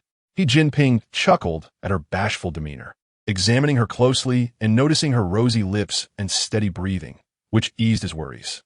He relaxed his furrowed brow and with a slight smile said, "Now that you are all right, I feel at ease. Let's enjoy our meal. Would you like to order more?" After finishing the last bite of her beef risotto, Zhou Chuyi replied, "I am full, but I still want to have dessert." Jinping grinned at her stuffed cheeks, amused by her delight. He turned to her sparkling eyes and asked, "Did you not say you wanted dessert? What about ice cream?" Zhou Chuyi playfully poked her finger into Jinping's palm and said, "Dessert and ice cream do not occupy the same stomach. I really want ice cream, please." Her eyes glistened as she playfully coaxed him, making it impossible for Jinping to refuse. "All right, let us go to the mall." "Yes, sir." With her goal achieved, Zhou Chuyi immediately released her finger and returned to her phone with an impassive expression. Jinping chuckled inwardly, little white-eyed wolf. After Bai Mingxian and Zhai Qingyuan departed, she retrieved the necessary cleaning tools from the utility room and proceeded to sweep his office thoroughly, from the top of the bookshelf to the seams of the carpet, as if she had been in the house-cleaning business for many years. Despite her long tenure there, she had never had the chance to enter his office alone. She was only allowed in when Zhai Qingyuan and Hua were present. However, these past few days had not been entirely fruitless. She had discovered that Zhai Qingyuan's office was devoid of surveillance cameras, which explained why she, as an outsider, could not enter alone. Thus, the instruction she received was simply to wait. At last, the opportunity had arrived today. Under the pretense of wiping the drawer, she discreetly pulled open the tightly shut cabinet, revealing a glaring white-covered document before her. This was a memorandum of intent for collaboration between Scheitling and the organization, with a staggering investment amounting to billions. While it appeared to be a straightforward memorandum at first glance, a closer inspection of its numerous clauses and investment figures hinted at the extraordinary nature of this transaction. Chapter 65, by Mingxian and Lan Anjia. The pressing matter was to disseminate this information and thwart the collaboration with Scheitling. Zhou Chuyi felt a tingling sensation on her lips, and the cool ice cream soothed her swollen lips, alleviating much of her discomfort. Jinping held her hand in one hand while balancing the untouched ice creams in the other, leisurely wandering through them all. Zhai Qingyuan, accompanied by Nina, casually entered a luxury jewelry store. Upon noticing the distinguished demeanor of the two, the sales associate promptly approached them with warm service. Nina relished the attention, proudly lifting her chin, demanding, "Show me the latest styles." Zhai Qingyuan, with a hint of disdain, chose to ignore the theatrics of Nina and sat down in the lounge area, fiddling with his phone. The sales associate, sensing the situation, discreetly withdrew and flocked to Nina, showering her with compliments. Given Zhai Lin Tian's endorsement, Zhai Qingyuan would be footing the bill, allowing Nina to indulge herself. Within a few minutes, she had selected several exquisite pieces of jewelry. Zhai Qingyuan cast a sidelong glance at the bags occupying half the store, internally scoffing at her self-indulgence. Nina, oblivious to Zhai Qingyuan's darkening expression, continued to strut about, only to encounter Zhou Chuyi, the woman who had insulted her earlier that morning. Zhou Chuyi, holding a half-eaten ice cream, gazed longingly at the exquisite, lavish gowns displayed in the window. Nina deliberately puffed out her chest, approaching Zhou Chuyi with a provocative glint in her eyes. While shopping, Zhou Chuyi noticed her favorite pistachio mousse at the dessert shop upstairs, but the line was excessively long. Exhausted from the day, she had no desire to move, thus persuading Jinping to queue for her. To her surprise, as he left, he took her phone, leaving Zhou Chuyi without any means of entertainment. She found herself aimlessly wandering the floor, engaging in the familiar pastime of guessing prices with her friends. After a series of price shocks, Zhou Chuyi decided to give the luxurious dress before her a chance. I bet 10 bags of spicy strips that this dress costs 6 figures. What are you staring at? Do you think that just because you stand here long enough, it will belong to you? Such arrogance. Just as Zhou Chuyi prepared to enter the store, she spotted Nina, arms crossed, standing before her with a disdainful expression. Zhou Chuyi calmly acknowledged her with a nod. "Oh, I was just waiting for you to buy it for me." After speaking, she felt a surge of satisfaction and took a spoonful of her sweet ice cream, casually adding, "By the way, you have something stuck in your teeth." Nina, frustrated by her repeated setbacks, was accustomed to being the center of attention in Jinping. Now, in this unfamiliar territory, she had been provoked multiple times by this seemingly deranged woman. Enraged, she raised her hand, intending to teach Zhou Chuyi a lesson. But Zhai Qingyuan firmly grasped her wrist from behind. His grip was so tight that Nina felt as if her wrist might break, and as she struggled to break free, Zhai Qingyuan held her fast. "Let go. I must teach this audacious woman a lesson." Zhai Qingyuan's lips curled into a mocking smile, his gaze icy. "This is not Jinping. If you dare to stir trouble here again, I will ensure you cannot leave this place." Nina, sensing the severity of his expression and the painful grip on her wrist, felt a shiver run down her spine. As Zhou Chuyi prepared to strike Nina, she noticed Zhai Qingyuan beat her to it, and she was pleased to have someone come to her aid, politely saying, "Thank you, sir." Seizing the moment, Nina managed to break free from his hold. Look at her legs. They're practically sparking. She hasn't even run 2 blocks and is already out of breath. I truly wonder what she is fighting for. With Nina out of sight, Zhai Qingyuan expressed a hint of regret. "I apologize for not being able to manage those around me." He gazed at the person he had longed for, daringly suggesting, "How about I treat you to a meal as an apology?" Zhou Chuyi recognized him and had no desire to associate with him, offering a slight smile of regret. "I have children at home and cannot leave." As she spoke, Zhou Chuyi wrapped her arm possessively around He Jinping's waist. Upon hearing this, He Jinping raised an eyebrow. "You are taking care of children?" Zhou Chuyi, fearing he would inadvertently reveal too much, discreetly pinched his slim waist, thinking, "If you dare let anything slip today, I will deal with you." He Jinping remarked, "So, I'm the child." His eyes, calm as stars yet sharp as blades, turned toward Zhai Qingyuan, who was eyeing Zhou Chuyi with interest. "I apologize, but we have young children at home and cannot be away from them for long." Hearing He Jinping's words, Zhai Qingyuan's expression grew complex as he looked at Zhou Chuyi, staggering slightly before steadying himself. He felt a weight on his chest, as if being tightly compressed.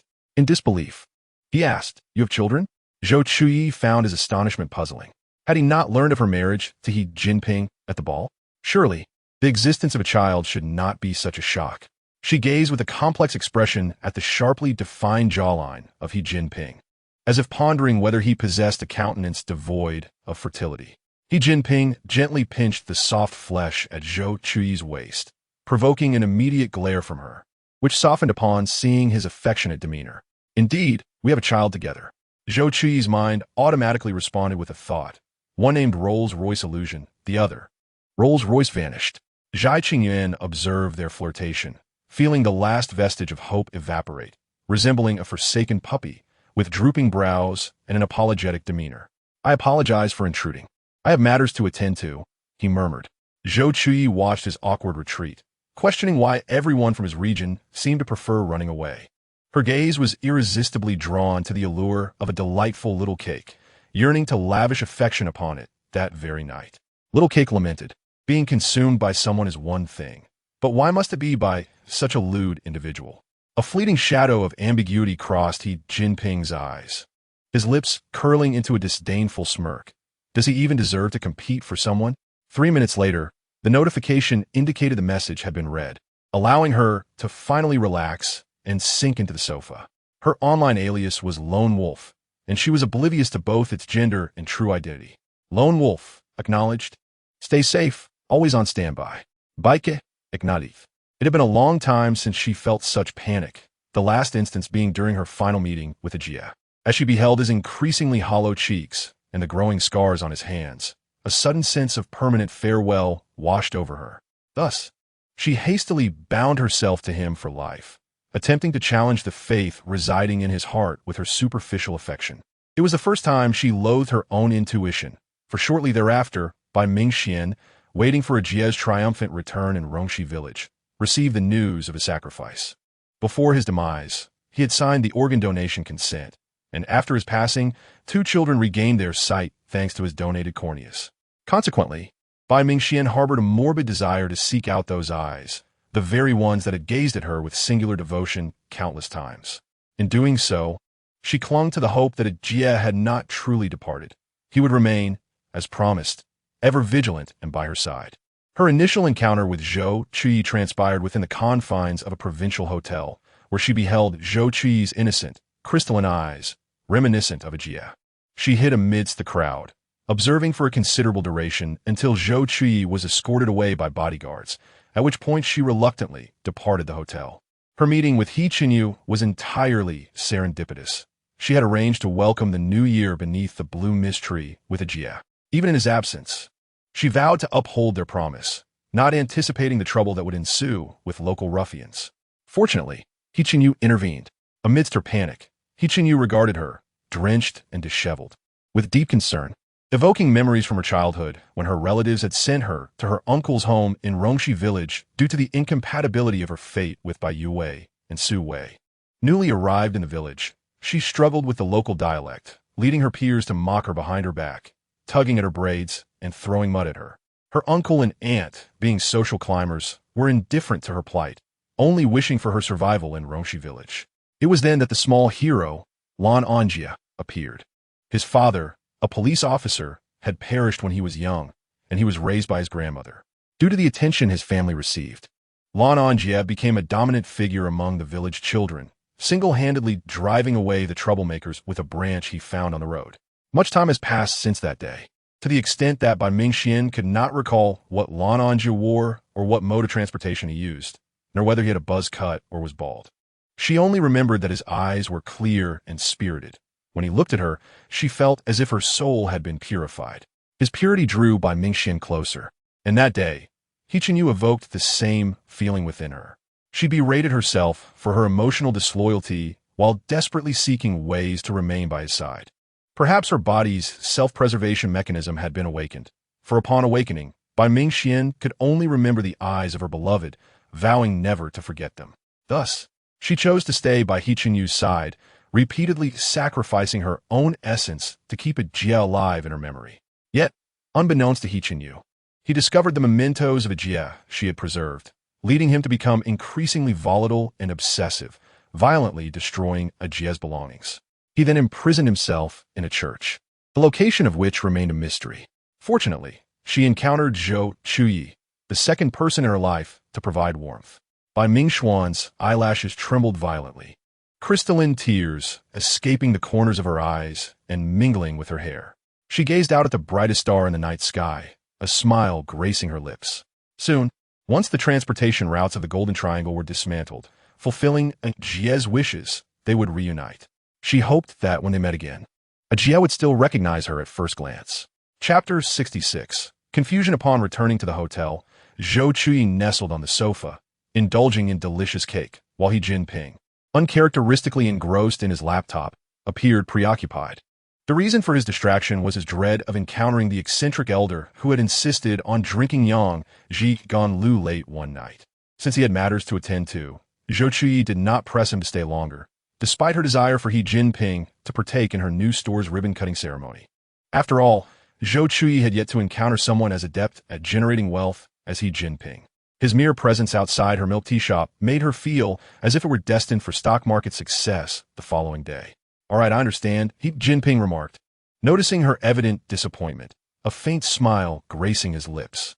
Zhou Chuyi, still resentful from fainting after being kissed by He Jinping the previous night, resolutely declared that she would not share a room with him that evening. She tossed a pillow and a small blanket onto the sofa, raising her chin defiantly at He Jinping, as if to say, "This is your punishment." He Jinping raised an eyebrow. "Madam, must I kneel on durian to appease you?" Zhou Chuyi ignored him entirely, slamming the door shut with a loud bang, leaving him without a glance in his direction. In the stillness of the night, He Jinping could hear the sound of his own heart shattering.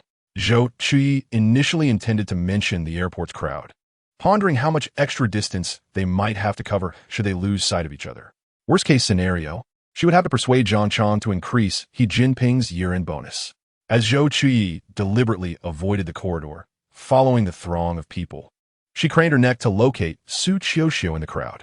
To her surprise, at the arrival area, she spotted Sue's parents holding a banner that read, warmly welcoming the female CEO of a publicly listed company, Zhou Chuyi. Beside them stood Zhou Chuyi, joyfully waving a small honeybee. Chuyi, you're the first. Chuyi, you are the first. Realizing the awkwardness, Zhou Chuyi forced herself to walk over. Uncle, Annie, thank you for coming to pick me up. Chuyi, it's been a while.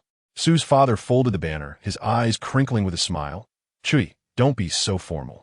I specially brought you that orange juice you mentioned last time. Let's have a feast today. Zhou Chuyi felt a surge of emotion, reflecting on the peculiar bonds between people. She had never anticipated that a light-hearted jest with Qiuxiu would connect her to such a warm family. Zhou Qiuxiu pulled out matching headbands from her bag, placing one on Zhou Chuyi's head. Come on, Chuyi, we made many delicious dishes at home to celebrate our successful opening tomorrow. It was no wonder Zhang Chang had seemed so uncomfortable earlier. She had assumed it was his professionalism, unaware he was merely hiding his face in embarrassment. He Jinping had instructed him to unconditionally comply with Zhou Chuyi's every request while ensuring her safety and in balancing their demands. He ultimately decided to heed the boss lady's wishes first. The journey from the airport to Zhou Chuyi's family convenience store takes 2 hours by car. Concerned about her daughter feeling hungry, Sue's mother prepared tea, eggs, and marinated chicken legs for her. This was the first time that Zhou Chuyi felt a pang of regret regarding the emotional detachment the original owner would experience after the task concluded. Zhao Kai, the money I earned cannot be used by the original owner, right? Zhao Kai reassured her, that is not the case, host. Money can circulate in any world, and the original owner will take over all your assets. During the dinner break, Zhou Chuyi seized the opportunity to discuss the opening procedures for the next day's business with Zhou Chuyi, ensuring everything was foolproof. After dinner, Zhou Chuyi received a call from He Jinping. It seemed quite windy on his end, which dulled his hoarse voice. Have you eaten? Zhou Chuyi was feeding the goldfish in the tank. I had dinner at Qiuxiu's, what about you?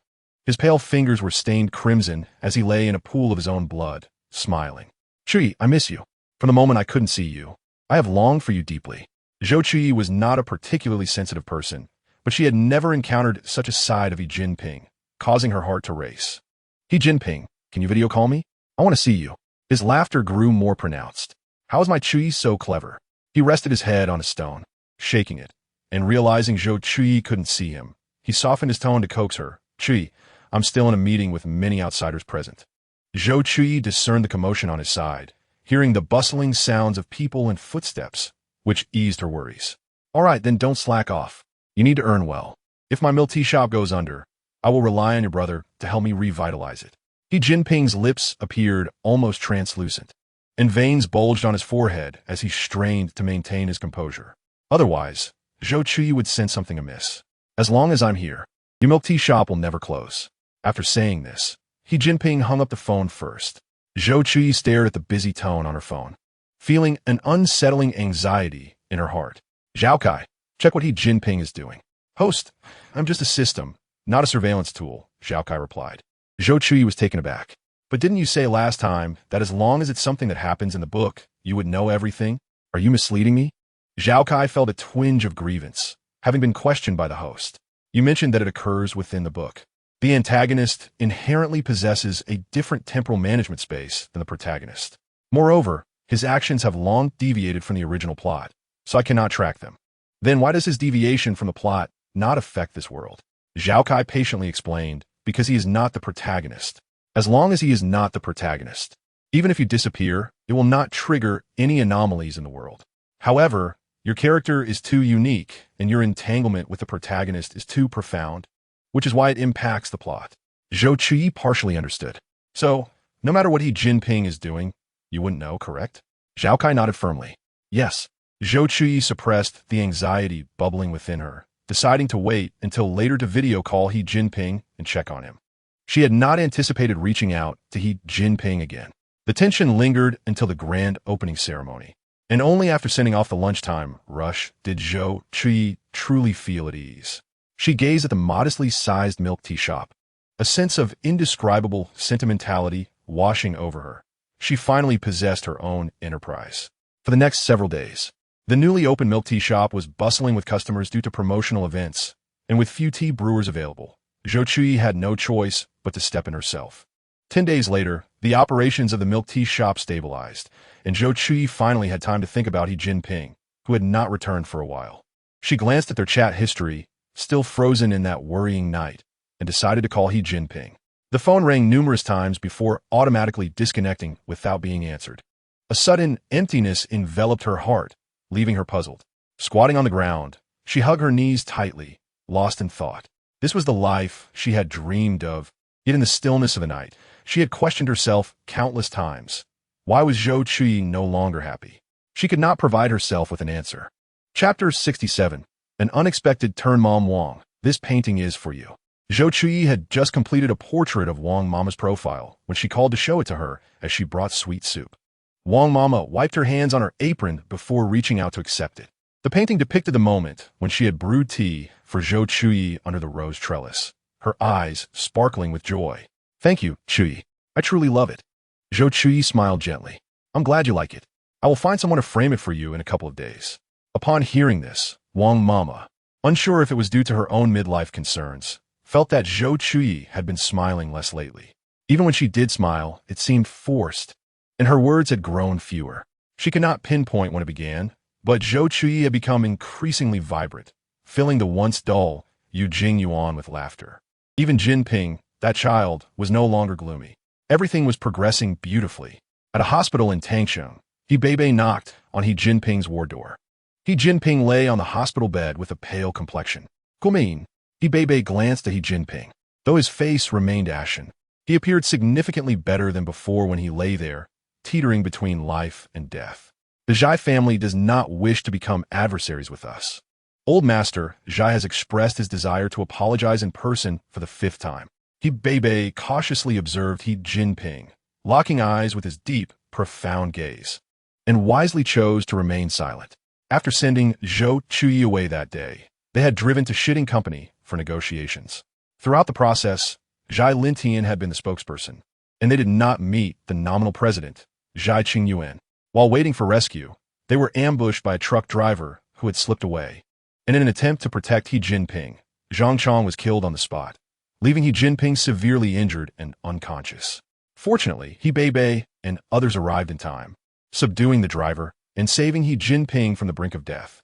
Days later, Bebe still felt a shiver recalling the moment Jinping lay in a pool of blood, his complexion dreadful and his breathing faint.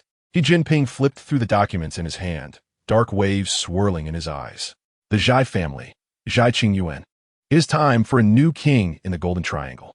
Seeing that Jinping remained silent, Bebe stayed by his side obediently. Has Zhang Chong been settled? Bebe was taken aback initially, then felt a dull pain in his heart. He has been taken care of, buried in the grave I purchased for him, and a charity organization for aiding orphan children has been established in his name. Zhang Chong and Bebe were both orphans without parents. If it had not been for Jinping saving them, they might have met an untimely end on some street in Hua country. Following Jinping, they established and expanded this organization globally. Bebe still vividly remembered the night they successfully secured the business that had long clung to the He family. Zhang Chong had told him that when he grew old and could no longer travel, he would stand guard at the entrance of Yu Jingyuan as a security guard, safeguarding Jinping's home. Yet now, Jinping's home still stood, but he had broken his promise. Bebe's eyes grew misty as Jinping glanced at him. Is Chuyi doing well in Tangcheng? This was the aspect that puzzled Bebe. It was evident to anyone that Jinping had feelings for Zhou Chuyi. However, after his injury, not only did no one in Tangcheng receive any news, but even Zhou Chuyi was not answering her phone. Jinping did not provide much explanation. He raised a sharp gaze to Bebe. Contact Zhai Qingyuan, since he is so indifferent to Zhai Lintian's standing in the Golden Triangle. It is time to select a new king. Bebe gazed at him in astonishment. He had initially believed that Jinping would seize the upper hand in negotiations, leveraging the incident where Zhai Qingyuan had maliciously attacked him. To his surprise, Jinping seemed intent on replacing him entirely. A fleeting admiration flickered in his eyes, as if to say, "I shall attend to this immediately." Through the hospital mirror, Jinping observed his pallid visage. Perhaps he should wait a little longer. Showing himself in such a state would only provoke yet another quarrel with Zhou Chuyi. Recently, Zhou Chuyi's gaming partner had also been absent. Although the sudden return to a tranquil life felt somewhat disconcerting at first, she found solace during the day at Zhou Chuyi's home, playing cards with her aunt and uncle. And at night, she would hide under the covers, engrossed in sugary dramas, her excitement bubbling over. Only when she stumbled upon music while scrolling through short videos did she remember the late-night indulgence of melancholy, allowing 2 minutes of silence before resuming her pastime. Zhao Kai remarked, "But host, aren't you seeking your own happiness? It seems you appear more content than in recent days." Zhou Chuyi sipped the remnants of her milk tea, concocted from leftover ingredients, and mused, "Yet, as I gaze at my dwindling account balance, I suddenly find it difficult to conjure reasons for sadness." Zhao Kai retorted, "How pragmatic, yet undeniably sensible." It persisted, "Aren't you worried that the antagonist hasn't answered all those calls you made?" Zhou Chuyi initially felt a slight twinge of concern, but then reassured herself, after all, he is a man capable of going toe-to-toe with the male lead. Yu. He has far more to contend with than I do. What is there to worry about? Zhao Kai nodded in agreement. "By the way, host, I have some delightful news to share." Zhou Chuyi rolled her eyes. "If you start mimicking Zhou Ninghai, I shall break your legs too." Moreover, the male lead, Yu, has made contact with the female lead by Mingxian, under the guise of a lone wolf informant. Zhou Chuyi sat up straight. "Is that true? It seems Yu requires a little push from others. If this is the case, does it mean we shall have little to do from here on out?" Zhao Kai explained, "According to the unfolding narrative, you merely need to patiently await by Ming Xuan's task completion before she joins Yu." The swift progression of events left Zhou Chuyi feeling somewhat disoriented. "Zhao Kai, everything is progressing too smoothly. I find myself unexpectedly anxious." Zhao Kai replied, "Host, you are exhibiting classic signs of a mountain pig unable to digest fine grains." Zhou Chuyi, unperturbed by Zhao Kai's mockery, hoped for a tranquil outcome. She lay on her bed, fully charged, binge-watching dramas, and gradually consumed the thick, porridge-like milk tea. At 3 in the morning, after countless cycles of closing and reopening her eyes, she finally succumbed to the urge to turn on the light. How vexing! Had I known I would lose sleep over one more sip of milk tea, I would have refrained. Zhao Kai, bolit fun slet, was stirred by her complaint, but bore no resentment. "Host, do you harbor any worries? If there are matters that trouble me, I shall set them aside. In time, I shall forget them altogether." Zhou Chuyi responded, "Thank you. Your comfort is quite adept. However, I simply consumed too much tea tonight, and my mind is too stimulated to rest." Zhao Kai pouted, "How detestable, host." Boo-hoo. Having spent too long on her phone, Zhou Chuyi decided to rise and head to Jinping's study. "I recall seeing a book titled Alien Riddles on his shelf the last time I was here studying. I shall retrieve it to aid in sleep." Zhao Kai praised, a clever strategy. However, after a prolonged search, she could not locate the book in its previous spot. Could it be that Jinping, too, suffers from insomnia and took it with him during his last visit to Yuli? Zhao Kai responded, "Host, I sense it is nearby. Expand your search radius." In critical moments, having a system proves invaluable. Without further ado, it directed her to a solution. "Zhao Kai, are you aware that your aura extends 2 meters and 8 centimeters? Zhao Kai, flattered, became somewhat haughty. "Information retrieval is indeed my forte." Following Zhao Kai's guidance, Zhou Chuyi rummaged through the nooks and crannies until she finally discovered the book in a dusty corner. "Wow, it's enormous. Do aliens truly have this much to say?" When she extracted it, she initially mistook it for an English examination paper, as it measured nearly 1/2 meter in length. Zhao Kai remarked, "That is a possibility." Zhou Chuyi settled onto the sofa, opened the heavy cover, and was taken aback by what lay before her. Within the layers of the book's cover was concealed a paternity test report. Originally, Zhou Chuyi intended merely to peruse the table of contents and select intriguing riddles. However, her fingers brushed against a protruding section of the cover, which she assumed to be a decorative embossed page, and out of curiosity, she pulled it out, only to uncover such a revelation. She examined the report closely, and fortunately, armed with her previous experience, she flipped to the end to check the results. under the premise of excluding external interference. The following conclusion is supported. He Qingyu and Zhu Chuyi are biological mother and son. Upon reading this line, Zhou Chuyi's pupils constricted. Xi Jinping actually conducted a test on He Qingyu and Zhu Chuyi. Did he already know about this? She held her breath and continued to the next page, under the premise of excluding external interference. The following conclusion is supported. Xi Jinping and Gu Rou are biological mother and son.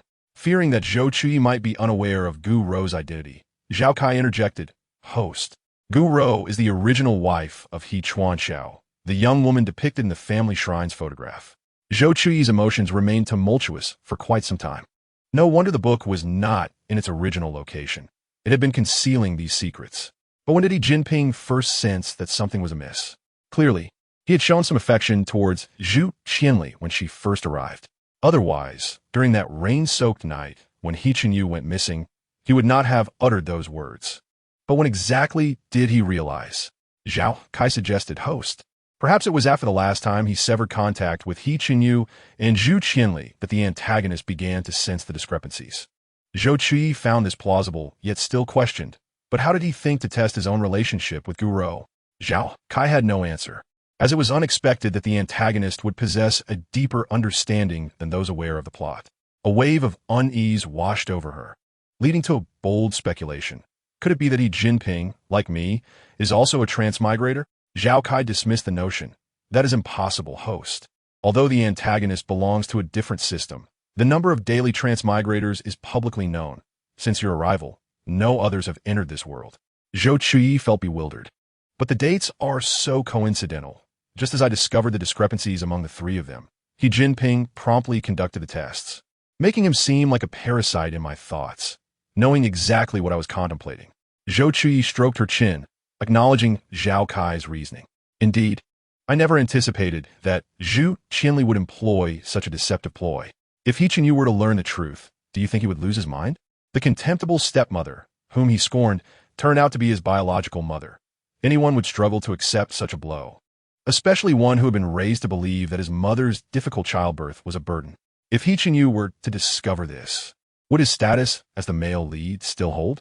Zhao Kai affirmed, it would remain unchanged. His lineage is merely one of many attributes.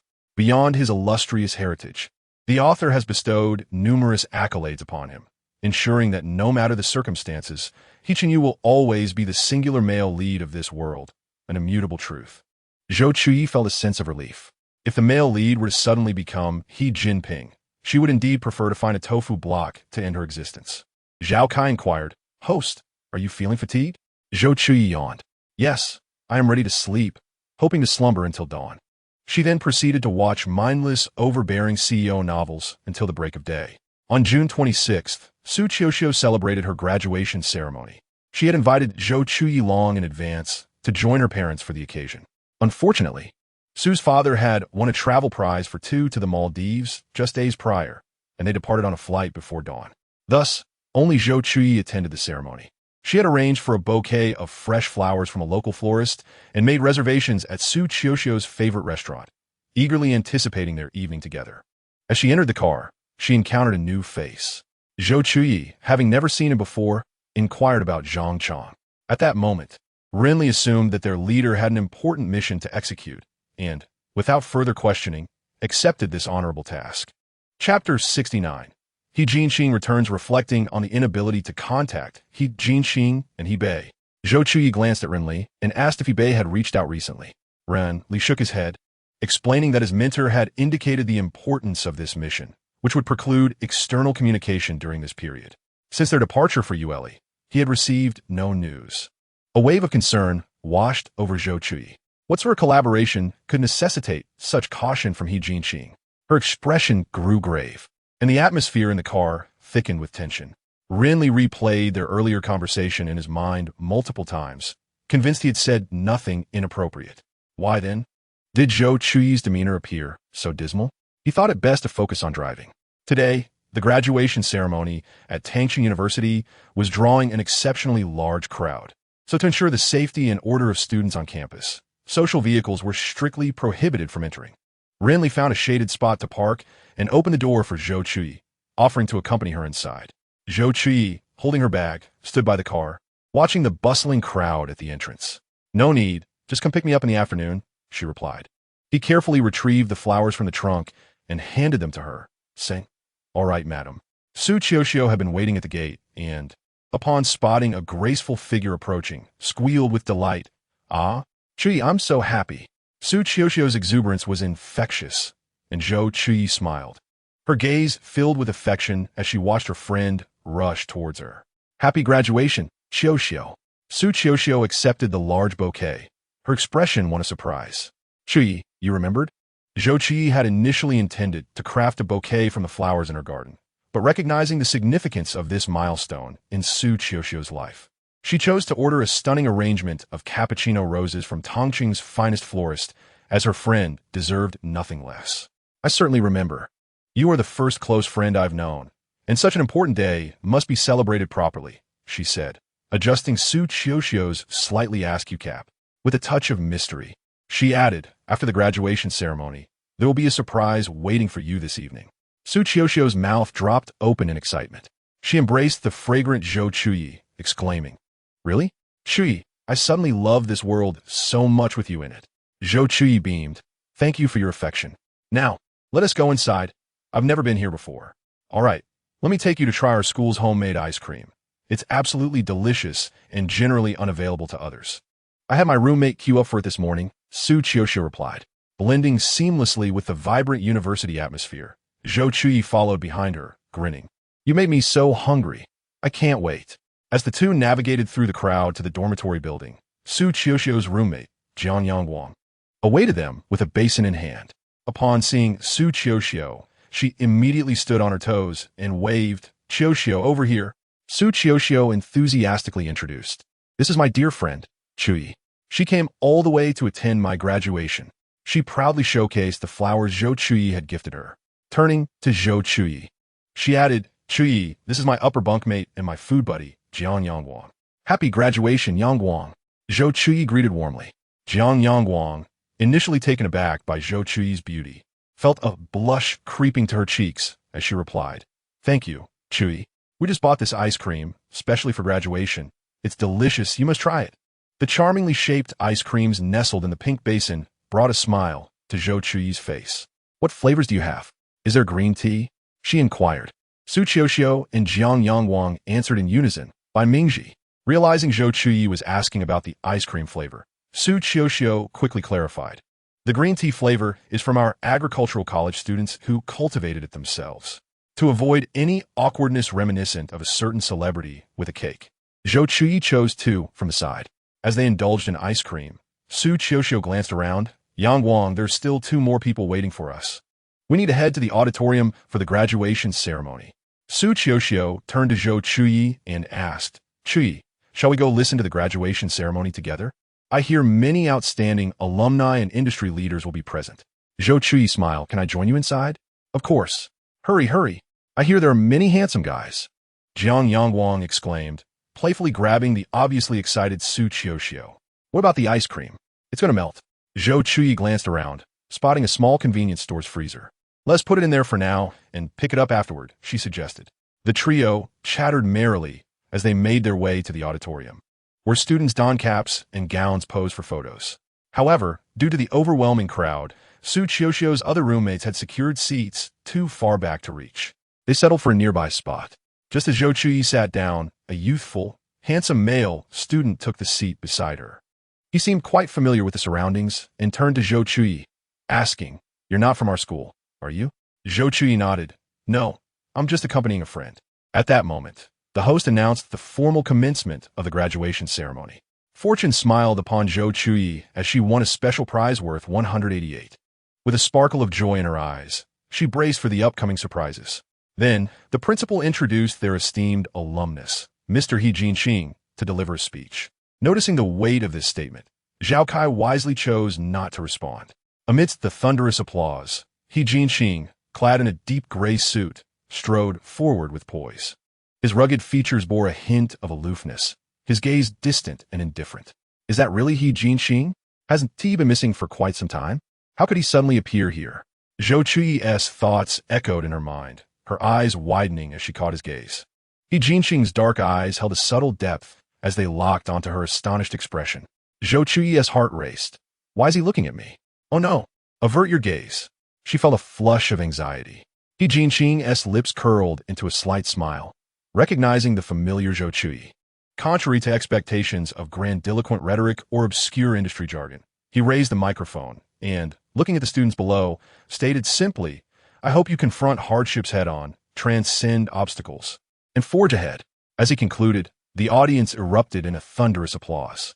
Zhou Chuyi pondered his words, realizing they were not merely platitudes for a promising future.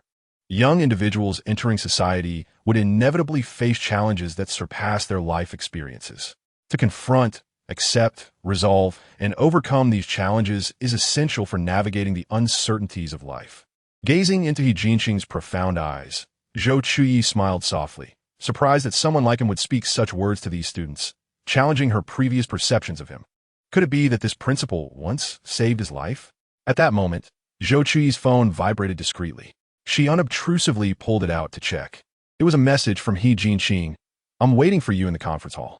Zhou Chuyi replied, I have plans with Xiaoxiao tonight. I'm busy. In the first year of junior high, He Jinping gazed at the expression pack of Weibo featuring a panda icon on his phone, and the long-maintained aloof demeanor he had cultivated crumbled in an instant. Standing beside him, Hebei witnessed He Jinping laughing so heartily that his shoulders trembled. Hebei remarked, It seems my boss is about to die from laughter. What should I do? Waiting online for a response. The graduates embraced one another after their ceremony and then turned to embark on their new futures. At that moment, Su Qiuxiu noticed the boy beside Zhou Chuyi. She exclaimed in surprise, Wei Ran, what are you doing here? Zhou Chuyi curiously asked, Do you know him? Su Guisiu Ziplit? He is the head of our student affairs department. I thought he would volunteer today. Wei Ran smiled and said, Now that we have graduated, there is no need to accumulate credits anymore. I can finally enjoy the comfort of the school hall seats. His words resonated with the struggles of contemporary college students striving for credits, and Zhou Chuyi couldn't help but empathize, recalling the early mornings spent helping the cafeteria and sell buns for credits.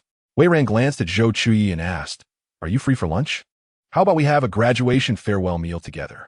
Although his question was directed toward Su Qiuxiu, his gaze remained fixated on Zhou Chuyi without deviation, all of which was observed by He Jinping from the conference hall. He rested his chin on his hand, tapping his cheek repeatedly, his disdain evident in his eyes. This pretty boy, what does he have? Broader shoulders? A more impressive physique? Handsome looks or wealth? Zhou Chuyi actually smiled so brightly at such a person. Truly a foolish girl lacking ambition. He picked up his phone and messaged her, Shall I pick you up after we eat? However, Zhou Chuyi was preoccupied capturing photos with Su Qiuxiu at various scenic spots around the school, unable to spare a hand to check her phone. Okay, 3, 2, 1, cheese. This angle is perfect, just like that. Great, next. All right, let us take one at the library entrance. Good, look wise. Su Qiuxiu never imagined she could finish taking all the photos in half an hour. She removed her graduation cap and rushed to review the pictures. To be honest, she was accustomed to her roommate spending an hour searching for angles, taking countless awkward shots in half an hour. At first glance, Zhou Chuyi's results left her astonished. Wow, this blur is just right. This makes me look so tall and beautiful. Ah, this one is stunning. I must use it as my WeChat profile picture. Zhou Chuyi calmly accepted Su Qiuxiu's praise. Photos? They're fine.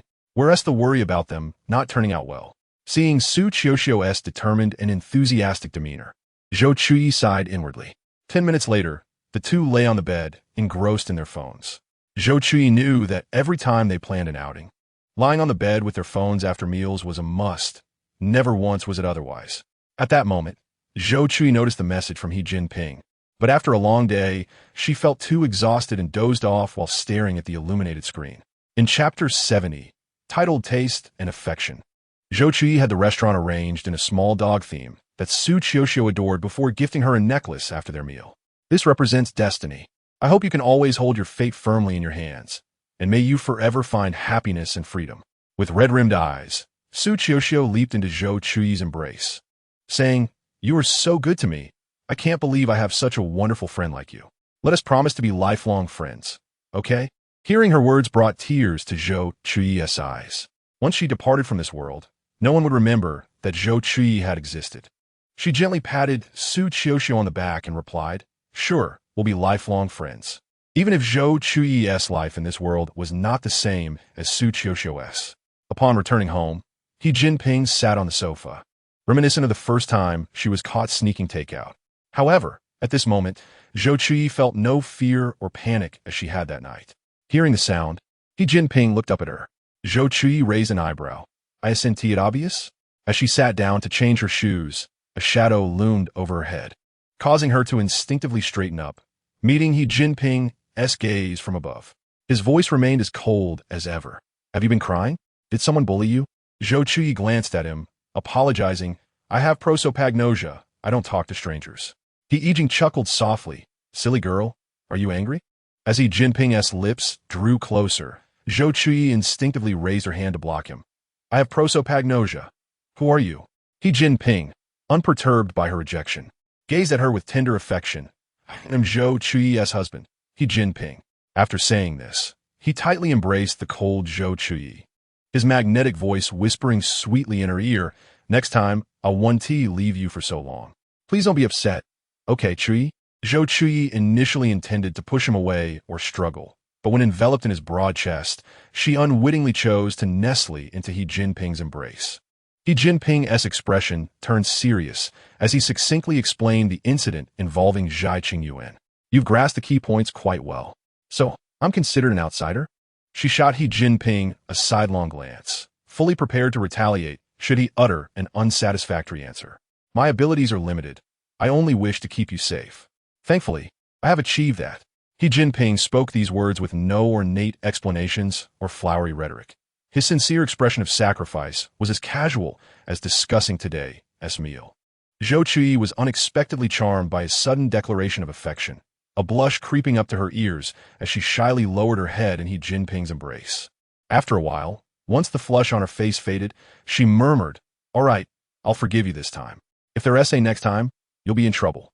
He Jinping gently stroked her hair at the temples, reassuring her, I won't leave you again, I promise. Back in her room, Zhou Chuyi prepared to watch a show. Zhao Kai, it seems that the female protagonist by Ming Xian is about to close in on her target. Recently, there have been shifts in power within the Golden Triangle, and the Zhai family is being besieged from within and without. They will soon be unable to withstand it. Zhao Kai was acutely aware of how intensely the host longed to return home and dared not make arbitrary conclusions for fear of disappointing her. Host, emotions are not something that can be controlled by humans or systems. However, it is curious that even though Ming Xian now knows that the informant named Lone Wolf is He Qinyu, her affection for him remains unchanged. Zhou Chuyi stroked her chin and mused, because there's no rush. It's better to wait patiently rather than hastily push the task and risk unforeseen consequences. Zhao Kai immediately gave her a thumbs up. Host, your perspective is broad. I admire you. The next day, when Zhou Chuyi got up for lunch, she discovered that He Jinping was also present. Aren't you going to work? He Jinping tilted his chin, indicating for her to sit down. Your birthday is approaching. How do you plan to celebrate this year? Zhou Chuyi lifted her head from the spicy and fragrant wanzi noodles. Is my birthday coming up so soon? A shadow flickered in He Jinping's eyes, realizing that they shared the same birthday. Zhou Chuyi had anticipated that even their birthdays would coincide with the original owneress. Previously, her birthdays consisted of family dinners at restaurants, followed by cake and karaoke. After some thought, she decided it would be nice to host a small gathering at home. All right, I'll have Ebay arrange it. He Jinping, unusually silent for a moment, finally replied, the dynamics in the Golden Triangle need Zhang Chong to monitor closely, so I won't be leaving the area anytime soon. Oh, understood.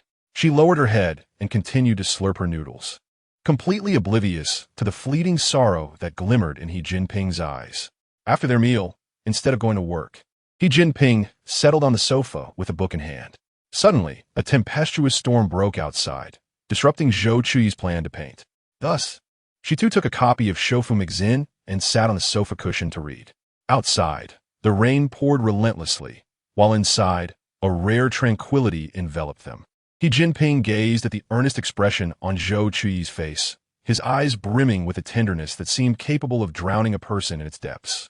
Upon uncovering Zhou Chuyi's itinerary through Renli, he promptly contacted Tangxing University and arranged a private flight, eager to see her as soon as possible. In truth, what He Jinping wished to convey at the shoe cabinet was not an apology, but rather, Zhou Chuyi, I miss you dearly, so very much.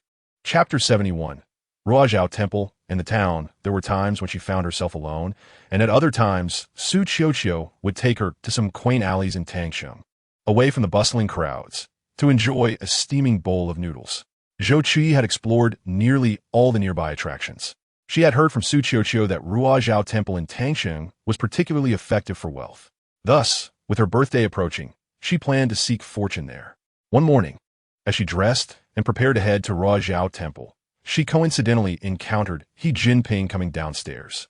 He observed her neatly attired figure and inquired about her destination. This temple was renowned for its fervent worship, a favorite spot for locals and tourists alike. It was no wonder Zhou Chuyi intended to go there. Jinping handed a folder to Bei, stating that he was also heading to Ruozhao Temple to seek Master Tongshan, and offered to accompany her. Zhou Chuyi paused, thinking, isn't this a bit too coincidental? However, since she had never been there before, she felt more at ease with someone by her side. Dressed in her sun-protective attire and hat, she stood at the door, ready to go. An hour later, Zhou Chuyi removed her sun protection, while Jinping held her hat in his hand.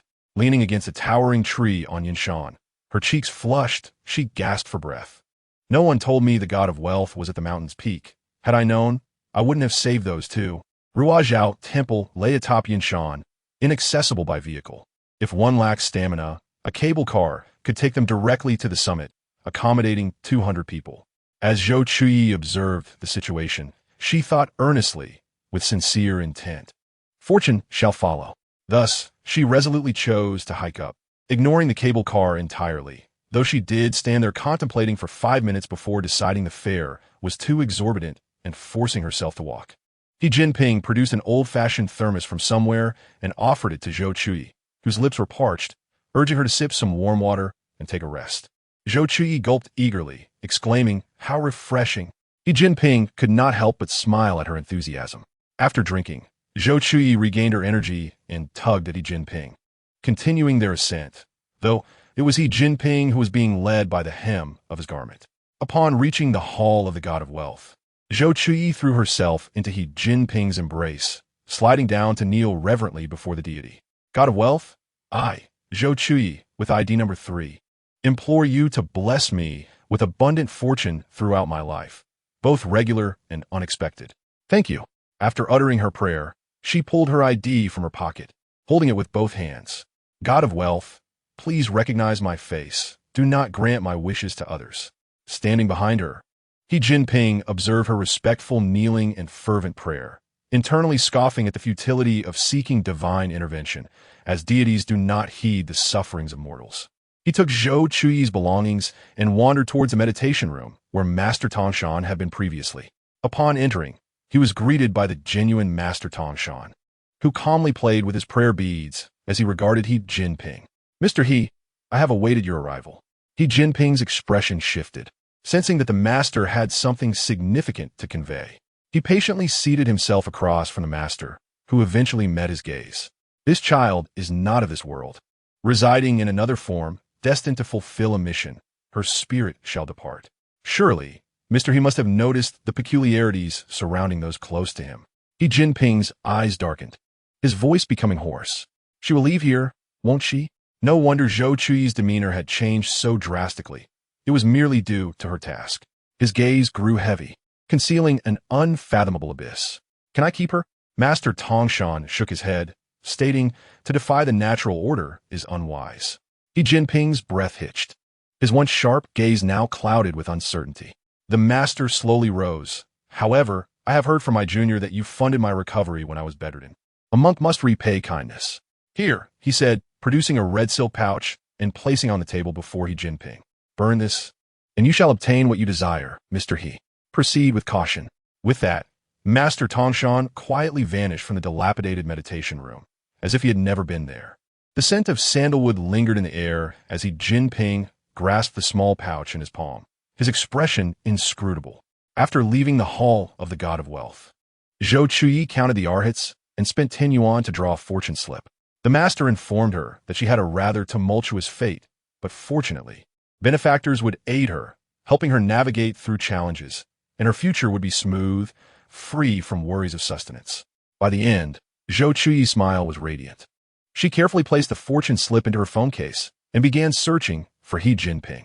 The temple was vast, and after wandering for some time without finding him, she sought refuge in a tea house to escape the scorching sun, pulling out her phone to call him.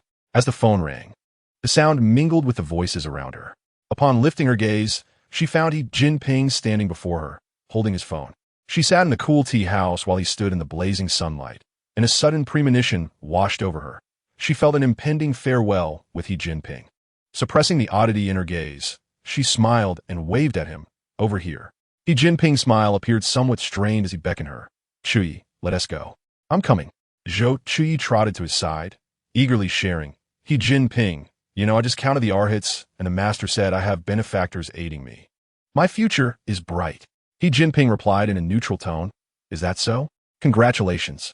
Zhou Chuyi tilted her head to observe him, noticing for the first time in a while the somberness on Jinping's face. Cautiously, she inquired, what is wrong? Are you feeling unwell? Could it be that Jinping drew an unfavorable fortune? She wondered to herself. That would only exacerbate the situation. Jinping suppressed the bitterness rising within him, softening his expression. I might have suffered from a mild heat stroke earlier. I'm feeling better now. Zhou Chuyi immediately pulled him to sit on a tree stump, rummaging through her bag for a bottle of medicinal liquid, urging him to drink. You'll feel much better after this. She was relentless, pushing the bottle to his lips until he downed the entire thing, unable to voice a refusal.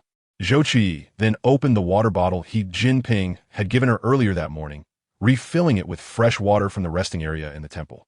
Fearing she might feel unwell on the way down, the steaming cup released a thick vapor, and after cooling it slightly, she handed it to Jinping. Jinping paused momentarily, realizing it was the same cup Zhou Chuyi had just used. He met her concerned gaze and felt a gentle smile creep upon his lips as he accepted the cup, taking a few sips from a spot where she had drunk. Zhou Chuyi remained unaware of Jinping's subtle thoughts, only feeling a sense of admiration for his polite demeanor while drinking.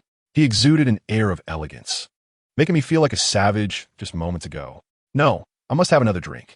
She gazed eagerly at Jinping, who happened to look up at her at that moment. Would you like a drink? He inquired. She nodded vigorously, affirming her desire. The rim of the cup concealed the smile at the corner of Jinping's lips as he cautiously handed her the cup, advising her to be careful.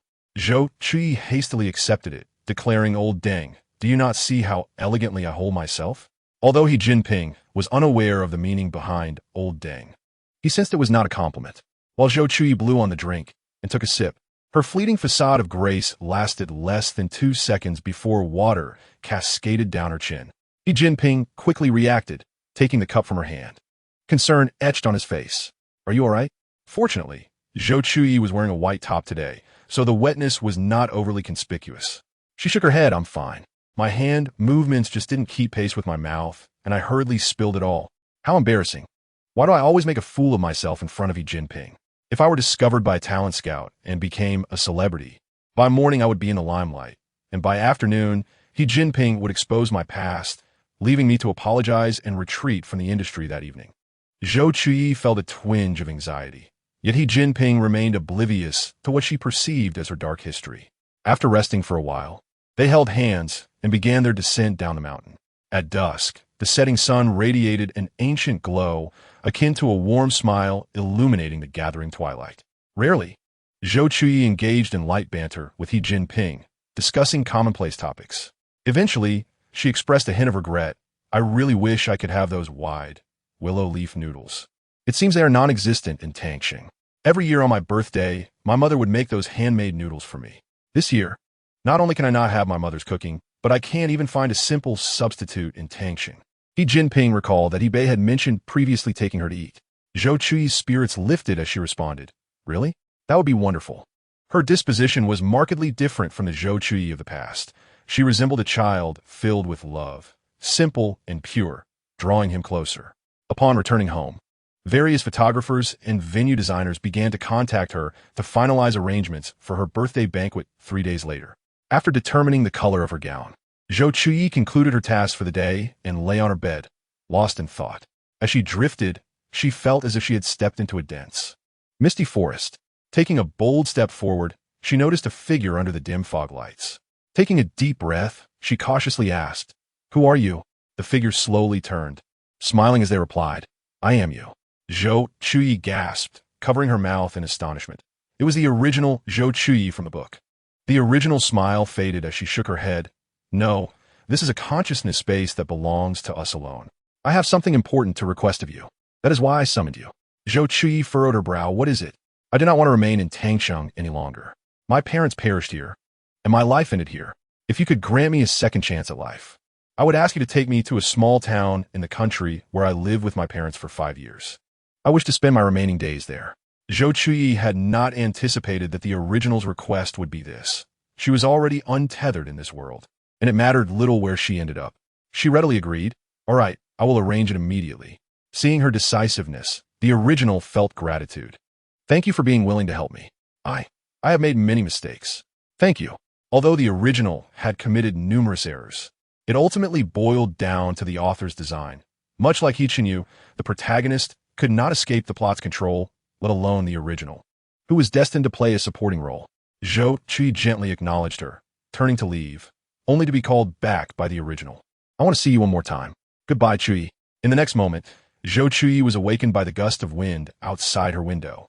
She shivered as she got up to close it, her eyes inadvertently catching sight of the original's diary, stirring a mix of emotions within her. She sighed heavily while leaning on the table. It seems the time for farewells has come. Zhao Kai peeked out. "Is that not a good thing?" Zhou Chuyi's expression drooped. "Zhao Kai, let us wait a bit longer. I have not yet celebrated my birthday." Zhao Kai observed the original's evident despondency and felt a pang of sympathy. Just days earlier, the host had been discussing the dress and cake for her birthday. Why had this eagerly anticipated day turned into one devoid of joy? Zhao Kai clumsily attempted to console her. "Host, after all, Ban Mingxian and He Chenyu's relationship is still uncertain. There is still time before the plot unfolds. So perhaps we should wait a while longer before we leave." The implication was regarding their departure to the country. There was something she did not share with Zhao Kai. She wished to gradually sever her ties with Tangcheng, awaiting their final farewell. "All right, host, I will stay by your side," Zhao Kai replied. Zhou Chuyi forced a smile. "Zhao Kai, we too shall soon say goodbye. You cannot accompany me for long." 3 days later, at Yujinjuan, the entire lawn was decorated in a sea of pink flowers to match Zhou Chuyi's little garden. Since she had trouble waking up early, the party was scheduled for 6 in the evening. After a restful slumber, she sat before her vanity, allowing the stylist to prepare her, merely needing to lift her hands in cooperation. It is good to be wealthy. Even when puffy, people still compliment your auspicious appearance. At midnight, Su Qiuxiu sent her birthday wishes, and Zhou Chuyi's sleepiness faded as she decided to rise and prepare herself a bowl of chicken noodle soup. The indulgence of the previous night had left her face swollen, and the makeup artist was in a hurry to remedy it. After considerable effort, Zhou Chuyi's makeup was finally complete. She donned a floor-length white gown, her black, seaweed-like curls cascading down her chest, enhancing her snow-like complexion. Under the soft lighting, she resembled a blooming white lotus. The folds of her skirt swayed gently with her graceful movements, as if she were a fairy gliding across the water. When Jinping entered the room, he was met with this enchanting sight. He held a black velvet jewelry box, leaning with interest against the shelf behind her, observing her. At that moment, Zhou Chuyi, entranced by her angelic beauty, happened to look up and met Jinping's gaze in the mirror. In an instant, all noise faded away, and she could only hear the frantic beating of her heart.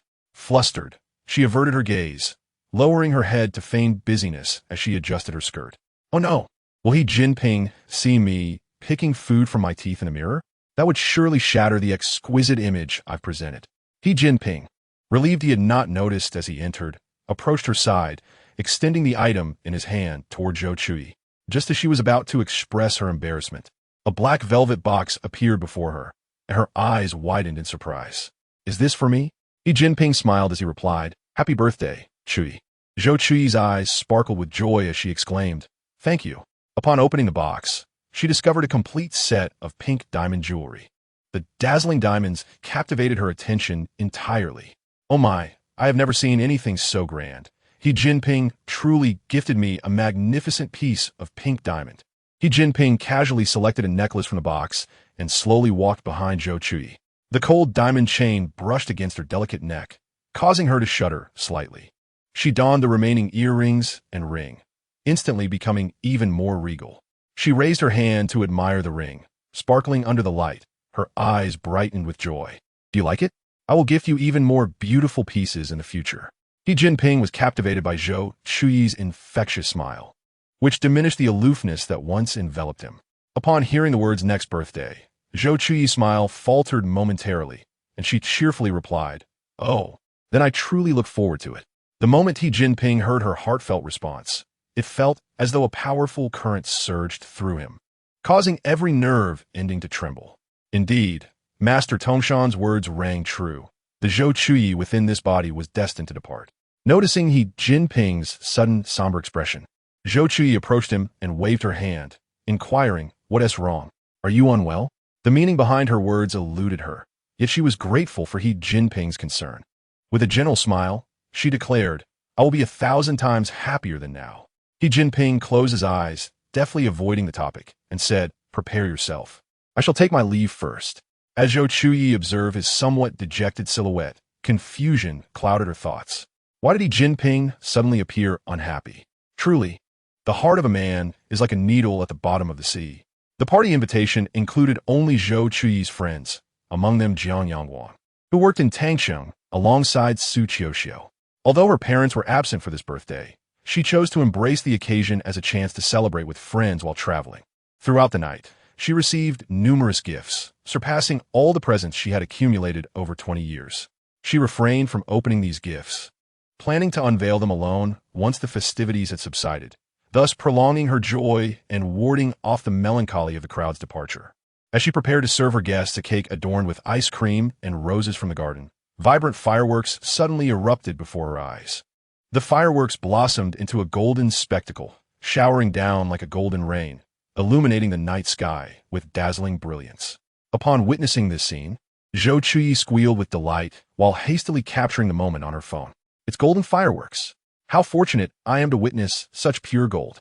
Instinctively, she turned her gaze toward the source of the sound. With a click, the camera froze the moment. Beneath the resplendent fireworks, a girl clad in a white dress bore a smudge of pink cream on her nose, her eyes sparkling with a luminescence reminiscent of flowing mercury.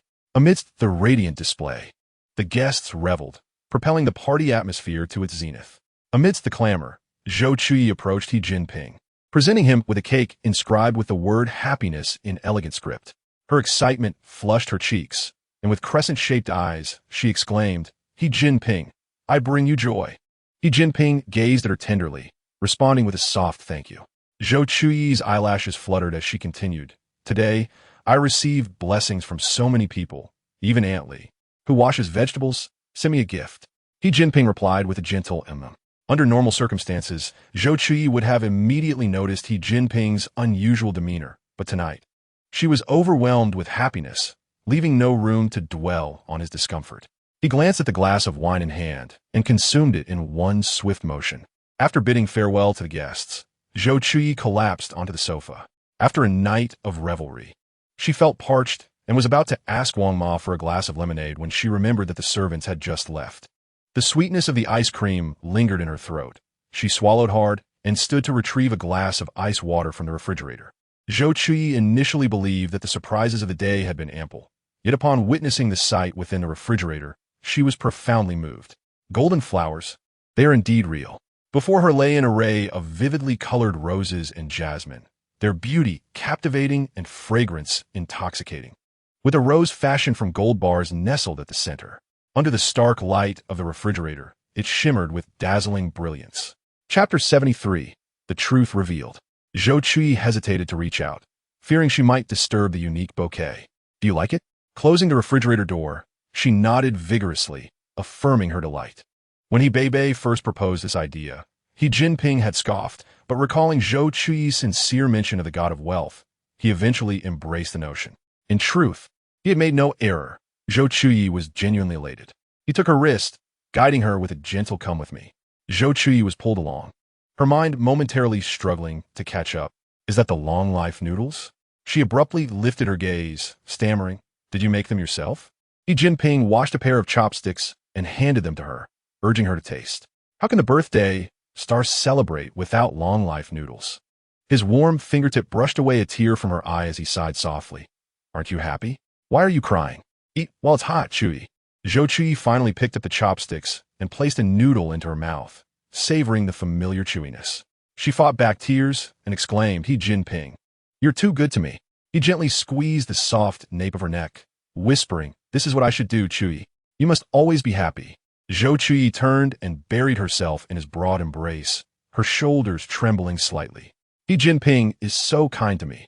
How can I tell him I must leave?" He Jinping's grip on her tightened suddenly, as if he wished to merge her with his very being. Once she gathered her emotions, she realized the noodles had become a mushy mass.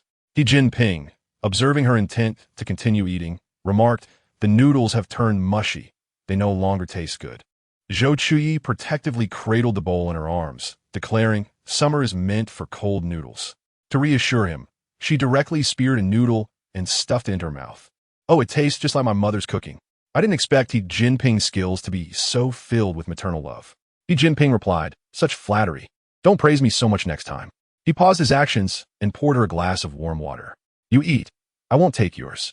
Zhou Chuyi carefully leaned over the table and finished the long-life noodles meant for her that night. The kitchen fell silent, filled only with the sounds of clinking bowls and Zhou Chuyi's chewing. After swallowing the last bite, she let out a loud burp. Immediately, she turned to He Jinping, exclaiming, "No, you misheard. That wasn't me burping." He Jinping took several seconds to respond, finally saying, "That wasn't your burp." Zhou Chuyi felt a flash of irritation. "You'd be better off not saying anything. It only makes things worse." He Jinping cherished Zhou Chuyi's unfiltered nature in his presence, though he wondered how much longer he could witness it. In the final moments of her birthday, Zhou Chuyi gazed into his eyes, which reflected her own image, and said, "He Jinping, I must leave the country." He turned to depart, but Zhou Chuyi would not permit him to evade the truth. The depths of his gaze revealed an impenetrable darkness as he grasped her arms tightly, asking, "Why? Have I not done enough? Do you wish to leave me? Tell me. I can change. Whatever you desire, I will provide, as long as it is not this." Zhou Chuyi fought back tears, shaking her head. "I'm sorry. It's my problem. He Jinping, you are wonderful, but I must choose to leave." His eyes darkened, revealing a hint of possessiveness as he declared, "As long as I do not let go, you shall not leave my side." With that, he uttered a curt "rest early" and departed. At that moment, Zhao Kai emerged to offer comfort. "Host, why did you have to say such things today? The antagonist is actually very happy today. Aren't you afraid of provoking him?" Zhou Chuyi gazed at the bowl of oily noodle broth and wiped away her tears. "Zhao Kai, can I tell him about the book?" Zhao Kai replied, "Host, you must be mad. If you reveal such an absurd thing to the antagonist, he might very well throw you into a mental institution." Zhou Chuyi switched off the kitchen lights and ascended the stairs. "So, can I tell him?" "Zhao Kai, you certainly have a knack for uncovering my flaws." It became serious as it addressed the host. "You would do well to ponder this matter carefully. Should the antagonist become aware, they may act in ways detrimental to the main storyline. Moreover, after you depart, they will not retain any memory of your existence. What would be the point?" Zhou Chuyi nestled in bed with the pumpkin pillow gifted by Wang Ma. "Zhao Kai, this is my birthday wish, and I sincerely hope it can be realized." Zhao Kai, brimming with excitement the previous night, informed Zhou Chuyi that its abilities had upgraded, thus promising to help her fulfill a birthday wish. Rarely had Zhao Kai witnessed Zhou Chuyi so determined about something. It gritted its teeth and said, "Speak your mind. I will bear any consequences." Upon hearing Zhao Cai's agreement, Zhou Chuyi did not feel the elation she had anticipated. Her expression was rather forlorn. "I will not let you face this alone." That night, Zhou Chuyi experienced a restless sleep, dreaming of her family, only to transition to a scene where He Jinping stood in the shadows beckoning her. She felt torn between two forces, unable to find relief, until finally jolted awake. Sitting on the edge of her bed, she gasped for air, her gaze vacant. After a prolonged moment, she descended the stairs for breakfast. For some unknown reason, she sensed an oppressive air in Yujinjuan today. Despite everyone wearing cheerful smiles, everything felt different. To her surprise, He Jinping was present at this hour. Following their unpleasant encounter the previous night, Zhou Chuyi found herself at a loss for words to speak to him. Unexpectedly, He Jinping rose to leave, taking the coat from Hebei and casting a cold glare at Wang Ma. His tone frosty as he instructed, "Watch the lady. Without my permission, she is not to leave Yujinjuan." Zhou Chuyi questioned him vehemently, as Jinping had previously restricted her movements only due to external factors or health reasons. Yet now, she was in good health, with her own career outside. What right did he have to confine her freedom? Furrowing her brow, she stated firmly, "You have no right to restrict my freedom." Jinping. He noticed the tension between them and discreetly slipped away. The dining room was left with only the two of them in confrontation. This was the first time Jinping witnessed Zhou Chuyi express such intense anger. She had always been lively, spirited, willful, and endearing. In pursuit of her small goals, she would feign cleverness or playfully coax him. Yet this very Zhou Chuyi, with her sparkling eyes now brimming with fury, sought to escape his presence. Chapter 74. By Mingxuan's rejection, tears involuntarily streamed down Zhou Chuyi's cheeks. Observing her mix of distress and defiance, Jinping sighed. "Chuyi, when you relinquish the desire to leave the country, I will grant you your freedom." "Fine, then I shall not go." Jinping's eyes flickered with doubt. Was her consent so readily given? "I can transfer through another country." Indeed, he had expected her not to be so compliant. Jinping swallowed hard, lowering his gaze and giving a self-deprecating smirk, his voice barely above a whisper. "Chuyi, do not engage in clever tricks." With that, he strode out without casting another glance away. Feeling exposed, Zhou Chuyi pouted and muttered, "You think you're so clever." Angrily, she retreated upstairs and vented her frustration upon the doll Jinping had gifted her for her birthday. "It's infuriating. On what grounds does Jinping prevent me from going out? Does he think this makes him look good?" "Zhao Kai, what is the current status of Bai Mingxian and He Chinyu?" Zhao Kai replied in a subdued tone, "Host, I intended to inform you of this a couple of days ago, but I refrained, considering your upcoming birthday. The relationship between He Chinyu and Bai Mingxian is regressing, and Bai Mingxuan's subjective awareness is diverging from the main storyline. The Temporal Management Bureau is currently in disarray." Zhou Chuyi leapt from her bed in shock. "You didn't tell me such a significant matter." Zhao Kai replied timidly, "What good would it do to inform you? Can you make Bai Mingxian fall in love with He Chinyu?" Zhou Chuyi, feeling defeated, remarked, "Indeed. It seems telling me would be of little use." Zhao Kai continued, "The Temporal Management Bureau is addressing this issue. We shall await further notice." "Host, you are currently more villainous than Jinping. Enough with the chatter. Prompt your incompetent superior to expedite this matter, or else." Zhou Chuyi rolled her eyes disdainfully. "You'll be in for a spectacle." Suddenly, Zhao Kai fell silent. With no means to escape, Zhou Chuyi resolved to occupy herself by painting at home. Her plan was to create portraits for all the household staff and, during the bountiful autumn season, hold a small exhibition in her garden, with the guests being those depicted in her artwork. However, as she painted, the outline of Jinping began to emerge on the canvas. Zhou Chuyi paused, staring at the painting for an extended period before continuing. She could not articulate why she felt compelled to persist, nor could she explain why the canvas depicted her first encounter with Jinping in the hospital. It seemed to be a mere impulse. A month later, the police cracked a major international drug smuggling case, apprehending 120 suspects and seizing 5,000 kilograms of cocaine from the Golden Triangle. When Zhou Chuyi saw this news on television, her gaming companion suddenly messaged her. "Long time no see. How have you been?" "Chuyi, pretty well. And you?" Zhai Qingyuan stood in a dimly lit warehouse, surrounded by explosives, with heavy explosives strapped to his body. Shortly thereafter, he received news that Zhai Lintian had passed away in Vietnam. On the same day, Zhai Qing was poised to take over all operations in the Golden Triangle, becoming the next leader of the region. The individuals surrounding Zhai Qing were those who had fought alongside Zhai Lintian in battle. They obeyed only Zhai Lintian's commands. Zhai Qing desperately attempted to push past those obstructing him to see his father one last time, but to no avail. Until a month later, the police uncovered the secrets of Sterling Company, revealing their conspiracy, leading the Golden Triangle to descend into chaos. The international police destroyed Zhai's ancestral home in the Golden Triangle, and Zhai Qing's opium empire crumbled in an instant, and he naturally became a prisoner. His face was shrouded in darkness, illuminated only by the light of his phone screen. The wailing of police sirens filled his ears, and the acrid scent of gunpowder lingered in the air. Zhai Qing, trembling, sent Zhou Chuyi his final message in this world. "Would you still like to be my friend?" The television displayed the police surrounding a wooden house suspected of harboring dangerous fugitives. The door creaked open, revealing a disheveled man. It was Zhou Chuyi. With unkempt hair and a scruffy beard, police weapons trained on him, fearing he might act irrationally. Glancing at his phone amidst the tense standoff, he suddenly smiled, then unhesitatingly detonated the explosives in his hands. An explosion erupted, engulfing the scene in flames, even disrupting the reporter's signals. Zhou Chuyi felt her heart race and quickly turned off the television. Zhou Chuyi, feeling the searing pain engulfing his body, nonetheless wore an unusual smile.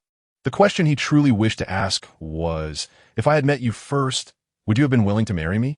Thus, Zhou Chuyi chose to end his own life. With a click, Jinping entered the room.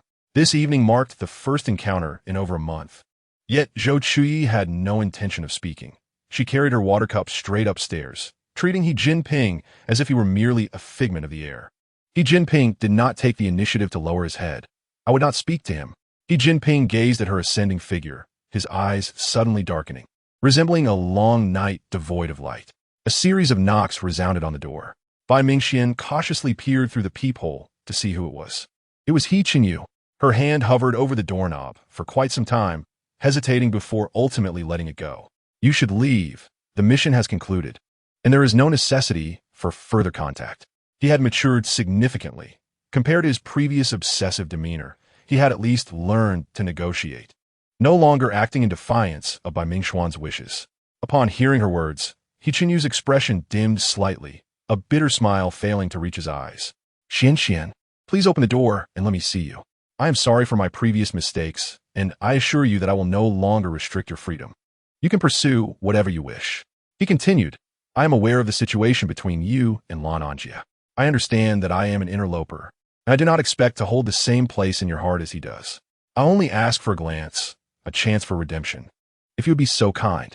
Separated by the door, Bai Mingxuan's tears flowed uncontrollably. She sniffed, stubbornly wiping away the tears at the corners of her eyes before pulling the door open. When she saw He Chenyu standing before her, Bai Mingxian felt far calmer than she had anticipated. She thought she would hate him for destroying everything Lan Anjia had, and she believed she would feel reluctance because He Chenyu's eyes were so reminiscent of Lan Anjia's. Yet, only she knew that she felt none of these emotions. She looked calmly at the pained He Chenyu and softly spoke. I utilized you to approach him. You destroyed his belongings in retribution for me. We are even now. He Chenyu, I will say this just once. I have never liked you. Everything I did was due to my inability to bear the thought of Lan Anjia disappearing from my memory. Do not come back again. Chapter 75. News from the Temple Management Bureau having spoken, Bai Mingxian turned to leave, but He Chenyu grasped her arm. She understood that He Chenyu would not be easily swayed. She raised her gaze to meet his misty eyes. I actually have a passion for literature, but during my childhood at my uncle's house, I had no books to read. He saved his pocket money to buy me classics. I lived like this for a full decade, with my dream utopia constructed by Lan Anjia. I did not take that money. The day after he left, I visited his grandmother and placed the money in her piggy bank. I once loathed this world, questioning why I was born into the Bai family only to suffer so much. But now, I feel indifferent rather than being entangled in resentment. I wish to do something meaningful with my brief life. After that, I abandoned literature and joined the police force to fulfill his unfinished wish, bringing light and hope to places where darkness prevails. Bai Mingxian smiled at He Chenyu. I have chosen a path with no way back. Perhaps I will sacrifice myself on this mission tomorrow, or perhaps I will vanquish evil again. It is uncertain, so do not waste time returning. I do not love you, nor do I love myself. He Chenyu gazed at her familiar smile, feeling a dull ache in his heart. An overwhelming bitterness engulfed him. He was unsure how he managed to leave Bai Mingxuan's home. Upon returning home, he opened a bottle of wine from the cabinet and sat on the sofa, attempting to numb his painfully raw nerves.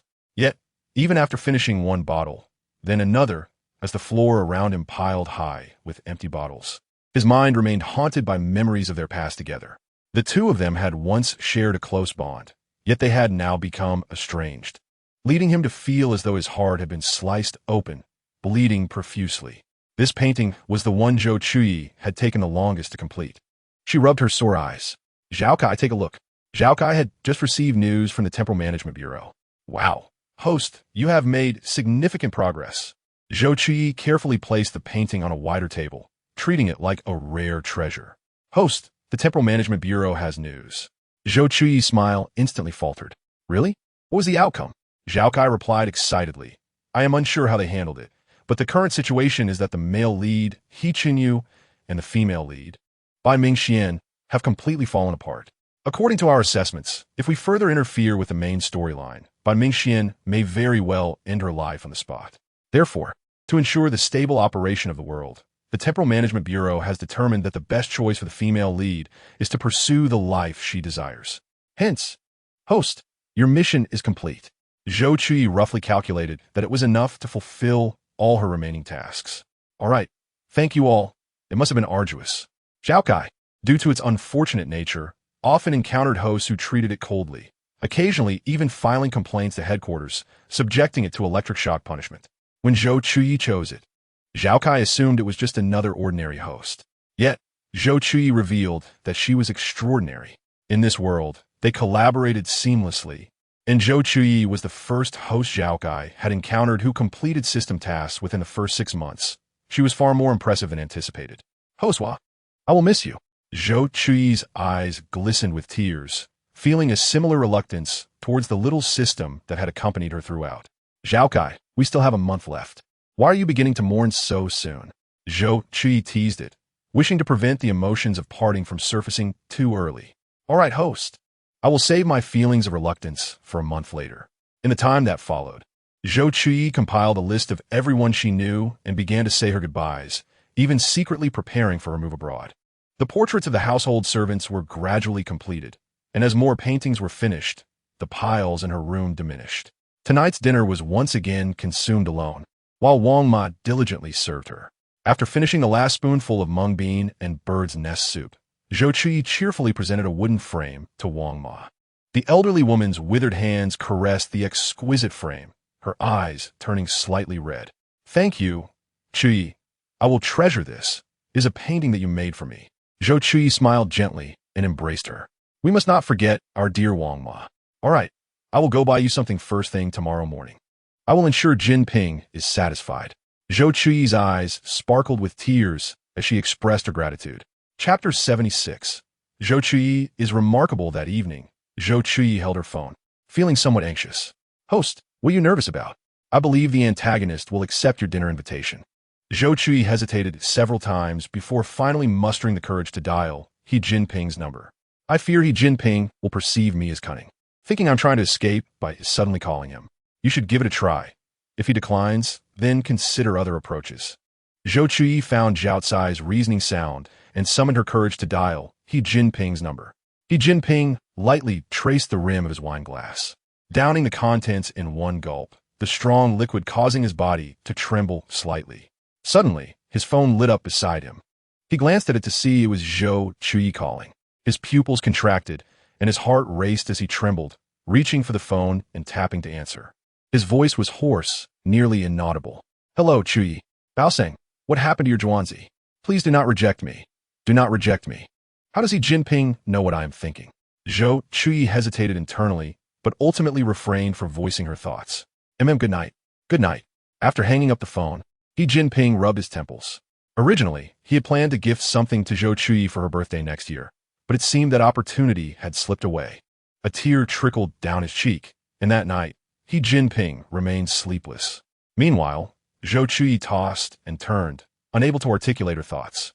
She resolved to keep her eyes open until dawn, and upon waking, spent the entire day in the kitchen with Wang Ma, preparing for the evening's candlelit dinner.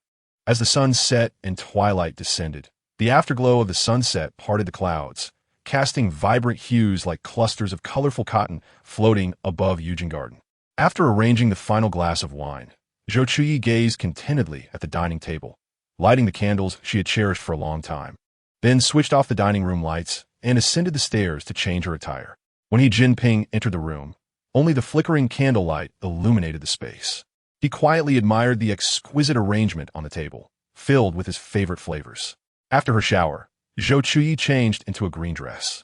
As she descended the stairs, she met He Jinping's gaze, which was deep, indifferent, and enigmatic, leaning casually against the table. With a smile gracing her lips, she approached him and greeted, "Good evening, He Jinping." He Jinping lowered his eyes to meet her shimmering autumn-like gaze, responding calmly, "Good evening, Chuyi." They took their seats, and Zhou Chuyi chose not to sit directly across from Jinping, opting instead to remain beside him as she always had. "I specifically asked Wang Ma to buy your favorite ingredients today and learn to prepare these dishes from her. This is my first time cooking, so if it doesn't taste good, please bear with me," she said, her eyes sparkling brightly in the dancing candlelight. Jinping smiled gently, his tone warm. "Whatever you make, I will enjoy. Thank you for your efforts, Chuyi." Just like before, Jinping served her food, transferring what he did not favor to his bowl. And whenever she tasted something delicious, she would squint her eyes and nod in delight. It felt as though nothing had changed. However, Zhou Chuyi had sipped several glasses of red wine, for alcohol often emboldens the timid. She feared that the words she longed to express would vanish the moment she laid eyes on Jinping.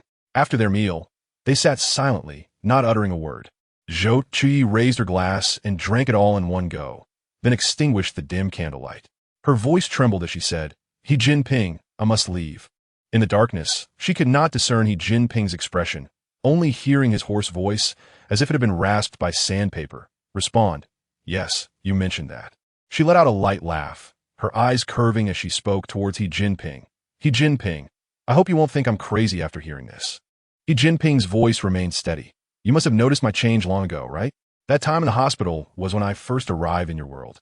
It sounds fantastical, doesn't it? The world you live in is like a book, a world created by an author, and the original character, the previous Zhou Chuyi, was a malicious supporting role who committed many wrongs, ultimately being dealt with by Chunyu after he severed her hands and feet. Her fate was to be cast into the endless sea by Chunyu. My task was to preserve my life by the end of the story. Thus, I sought to attract you by any means necessary, even risking myself to save you, all in hopes that you would save my life in the final moments." As Zhou Chuyi finished speaking, tears had already soaked her delicate face. After a long silence, Jinping finally spoke. "Can you tell me about the real you? I don't think I had the chance to meet her." Upon hearing this, Zhou Chuyi felt a wave of sorrow wash over her, and she nodded, forcing a smile. "In reality, I am just an ordinary worker, growing up in mediocrity, entering the workforce in a commonplace manner, and spending the rest of my life in an unremarkable way. Not wanting the atmosphere to turn heavy, she jested. Do you know how I came to this world?" Jinping replied, "I do not know." Zhou Chuyi asked again, "Do you know what exam it was?" Jinping responded, "I do not know." Zhou Chuyi's eyes gleamed with pride as she declared, "The national examination, a rare opportunity. And I was that one." Jinping chuckled lightly, just enough for Zhou Chuyi to notice. "Chuyi, you are impressive." However, her expression dimmed again as she added, "But I had to take it 8 times to succeed."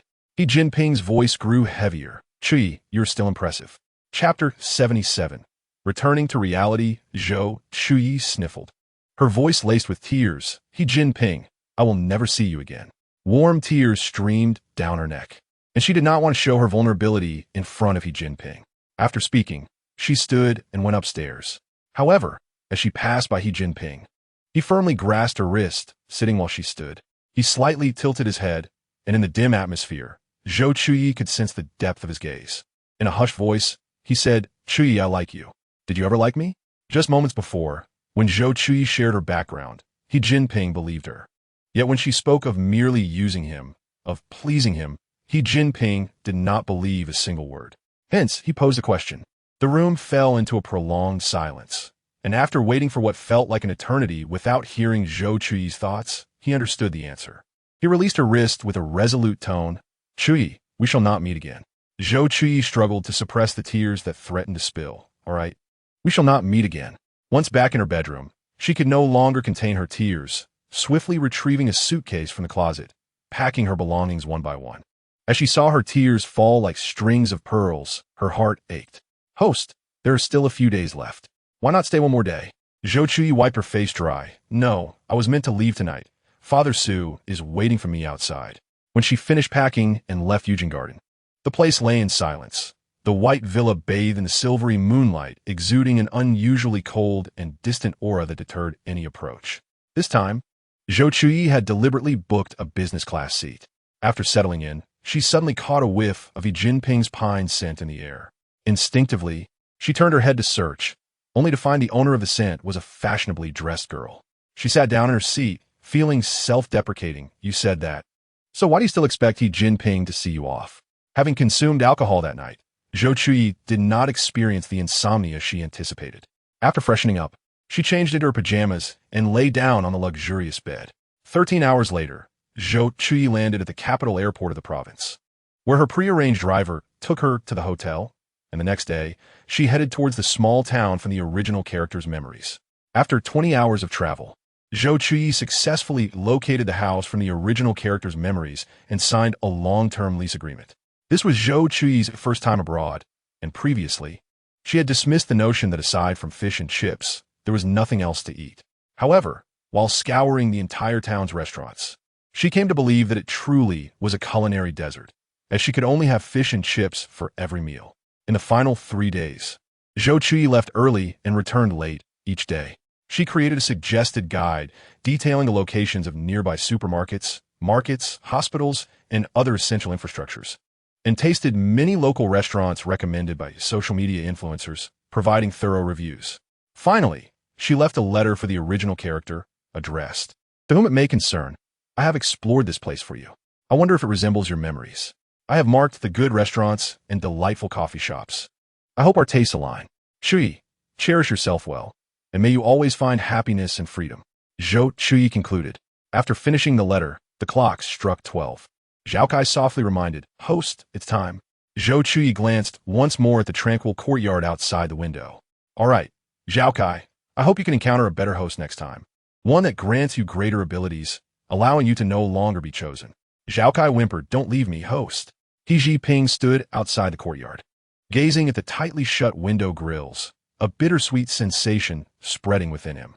She truly had left. The label of being a heartless wolf was indeed accurate, and her promise of never seeing him again was now a reality. He turned to depart, only to feel the pouch given to him by Master Tongshan in his pocket. Zhou Chuyi felt engulfed in a thick fog, utterly lost, compelled to proceed solely by instinct. She sensed she had traveled far, far away, until a faint glimmer appeared at the end, igniting a spark of hope within her. She rushed forward with all her might, only for a flash of white light to suddenly cross her path. "Old Zhou, why did you insist on buying this pink towel? Didn't I tell you to get something softer? Look at this rough cloth. What if it hurts the baby's hands?" Lying on the hospital bed, Zhou Chuyi struggled to open her eyes, hearing her mother's loud voice, unchanged after a decade. Zhou Weiman sat on the sofa, feeling aggrieved. "Isn't our daughter fond of pink? This was the only piece in the supermarket. I was fortunate to arrive early. Otherwise, I wouldn't have been able to snag it." Zhang Qin's voice suddenly faltered as she saw Zhou Chuyi awake, her eyes wide open, staring back at her. Chuyi, you're awake." She quickly leaned in closer to Zhou Chuyi's lips. Having lain in the hospital for so long, Zhou Chuyi lacked strength, her voice frail as she spoke. "Mom, Dad, I miss you so much." Tears streamed down her cheeks as she spoke, prompting Zhang Qin to hastily use a soft cloth to wipe them away. "Your father and I miss you too, dear. Thankfully, you've finally awakened. Our efforts were not in vain." A few months prior, while traveling out of town, the Zhou couple received a distressing call from the hospital, informing them that Zhou Chuyi had suffered asphyxiation and was transported for medical attention. Unfortunately, due to the delay in treatment, she had sustained brain damage from lack of blood and oxygen, resulting in a state of unresponsiveness. At that moment, the weight of despair felt as if the sky were collapsing upon them. They had never imagined that their cherished daughter would end up in such a condition. Zhou Chuyi's parents owned a small business, and to care for their daughter, her mother would stay at the hospital during the day while her father would come at night, tirelessly attending to her needs without knowing how long it would last. The doctors could not guarantee when she might awaken, perhaps tomorrow, or perhaps never. Meanwhile, some of Zhou Chuyi's friends would occasionally visit the hospital to provide support, understanding that her parents, due to their age, were struggling under the burden of constant care. They would come under the pretense of visiting Zhou Chuyi, but discreetly assisted her parents in their efforts. Finally, on an ordinary and noisy afternoon, amidst the couple's customary bickering over trivial matters, Zhou Chuyi opened her eyes. Chapter 78. Family. Zhang Qin's rough hands continuously caressed Zhou Chuyi's face. "My dear, it's wonderful that you've awakened, just wonderful." Turning away, she wiped her tears. Zhou Weiman, tears streaming down his face, embraced Zhang Qin. "Don't cry. It's a good thing our child has awakened. We don't want to diminish Chuyi's fortune with our tears." Zhang Qin fought back her own tears. "Good child. Mommy won't cry anymore. Zhou Chuyi's awakening dispelled the gloomy atmosphere enveloping the Zhou family. During lunchtime, the doctor conducted a thorough examination of Zhou Chuyi. All was well. This news was the greatest relief for her parents, prompting Zhou Weimin to contact a hotel and a fortune teller to arrange a feast to dispel any lingering misfortune. Though Zhou Chuyi's body was still weak, her heart finally felt at ease. The Zhou family resided in a charming little building in the city center. Upon arrival, Zhou Chuyi noticed the vibrant flowers in the courtyard, a testament to her parents' efforts. "Chuyi, don't just stand there, the sun is shining. Quickly come inside." Upon entering, she was greeted not only by the cool air conditioning, but also by the familiar faces of her beloved relatives and friends. Ting was just about to rush towards her, but, recalling Zhou Chuyi's prolonged illness and weakened state, she simply leaned against the door and greeted her. "Chuyi, I miss you so much." Zhou Chuyi opened her arms, offering a warm embrace. "Ting, it's been too long." Zhang Yujiang found himself in an awkward position to add, "What are you doing? With so many people around, show me some respect." Ting, hearing the commotion, couldn't help but smile at the scene. She looked up from Zhou Chuyi's embrace and giggled, breaking the slightly sentimental atmosphere. Zhou Chuyi then approached Zhang Yujiang, hugging him tightly. "I missed you too." Zhou Weimin, witnessing this heartwarming reunion, felt tears welling up again. All right, let's eat." Everyone stopped standing around. Zhou Chuyi, tears brimming in her eyes, replied, "Yes, let us eat. It's been ages since I've tasted Dad's cooking. I've only had porridge lately, and it lacks flavor." Zhou Weimin wiped away his tears with his sleeve. "Then let's eat plenty today. I bought a lot of food. It will be more than enough." As the family gathered around the table, Zhou Chuyi's grandmother, trembling, beckoned her. "Chuyi, come here." Zhou Chuyi, a bit bewildered, was nudged by Zhang Qin, causing her to realize. "Oh, I'm coming, Grandma." Her grandmother had been diagnosed with Alzheimer's disease, sometimes recognizing family members and other times not. She half squatted beside her grandmother, looking up with a gentle expression. "Grandma, what is it?" Grandma Zhou touched her face and then pulled out a cloth from her blue robe, revealing layers until uncovering what lay within, a longevity lock engraved with Zhou Chuyi's name. In that instant, the tears Zhou Chuyi had been holding back finally overflowed, cascading down her cheeks, staining her clothing, resembling splashes of dye on fabric. Grandma Zhou, with shaking hands, fastened the longevity lock around Zhou Chuyi's neck, saying, "Chuyi, may you always be safe." Everyone at the table couldn't help but shed tears. Zhou Chuyi grasped her grandmother's withered hand, nodding earnestly, "I will, Grandma. You must stay healthy too." Grandma Zhou wiped away her tears. "Don't cry, good child." Zhou Chuyi's aunt also took the opportunity to present her gift, wiping her own tears while smiling at Zhou Chuyi. "May your longevity be blessed, dear Chuyi, and may you live a life free of worries." Zhou Chuyi accepted the gift with both hands, revealing a pair of golden bracelets. She smiled at her aunt. "Thank you, Aunt, I love them." Zhang Qin, concerned about Zhou Chuyi's health, urged, "All right, let's eat. We will have plenty of time to talk later, so let's focus on the meal." Everyone raised their glasses in a toast, celebrating Zhou Chuyi's miraculous recovery. After lunch, Zhou Chuyi was encouraged by her mother to rest in bed. Suddenly, her mother produced a bank card. "Here, 5 million. You can do whatever you love with this, as long as we have our health. We don't need to push ourselves anymore." Zhou Chuyi was utterly astonished. While she had always lived comfortably, she never expected her parents to so readily offer her such a sum. Her eyes widened in disbelief. "Mom, are you sure you're not world billionaires? Worried I might indulge in a life of luxury and thereby suffer?" Zhang Qin laughed, playfully patting her hand. "You're half right. We were concerned you might not understand and follow the wrong crowd, which is why we hesitated to give you money. Now that you're grown and responsible, it's time to grant you your freedom. As long as you don't cross the line with the law, we will support whatever you choose to do." Zhou Chuyi clutched the card tightly, embracing Zhang Qin. "I really missed you so much." She clung to her mother's waist, playfully demanding, "I want to hug you, Mom." "Mom." Zhang Qin gently patted her back, reminiscent of the time she would cradle her as a child, creating a warm and serene atmosphere. A knock sounded at the door as Ting entered, and Zhang Qin cheerfully said, Ting, you can play here. I need to check on a shipment at the store." "All right, Aunt, be careful on your way. Having fun, huh?" Ting closed the door, glanced at Zhou Chuyi on the bed, and hurriedly flopped onto the bed beside her. "Do you know how I've been getting through these days?" Zhou Chuyi was engrossed in her phone, reopening the novel she had been reading the night she lost consciousness. likely due to her parents continuously charging her device. Noticing that the novel had been updated, she intended to click in to see the ending related to Jinping. But Mi Ting's words interrupted her. Casually tossing her phone aside, she hugged a pillow and turned to her best friend. I bet you've been pretending to be strong during the day, only to silently weep under the covers at night. Haven to you? Mi Ting pretended to strike her, but couldn't bring herself to do it. Am I really such a fragile woman? I'm a woman as fierce as an eagle.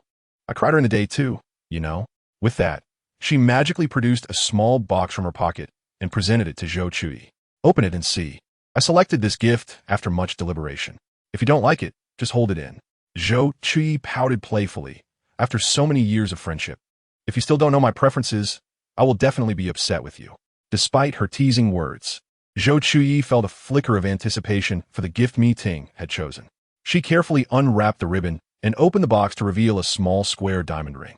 She immediately slipped it on her left middle finger, finding it a perfect fit. Zhou Chuyi's eyes sparkled with joy.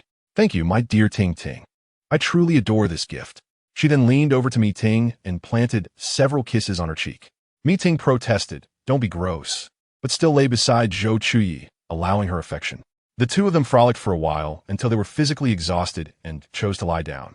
As Mi Ting observed Zhou Chuyi's face, she couldn't shake the feeling that something had changed in her best friend since she awoke. Although she remained the same person, there was an undeniable difference in aura.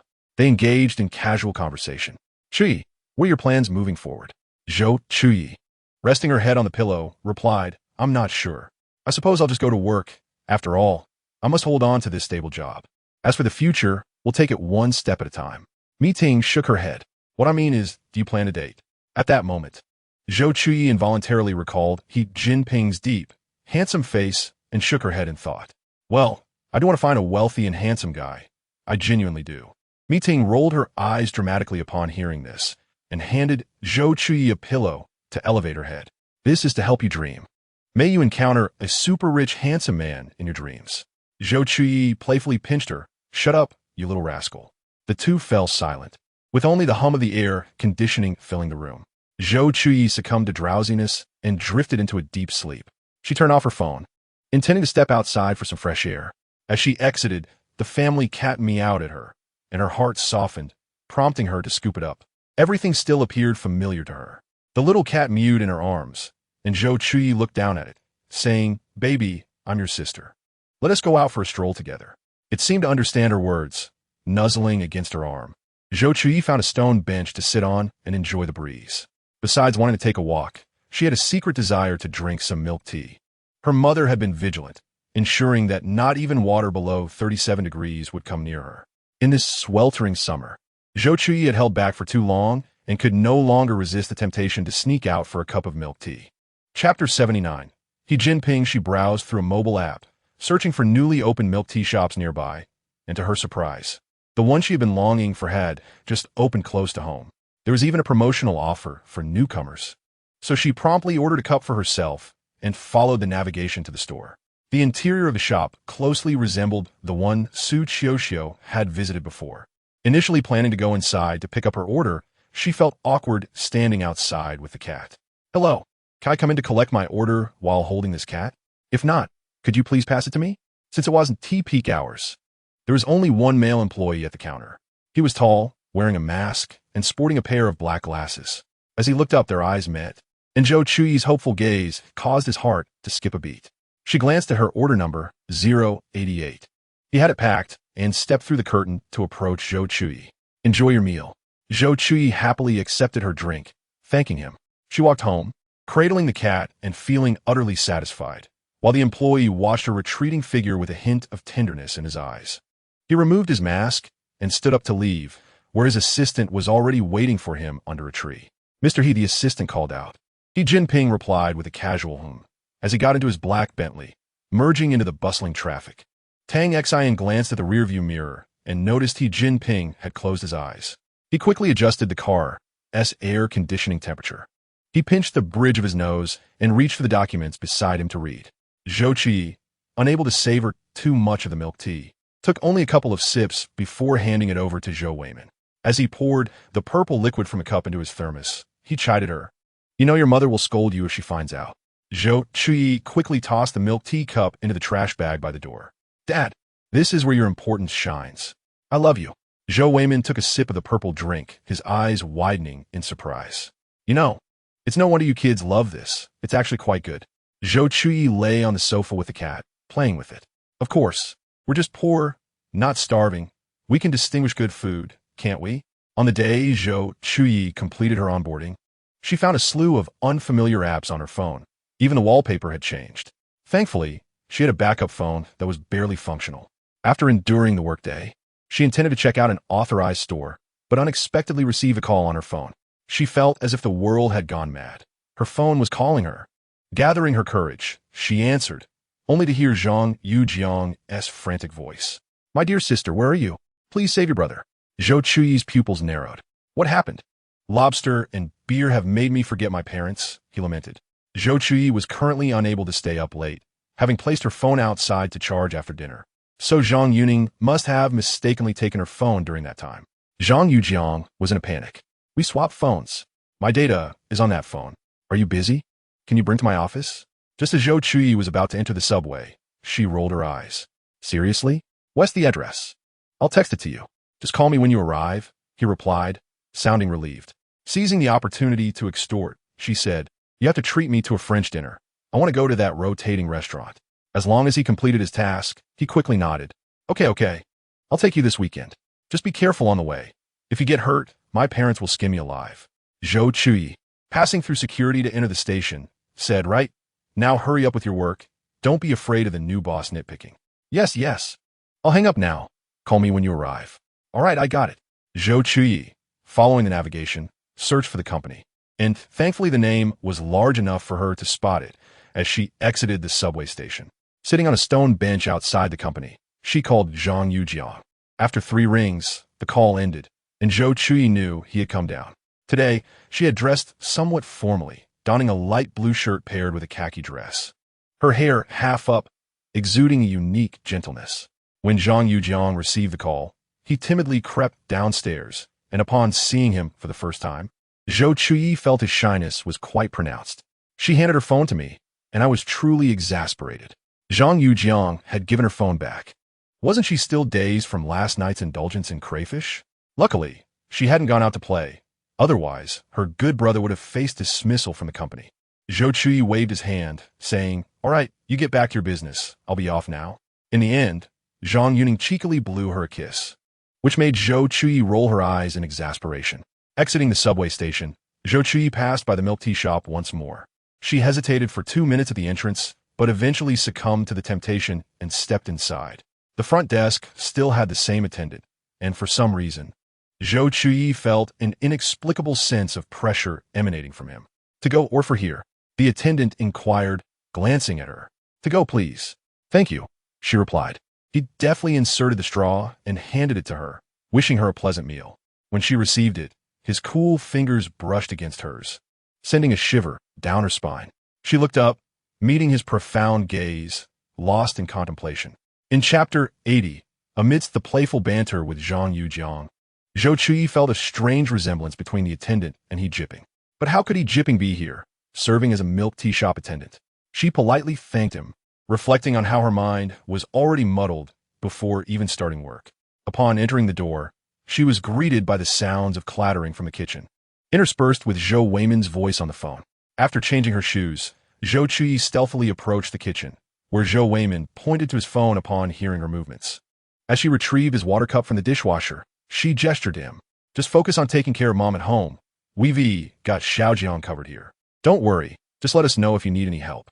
All right, I got it. I'll hang up now. I'm still cooking, he replied before ending the call. Zhou Weiman placed his phone in his apron pocket, frowning and clicking his tongue. You child, didn't tea you just drink the other day? Why are you drinking again? While saying this, he tossed the milk tea cup into the garbage bag. She licked her glossy lips and asked, who are you on the phone with, Dad? Zhou Weiman offered her a paper towel to dry her hands. It was your uncle.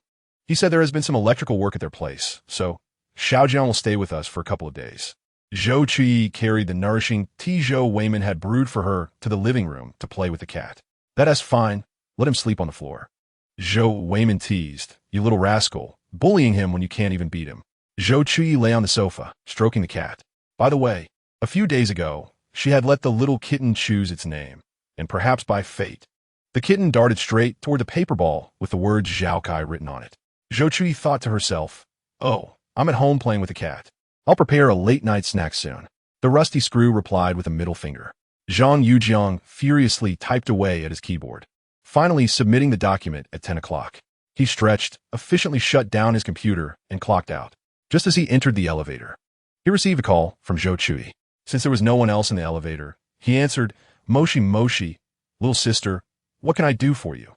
Zhou Chuyi mentioned a chestnut cake that had just come out near Zhang Yujiang's company, asking if he could check its availability. Zhang Yujiang felt a wave of grievance wash over him. It was already 10 o'clock, and surely the shop was closed by now.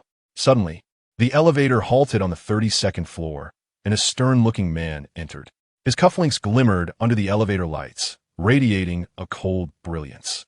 Zhang Yujiang instinctively moved a bit further away and was about to continue his interrupted conversation when Zhou Chuyi's sweet voice came through the phone. "Brother, my dear brother, please help me check. If I can't have that chestnut cake tonight, I won't be able to eat or sleep." Caught off guard by Zhou Chuyi's request, he quickly lowered the phone's volume, replying, "All right, I'll go buy it for you, my dear." Zhou Chuyi achieved her goal and returned to her cheeky demeanor. "Oh, I might allow you to place a yoga mat under your sleeping bag." With that, she hung up the phone abruptly. Zhang Yujiang's words were cut off by the busy tone, and feeling helpless, he ended the call. As he looked up, he met the piercing gaze of the man, whose imposing presence made him instinctively avert his eyes, his heart racing with anxiety. With a chime, the elevator reached the ground floor, and Zhang Yujiang hurriedly dashed out, fearing he might be stopped by that enigmatic man. He Jinping glanced at the retreating Zhang Yujiang, scoffing quietly to himself. How could he ever be worthy of being Zhou Chuyi's boyfriend? How had her taste deteriorated so drastically? Zhou Chuyi, having satisfactorily indulged in the chestnut cake, ultimately couldn't bear to let her good brother sleep on the floor. Generously, she offered her study as his temporary haven. Slightly embarrassed, he lowered his head, and Zhou Chuyi detected a hint of gossip in the air, instantly perking up. "Do you like her?" Zhang Yujiang almost imperceptibly nodded. "Yes. Do tell me if she has a boyfriend." Zhou Chuyi scrutinized him, noticing his ears turning slightly red and a shy blush blooming on his face. "Regardless of whether she does or not, Meeting wouldn't fancy you.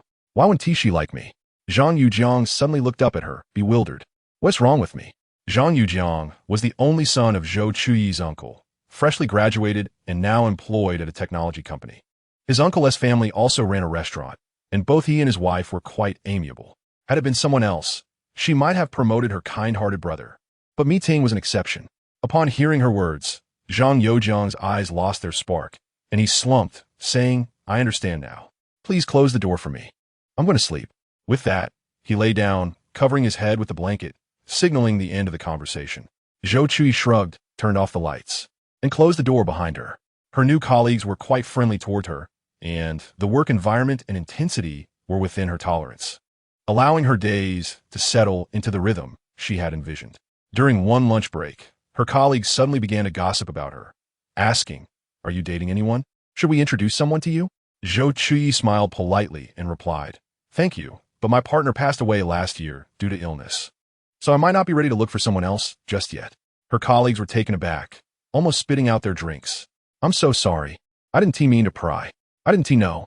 Everyone was aware that Zhou Chuyi had endured a significant illness before starting work, and it was shocking to learn that her boyfriend had also passed away last year. One could only imagine how many tragic stories would soon circulate about her in the company. Zhou Chuyi maintained her gentle demeanor, saying, "I know you meant well. It's all right. It's good to know now." Her colleagues awkwardly smiled. "You enjoy your meal. I have work to attend to." "All right, goodbye." Zhou Chuyi sat on the balcony, savoring Zhang Qin's lovingly prepared bento, but her expression turned melancholic as memories of her time with He Jinping flooded her mind. Despite her diligent work each day, she couldn't seem to forget the past. The steak she cherished lost its flavor, prompting her to close the bento box and turn to her computer, immersing herself in work. Before she knew it, the weekend, the favorite time for all workers, arrived. Upon returning home, Zhou Chuyi found Zhang Yujiang sprawled on the sofa, attempting to kiss Zhao Kai. Zhao Cai's glassy eyes sent her a desperate signal. Without changing her shoes, she scooped Zhao Kai in her arms, saying, "You have germs on you. What if you infect Zhao Kai?" She gently stroked Zhao Cai's little head to provide comfort, and Zhao Cai settled obediently in her embrace. Zhang Yujiang, looking up at her from his position, teased, "I'm much cleaner than that little cat." Zhou Chuyi responded, "I suggest you say something nice to me. Otherwise, I want to take you to the bar." Tonight, Zhou Weimin and Zhang Qin were taking Grandma to attend the wedding of their great-aunt's granddaughter, leaving only the lively Zhang Yujiang at home.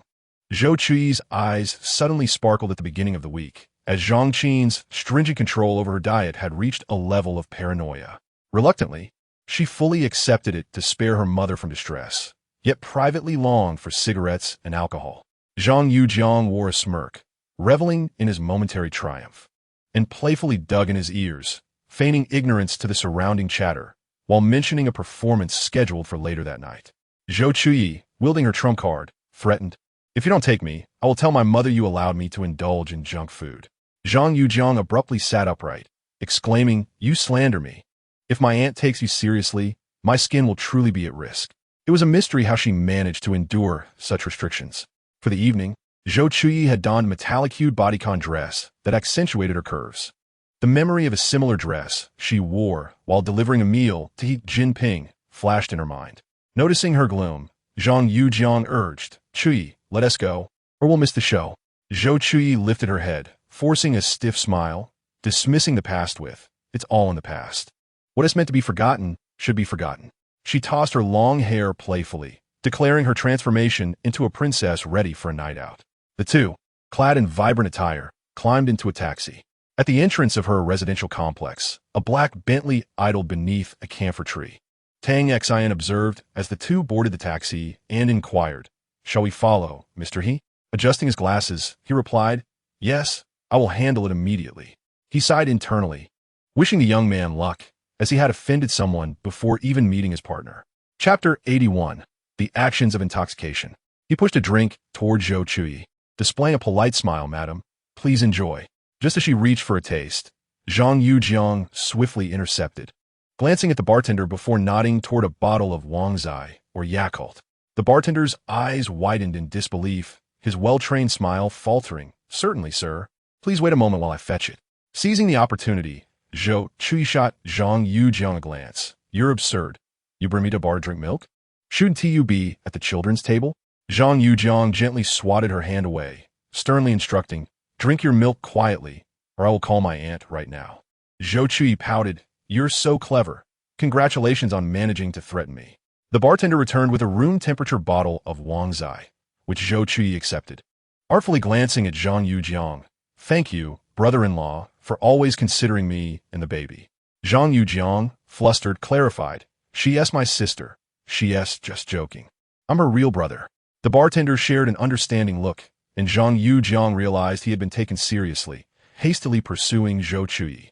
The band had already begun to perform, while Zhou Chuyi ordered a fruit platter and snacks, leisurely enjoying the ambience from her seat on the sofa. Zhang Yujiang, exasperated, slammed down his drink, exclaiming, "Chuyi, are you insane?" Zhou Chuyi calmly spat out a bone. "Brother-in-law, be quiet." Zhang Yujiang, stifled, angrily devoured the only chicken leg from her plate, finishing with a challenging glare. In a corner, Jinping silently toyed with his glass. Observing Zhou Chuyi and Zhang Yujiang's carefree interactions, his gaze deepening with emotion. Without Zhang Yujiang's incessant chatter, Zhou Chuyi extracted her phone, joyfully capturing the vibrant performance, only to have her view obstructed. Instinctively, she looked up, encountering an unexpectedly familiar face. With a thud, her phone slipped from her grasp as she stared at Jinping, her mind momentarily blank. Jinping leaned down to retrieve her phone, his voice gentle, "Madam, your phone has fallen." Zhou Chuyi fixated on his face, trembling slightly. Jinping, what are you doing here?" He tilted his head, confusion evident in his gaze. "Madam, what are you saying? Have you mistaken me for someone else?" Seeing Zhou Chuyi remain motionless, he placed her phone on the table before her. Collecting herself, she offered a polite smile. "I apologize. I drank too much and was reminded of my ex-husband. Thank you for retrieving my phone. How about sharing a drink?" Her smile bore a distinct distance, prompting Jinping to shake his head. "It was merely a small favor. I have matters to attend to and must take my leave." Zhou Chuyi smiled graciously. "Thank you for tonight." After Jinping departed, she collapsed onto the sofa, Disbelief etched across her face. How could Jinping be here? And why did he act as if he did not recognize her? Had he truly become a character in a story? She absent-mindedly drank the cocktail Zhang Yujiang had ordered but not yet tasted, her thoughts a tangled mess. Jinping, seated on the sofa behind her, watched her with a growing sense of regret, having resolved to observe from a distance but unable to resist the urge to intrude. Jinping followed closely behind her until Zhou Chuyi suddenly twisted her ankle, collapsing sideways. With her eyes tightly shut, she braced for impact but instead fell into a warm embrace. Jinping held her securely, feeling a sense of completeness wash over him. Zhou Chuyi dazedly looked at him. Jinping? She then muttered to herself, I will never see Jinping again. In his arms was a tipsy woman, and he suppressed his curiosity, pretending not to notice. Mr. He, where shall we go now? Yes, Mr. He. The various drinks churned uncomfortably in her stomach, as Zhou Chuyi whispered in Jinping's ear, I feel nauseous. I'm really unwell. Jinping urgently instructed, pull over. Tang Xian quickly pressed the brakes, and once they came to a stop, he crouched beside Zhou Chuyi. Patting her back, Chuyi just let it out. After several dry heaves, seeing she could not vomit, he unscrewed a bottle lid, offering her a sip of warm water to soothe her throat. Zhou Chuyi obediently accepted, taking small sips. Pondering what kind of magic this girl possessed to soften the usually icy demeanor of this formidable man. Jinping placed her on a swing at her doorstep, watching her gradually regain her composure before finally leaving once she entered her home. The cool breeze outside cleared Zhou Chuyi's mind, prompting her to brew a cup of hangover tea and reflect on the events of the evening. Gradually, a vision of Jinping's gentle, handsome face emerged in her thoughts, the same face she had seen in the bar. The little system had long warned her that once she departed from the story, she would leave no trace behind in that world. How could Jinping still remember her? With her head bowed, she drained the hangover tea, her eyes glistening with unshed tears. The back of a photograph detailed the date it was taken, one in particular capturing her attention, an image of her at 24, adorned in a gown and crowned, surrounded by friends and family, her happiness unmistakable. In contrast, her birthday at Jinjuan had revealed a forced smile. A trace of heavy bitterness clouded Jinping's gaze, a shadowy weight settling in the depths of his heart, leaving him unable to escape its grasp. Since his arrival in this world, he had questioned himself daily while gazing at these photographs. Did this blissful Zhou Chuyi truly need Jinping's love? Perhaps she truly did not. After checking on Zhou Chuyi's dinner situation, Zhang Qin felt reassured and ended the video call. Despite the hangover tea, Zhou Chuyi remained somewhat dazed. After messaging Zhang Yujiang, she buried herself under her blanket and drifted into a deep slumber. This marked the first weekend since she started working, and she had deliberately turned off all alarms to sleep until she woke naturally. Unbeknownst to her, she slept until the sun began to set. As she sleepily opened the door to her room, Zhang Yujiang was engrossed in a football match while cradling Zhao Kai. Oh, Miss Zhou is awake? Zhou Chuyi cast a sidelong glance at him. When did you rise? Zhang Yujiang got up 10 minutes before you. Zhou Chuyi scooped Zhao Kai in her arms, saying, Then why are you still talking about me? Zhang Yujiang swept his hair back, revealing his prominent hairline. Come on, let me treat you to French cuisine at the revolving restaurant. Zhou Chuyi's mind suddenly cleared. Really? All right, just give me 5 minutes. Before Zhang Yujiang could utter another word, Zhou Chuyi had already slammed the door shut. He glanced at the somewhat silly Zhao Kai and remarked, Look at your sister, not ladylike at all. Zhao Kai understood, striding over to nuzzle him.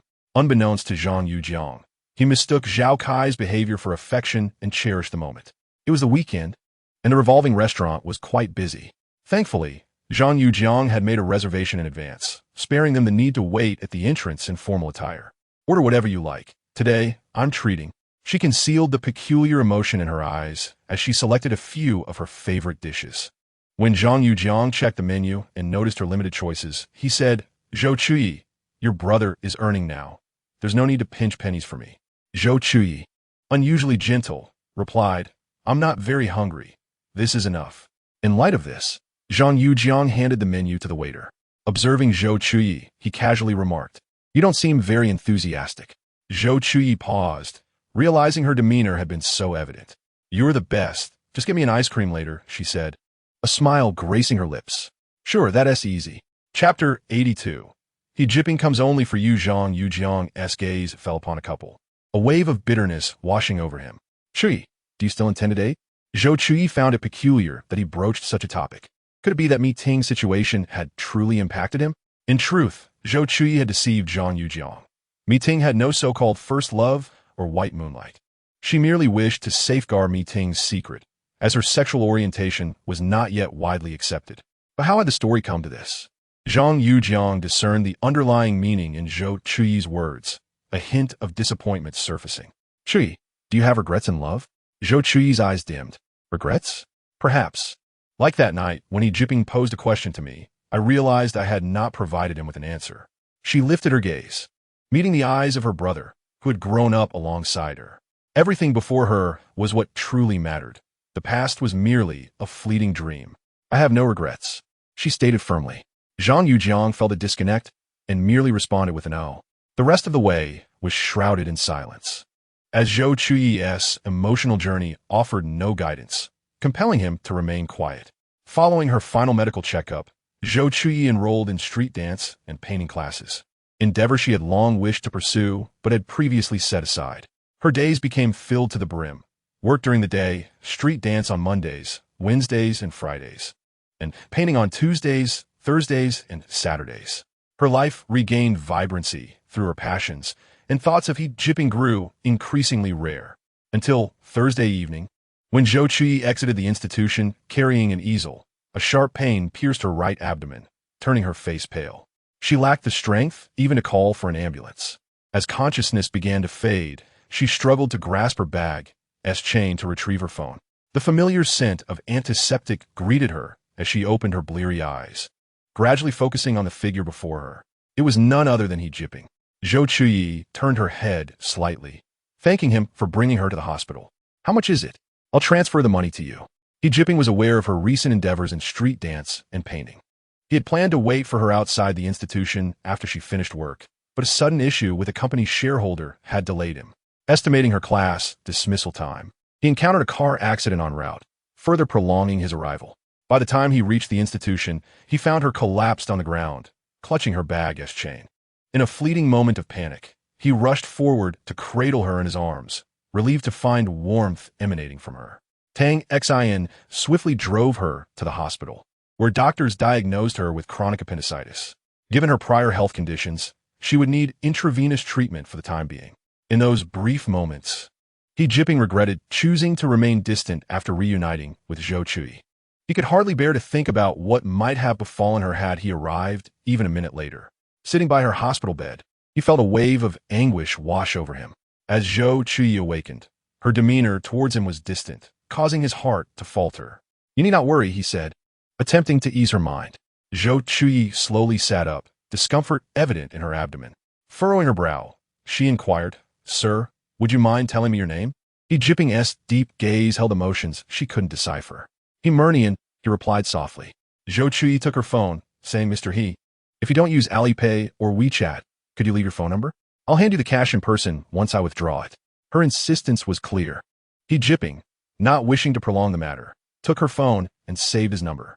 I will contact you as soon as possible. After a moment of pause, Zhou Chuyi stood to dress and leave. He Jinping observed her movements, unable to restrain himself. You have chronic appendicitis. It's best to stay for observation tonight. Zhou Chuyi halted her actions, turning to meet his piercing gaze. Mr. He, it seems you have overstepped. With that, she grabbed her bag and exited the room. He Jinping watched her retreating figure, her back slightly hunched, her expression flat, yet betraying an underlying sense of helplessness. If there had been any doubt in Zhou Chuyi's mind during their previous encounter at the bar, she was now 100% certain that the man before her, He Murnian, was indeed He Jinping. Even that night, when she had drunkenly collapsed, it was He Jinping who had caught her and brought her to the swing downstairs. Everything pointed back to him. Clutching her abdomen, she moved forward slowly, her beautiful eyes welling with tears. Zhou Chuyi, overwhelmed by pain, leaned against him and wept softly. With no other option, He Jinping had no choice but to lift her into the car. He glanced at the rearview mirror, noticing that Tang Xin had discreetly exited the vehicle. He randomly stopped at a convenience store, purchasing a hamburger to munch on, internally grumbling about the absurdity of the situation. He took out a handkerchief to gently wipe away the tears at the corners of Zhou Chuyi's eyes, but she resisted his touch. "Mr. He, you've overstepped." He Jinping sighed inwardly. It was undeniable that he was utterly helpless when it came to Zhou Chuyi. This was a truth he had to concede. Regardless of the world, Zhou Chuyi's tears would always render He Jinping powerless. He raised a finger to lift her chin, compelling her to meet his gaze. "You've recognized me." This was not a question, but a statement of certainty. Zhou Chuyi inhaled the familiar scent of pine, continuing to feign ignorance. "Isn't that right? You're Mr. He Murnian, aren't you?" He Jinping found her act of pretended innocence amusing, his voice turning serious. "Zhou Chuyi, understand clearly, I am He Jinping, your husband." Zhou Chuyi's expression remained unchanged. "The He Jinping from the book has nothing to do with me. I am Zhou Chuyi of this world, and I possess my own beloved." Since He Jinping could no longer hear Zhou Chuyi's heart, he became increasingly anxious about her. He could no longer perceive her feelings. Her heart had found residence with another. Each scenario was enough to drive He Jinping to madness. "Zhou Chuyi, are you stalking me?" Otherwise, how could he misunderstand himself? He Jinping, fearing that she might feel uncomfortable, did not dare to embrace her tightly, allowing Zhou Chuyi to easily break free. Disappointment was evident in her eyes as she said, "He Jinping, I do not know how you enter my world, but regardless of which world you belong to, you evoke nothing but disdain in me. I am Zhou Chuyi of this world, and I have no connection with you. Please refrain from disturbing me in the future." He Jinping tightly grasped her wrist, his voice filled with a pleading tone. "Chuyi, I apologize. I did not mean to. Please do not dislike me." It was the first time Zhou Chuyi had witnessed such humility from He Jinping. He cried with a choked voice, like a child who had made a mistake, repeatedly reiterating, "Chuyi, I am sorry. Please do not dislike me." She felt a pang of sympathy, maintaining a cold demeanor as she spoke. "He Jinping, I will grant you an opportunity to explain." At that moment, Zhou Chuyi learned that He Jinping was actually a partner at Zhang Youjiang's company. The misunderstanding arose from the incident when they mistakenly swapped phones, and Zhou Chuyi had delivered his phone to the company during his first visit for inspection. Realizing she had wronged He Jinping, Zhou Chuyi still found it difficult to lower her pride. She took the handkerchief from He Jinping's hand and gently wiped away the tears from the corners of his eyes, stating, "But do not expect me to forgive you. I hold grudges. You said you did not know me last time, so just continue to be your Imanian." His eyes were red, and his voice was choked as he pleaded, "Chuyi, please give me a chance to make amends. You only need to watch, all right?" Zhou Chuyi closed her eyes, feeling somewhat at a loss. Nonetheless, she could not deny one fact. He Jinping had silently seeped into her heart long before she was aware of it. Under the moonlight, her eyes sparkled brightly as she said, "He Jinping, perhaps I have unusual feelings for you, but I am uncertain if this is love. Are you willing to continue pursuing such an uncertain future?" He Jinping held her waist tightly, his dark eyes filled with determination and an unprecedented obsession. "Chuyi, just give me a chance, all right?" Zhou Chuyi bit her inner cheek resolutely, replying, "He Jinping, I am willing to give you a chance, but this does not mean I will be your girlfriend. I hope our relationship is equal and free. Can you manage that?" He Jinping's lips curled into a suppressed smile. "Of course, Chuyi, trust me. I will make you fall in love with me." For He Jinping had come solely for the love of Zhou Chuyi. Chapter 83. Phone Communication. Zhou Chuyi pouted, "I'm not so easily won over by you. You better perform well." He Jinping embraced her tighter, saying, "I will, Chuyi, trust me." Upon arriving at the entrance of Zhou Chuyi's apartment complex, she took out her perfume and sprayed some. He Jinping looked at her, puzzled. "Why spray perfume when we are almost home?" Zhou Chuyi capped the perfume bottle, trying to mask the scent of disinfectant on her body. "I do not want my parents to worry about me." After saying that, she turned to get out of the car, suddenly recalling something. She looked back at He Jinping in the darkness. "By the way, He Jinping, Zhang Youjiang is my uncle's son. He is currently staying in my home, but that does not mean I will let go of my grudge." He Jinping's indifferent face broke into a smile in the shadows as he lightly chuckled. "It's all right. I can spend my lifetime coaxing you to win your forgiveness." Zhou Chuyi tossed a teasing remark as she walked towards her home. Tang Xen glanced at He Jinping through the rearview mirror, noticing a hint of warmth in his expression, and boldly asked, "He Zong, should I inform Xiao Kai about Zhang Youjiang's transfer?" Xiao Kai was the manager of the HR department. He Jinping had originally intended to transfer Zhang Youjiang to another city for a few years, but now that he was Zhou Chuyi's cousin, the matter had become complicated. He Jinping shot him a glance. "You have sharp ears. It's canceled. I heard the design department is in need of a director. I think Zhang Yujiang is quite suitable. Tang Xin was overjoyed. Finally, he wouldn't be tasked with those unscrupulous deeds. All right, he's on. I will contact the HR department right away. Zhou Chuyi instinctively hid her damp hand behind her as she encountered a college roommate who happened to be on a honeymoon trip nearby. They chatted for a while, and when she realized her phone had died after getting off the subway, Zhou Weiman hurriedly brought soup to the table. You should give spare phone. We are genuinely worried since you aren't answering calls at this late hour. Zhang Yujiang was about to speak up for Zhou Chuyi, but was stopped by her grabbing his arm. All right, I'll get a new SIM card tomorrow. At the dining table, as Zhang Yujiang was dishing out food, his phone buzzed, catching his attention. He set down his spoon and opened the notification from the HR manager. See out, guy. I got promoted. He stood up joyfully, excitedly showing the email to his aunt and uncle. Zhou Weiman immediately adjusted his glasses, scrutinizing the words. Design department director, that's quite a position. Zhang Qin smiled, adding more vegetables to his bowl. Our little Jiang is really doing well. He has only been working for a short time and is already promoted. Isn't this a bit too coincidental? She mused as she scooped a spoonful of shredded carrots into his bowl. Congratulations. Make sure to eat more carrots for vitamins. Facing the computer for long hours can be tiring. Zhang Yujiang looked at the colorful food in his bowl and smiled like a playful puppy. You don't have to love me so much. I'm just going to work to slack off and collect my paycheck. Zhou Weiman cheerfully handed his phone to Zhang Yujiang. Make sure to eat more vegetables. Later, share this good news with your parents. You're all family. Why separate yourselves into you and me? Let us invite your parents over for dinner on Saturday. Zhang Yujiang pouted and popped another piece of carrot in his mouth. Sure, I'll arrange it. Zhou Chuyi sipped her soup, a slight smile forming at the corners of her lips. After dinner, she glanced at her phone contacts, hesitating. She was uncertain how this Jinping differed from the one she had encountered in the book. Was he also someone who had crossed into the story? Or did he originally belong to this world?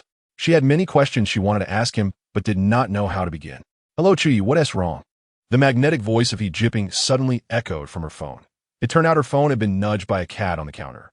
In a fluster, she picked it up. Hello, it was just the cat that accidentally knocked it over. Amidst the static, Jinping chuckled lightly. Yes, it was the cat's fault. It unlocked the screen and happened to tap on my contact. Zhou Chuyi was taken aback that Jinping would directly expose her. Feeling somewhat annoyed, Jinping, be quiet. You're embarrassing me. Jinping then returned to seriousness. What do you want to ask? Late at night, holding her phone and gazing at his number, Zhou Chuyi surely had questions to pose to him, perhaps about his arrival or the promotion of Zhang Yujiang tonight. Clutching a pillow to her chest, she asked, Why did you promote Zhang Yujiang? Was it because of me? Jinping crossed his long legs, appearing relaxed. The company conducts performance evaluations every 3 months. Do you think I used favoritism? You can personally ask your brother about his performance. In the design department, there is only one director position, and, among the newcomers, only his performance is up to standard. Chuyi, I am also a capitalist. I will not engage in unprofitable ventures. Hearing this, Zhou Chuyi felt somewhat reassured. Although Zhang Yujiang seemed carefree, he was indeed a highly talented individual with both a master's and a doctoral degree. So, these achievements would only be a matter of time for him. She gently stroked the cat, resting on her pillow. Will you tell me why you came to this world? Jinping raised his glass and downed the remaining wine in one gulp, his atoms apple-bobbing as he swallowed. Chuyi, this is a matter of life and death for me. I believe only my closest wife can share this with me. Zhou Chuyi understood the implication behind Jinping's words and secretly rolled her eyes, thinking, all right then. I hope your wife won't mistake you for a madman and have you locked up. Jinping chuckled softly. She wouldn't. She is the person who understands me best in this world.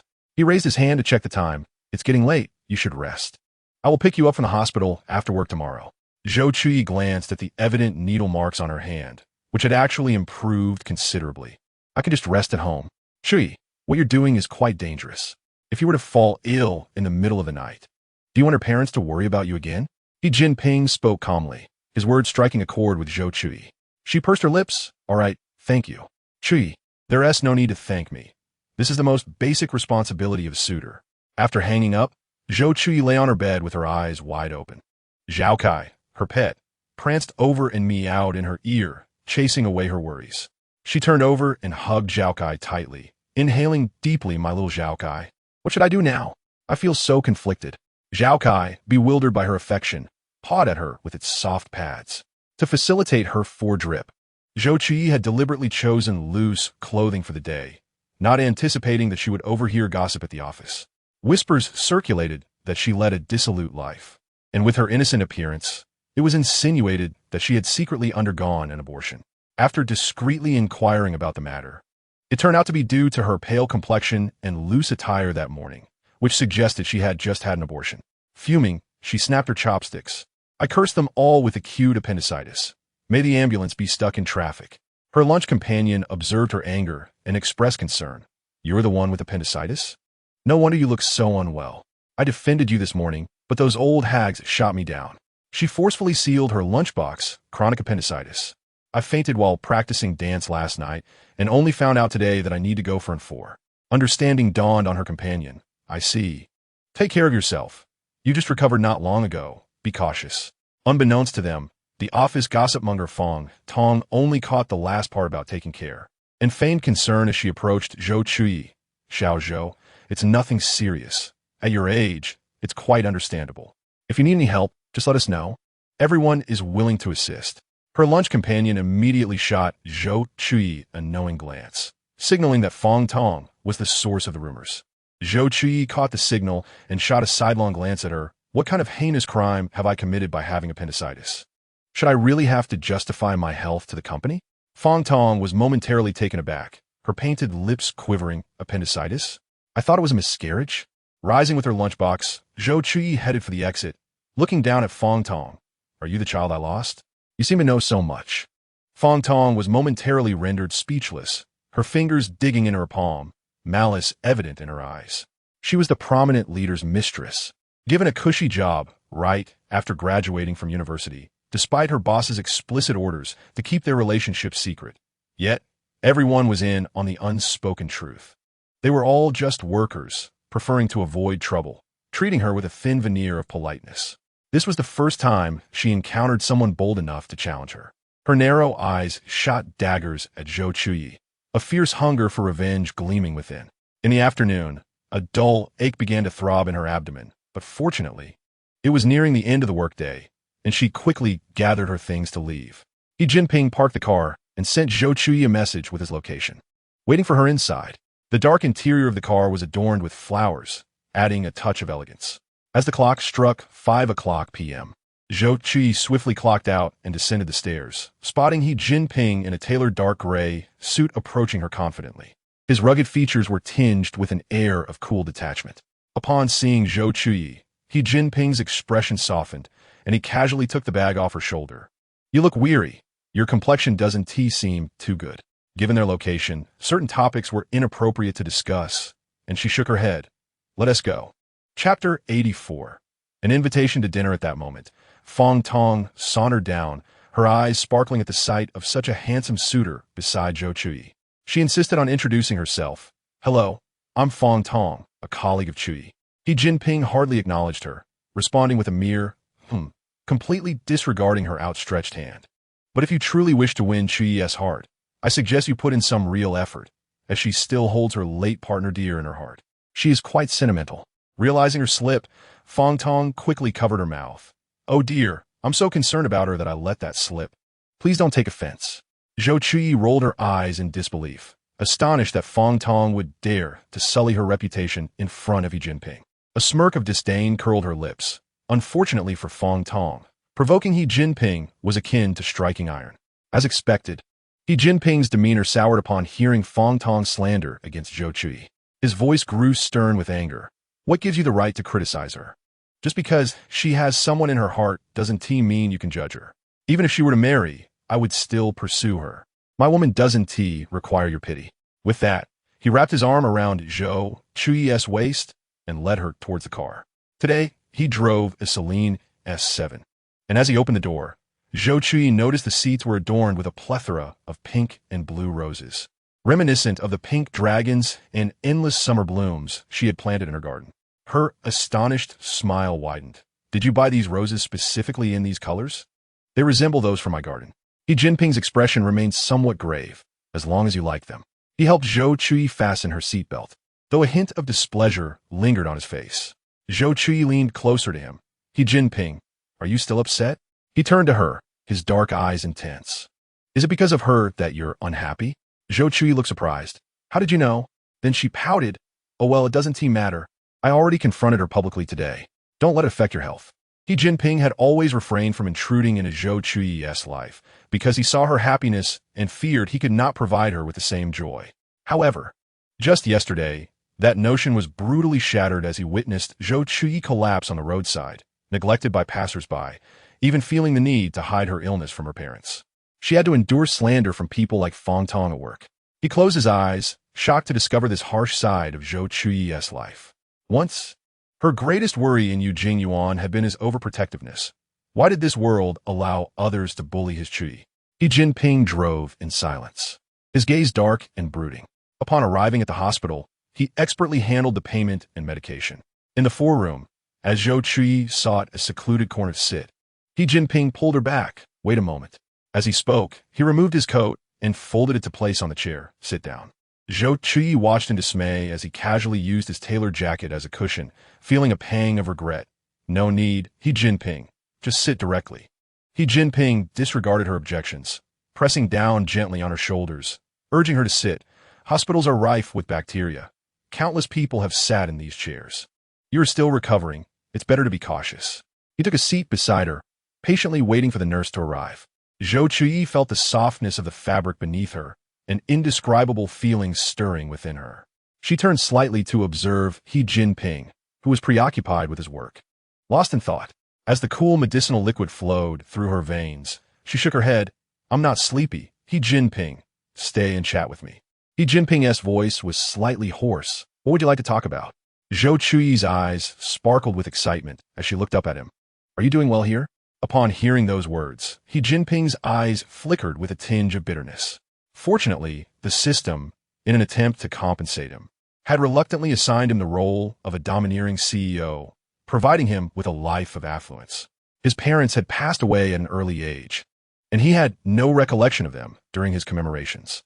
Clumsily, he navigated the survival rules of this world, yet with little success. However, he was fortunate to have learned about Zhou Chuyi's situation early on, affording him the time to quietly protect her. Yet, Jinping had no intention of divulging this to Zhou Chuyi. He merely smiled and remarked that it was not much different from the past. Zhou Chuyi was not naive. Even though Jinping did not disclose the reasons for his arrival, a character from a book suddenly appearing in the real world faced challenges far greater than those encountered by her as a transmigrator. Sensing Jinping's reluctance to elaborate, she refrained from probing further. Before leaving work, she guzzled a large bottle of water, and due to the intravenous infusion, she suddenly felt a pressing need to relieve herself, her face contorting with embarrassment. Jinping noticed her discomfort and asked, Chuyi, what's wrong? Zhou Chuyi bit her lip and whispered, I need to use the restroom. I drank too much water. Jinping understood, rising to take her bottle in hand. Let us go. In light of the urgency, Zhou Chuyi pushed aside her shyness and followed Jinping, her ears flushed. Once at the restroom, she said, Jinping, please give it to me. I can go in myself. Jinping allowed her to hold the four bag and gently replied, just wait a moment, Chuyi. I'll be right back.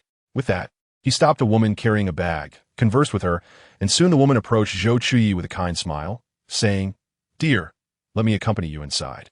Only when she saw Jinping nodding behind her did Zhou Chuyi feel reassured enough to enter with the woman.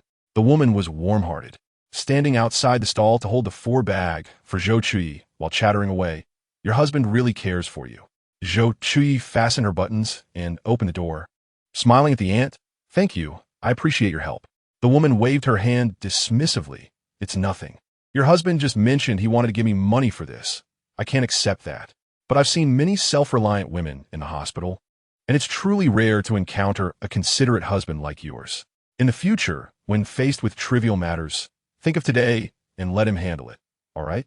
Marriage requires both parties to accommodate each other for it to last. She then blushed slightly. Please don't mind my chatter. It's just how I speak.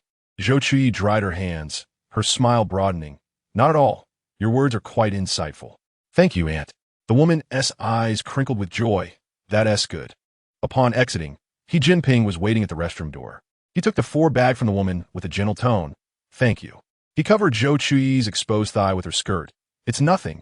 I just mentioned that my wife needed to use the restroom and requested her assistance. In reality, Xi Jinping had leveraged this exchange as he had observed her repeatedly trying to contact Dr. Huang for an appointment. Zhou Chuyi clearly did not believe it was that simple. Noticing the woman's smile directed at Xi Jinping, Xi Jinping shrugged. I'm not sure. Perhaps she is just happy that I have such a kind wife. Receiving a playful jab from Xi Jinping, Zhou Chuyi shot him a glare. Xi Jinping, don't presume too much, or I might just cast you into the cold palace. Xi Jinping relished Zhou Chuyi's lively demeanor, his smile growing more pronounced. All right, I won't say anymore. The infusion rate was slightly faster today, and, upon arriving downstairs, they unexpectedly encountered Zhang Yujiang, who had just finished work. As Xi Jinping was inching closer for a hug, Zhang Yujiang suddenly appeared, exclaiming, Zhou Chuyi, what are you doing? His loud voice summoned Zhou Weiman and Zhang Qin out of the house. Zhou Chuyi was nearly infuriated to laughter, wishing she could stuff her father's old slippers into his mouth. She stepped in front of Xi Jinping and said, well, this is just a university classmate who happened to give me a ride. Zhang Qin glanced over. Then invite your classmate in for a meal. It's late, and it's a hassle for them. Seeing the situation unfold, Zhou Chuyi could no longer decline. She turned to tug at Xi Jinping's sleeve. Come in and have dinner with us. It's just home-cooked dishes. Xi Jinping gazed intently at Zhou Chuyi. I'm sorry for the intrusion. At the dinner table, an unusual silence prevailed. Zhang Qin stood to serve Xi Jinping a bowl of soup, saying, don't be polite. Make yourself at home. Xi Jinping graciously accepted. Thank you, Aunt. Zhou Chuyi added a piece of meat to his plate. Eat up. It's rather quiet. I assent it. She then picked up an empty bowl to fetch some soup, but Xi Jinping took the bowl from her hands and served her a bowl of rib soup without mushrooms. Zhou Chuyi felt embarrassed, unable to look up at her parents. Zhang Yujiang sensed an overpowering presence from Zhou Chuyi's friend and focused on his food to diminish his presence. Under the warm glow of the lights, each individual harbored their own thoughts, making the meal feel more exhausting than a marathon. After enthusiastically seeing off Xi Jinping, the family immediately began an inquisition. The focus of their scrutiny was none other than Zhou Chuyi, who was cradling a cat. Zhang Qin sipped her tea now. Honestly, what is the nature of your relationship? At that moment, Zhou Chuyi wished she could hide her thick glasses, wondering why her vision was so sharp at night. She swallowed hard. Well, we're just university classmates. Who knows when we'll meet again? Isn't it normal to share a hug? He rebutted immediately. That is not right. He knows you don't like mushrooms. A mere acquaintance wouldn't know such details. Zhou Chuyi could no longer suppress her laughter. If only Zhang Yujiang would put as much energy into his work, Xi Jinping wouldn't have merely promoted him to director. Fine, I admit he pursued me in university. Are you satisfied now? Zhang Yujiang could find no counterargument. Thus he stopped pressing the issue. Zhang Qin observed Zhou Chuyi's serious demeanor, which did not seem to indicate she was deceiving them. All right, since you've clarified, let us leave it at that. You both hurry and wash up. You have work tomorrow. Zhang Yujiang's intuition told him that the matter was not as simple as Zhou Chuyi claimed, but he could find no further evidence to pursue the matter, so he resigned himself to silence. After washing up, Zhou Chuyi lay in bed when Xi Jinping fortuitously called. She hesitated momentarily before accepting the call. The sound of the wind howled through the phone. Xi Jinping appeared to be outside. What's wrong? Zhou Chuyi turned over, pressing her face in her big goose plushie, her voice muffled. Do you think I'm so petty? Are you still outside? Xi Jinping gazed at the flowing river, reminiscent of the water beneath the Tongli Bridge, his voice soft, yes. After finishing a glass of wine, the corners of Xi Jinping's eyes glowed, slightly red. Chuyi, I miss you. Every single day since you left the country. Upon hearing his words, Zhou Chuyi pondered while clutching her plushie for a long time. Xi Jinping, I admit I have feelings for you, but Xi Jinping interrupted her. Chuyi, allow me to transform this feeling into affection and love. Would you be willing to open your heart to me and share a bit of your life? Zhou Chuyi detested the unpredictability of life. She preferred a constant existence and disliked anyone who abruptly entered her life, bringing unforeseen outcomes. All right, Zhou Chuyi heard her own voice. Through the phone, she could hear the sound of glass clinking. Xi Jinping, are you drinking by the river? Looking at the now empty wine bottle, Xi Jinping's slightly tipsy eyes sparkled with mirth. Chuyi, you are truly clever. Good night. After hanging up, Zhou Chuyi hugged her plushie, lost in thought for an extended period, contemplating whether it was truly so easy to let Xi Jinping in her life. Yet the exhilaration overwhelmed the fear of the future. She held Zhu Chuyi close to her heart for an extended period before finally succumbing to a deep slumber. The next day, when Zhou Chuyi arrived at the office, she could distinctly sense the unfriendly gazes of her colleagues, particularly during lunch when everyone seemed to steer clear of her. Even the microwave, she had warmed her food and was left untouched by others. Taking her lunchbox, she settled at her workstation, paying no heed to the subtle dynamics around her. Who else could it be? The previous day, Jinping had made a grand spectacle in front of her and Jinping, and as the formidable boss, GY, who was unlikely to let slide. Adhering to the principle of avoiding unnecessary trouble, Zhou Chuyi accepted the prejudice and isolation from her peers, for she had worked tirelessly to secure her position and did not wish to jeopardize her future over a moment of impulsiveness. However, in the afternoon, her colleagues casually delegated their menial tasks to her, under the guise of fostering her rapid growth for future independence. Zhou Chuyi could only respond with a smile. The consequence of this was that she found herself enrolled in her first-ever class. After Zhang Qiu called her for the fourth time without any sign of her leaving, she irritably tossed her keyboard and mouse aside. These tasks, seemingly simple, tested her patience immensely. Having completed one, another would promptly be sent her way. By the end of the afternoon, she had not finished her own duties and was left cleaning up after others. As Zhou Chuyi exited the company, she unexpectedly spotted Jinping's car from the previous night. Upon seeing her dejected demeanor, he hurriedly approached her, inquiring about her unhappiness at work or if her stomach was bothering her again. If no one asked, Zhou Chuyi could manage her negative emotions alone. But once someone showed concern, the floodgates of her grievances opened uncontrollably. She pouted, expressing her frustrations. "They've all dumped their work on me. I've been dawdling, and haven't even completed my own tasks. I haven't had a chance to eat all day." Feeling a pang of sympathy, embraced her gently, soothing her. "Let me help you. I can handle whatever you can't finish. You're only responsible for your own work, all right? Don't cry, CHY. I'll take you out for a delicious meal. Cheer up." Zhou Chuyi looked up, her face streaked with tears, and said, "Shouldn't you teach a lesson to everyone who has bullied me? When did you become so lenient?" Jinping's reaction surprised her. A villain like him should adhere to the principle that those who follow him prosper, while those who oppose him perish. He sighed and lowered his gaze. "I wish I could, but this isn't a world I can control anymore. Punishing them won't change their isolation and exclusion of you. Such cliques exist in your position, and even if you eliminate them, there will be others to take their place. This is the law of survival in society. I respect all your choices." Zhou Chuyi felt a tremor in her heart. It dawned on her that Jinping held such beliefs. Where there are people, there will be human nature. And regardless of which world Jinping inhabits, human nature cannot be eradicated. This was the path she had chosen, and he could only assist in clearing some obstacles, while the arduous journey ahead was hers to traverse alone. For the first time, Zhou Chuyi questioned her 8 years of perseverance. Was this truly the career she sought? She wiped her tears. "I understand." With a decisive click, Zhou Chuyi unbuckled her seatbelt. "Well then, I shall take my leave." Jinping watched her retreating figure, a shadow of uncertainty flickering in his eyes. Upon arriving home, Zhou Chuyi saw her mother joyfully pulling her toward the dining table. She hastily took a few bites of food, relieved to avoid starvation today.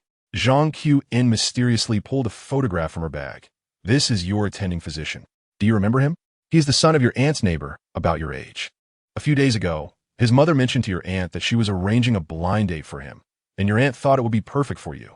Today, she visited and discussed this with me. I noticed him during my time at the hospital. Would you like to go out for a meal with him this weekend?" Zhang Qiu pushed the photo toward her, evidently pleased with the doctor. Zhou Chuyi, now 29, was not pressured by her parents, Zhuwm and Zhang Qiu, to marry and have children, yet they hoped she would meet suitable candidates. After all, what if she happened to find someone she liked? Wasn't he that fate? Zhou Chuyi struggled to swallow a piece of meat. She had just promised Jinping to allow him to understand her life, yet here she was considering a blind date with another man. Wasn't that the behavior of a heartless person? Even if her relationship with Jinping could not evolve into something closer, she could not treat him in such a manner at this juncture. Noticing her less-than-pleased expression, which was merely a reflection of her frustration from working overtime, Zhang Qiu and hurriedly withdrew the photograph. I understand. I was just casually asking. Do you want me to serve you some more? Zhuchy handed her bowl to Zhang Qiu. Please, another bowl. I feel like I'm starving today. Zhang Qiu tenderly caressed her face. Noticing how her absence had left her looking haggard.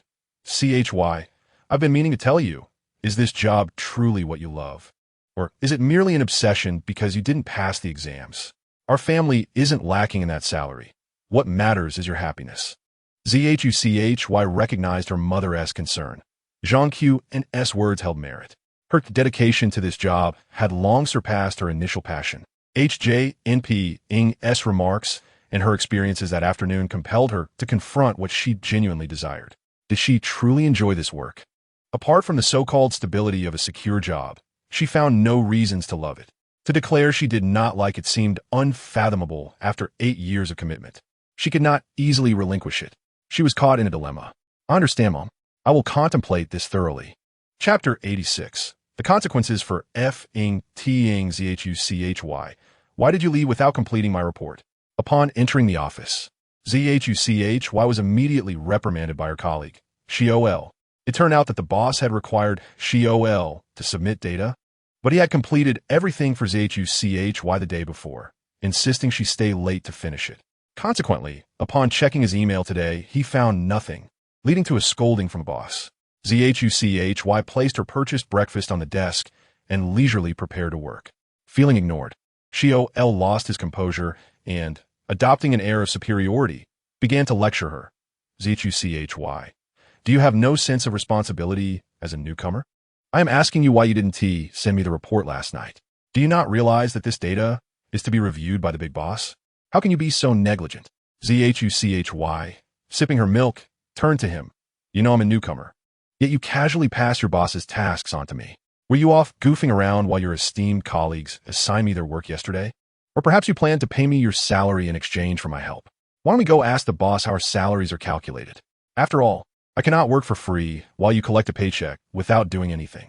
Upon hearing Zhuchy mention approaching the boss, Xiol panicked. Although it was common for seniors to delegate tasks to newcomers, escalating the situation to the boss was something he could not afford. Attempting to mediate.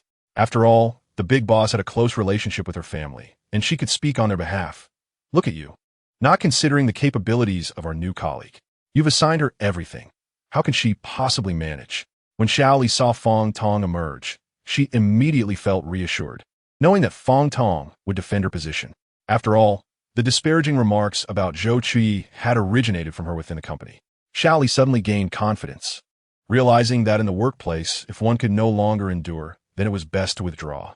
However, someone like Fong Tong, who neither understood respect nor possessed commendable work skills, would undoubtedly struggle to find a more favorable position elsewhere. The disdain in her gaze was unmistakable, causing Zhou Chuyi to suppress her desire to retaliate. Suddenly, a commotion erupted among the onlookers. Fong Tong, reveling in the chaos, rushed forward to cover Zhou Chuyi's computer screen. Exclaiming, "No peeking. None of you are allowed to look. This is slander. All of it is false." Yet, the computer of Zhou Chuyi's colleague remained uncovered, allowing Zhou Chuyi to glimpse the screen. To her astonishment, it revealed some intimate photographs of Fong Tong and their boss, alongside evidence of extravagant expenditures. Although everyone was aware of the underlying truths, bringing this matter into the open would undoubtedly spell disaster. Zhou Chuyi pondered whether this could have been orchestrated by Jinping, but he had only mentioned the day before that his influence in this world was not as extensive as it appeared in the original narrative. And breaching the company's firewall was not as simple as it seemed. It seemed that Fong Tong and her followers had finally encountered their match. In the midst of the turmoil, she discreetly took out her phone to message Jinping. "Hey, Jinping, have you heard? Fong Tong is in trouble. Her affair with the boss has been hacked and exposed on the company computers. Now, that's indeed good news. Has anyone troubled you at work today? Is there anything I can assist you with?" Zhou Chuyi took a bite of her corn, sensing that Jinping genuinely seemed unaware. With Fong Tong's downfall, those who once relied on her intimidation have lost their bravado in front of me. They are nothing but jesters now. Today should be a day of joy. As long as you're happy. I'll be heading to Lin City this weekend. Contact Tang Xin if you need anything. Okay, understood. In less than 2 minutes, Fong Tong was summoned to the office, and the computers returned to normal functionality. The senior colleagues who had assigned Zhou Chuyi tasks the previous day sent her expressions of gratitude for her help. Some even volunteered to assist her with tasks. Once they were all dismissed, Zhou Chuyi immersed herself back into her monotonous work. At noon, while heating her lunch, the atmosphere among her colleagues noticeably shifted back to cordiality. However, Zhou Chuyi chose to ignore them, recognizing them as opportunists. Perhaps some did not intend to make things difficult, yet they were hesitant to act against Fong Tong's coercion. Nevertheless, Zhou Chuyi felt at liberty to decline their overtures, as they were merely acquaintances. Her lunch companion, however, consistently approached her to share meals. Due to Fong Tong's influence a few days prior, they had not dined together, but her companion had discreetly messaged Zhou Chuyi via WeChat, sharing intelligence and offering to help after work, for which Zhou Chuyi was grateful. She retrieved another lunchbox from her bag and pushed it towards her companion. Try my mother's drunken crab. I specifically asked her not to make it spicy. Her companion accepted graciously, thanking Zhou Chuyi's mother. While dining, the two engaged in lively conversation, eventually discussing the latest gossip. Her companion, donning gloves, cracked open a crab leg. Their relationship is practically sealed. However, the status of others remains unclear. Zhou Chuyi, intrigued, inquired how she knew this. What if the boss and she are merely romantically involved? Her companion interjected, you might not be aware, but the boss's wife also received those documents we reviewed this morning. She stormed in while you were in the restroom. Having spent several years in the company, her companion had a deeper understanding of the dynamics at play than Zhou Chuyi did. Zhou Chuyi found satisfaction in the unfolding events, thinking it was hardly unjust. Originally, the Zhou family was hosting a meal to invite their uncle and aunt. Zhou Chuyi had been busy in recent days, and as the rare weekend arrived, she was reluctantly roused from her slumber by Zhang Qin to prepare for the midday feast. While applying her makeup, Zhou Chuyi received a call from Jinping. Hey Jinping, aren't you on a business trip? How do you have time to call me? As she unwrapped a new lipstick for later use, Jinping, glancing at the pile of documents before him, found them to be utterly disheartening. He irritably tossed the unsightly stack aside, expressing, I merely wish to hear your voice. Zhou Chuyi teased, what could possibly trouble our esteemed he? The order established in the narrative served the characters, making it essential for them to possess both intellect and capability. Once dressed, Zhou Chuyi snapped a photo of herself in the mirror and sent it to Jinping. Do I look good? She wore a black floral dress with a square neckline, adorned with a pearl necklace that accentuated her slender neck, her long hair elegantly styled atop her head, exuding a mature charm. This was a side of Zhou Chuyi that Jinping had never witnessed before. He smiled as he downloaded the image, setting it as his phone wallpaper. Jinping's laughter resonated through the phone. Chuyi, you look stunning, so much so that I am at a loss for words. Zhou Chuyi was easily flattered. She twirled in front of the mirror, relishing the first time she had dressed so beautifully since waking up. Enjoy it quietly, Mr. He. When Zhou Chuyi and her family arrived at the hotel, it had just begun serving lunch. Embarrassed, she sat at the table, observing her parents, who had arrived earlier than her uncle and aunt. If one did not know better, they might think we were the catering staff. Her parents, due to their flight at 1 in the afternoon, had hardly slept the previous night, eager to arrive early for such a significant occasion. As she watched the bustling waitstaff, feeling somewhat bored, she suggested, you two wait here. I'll go buy a small cake. Zhang Qin received news that her uncle's family was still stuck in traffic, advising, go ahead, be careful on your way. Understood. Zhou Chuyi navigated to the bakery using her phone, but failed to notice the steps before her. Just as she braced for a fall, someone caught her around the waist. Regaining her footing, she quickly stepped back from the embrace. Thank you, how is it you? Looking up, she was surprised to find a familiar face. Zhang Yu smiled warmly. Hello, it has been a while. How is your health? Zhang Yu is Zhou Chuyi's treating physician and also a matchmaker her aunt had insisted upon. Zhou Chuyi replied with a grin, I'm much better now. Fit as a fiddle, strong as an ox. Previously, she had lain in bed like a statue, her parents and friends weeping daily, clinging to the faint hope of her awakening. She had been fragile, her life hinging on the support of a ventilator. Yet, she was also strong. Her heart had never ceased its rhythm. Zhang Yu lowered his gaze slightly, meeting hers, noting how much livelier she appeared now, even her speech more engaging. Are you heading out? Zhou Chuyi nodded. Are you here for the banquet? Zhang Yu confirmed with a nod. A colleague's wedding, just to contribute. I want to keep you. Thank you, Dr. Zhang. As Zhou Chuyi lifted her dress to leave, Zhang Yu smiled. All right, see you next time. Her aunt glanced at Zhang Yu Jiang, who was engrossed in his bowl, sighing, though I am thrilled that Xiao Jiang has received a promotion, he still lacks a girlfriend. I wonder when I will meet my future daughter-in-law. Zhang Yu Jiang raised his head from the bowl. Mom, not this again. Can't we just enjoy our meal without broaching this unpleasant topic? Since Zhang Yu Jiang had stabilized his career, his mother had grown increasingly anxious about his marriage prospects. After all, what girl wouldn't he be attracted to a handsome young man? At 33, Zhang Yu Jiang was beginning to feel the pressure of competition against younger suitors. Chapter 87.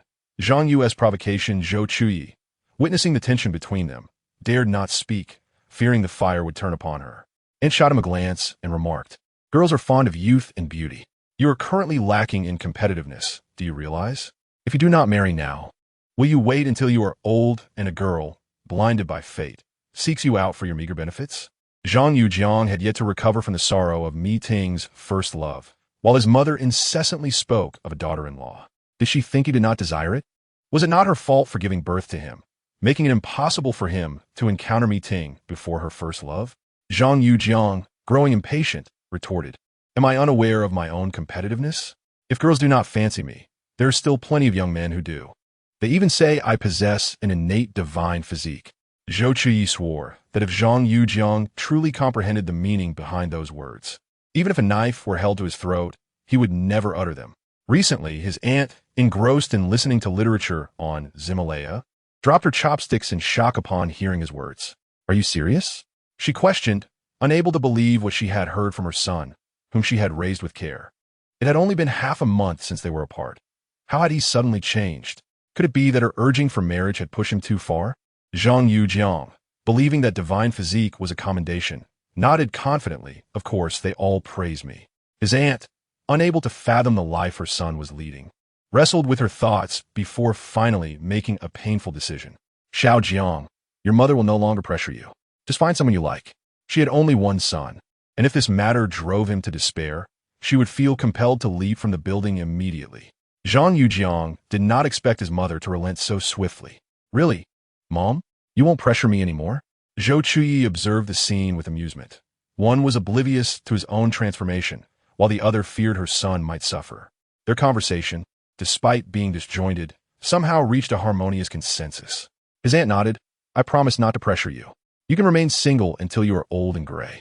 Zhang Yu Jiang, overjoyed, ate a few more bites of his meal. Great, Mom. With your assurance, I feel at ease. The dinner table returned to a state of harmony, while Zhou Chuyi's phone continuously buzzed with messages from Jinping. However, he refrained from checking it out of respect for the occasion. Holding a bag of wedding candies, he approached Zhou Weiman and his party, greeting them. Hello, Uncle Zhou, Aunt Zhou. Jinping called again, and after glancing at his parents, Zhou Chuyi said, I need to take a call. What is it? She whispered, covering the receiver. Now, Jinping, compared to his former self in Yijinjuan, exuded a bit more charm. Zhou Chuyi replied with a smile, but the person you invited has circled the globe 3 times. You'll have to wait in line. Jinping chuckled softly. How about I bribe you with a diamond necklace? Miss Zhou, let me cut in line, Zhou Chuyi could not help but chuckle, her dimples becoming quite pronounced. All right, I'll reluctantly agree. See you tonight, Miss Zhou. Wear what you're wearing now. He responded with a low hum, confessing he had never seen her in such attire and was eager to witness it firsthand. Once Zhou Chuyi hung up, she noticed her parents and Zhang Yu all staring intently at her. Feeling a bit awkward, she retorted, Why are you all looking at me? Is there something on my face? Zhang Yu just finished greeting Zhou Weiman and spotted Zhou Chuyi shyly on the phone. Zhang Qing and the others followed Zhang Yu's gaze. Zhang Yu looked at her and suggested, Why not exchange contact information? We can hang out sometime. He promptly opened his WeChat QR code. Out of politeness, Zhou Chuyi could not refuse him in public, though she secretly held reservations. She scanned the code without revealing her feelings. All right, we can keep in touch when we have time.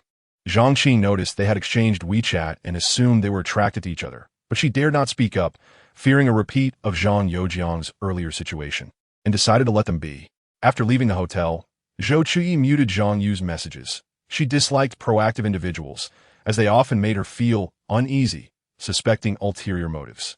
The only exception had been Jinping. That evening, When Zhou Chuyi came downstairs, Jinping was already waiting for her at the corner. He lowered the car window. The sleeves of his shirt rolled up, revealing his slender arms. Zhou Chuyi approached the passenger seat with a smile, asking driver, "Are we headed to the music restaurant?" Jinping had noticed her the moment she stepped out, slightly turning to look at her. "Get in." Zhou Chuyi opened the car door, and in the passenger seat lay a bouquet of pink and blue roses.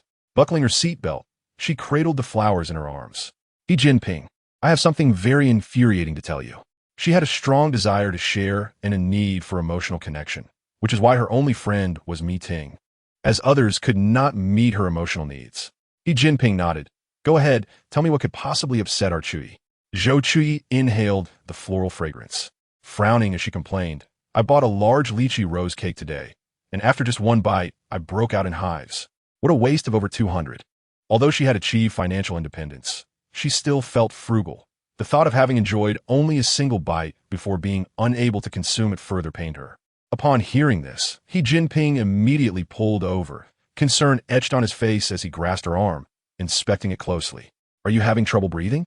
Is it itchy anywhere?" After carefully examining Zhou Chuyi's face for any signs of abnormality, Jinping finally released her hand.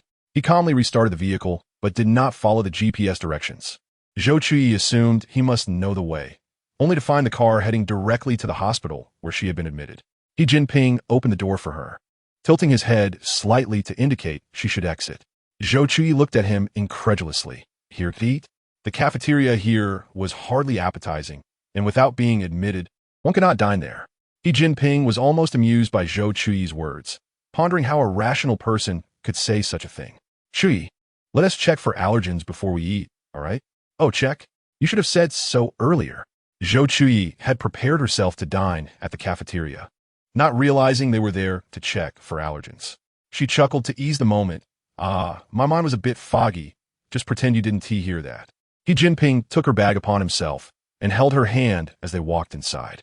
"Oh, I didn't hear you asked to date me at the hospital cafeteria," he teased. Frustrated, Zhou Chuyi wished to shake off his hand, but Jinping held on firmly, and she could not struggle free, so she resigned herself to following him. While waiting for the results on a bench, Zhou Chuyi unexpectedly encountered Zhang Yu again. Wasn't he a neurology doctor? Why was he in dermatology? Zhang Yu glanced at her arm. Allergic reaction? Of course, Zhou Chuyi thought, since she had muted the notifications, he wouldn't have seen it. Jinping pulled Zhou Chuyi slightly behind him, his gaze directed at Zhang Yu with palpable pressure. Zhang Yu rubbed his wrist, looking at Zhou Chuyi with his ever-gentle voice. "Chuyi, may I ask who this is?" The inevitable had arrived, and Zhou Chuyi sighed inwardly, steeling herself. Jinping, my university classmate."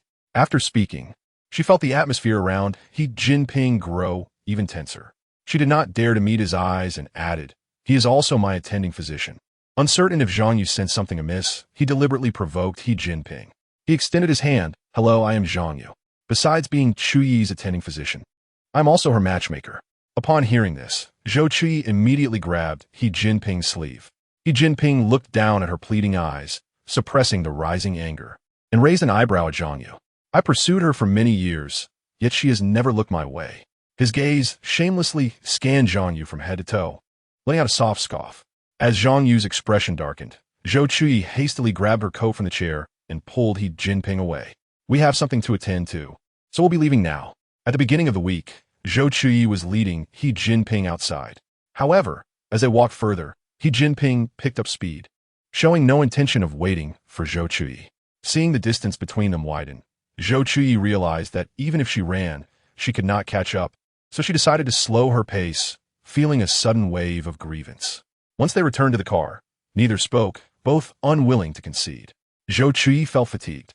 After a whole day of commotion, she had hardly eaten and was now embroiled in a quarrel with Jinping over another person, which she found quite disheartening. Chapter 88, meeting disheartening. Jinping abruptly braked and parked the car by the roadside. With a gloomy expression, he turned to Zhou Chuyi and asked, "Zhou Chuyi, do you no longer wish to continue with me?" Since arriving in this world, Jinping had been unable to hear Zhou Chuyi's thoughts, causing her every action to render him increasingly apprehensive. His confidence in her had diminished, leaving him uncertain of his significance in her heart.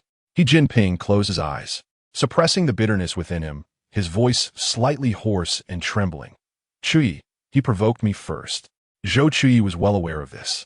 Yet she hesitated to directly inform Zhang Yu of their relationship, fearing he would embellish the truth before her aunt, adding fuel to the fire against Xi Jinping. However, she overlooked a crucial fact. Xi Jinping had no family in this world. The only person by his side was Zhou Chuyi.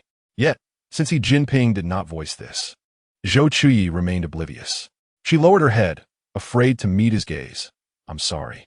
Zhang Yu is my aunt's neighbor and the person she wishes for me to meet for a blind date. I initially had my mother decline, but we happened to encounter each other at the hotel today, and he took the initiative to add me on WeChat. I'm unsure what I did wrong or what signal I inadvertently sent that led him to openly provoke you as a suitor." Zhou Chuyi offered a lengthy explanation, which Xi Jinping listened to intently. His concern was not primarily about Zhang Yu's provocation, but rather Zhou Chuyi's attitude towards him in front of outsiders. In the eyes of the Zhou family, and in the presence of Zhang Yu, Xi Jinping was merely a so-called university classmate of Zhou Chuyi, a mere acquaintance without any deeper connection, not even a suitor. After a prolonged silence, Zhou Chuyi opened the car door and said, "Xi Jinping, I need some time to calm down. I'm feeling a bit scared." Xi Jinping gazed at the roses she had left behind and the ones he had yet to gift, the light in his eyes dimming momentarily. For the time that followed, they both tacitly refrained from contacting one another. In contrast, Zhang Yu repeatedly messaged Zhou Chuyi, yet she chose to ignore him. Indeed, as her dining companion had mentioned, Fang Tong could no longer endure working with the boss. The boss's wife, who had endured much hardship in her youth, was now at an age where she would not allow herself to be wronged. She had gathered evidence of the boss's corruption and infidelity, sending it all to the media, igniting a scandal in the city. However, she would still glance towards the parking lot beside the office building after work, uncertain if she was searching for that dazzling number 7. She harbored many unexpressed thoughts, only able to voice them freely to Zhao Kai in the evenings. On a Friday night, as Zhou Chuyi cuddled Zhao Kai while watching a variety show, Mi Ting suddenly called her. Mi Ting had a special setup with her family, as did Xi Jinping. Zhou Chuyi answered the call on speakerphone, tossing the phone carelessly onto the coffee table. "What made you think of calling me?" There was a long silence on the other end, followed by faint sobs. Zhou Chuyi glanced at her parents engrossed in Douyin, unaware of her distress, and quickly got up to turn off the speaker, heading into her room. "What's wrong? What happened? Are you willing to talk about it, Ting Ting?" Zhou Chuyi felt a surge of anxiety, but was afraid of pressing Mi Ting too hard, reluctant to pry. Thus, she listened through the phone as Mi Ting softly wept on the other end until she finally stopped, her voice thick with tears as she recounted her misfortunes. Zhou Chuyi learned the source of Mi Ting's distress. The person she had fallen for had gotten engaged to another man while they were dating. Had Mi Ting not accidentally seen their chat about wedding arrangements, she might have remained oblivious for much longer.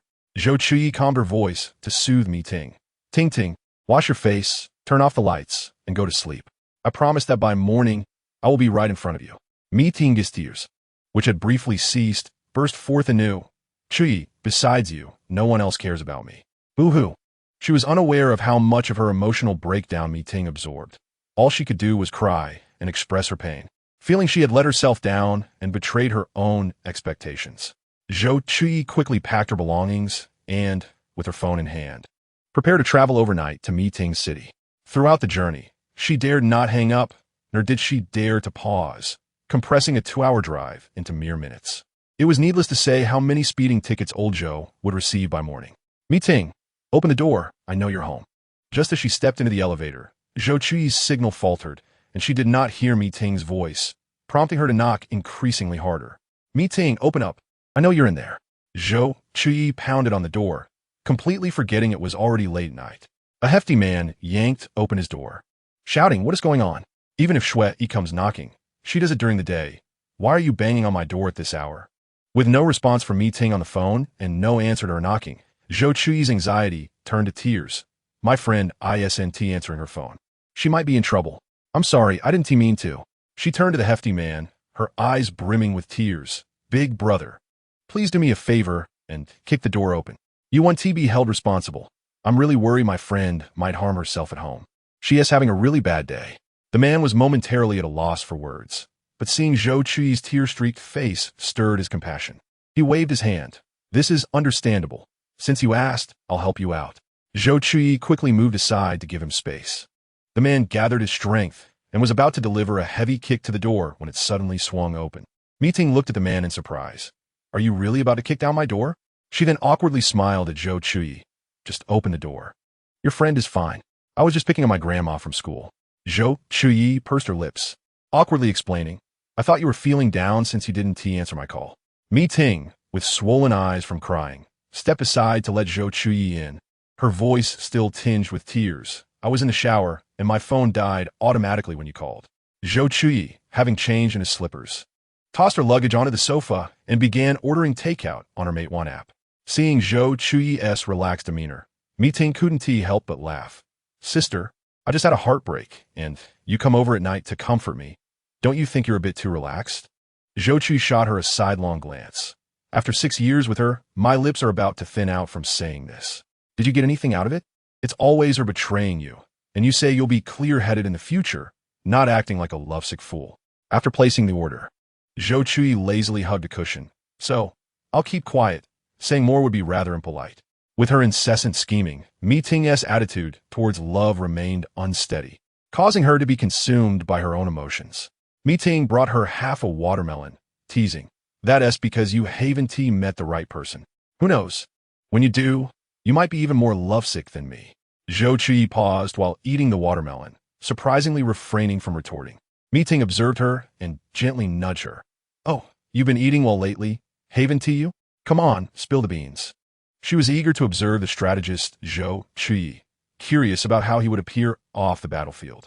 Zhou Chuyi held an unwavering trust and sincerity towards Meeting, for she was, after all, a family member she had personally chosen from the crowd. When it comes to matters of the heart, the one embroiled is often blinded, while the observer sees clearly. Although Meeting's own romantic entanglements were a chaotic mess, she was adept at analyzing Zhou Chuyi's feelings with remarkable clarity. Seizing the watermelon that Zhou Chuyi was about to savor, she stuffed it into her own mouth and posed a question. "So, do you like him?" With the sweetest morsel snatched away, Zhou Chuyi had to dig out another piece. The burst of watermelon juice in her mouth momentarily cleared her muddled thoughts. She nodded, then shook her head almost instantly. Meeting recognized the crux of the issue. You like him, yet there's a lack of clarity between you two. At least one party is concealing something, which has led to your current stalemate. Or perhaps it is merely your unilateral calmness, correct? Zhou Chuyi widened her eyes in surprise. "How do you know this so well? Aren't you the one lost in love?" Meeting playfully slapped her. "Sister, I may be muddled in my own emotions, but when it comes to others, I can certainly play the strategist. Beyond concealment, what I fear more is the vulnerability of my true self. I used to go to great lengths to please him, but now I wish to face him with authenticity. Yet I am unsure if he can accept that." Meeting nodded, resting her chin on her hand.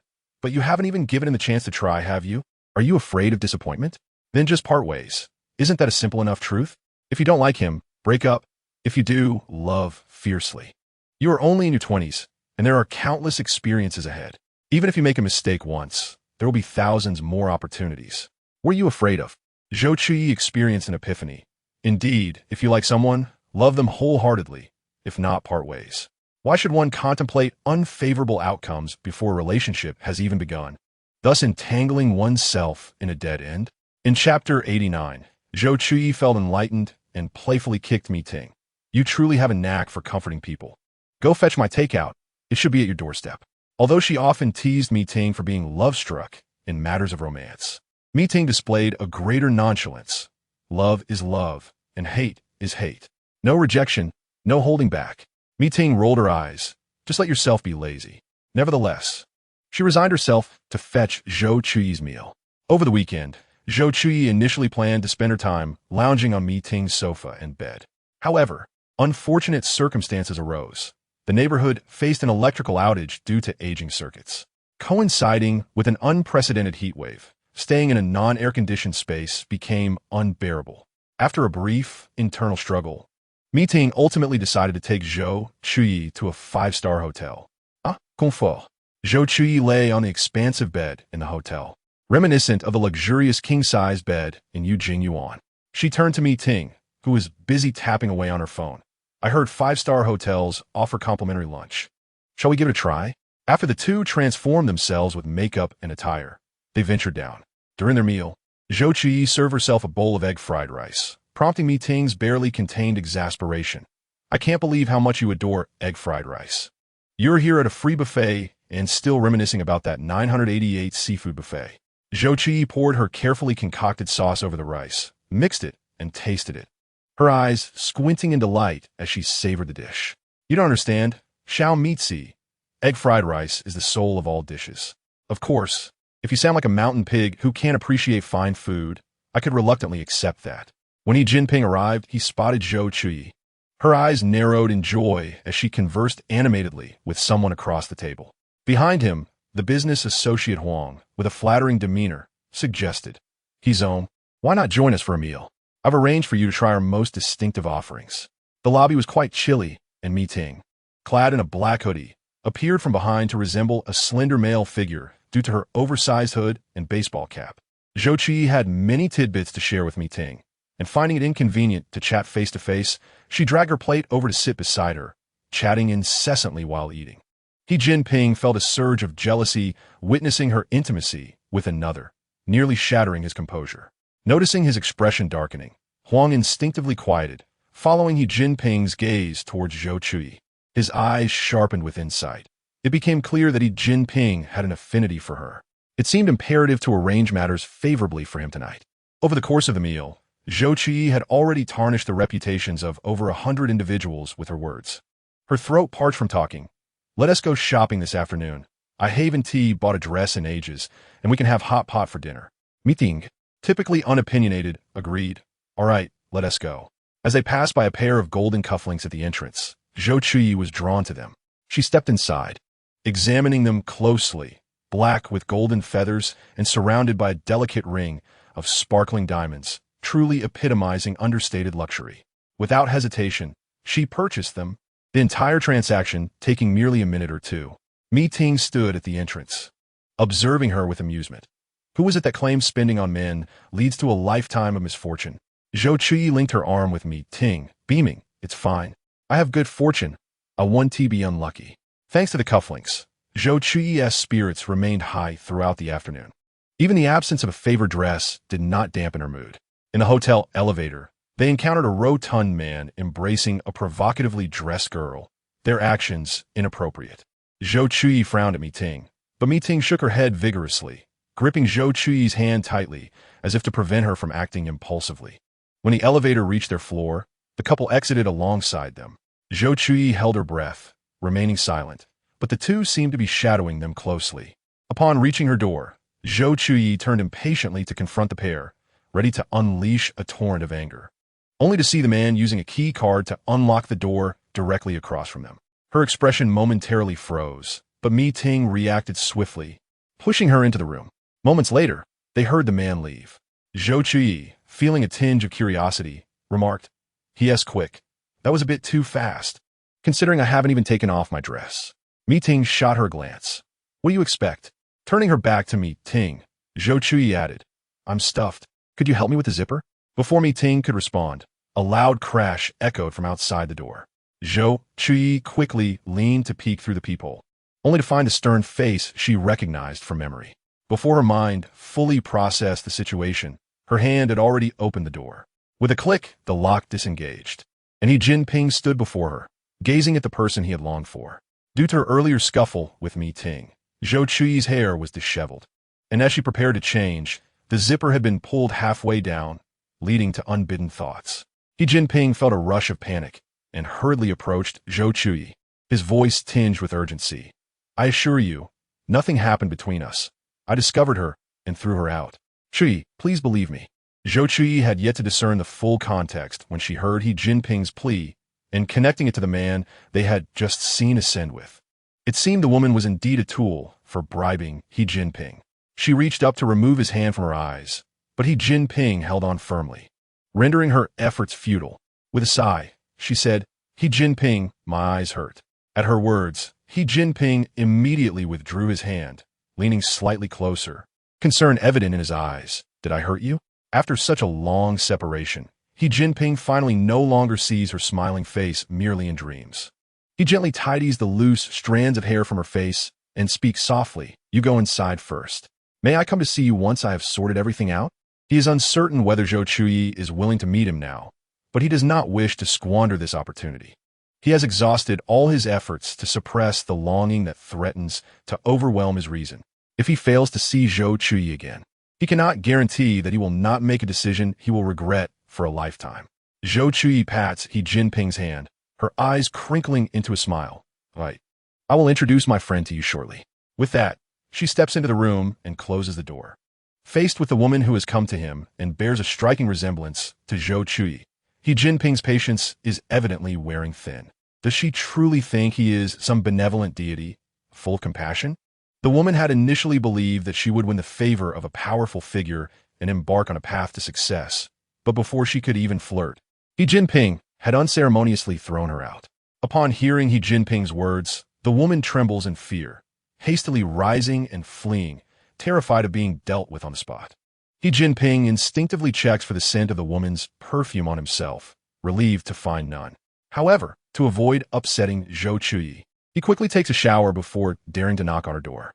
The one who opens the door is Mi Ting, the person who had appeared quite close to Zhou Chuyi at the hotel restaurant.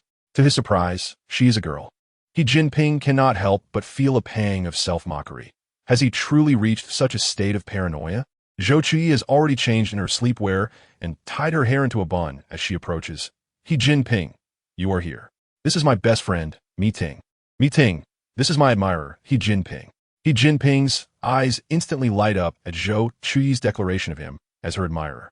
Could this be an affirmation of his feelings? Mi Ting offers a polite smile. Good evening, Mr. He.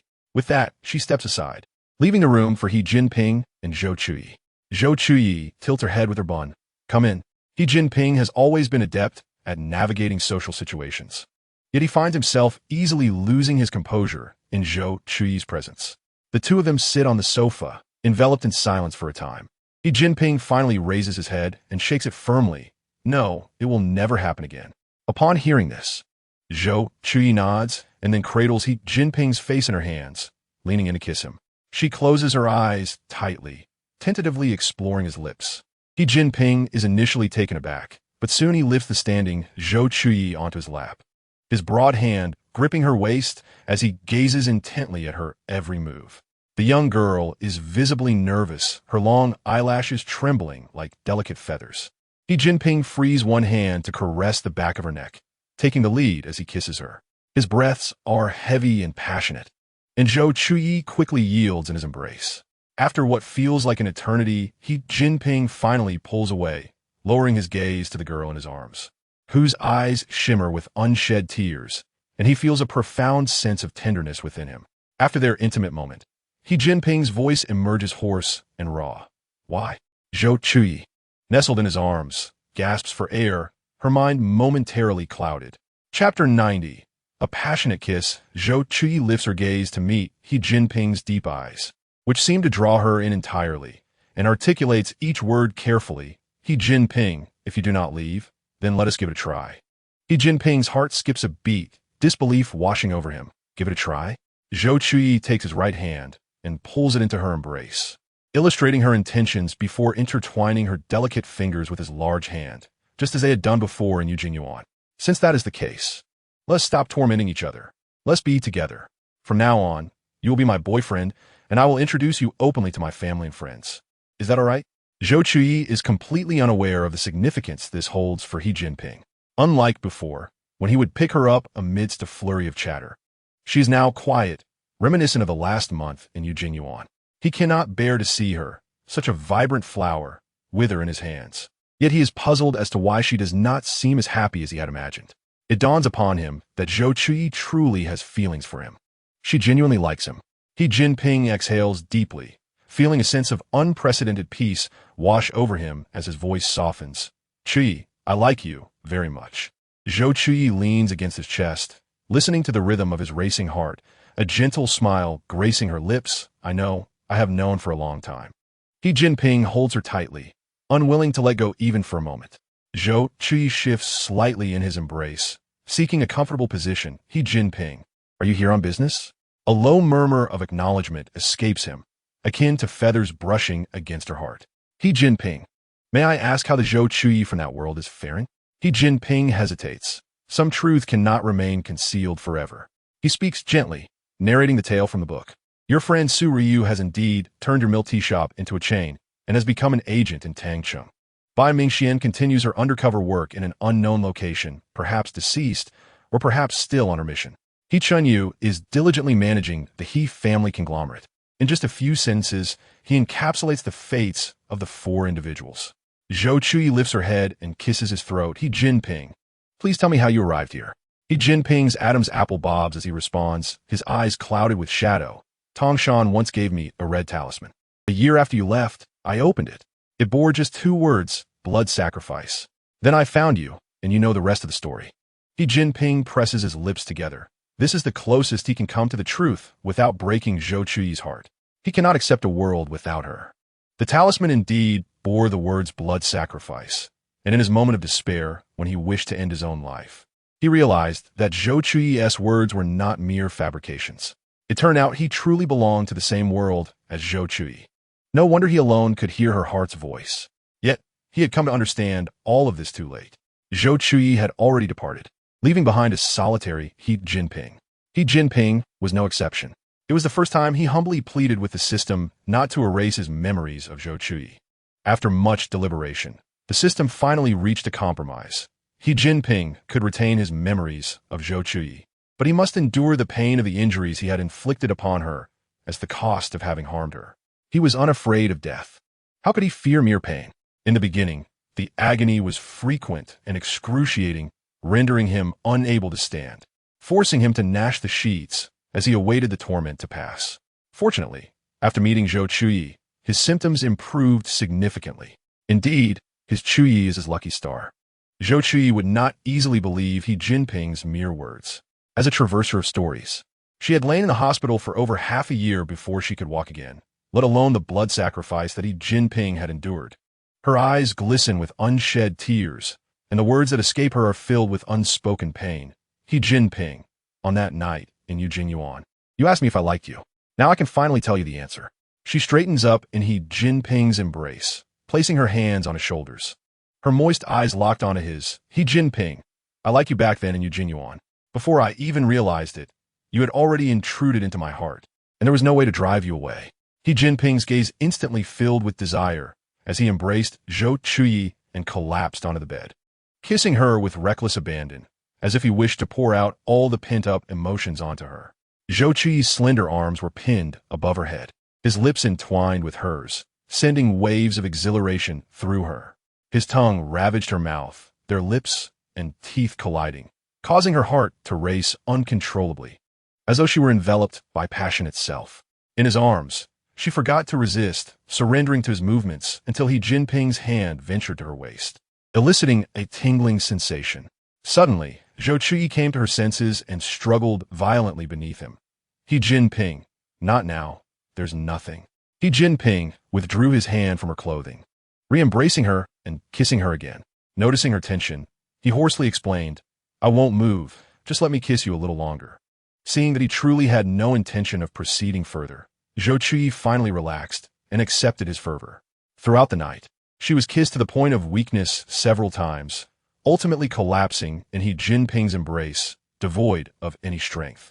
He Jinping, I don't like children.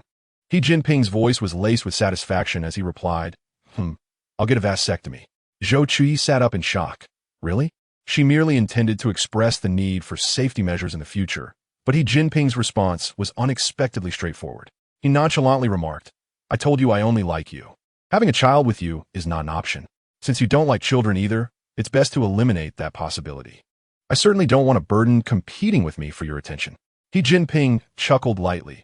All right, enjoy the experience of taking care of me. Zhou Chuyi retorted. Haven't I cared for you before? When you were injured, I was the one who helped you with your medication. He Jinping, you are so ungrateful. The sight of her sulking was reminiscent of an angry little kitten, lacking any real intimidation. He Jinping tightened his embrace, planting a kiss on her head, soothingly saying, yes. Our Chuyi is very considerate and kind. Only then did Zhou Chuyi respond with a satisfied hum. He Jinping, you were on the plane of the country too, weren't you?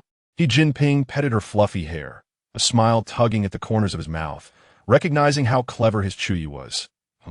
I wanted to be there to accompany you one last time, even if you didn't want to see me. Upon hearing this, Zhou Chuyi's voice became somewhat muffled. He Jinping. Whatever you do in the future, tell me boldly, okay? Don't do things for me behind my back. It will make me feel like I am not a qualified girlfriend.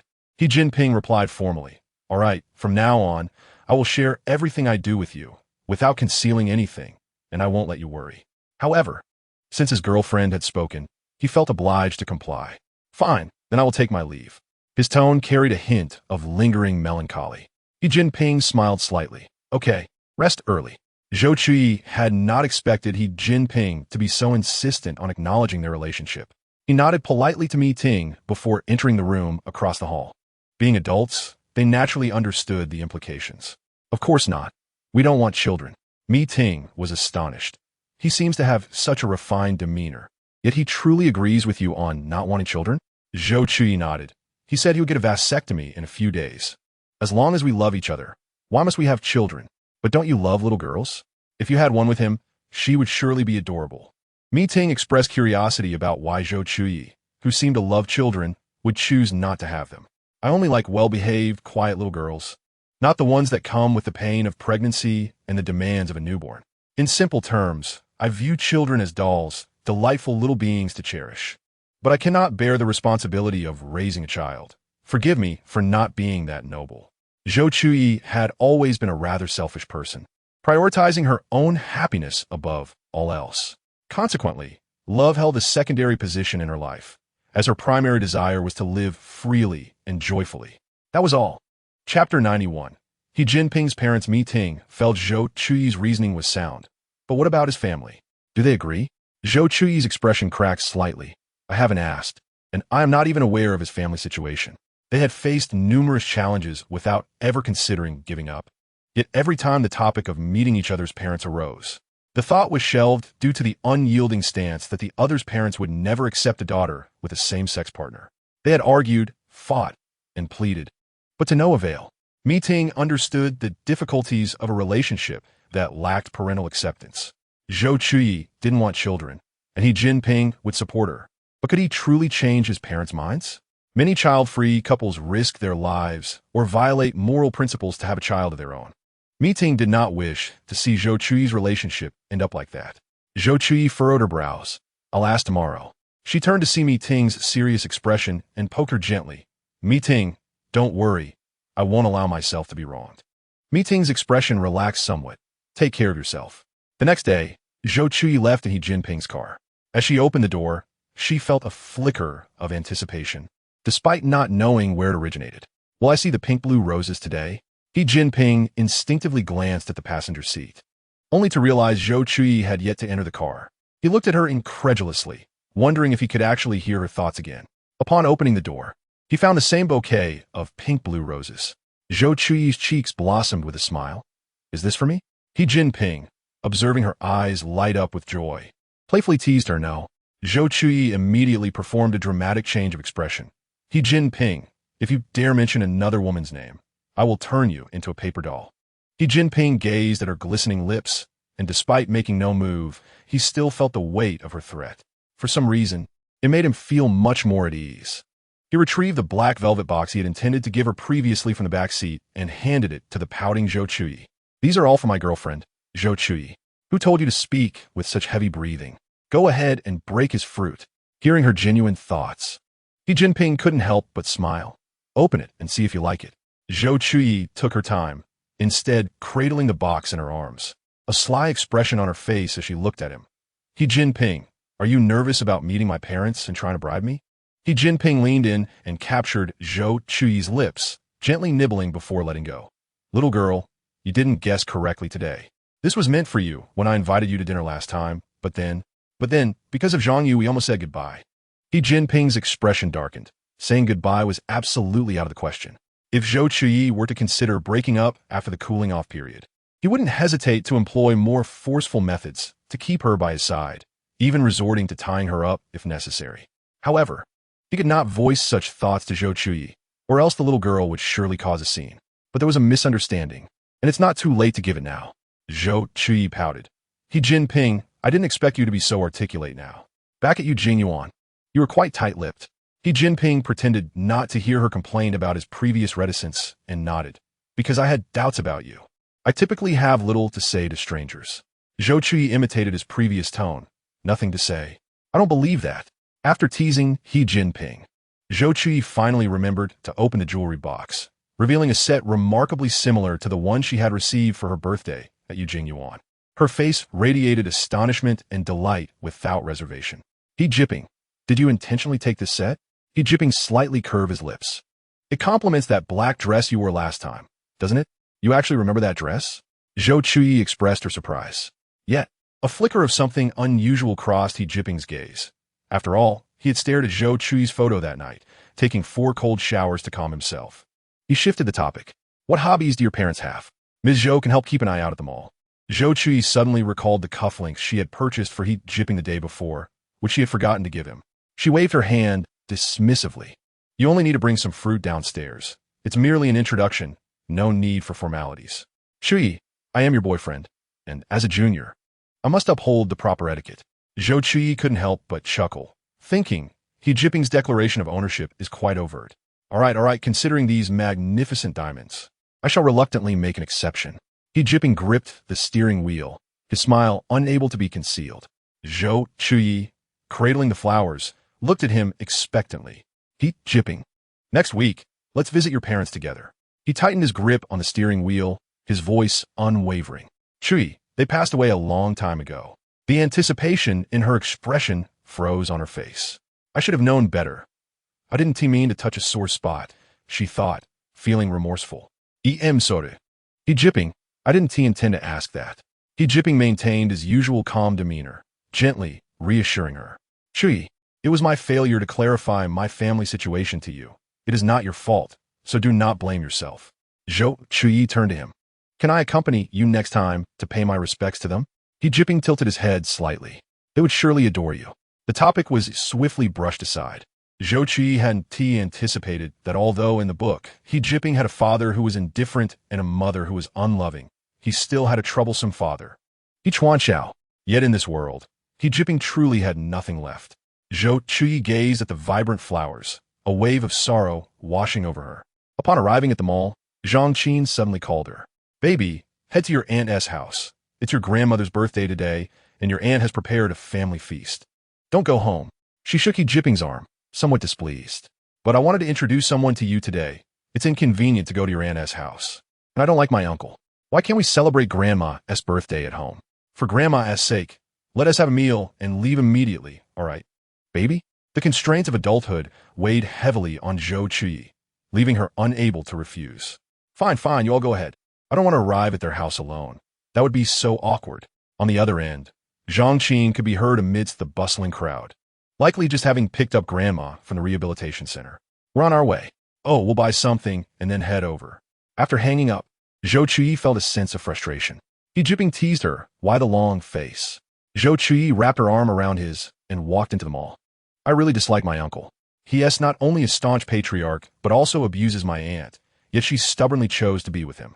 Before marrying my aunt, he had 3 wives who couldn't bear children.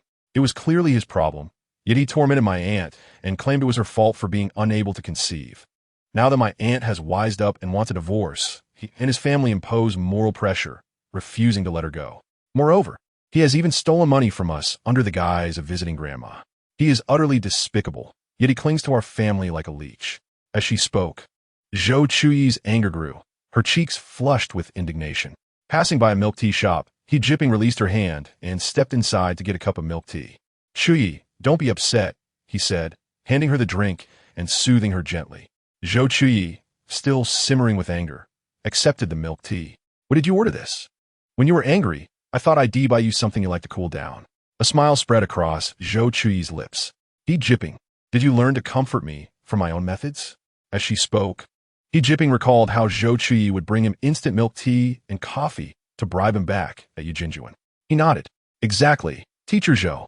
Hearing this, Zhou Chuyi laughed joyfully while embracing his arm. Upon arriving at her aunt's residence, Zhou Chuyi's mood soured once more. Her aunt lived on the 5th floor without an elevator. Jinping, concerned about her recent recovery, offered to carry her upstairs, but she firmly declined. No, you don't understand. My aunt-in-laws live here too. If they see us, who knows what unkind words they might say. Jinping stood frozen, his deep gaze clouded with concern. Why must there always be people who trouble his beloved? After explaining, Zhou Chuyi resignedly carried her things up the stairs. Suddenly, her load lightened as Jinping took everything from her. His voice turned cold. You go slowly, I'll carry these. Zhou Chuyi nodded, ascending at a leisurely pace. As they passed the third floor, the door abruptly swung open, revealing Zhang Yu's figure. He halted in his tracks, crossing his arms over his chest, scrutinizing the gifts in Jinping's hands. Jinping slowly turned to look at him, his eyes darkening with displeasure. Just then, Zhou Chuyi, seeing Zhang Yu's smug expression, rushed forward to embrace Jinping's arm affectionately, gazing up at him. Darling, only 2 more floors until we reach my aunt's. Jinping's irritation dissipated instantly as he looked down at the sweetly pouting Zhou Chuyi, a gentle smile gracing his lips. All right, I understand, darling. Chapter 92, Yuanji. Zhang Yu watched in disbelief as the two exchanged affection right at his doorstep, entirely disregarding his presence. He sarcastically remarked, just a few days ago, you were classmates. And now, Yuri, darling? Chuyi, your pace is quite rapid. Jinping pulled Zhou Chuyi closer, a dismissive expression on his face. Dr. Zhang, I presume you have never been in a relationship, as you seem oblivious to the nuances between couples. With that, he wrapped an arm around Zhou Chuyi's waist and continued upstairs, acting as if Zhang Yu were inconsequential. After having been bested by Jinping, Zhang Yu slammed the door in a huff, the sound echoing loudly. Hearing this, Zhou Chuyi and Jinping exchanged amused glances, reveling in Zhang Yu's frustration. Upon hearing those words, Jinping could no longer contain his laughter, his shoulders shaking with mirth. Zhou Chuyi took back her unfinished milk tea from him. Jinping, I'll protect you from now on. I won't let anyone provoke you. Jinping understood she was referring to Zhang Yu's earlier provocation at the hospital, and he smiled, nodding. All right, I shall rely on you from now on. After the brief interlude on the 3rd floor, Zhou Chuyi climbed to the 5th floor without losing her composure. She raised her hand and knocked on her aunt's door, her expression tense. Jinping grasped her trembling hand, his handsome face etched with confusion. Chuyi, why are you so nervous? Do you find me unpresentable? Zhou Chuyi bit her lip and shook her head. No, it's just pure nerves. After all, this is my first time introducing my boyfriend to my parents. Jinping leaned down closer to her. Don't be anxious. I am here with you. A loud crash interrupted Zhou Chuyi's words, and she felt a sense of dread creeping in. She pounded on the door. Aunt, it's Chuyi. Open the door. Aunt, please open the door. Suddenly, the door swung open, revealing Zhou Weiwan, her face unrecognizable, a gash on her forehead oozing blood. She glanced at Zhou Chuyi with a hint of embarrassment. Chuyi is here. Come in. Your parents will arrive shortly. Zhou Chuyi grasped her aunt's hand. Aunt, did he hit you again? She swallowed hard and tugged Zhou Weiwan's hand, saying, I won't eat. I will take you to the hospital. Zhou Weiwan pulled her hand away, her complexion pale. No, Chuyi, it's just a minor injury. Dinner will be ready soon. Come in and sit. Noticing the man behind Zhou Chuyi, she forced a smile. So this is the friend you wanted us to meet, right? Come in together. Once Chuyi's parents arrive, we can eat. Zhou Chuyi panted heavily, allowing her aunt to pull her inside. Jinping followed closely behind Zhou Chuyi, his brow furrowed in concern. The state of the room could only be described as chaotic. The meticulously arranged tablecloth lay torn, and cups and plates were scattered across the floor. Uncle Yuan Zhijing lounged on the sofa, scrutinizing Zhou Chuyi and the man who followed her. Zhou Chuyi clenched her fists, managing to utter, Uncle. Yuan Zhi cast her a glance, snorting disdainfully. When Zhou Chuyi was rushed to the hospital, diagnosed with a potential vegetative state, Yuan Zhi was the first to advocate for her to be taken off life support, considering the Zhou family's vast wealth and the fact that Zhou Chuyi was their only heiress. If she were to die, he reasoned he could have children who could inherit the entire Zhou estate. However, Zhou Weimin and Zhang Qin were determined to spend whatever it took to save Zhou Chuyi, even insisting on the best hospital room. Watching money pour into Zhou Chuyi's care only deepened his frustration, leading to sleepless nights. Upon hearing that Zhou Chuyi had awakened, he was further enraged, feeling that the opportunity had slipped away. Despite her anger, Zhou Chuyi knew she must maintain decorum and not stoop to the level of scum. Approaching her aunt, she introduced, Aunt, Let me introduce you. This is Jinping, my university classmate who has been pursuing me. Recently, we confirmed our relationship, and I thought it fitting to bring him to visit you for Grandma's birthday. Jinping placed the items he had bought on the only relatively clean surface and addressed her aunt with a slight smile. Aunt, I am Jinping. Apologies for the disturbance. Before Zhou Weiwan could respond, Yuanji charged over livid. No, who permitted you to be with him? Break up immediately and go apologize to Zhang Yu. Zhou Chuyi rolled her eyes, and Jinping positioned himself protectively in front of her, towering over the shorter Yuanji. His narrowed eyes exuded an air of danger, and his voice carried an undeniable sense of authority. Our relationship is not subject to your opinion, uncle. There is no need for your interference. Yuanji, used to being domineering, found himself momentarily frozen in the presence of someone like Jinping. With a scoff, Jinping began to assist Zhou Weiwan in tidying up. Zhou Weiwan, taken aback by Jinping's imposing presence, hesitated in her actions. Regaining his composure, Yuanji demanded, Zhou Weiwan, make me a cup of tea. As Zhou Weimin and his wife were nearing, she fretted over the untidy state of the house, fearing their reaction. Let me tidy up first. My brother and sister-in-law will be here soon. Yuanji, irritated by her disobedience and fueled by the humiliation from Jinping, kicked Zhou Weiwan. His eyes wide with rage. You dare defy me? Do you think you're special? And don't you dare ignore my orders. He reached for a bowl that had just been set, preparing to throw it at Zhou Weiwan, who was pinned beneath him, struggling and begging for mercy. Zhou Chuyi, furious, hurled the rag in her hand and kicked Yuanji from behind, then picked up a shard of porcelain, aiming it at his eye.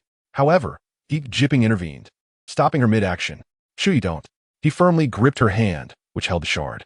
Look at me. Zhou Chuyi finally shifted her gaze to him, realizing her intent to take down Yuanji along with her. Fortunately, Jinping had restrained her. She exhaled deeply, feeling a wave of relief wash over her. Rushing to her aunt, she observed her trembling and bloodied form, tears streaming down her cheeks. Aunt, don't be afraid. We're going to the hospital. A person who could survive numerous attempts on her life, one who could rival the destined male lead, and one capable of altering the main storyline. How could she not be able to handle a powerless Yuanji? Jinping slowly crouched down, sliding the porcelain shard against Yuanji's skin. From his forehead to his throat, Yuanji immediately snapped to attention, trembling all over, yet still defiantly spat. What does it matter to you if I hit my wife? My family has connections. If you harm me, you want to get away with it. Jinping swiftly pressed the shard against Yuanji's grotesque face and stuffed the rag Zhou Weiwan had used to wipe the table into his mouth. His eyes filled with contempt. Silence. You are too loud. The stinging pain on his face made Yuanji want to wail, but Jinping held his foot down, instilling a primal fear in him. He stifled his cries, desperately signaling to Zhou Weiwan for help. Yet, Zhou Chuyi blocked any chance he had. When Zhou Weimin and his wife arrived, Zhou Chuyi was tending to Zhou Weijuan's wounds. He rushed over, asking what happened here. Zhang Qin glanced at Yuanji, who was sitting quietly on the chair. Need I say, this is all your good brother-in-law's doing. You can figure that out with your filthy feet that haven't been washed in days. Having sensed something was off earlier, Zhang Qin had already arranged for the elderly lady to be taken to the bedroom, as her condition had been relatively stable. She dreaded the consequences of her seeing Zhou Weiwan in such a state. Yuanji attempted to retort, but Jinping shot him a glare that silenced him. Zhou Weimin surveyed the disarray in Zhou Weijuan's injuries, slamming his hand on the table. His normally gentle face bore an unmistakable authority for the first time. Divorce. Do it today. Yuanji, hearing this, disregarded Jinping and quickly protested. That's impossible. At my age, how can I face divorce? Besides, she hasn't even given me a son yet. My mother is waiting for her to carry on the Yuan family name. Where would I find another wife after a divorce? These same old excuses echoed in his words, blaming Zhou Weiwan for a divorce that stemmed from his domestic violence against the Zhou family. Zhou Weimin regarded him coldly. You have no say in this negotiation. Even if I must exhaust the Zhou family fortune, this marriage must end today. Seeing the room filled with Zhou family members, Yuanji trembled as he pulled out his phone to call his mother. Mom, come quickly, the Zhou family is going to kill me. Jinping swiftly knocked the phone from his hand, his eyes icy as he glared at Yuanji. Do you want to die? With the news already spreading, Yuanji felt emboldened, even facing Jinping with newfound confidence. I'll tell you, my family has connections. You all better watch yourselves. Zhou Chuyi glanced at Jinping. Jinping, come here, don't stand near that madman. She was not afraid of Yuan Ji, but she worried that Jinping would suffer against his mother, known for her fierce temper in the neighborhood. Jinping shot a glance at Yuan Ji before obediently moving to Zhou Chuyi's side. He politely greeted Zhang Qin and Zhou Weiman. Uncle Aunt. Zhang Qin recognized him as Zhou Chuyi's university classmate, but was too preoccupied to engage. She merely smiled. I apologize for the disturbance. As the words fell, Yuan Ji's mother stormed in, her voice laced with agitation. My son, who dares to threaten your life? Fear not, for I am here. Upon seeing Yuan Ji seated on the stool, his face bleeding, the elderly woman, who had previously relied on a cane, suddenly found her strength. What has happened to your face, my child? She exclaimed, turning her gaze towards Zhou Chuyi's family, standing by the sofa, wailing as if the heavens were collapsing. They have committed murder. My daughter-in-law is being oppressed. They seek to take the lives of us, a widow and her orphaned son. As she spoke, she spat on the ground, lamenting loudly, desperate for the world to witness her family's disgrace. In response, Zhang Qin refused to back down. Open your eyes and look.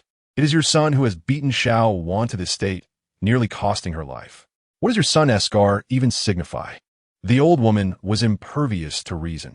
It is your instigation that has led her to refuse to bear children for my son. You cannot stand to see our family have an heir. It is you who envy our family and have come to provoke us. How blind have I been? Oh, my husband, you left too early, leaving us, a widow and her orphan, to suffer at the hands of others. I might as well join you. Every quarrel drew the Zhou family to mediate, and the mother and son always put on this woeful display, attracting the attention of the neighbors. As anticipated, the neighborhood gossipers crowded the doorway, attempting to stir the pot. Ah, brother Zhou, every family has its own troubles. Which couple does not bicker? Life must go on. Indeed, Yuan Ji had a somewhat irritable temperament, but isn't it natural for men to possess a bit of pride? If they could just accommodate him more, why must they stir up a divorce? How embarrassing. Zhou Chuyi deftly bypassed Jinping, opening the door to her aunt's house for all to see. Why don't you come in? Are you afraid of being struck by this irritable man as well? She gestured at the table. According to our plan, we should be gathered around this table celebrating my grandmother's birthday. Yet here we are, my aunt beaten to the point where she cannot open her eyes. And our family is on the brink of starvation, all while you impose your moral judgment on us for wanting a divorce. With that, she yanked the tablecloth, sending the dishes crashing to the ground before them. Eat. Finish this food, and I will persuade my aunt not to divorce. A hot-headed individual scoffed. Why is a child causing such a ruckus? There is no decorum whatsoever. Zhou Chuyi approached her, holding a broken plate. I share a household registration with my aunt. This is my way of standing up for her. What gives you the right to meddle in my family's affairs? Seeing Zhou Chuyi confrontational, unlike Zhou Weiwan, who was easier to bully, the woman fell silent. Jinping, wary of Zhou Chuyi losing her temper and getting hurt, stepped forward to protect her. The old woman, seeing the spirited Zhou Chuyi, grew even more brazen. Look at how your family bullies even the youngest among us. How are we to endure this? She then attempted to grasp Zhou Weiwan. You know how we have treated you, and yet you stand idly by while they bully your husband and mother-in-law? Zhou Chuyi seized the old woman's hand, trying to prevent her from reaching her aunt. The old woman, perpetually feigning illness and claiming she could not do this or that, had always made Zhou Weiwan serve her, all the while undermining her and speaking ill of her.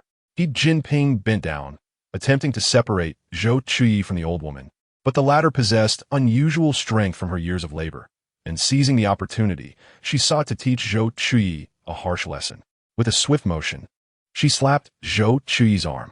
Zhang Qin, witnessing the assault, rushed over and slapped the old woman. You vile creature, how dare you strike my daughter? I will surely teach you a lesson today.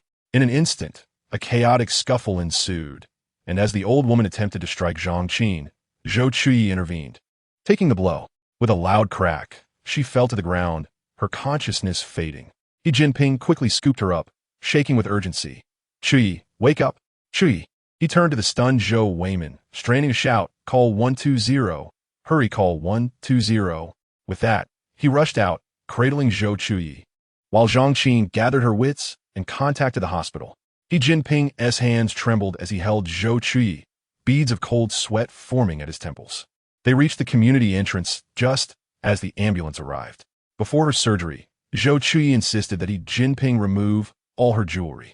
As the red light of the operating room flickered on, Jinping clasped a gold lock inscribed with wishes for longevity, praying fervently for Zhou Chuyi's safety. Zhou Chuyi's parents soon arrived, sitting silently in their chairs, overwhelmed with grief. Time passed slowly, and 30 minutes later, the doctor wheeled out a dazed Zhou Chuyi. The patient is not in serious condition. She merely needs rest. Avoid such severe emotional distress in the future. Previously, Jinping had cared for Zhou Chuyi during her injuries. Yet he found himself wishing he were less familiar with this situation. As the effects of the anesthesia wore off, Zhou Chuyi gradually regained her clarity. "I'm fine. You need not worry." Zhang Qin's tears were nearly exhausted as she grasped Zhou Chuyi's hand, filled with remorse. "Had I known, I would have never let you go to your aunt's house. You ended up beaten so badly." Jinping prepared warm water to cleanse Zhou Chuyi's hands. Turning to her parents, "Uncle, Aunt, I'll take care of everything here. You can trust me." He set down the towel intended for Zhou Chuyi and spoke earnestly. "Uncle, Aunt, my name is Jinping. I am Chuyi's university classmate and her current boyfriend. We have known each other for many years, and I have only recognized her as my future partner, so you may leave this matter in my hands." He had prepared this speech all morning, yet emerged in such a moment.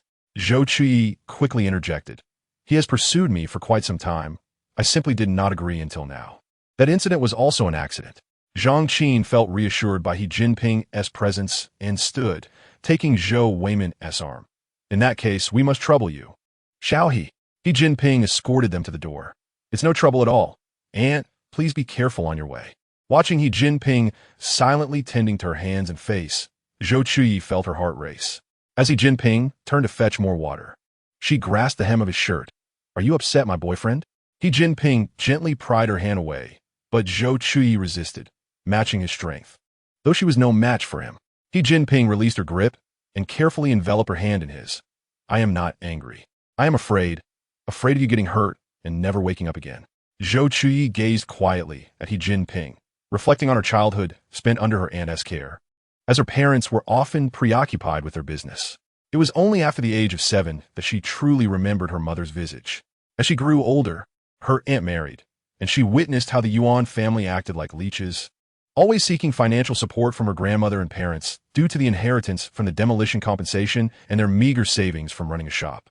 The Yuan family constantly used her aunt's inability to conceive as a means of moral coercion against them, leading to numerous conflicts between her parents. Consequently, her mother's demeanor towards her aunt grew increasingly cold. She feared that if she did not stand up for her aunt, no one would liberate her from this cage. She understood the Yuan family was formidable, but if she herself did not advocate for her aunt, her grievances would indeed go unheard. This was not impulsiveness. She was fully aware of her actions. Should the situation arise again, she would have no regrets for what she had done today, for her aunt loved her, and she was deserving of such loyalty. After listening to Zhou Chuyi, Jinping finally grasped the true essence of the utopia that raised Zhou Chuyi. It was no wonder that she once risked defending Qinyu to rescue by Mingxian. He leaned down to kiss her forehead, his voice hoarse and laden with regret. "I am sorry. I could not be of any assistance. I feel utterly useless." Zhou Chuyi rubbed her forehead against his lips gently, countering, "No. Jinping, you restrained the furious Yuan Ji and even marred his face with your own hands. I truly appreciate your retribution for my aunt's forehead injury. My boyfriend is indeed remarkable. I have one more favor to ask of you." Jinping grasped her hand, declaring, "You need not ask. All that is mine is yours." The definition of domestic violence has always been ambiguous. Thus, I wish for you to assist in finding a formidable lawyer for my aunt's divorce case. After all, you are currently the only connection we have in the city. Jinping tucked the blanket around her. "The Yuan family has harmed you. They will not let this go easily." Zhou Chuyi recognized that Jinping was serious this time, yet she did not wish to intervene, knowing he possessed discretion and would not act excessively. Furthermore, that old woman was indeed ruthless. Even medicated, the places she struck burned painfully. Zhou Chuyi playfully said, Jinping, you should rest as well. You look so haggard." Jinping lowered his gaze to her, a hint of imperceptible tension in his eyes. "Chuyi, are your family members satisfied with me?" Zhou Chuyi paused, holding his hand. "My parents have both passed away, and you only think to ask now. They surely like you." My mother is straightforward and wears her feelings on her sleeve. Did you not see how her eyes crinkled with joy earlier? She is undoubtedly pleased with you. As for my father, if I like you, he certainly will as well. She smiled, teasing, if you charm me to the point of adoration, my father will surely like you too. Jinping could not help but recognize her attempt to comfort him, a low chuckle escaping his throat. All right, let us have Chuyi love me endlessly, shall we? Zhou Chuyi lightly smacked his hand, though without force. Jinping, be serious. Jinping raised an eyebrow at her. How can being serious make you love me? Zhou Chuyi decisively withdrew her hand from his grasp, turning away from him. Time for sleep. His eyes, brimming with tenderness, seemed to want to drown her in their depths. Good night, sweetheart. Chapter 94. Meeting the family. Once Zhou Chuyi fell asleep, Jinping stepped onto the hospital balcony and dialed Tang Xian's number. He needed to contact lawyer Su Jin to come to the city and thoroughly investigate the Yuan family's connections, cleaning everything up. Tang Xin, who was about to head out to a movie with his girlfriend, nearly dropped his phone when he heard Jinping's voice, which was as fearsome as a demon's. Yes. Mr. He, I will handle it immediately. Jinping's mind replayed the image of Zhou Chuyi being struck down by the Yuan matriarch today. His fingers clenched tightly around the railing as he spoke, devoid of warmth. Since the Yuan matriarch's tongue is so sharp, let us ensure she cannot speak again. Upon hearing this, Tang Xian felt a chill run down his spine, unsure how the inexplicable Yuan family had offended this formidable figure. He could sense Jinping's authority even through the phone. Yes, Mr. He. After hanging up, Jinping gazed up at the luminous moon overhead, his expression inscrutable. Had it not been for today's incident, Zhou Chuyi would have surely dragged him under the moonlight to make whimsical wishes. He concealed the anger lurking in his eyes. Quietly entering the hospital room, where Zhou Chuyi was already enveloped in deep slumber. Sitting by her bedside, he admired her serene face, feeling a sense of calm wash over him. On the way home, he stumbled upon a charming bookstore with an inviting atmosphere, and Jinping parked to accompany her inside. She seemed to genuinely enjoy it. Even as they drove far away, Zhou Chuyi continued to glance back through the rearview mirror. If only I could own such a bookstore, I would thrive. Jinping chuckled inwardly, recognizing that Zhou Chuyi, no matter where she was, always wished to avoid hardship. Do you like it? Perhaps we could find a suitable location near your home to open one? Jinping pondered seriously. Zhou Chuyi initially felt excitement, but was soon met with a barrage of practical concerns. She began to enumerate her thoughts to Jinping. I would love to, but in the current climate, print media is declining. Ebooks are replacing printed literature, and with the rapid advancement of the internet, not many people are willing to sit down and read a book anymore. I am just an ordinary person. My previous venture with Xiaoqiu to open a milk tea shop was solely for profit. I still hope to run a profitable bookstore, but at present, this idea feels somewhat fanciful. Jinping certainly took her words into account, but beyond profit, he wished for Zhou Chuyi's dreams to be fulfilled. A flicker of determination crossed his gaze as he formed a plan. Upon arriving home, the family was gathered, including his uncle's family. If one were unaware of the situation, they might assume a family tribunal awaited Jinping. Zhang Yujiang peeked his head from the kitchen, intending to greet them, only to see Jinping before him. He quickly turned and retreated into the kitchen, while Jinping was bent down, changing Zhou Chuyi's slippers, thus oblivious to his actions. Once the slippers were changed, Zhou Chuyi tugged Jinping towards the kitchen. Brother, stop hiding. I saw your big forehead earlier. Come out and play with me. At that moment, Zhang Yujiang wished he could flatten Zhou Chuyi with his slippers. Seeing him lingering in the kitchen, his aunt approached and gave him a gentle slap. Hurry up and come out. You're an adult. Can't you show some awareness? This small space isn't suitable for you. Go out and join Chuyi and her boyfriend. Feeling scorned by his mother, Zhang Yujiang had no choice but to exit his refuge, awkwardly addressing Jinping, who sat on the sofa. Hello, Mr. He. Zhou Chuyi leaned against Jinping's back, thinking to herself, so this is how Zhang Yujiang behaves as a grandson. Jinping calmly looked at him. Hello, cousin. I am Chuyi's boyfriend, Jinping. Hearing Jinping refer to him as cousin left Zhang Yujiang doubting his own hearing. Zhou Chuyi teased him. Brother, this is called workplace clarity. In the office, he is your superior, while at home, you are his brother. Jinping gently held Zhou Chuyi's hand that draped over his shoulder and nodded in agreement. This made Zhang Yujiang quite bashful. He scratched his head. That sounds rather impressive. This remark seemed to strike Zhou Chuyi's funny bone, and she erupted in a laughter while embracing He Jinping, continuing until Zhang Qin called them to dinner.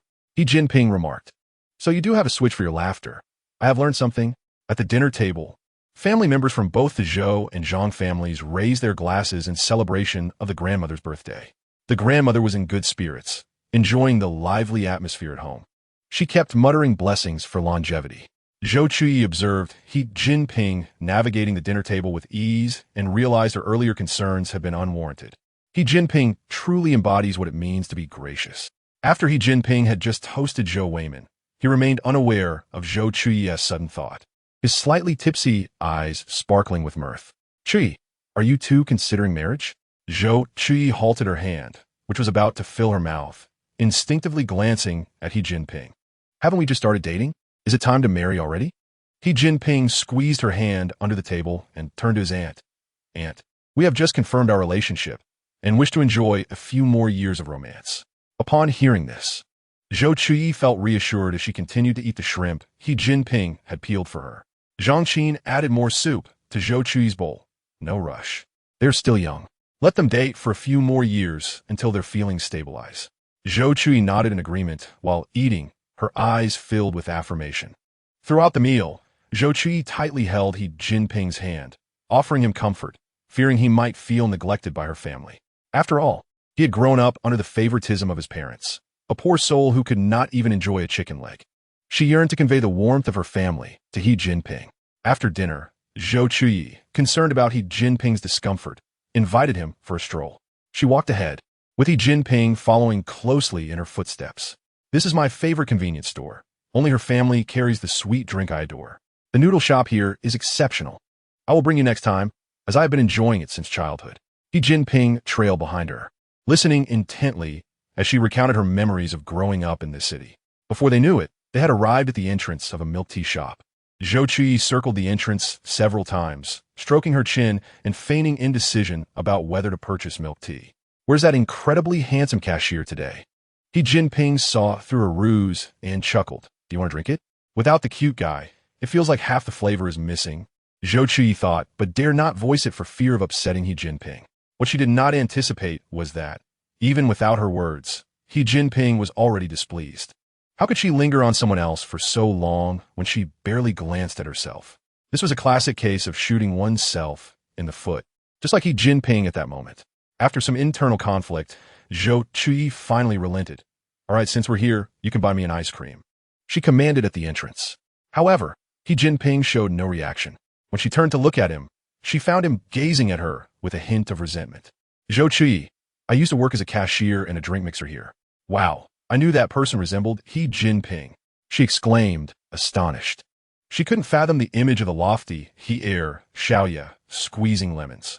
Embarrassment washed over her, and she bit her lip, relieved she hadn't done anything morally questionable back then. Otherwise, how could she face He Jinping now?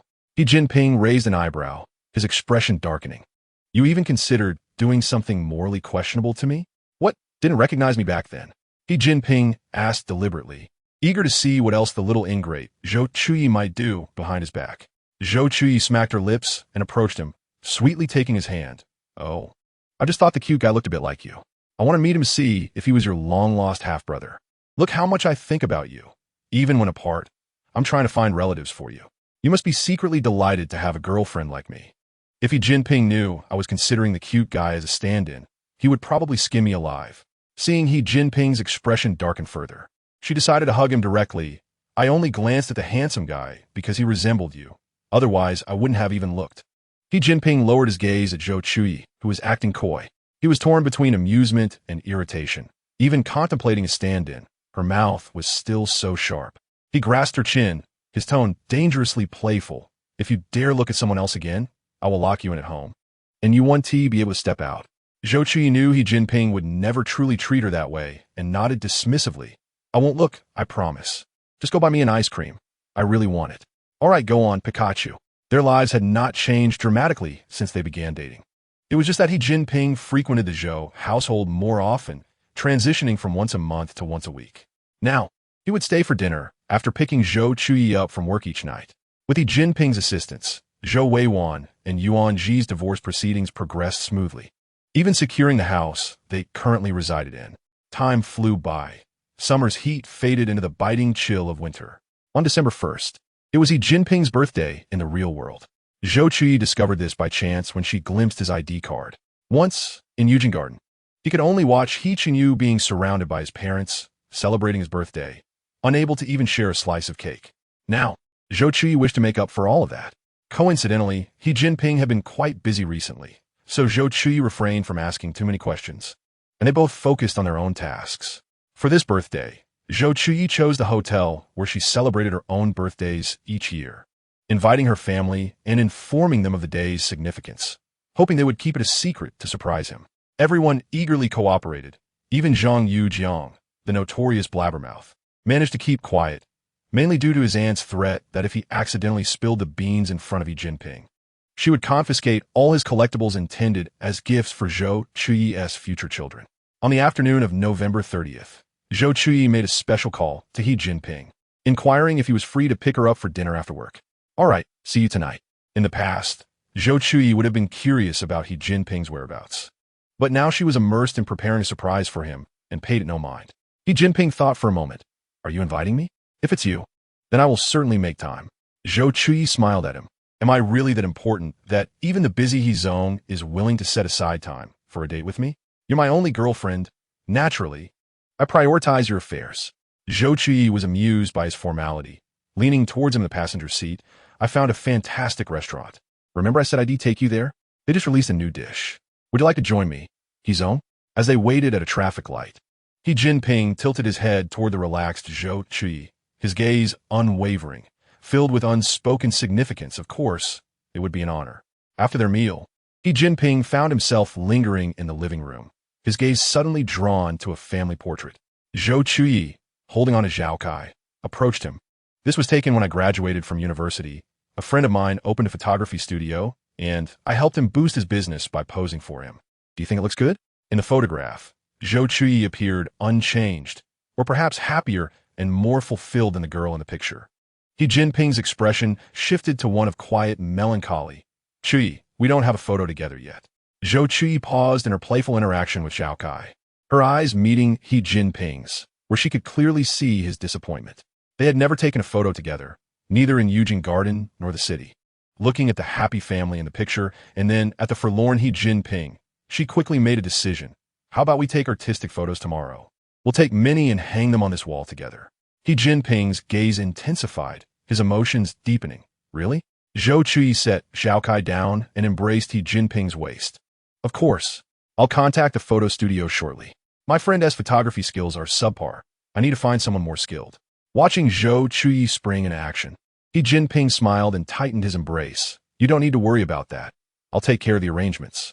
Recently, Zhou Chuyi had been utterly exhausted preparing for Xi Jinping's birthday party, and taking photos was merely a way to fulfill his small wish. Now that someone else was handling the details, she had no reason to let go, collapsing into Xi Jinping's arms. All right, I'll wait to take beautiful photos. Xi Jinping kissed the top of her head. Just focus on looking pretty.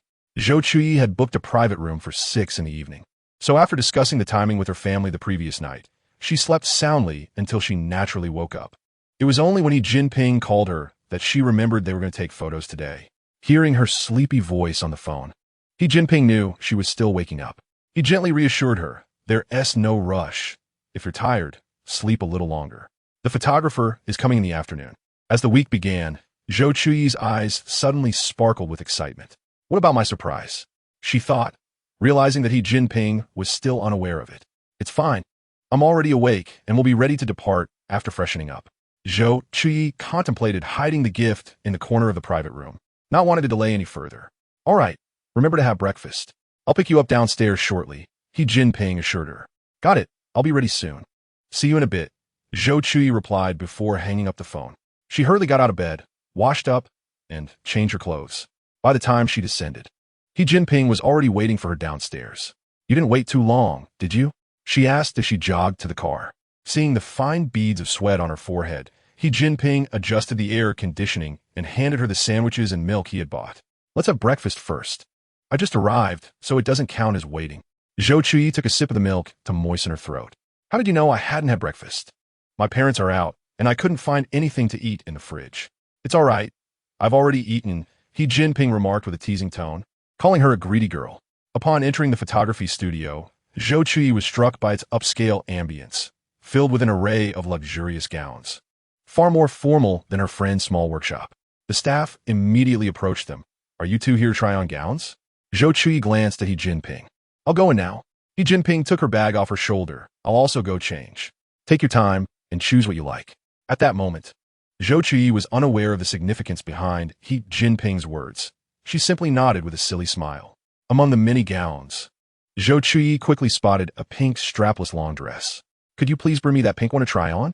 Upon confirming the style, the attendant promptly fetched the gown for her. Madam, we also have hairstyling available once you change.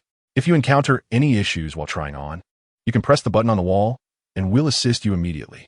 Recalling her previous experience of changing and doing her own makeup when she went for photos with her parents, Zhou Chuyi felt a pang of nostalgia. She received the gown and smiled politely at the attendant. Thank you.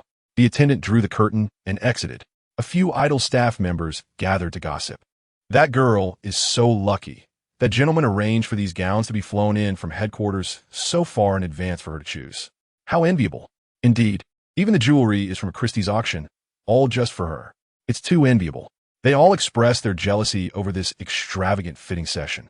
After changing, Zhou Chuyi, under the stylist's suggestion, styled her long hair into an elegant updo and chose pearls as her accessories. Once everything was complete, she prepared to look for He Jinping, but received a call from him.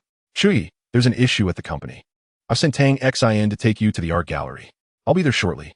Zhou Chuyi understood that He Jinping's company was currently preoccupied with a major merger. All right, take your time, no rush. See you soon, Chuyi. To keep warm, the attendant draped a fur coat over Zhou Chuyi, making her appear even more regal under the light. As they drove, Zhou Chuyi busied herself confirming the menu and decorations for the private room at the hotel, oblivious to how familiar the route was. The car stopped in front of a bookstore in the city center, and Tang Xin got out to open the door for her. Miss Zhou, mister. He is waiting for you inside this bookstore. You can just head in. Zhou Chuyi looked at the somewhat familiar bookstore, a hint of suspicion in her voice. Do I just go in? Aren't we here to take photos?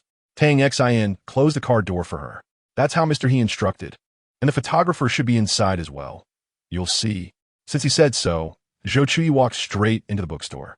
The wooden shelves were filled with the very novel she had once read in Eugene Yuan, tales of domineering CEOs, extraterrestrial secrets, and various historical biographies. At the cashier's counter, there was a place for hand-brewed coffee, and in front of the large floor-to-ceiling windows was a wooden woven hanging chair, complete with cushions designed by her favorite designer. She was astonished at how He Jinping had found a bookstore that resonated so deeply with her. A wave of bittersweet joy washing over her. Chuyi, do you like it? He Jinping stood quietly behind a bookshelf, admiring her. Today, Zhou Chuyi looked different from her usual self, clad in a fitted long gown, her long hair loosely styled, and a pristine pearl necklace hidden beneath the luxurious fur coat. Enhancing her mature charm, Zhou Chuyi turned to him. He Jinping, how did you find this bookstore? I love everything inside. He Jinping slowly walked to her side. Do you like it? It's a gift for you. For a moment, Zhou Chuyi doubted her ears, mechanically lifting her head. A gift for me? You mean this bookstore? He Jinping gently caressed her back, speaking softly. Everything in here is prepared according to your preferences.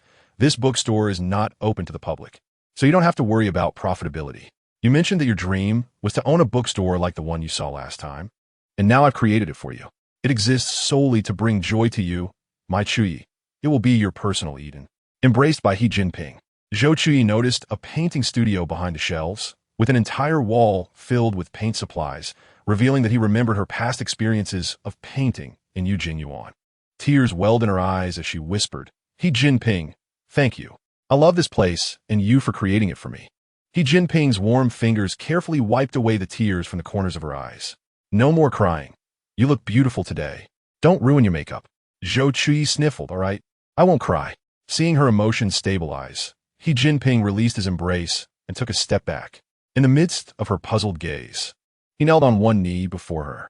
He trembled as he retrieved a warm black velvet box from his pocket, revealing the pink diamond ring Zhou Chuyi had mentioned previously. He remembered how she had gazed at the ring in awe while lying in his arms. As Zhou Chuyi saw He Jinping kneeling, she instinctively covered her mouth, tears streaming from her eyes like a spring. despite having rehearsed what he wanted to say 1,000 times in the dead of night. Jinping found himself losing the usual calmness he possessed. He looked tenderly at Zhou Chuyi and began to speak.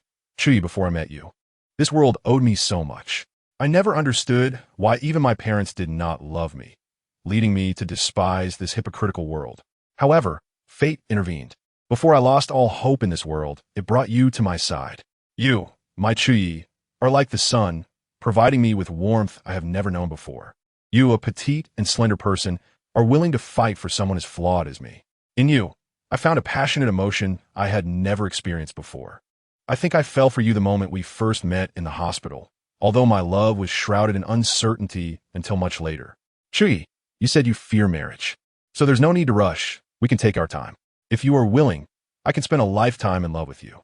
This ring is not a shackle I impose upon you, but a sincere offering of my eternal love. In the depths of Zhou Chuyi's teary eyes, Jinping asked the question he had longed to pose. Chuyi, will you love me forever? Zhou Chuyi was already overwhelmed with emotion. Having been together for so long without even discussing the topic of marriage, she harbored a profound fear of marriage, apprehensive that as time swiftly passed, the fervent passion would wane, leaving only the mundane trifles of daily life. This was not the existence she desired. Now, Jinping had come to fulfill that promise. Zhou Chuyi, trembling, extended her left hand and nodded resolutely.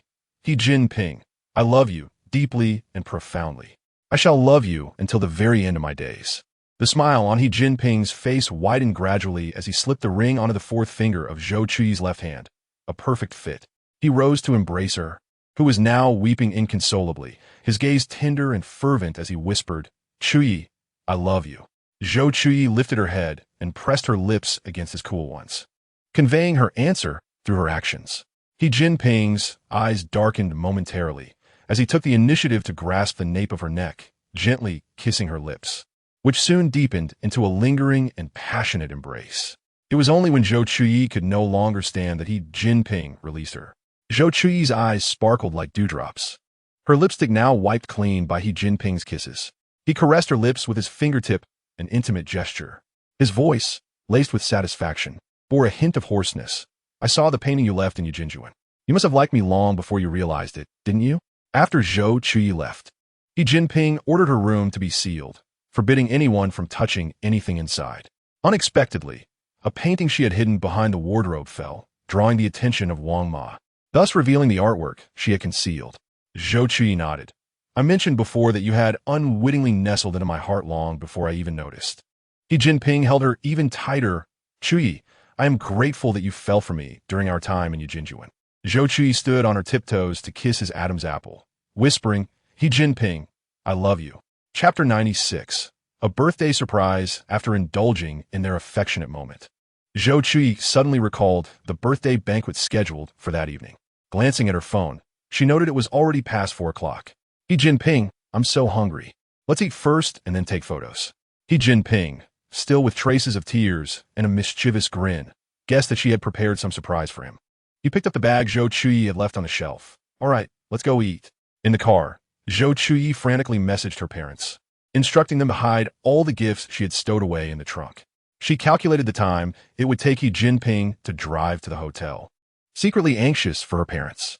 Fortunately, as they exited the elevated highway, Zhang Qin sent her a photo of the banquet room, and to her relief, there was no sign of any gifts in sight.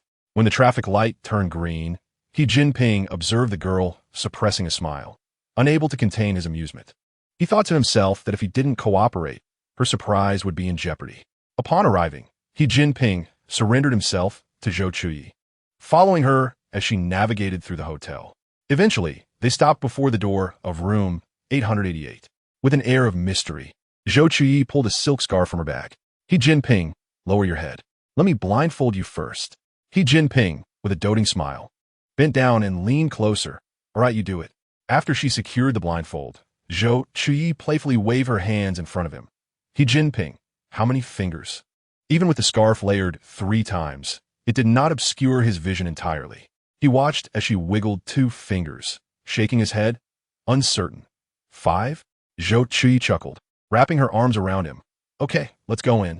As she pushed the door open, A cascade of silver balloons spelling out happy birthday greeted them, with blue and white balloons scattered across the floor. Zhou Chuyi released He Jinping's hand, saying, "Wait a moment, I'll be right back." She dashed to the table, bending down to pull out a cake from beneath the tablecloth. After inserting the candles and lighting them, she carefully approached He Jinping, her beautiful eyes filled with anticipation and surprise. "Jinping, take it off." Upon entering and witnessing the scene before him, He Jinping discerned the effort Zhou Chuyi had put into planning this moment. He slowly removed the scarf, his gaze fixated on Zhou Chuyi, who held the cake, revealing his unabashed love. Zhou Chuyi smiled at him. "Darling, happy birthday. I hope every day to come brings you more joy than today." Her simple words carried an unexpected tenderness. He Jinping placed his hand over hers, lifting the cake together, his affectionate gaze capable of drowning her. "Thank you, Chuyi. I'm truly happy for the surprise you prepared." Zhou Chuyi gently reminded him in a whisper. He Jinping, make a wish. He obediently closed his eyes, conjuring a wish in his heart. On one's birthday, the celebrant is allowed 3 wishes. He Jinping made but one, for Zhou Chuyi to have a life filled with joy and freedom. He asked for nothing more, wishing only for his beloved to live freely. A faint smile graced his lips as he extinguished the candles amidst Zhou Chuyi's hopeful prayers. "All right, wish made. What comes next?" Zhou Chuyi's eyes sparkled as she looked at him. "That's right, it's time to unwrap the gifts." He Jinping observed her actions with curiosity. "Indeed, but where are my gifts?" Zhou Chuyi winked at him, and then lifted the entire tablecloth, revealing an array of surprises meticulously prepared for him beneath the table. He Jinping knelt beside her, listening intently as she elaborated on each gift. "This is a sweater, scarf, and gloves I knitted with my mother. The black tie will match my dress perfectly. This chicken leg plush toy is custom-made, unique to you. And this bouquet contains instant coffee and milk tea I brewed for you at Yujinjuan. We can savor it together. This fountain pen and tie clip will remind you of me at work." Zhou Chuyi proudly presented each gift to He Jinping, adding, "This is my first time preparing a birthday gift for a boyfriend, so if anything is lacking, please don't mind." He Jinping cupped her face, kissing her gently, his lips brushing against hers like a dragonfly skimming the water. He swallowed hard. "I adore it, every detail of the birthday banquet you've prepared, the gifts crafted by your hands, and your promise to walk with me on this special day. This joy is unparalleled." Zhou Chuyi felt a lump in her throat. He Jinping, Zhou Chuyi, will always strive to give the best to the one I love. This is merely a start." She called out towards the door, and relatives entered, all exclaiming, "Jinping, happy birthday." Their faces radiated genuine smiles, celebrating his special day. Today marked the day He Jinping expressed gratitude the most, filled with joy. In addition to the celebrations, each guest had prepared a birthday gift for him. The surprises hidden beneath the round table contrasted with the blessings bestowed upon him from family and friends above. Zhou Chuyi held He Jinping's hand tightly, sharing the unreserved love and heartfelt wishes from those dear to her. In truth, during the proposal earlier that afternoon, he had misspoken. His gratitude extended beyond Zhou Chuyi alone to encompass her family and friends who cared for him, allowing the solitary He Jinping to find a loving haven in this lonely world. After the meal, the photographer arrived at the hotel. With the family gathered, they decided to transform the couple's photo into a family portrait. He Jinping and Zhou Chuyi stood at the center, surrounded by family and friends, radiating palpable happiness. 3, 2, 1 cheese. They all shouted in unison. Click! The moment was captured, frozen in time. From now on, all joys and sorrows shall be shared with him by others. As night descends, the garden of the hotel is illuminated by splendid fireworks.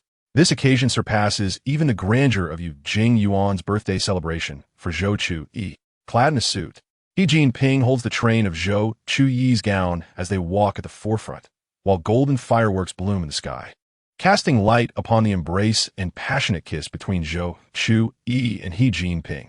On the day of He Jinping's 30th birthday, he is blessed with both love and family. His life is no longer barren, and his existence is no longer a mere error of time and space. In the days to come, his son will continue to bestow upon him warmth, ever present by his side.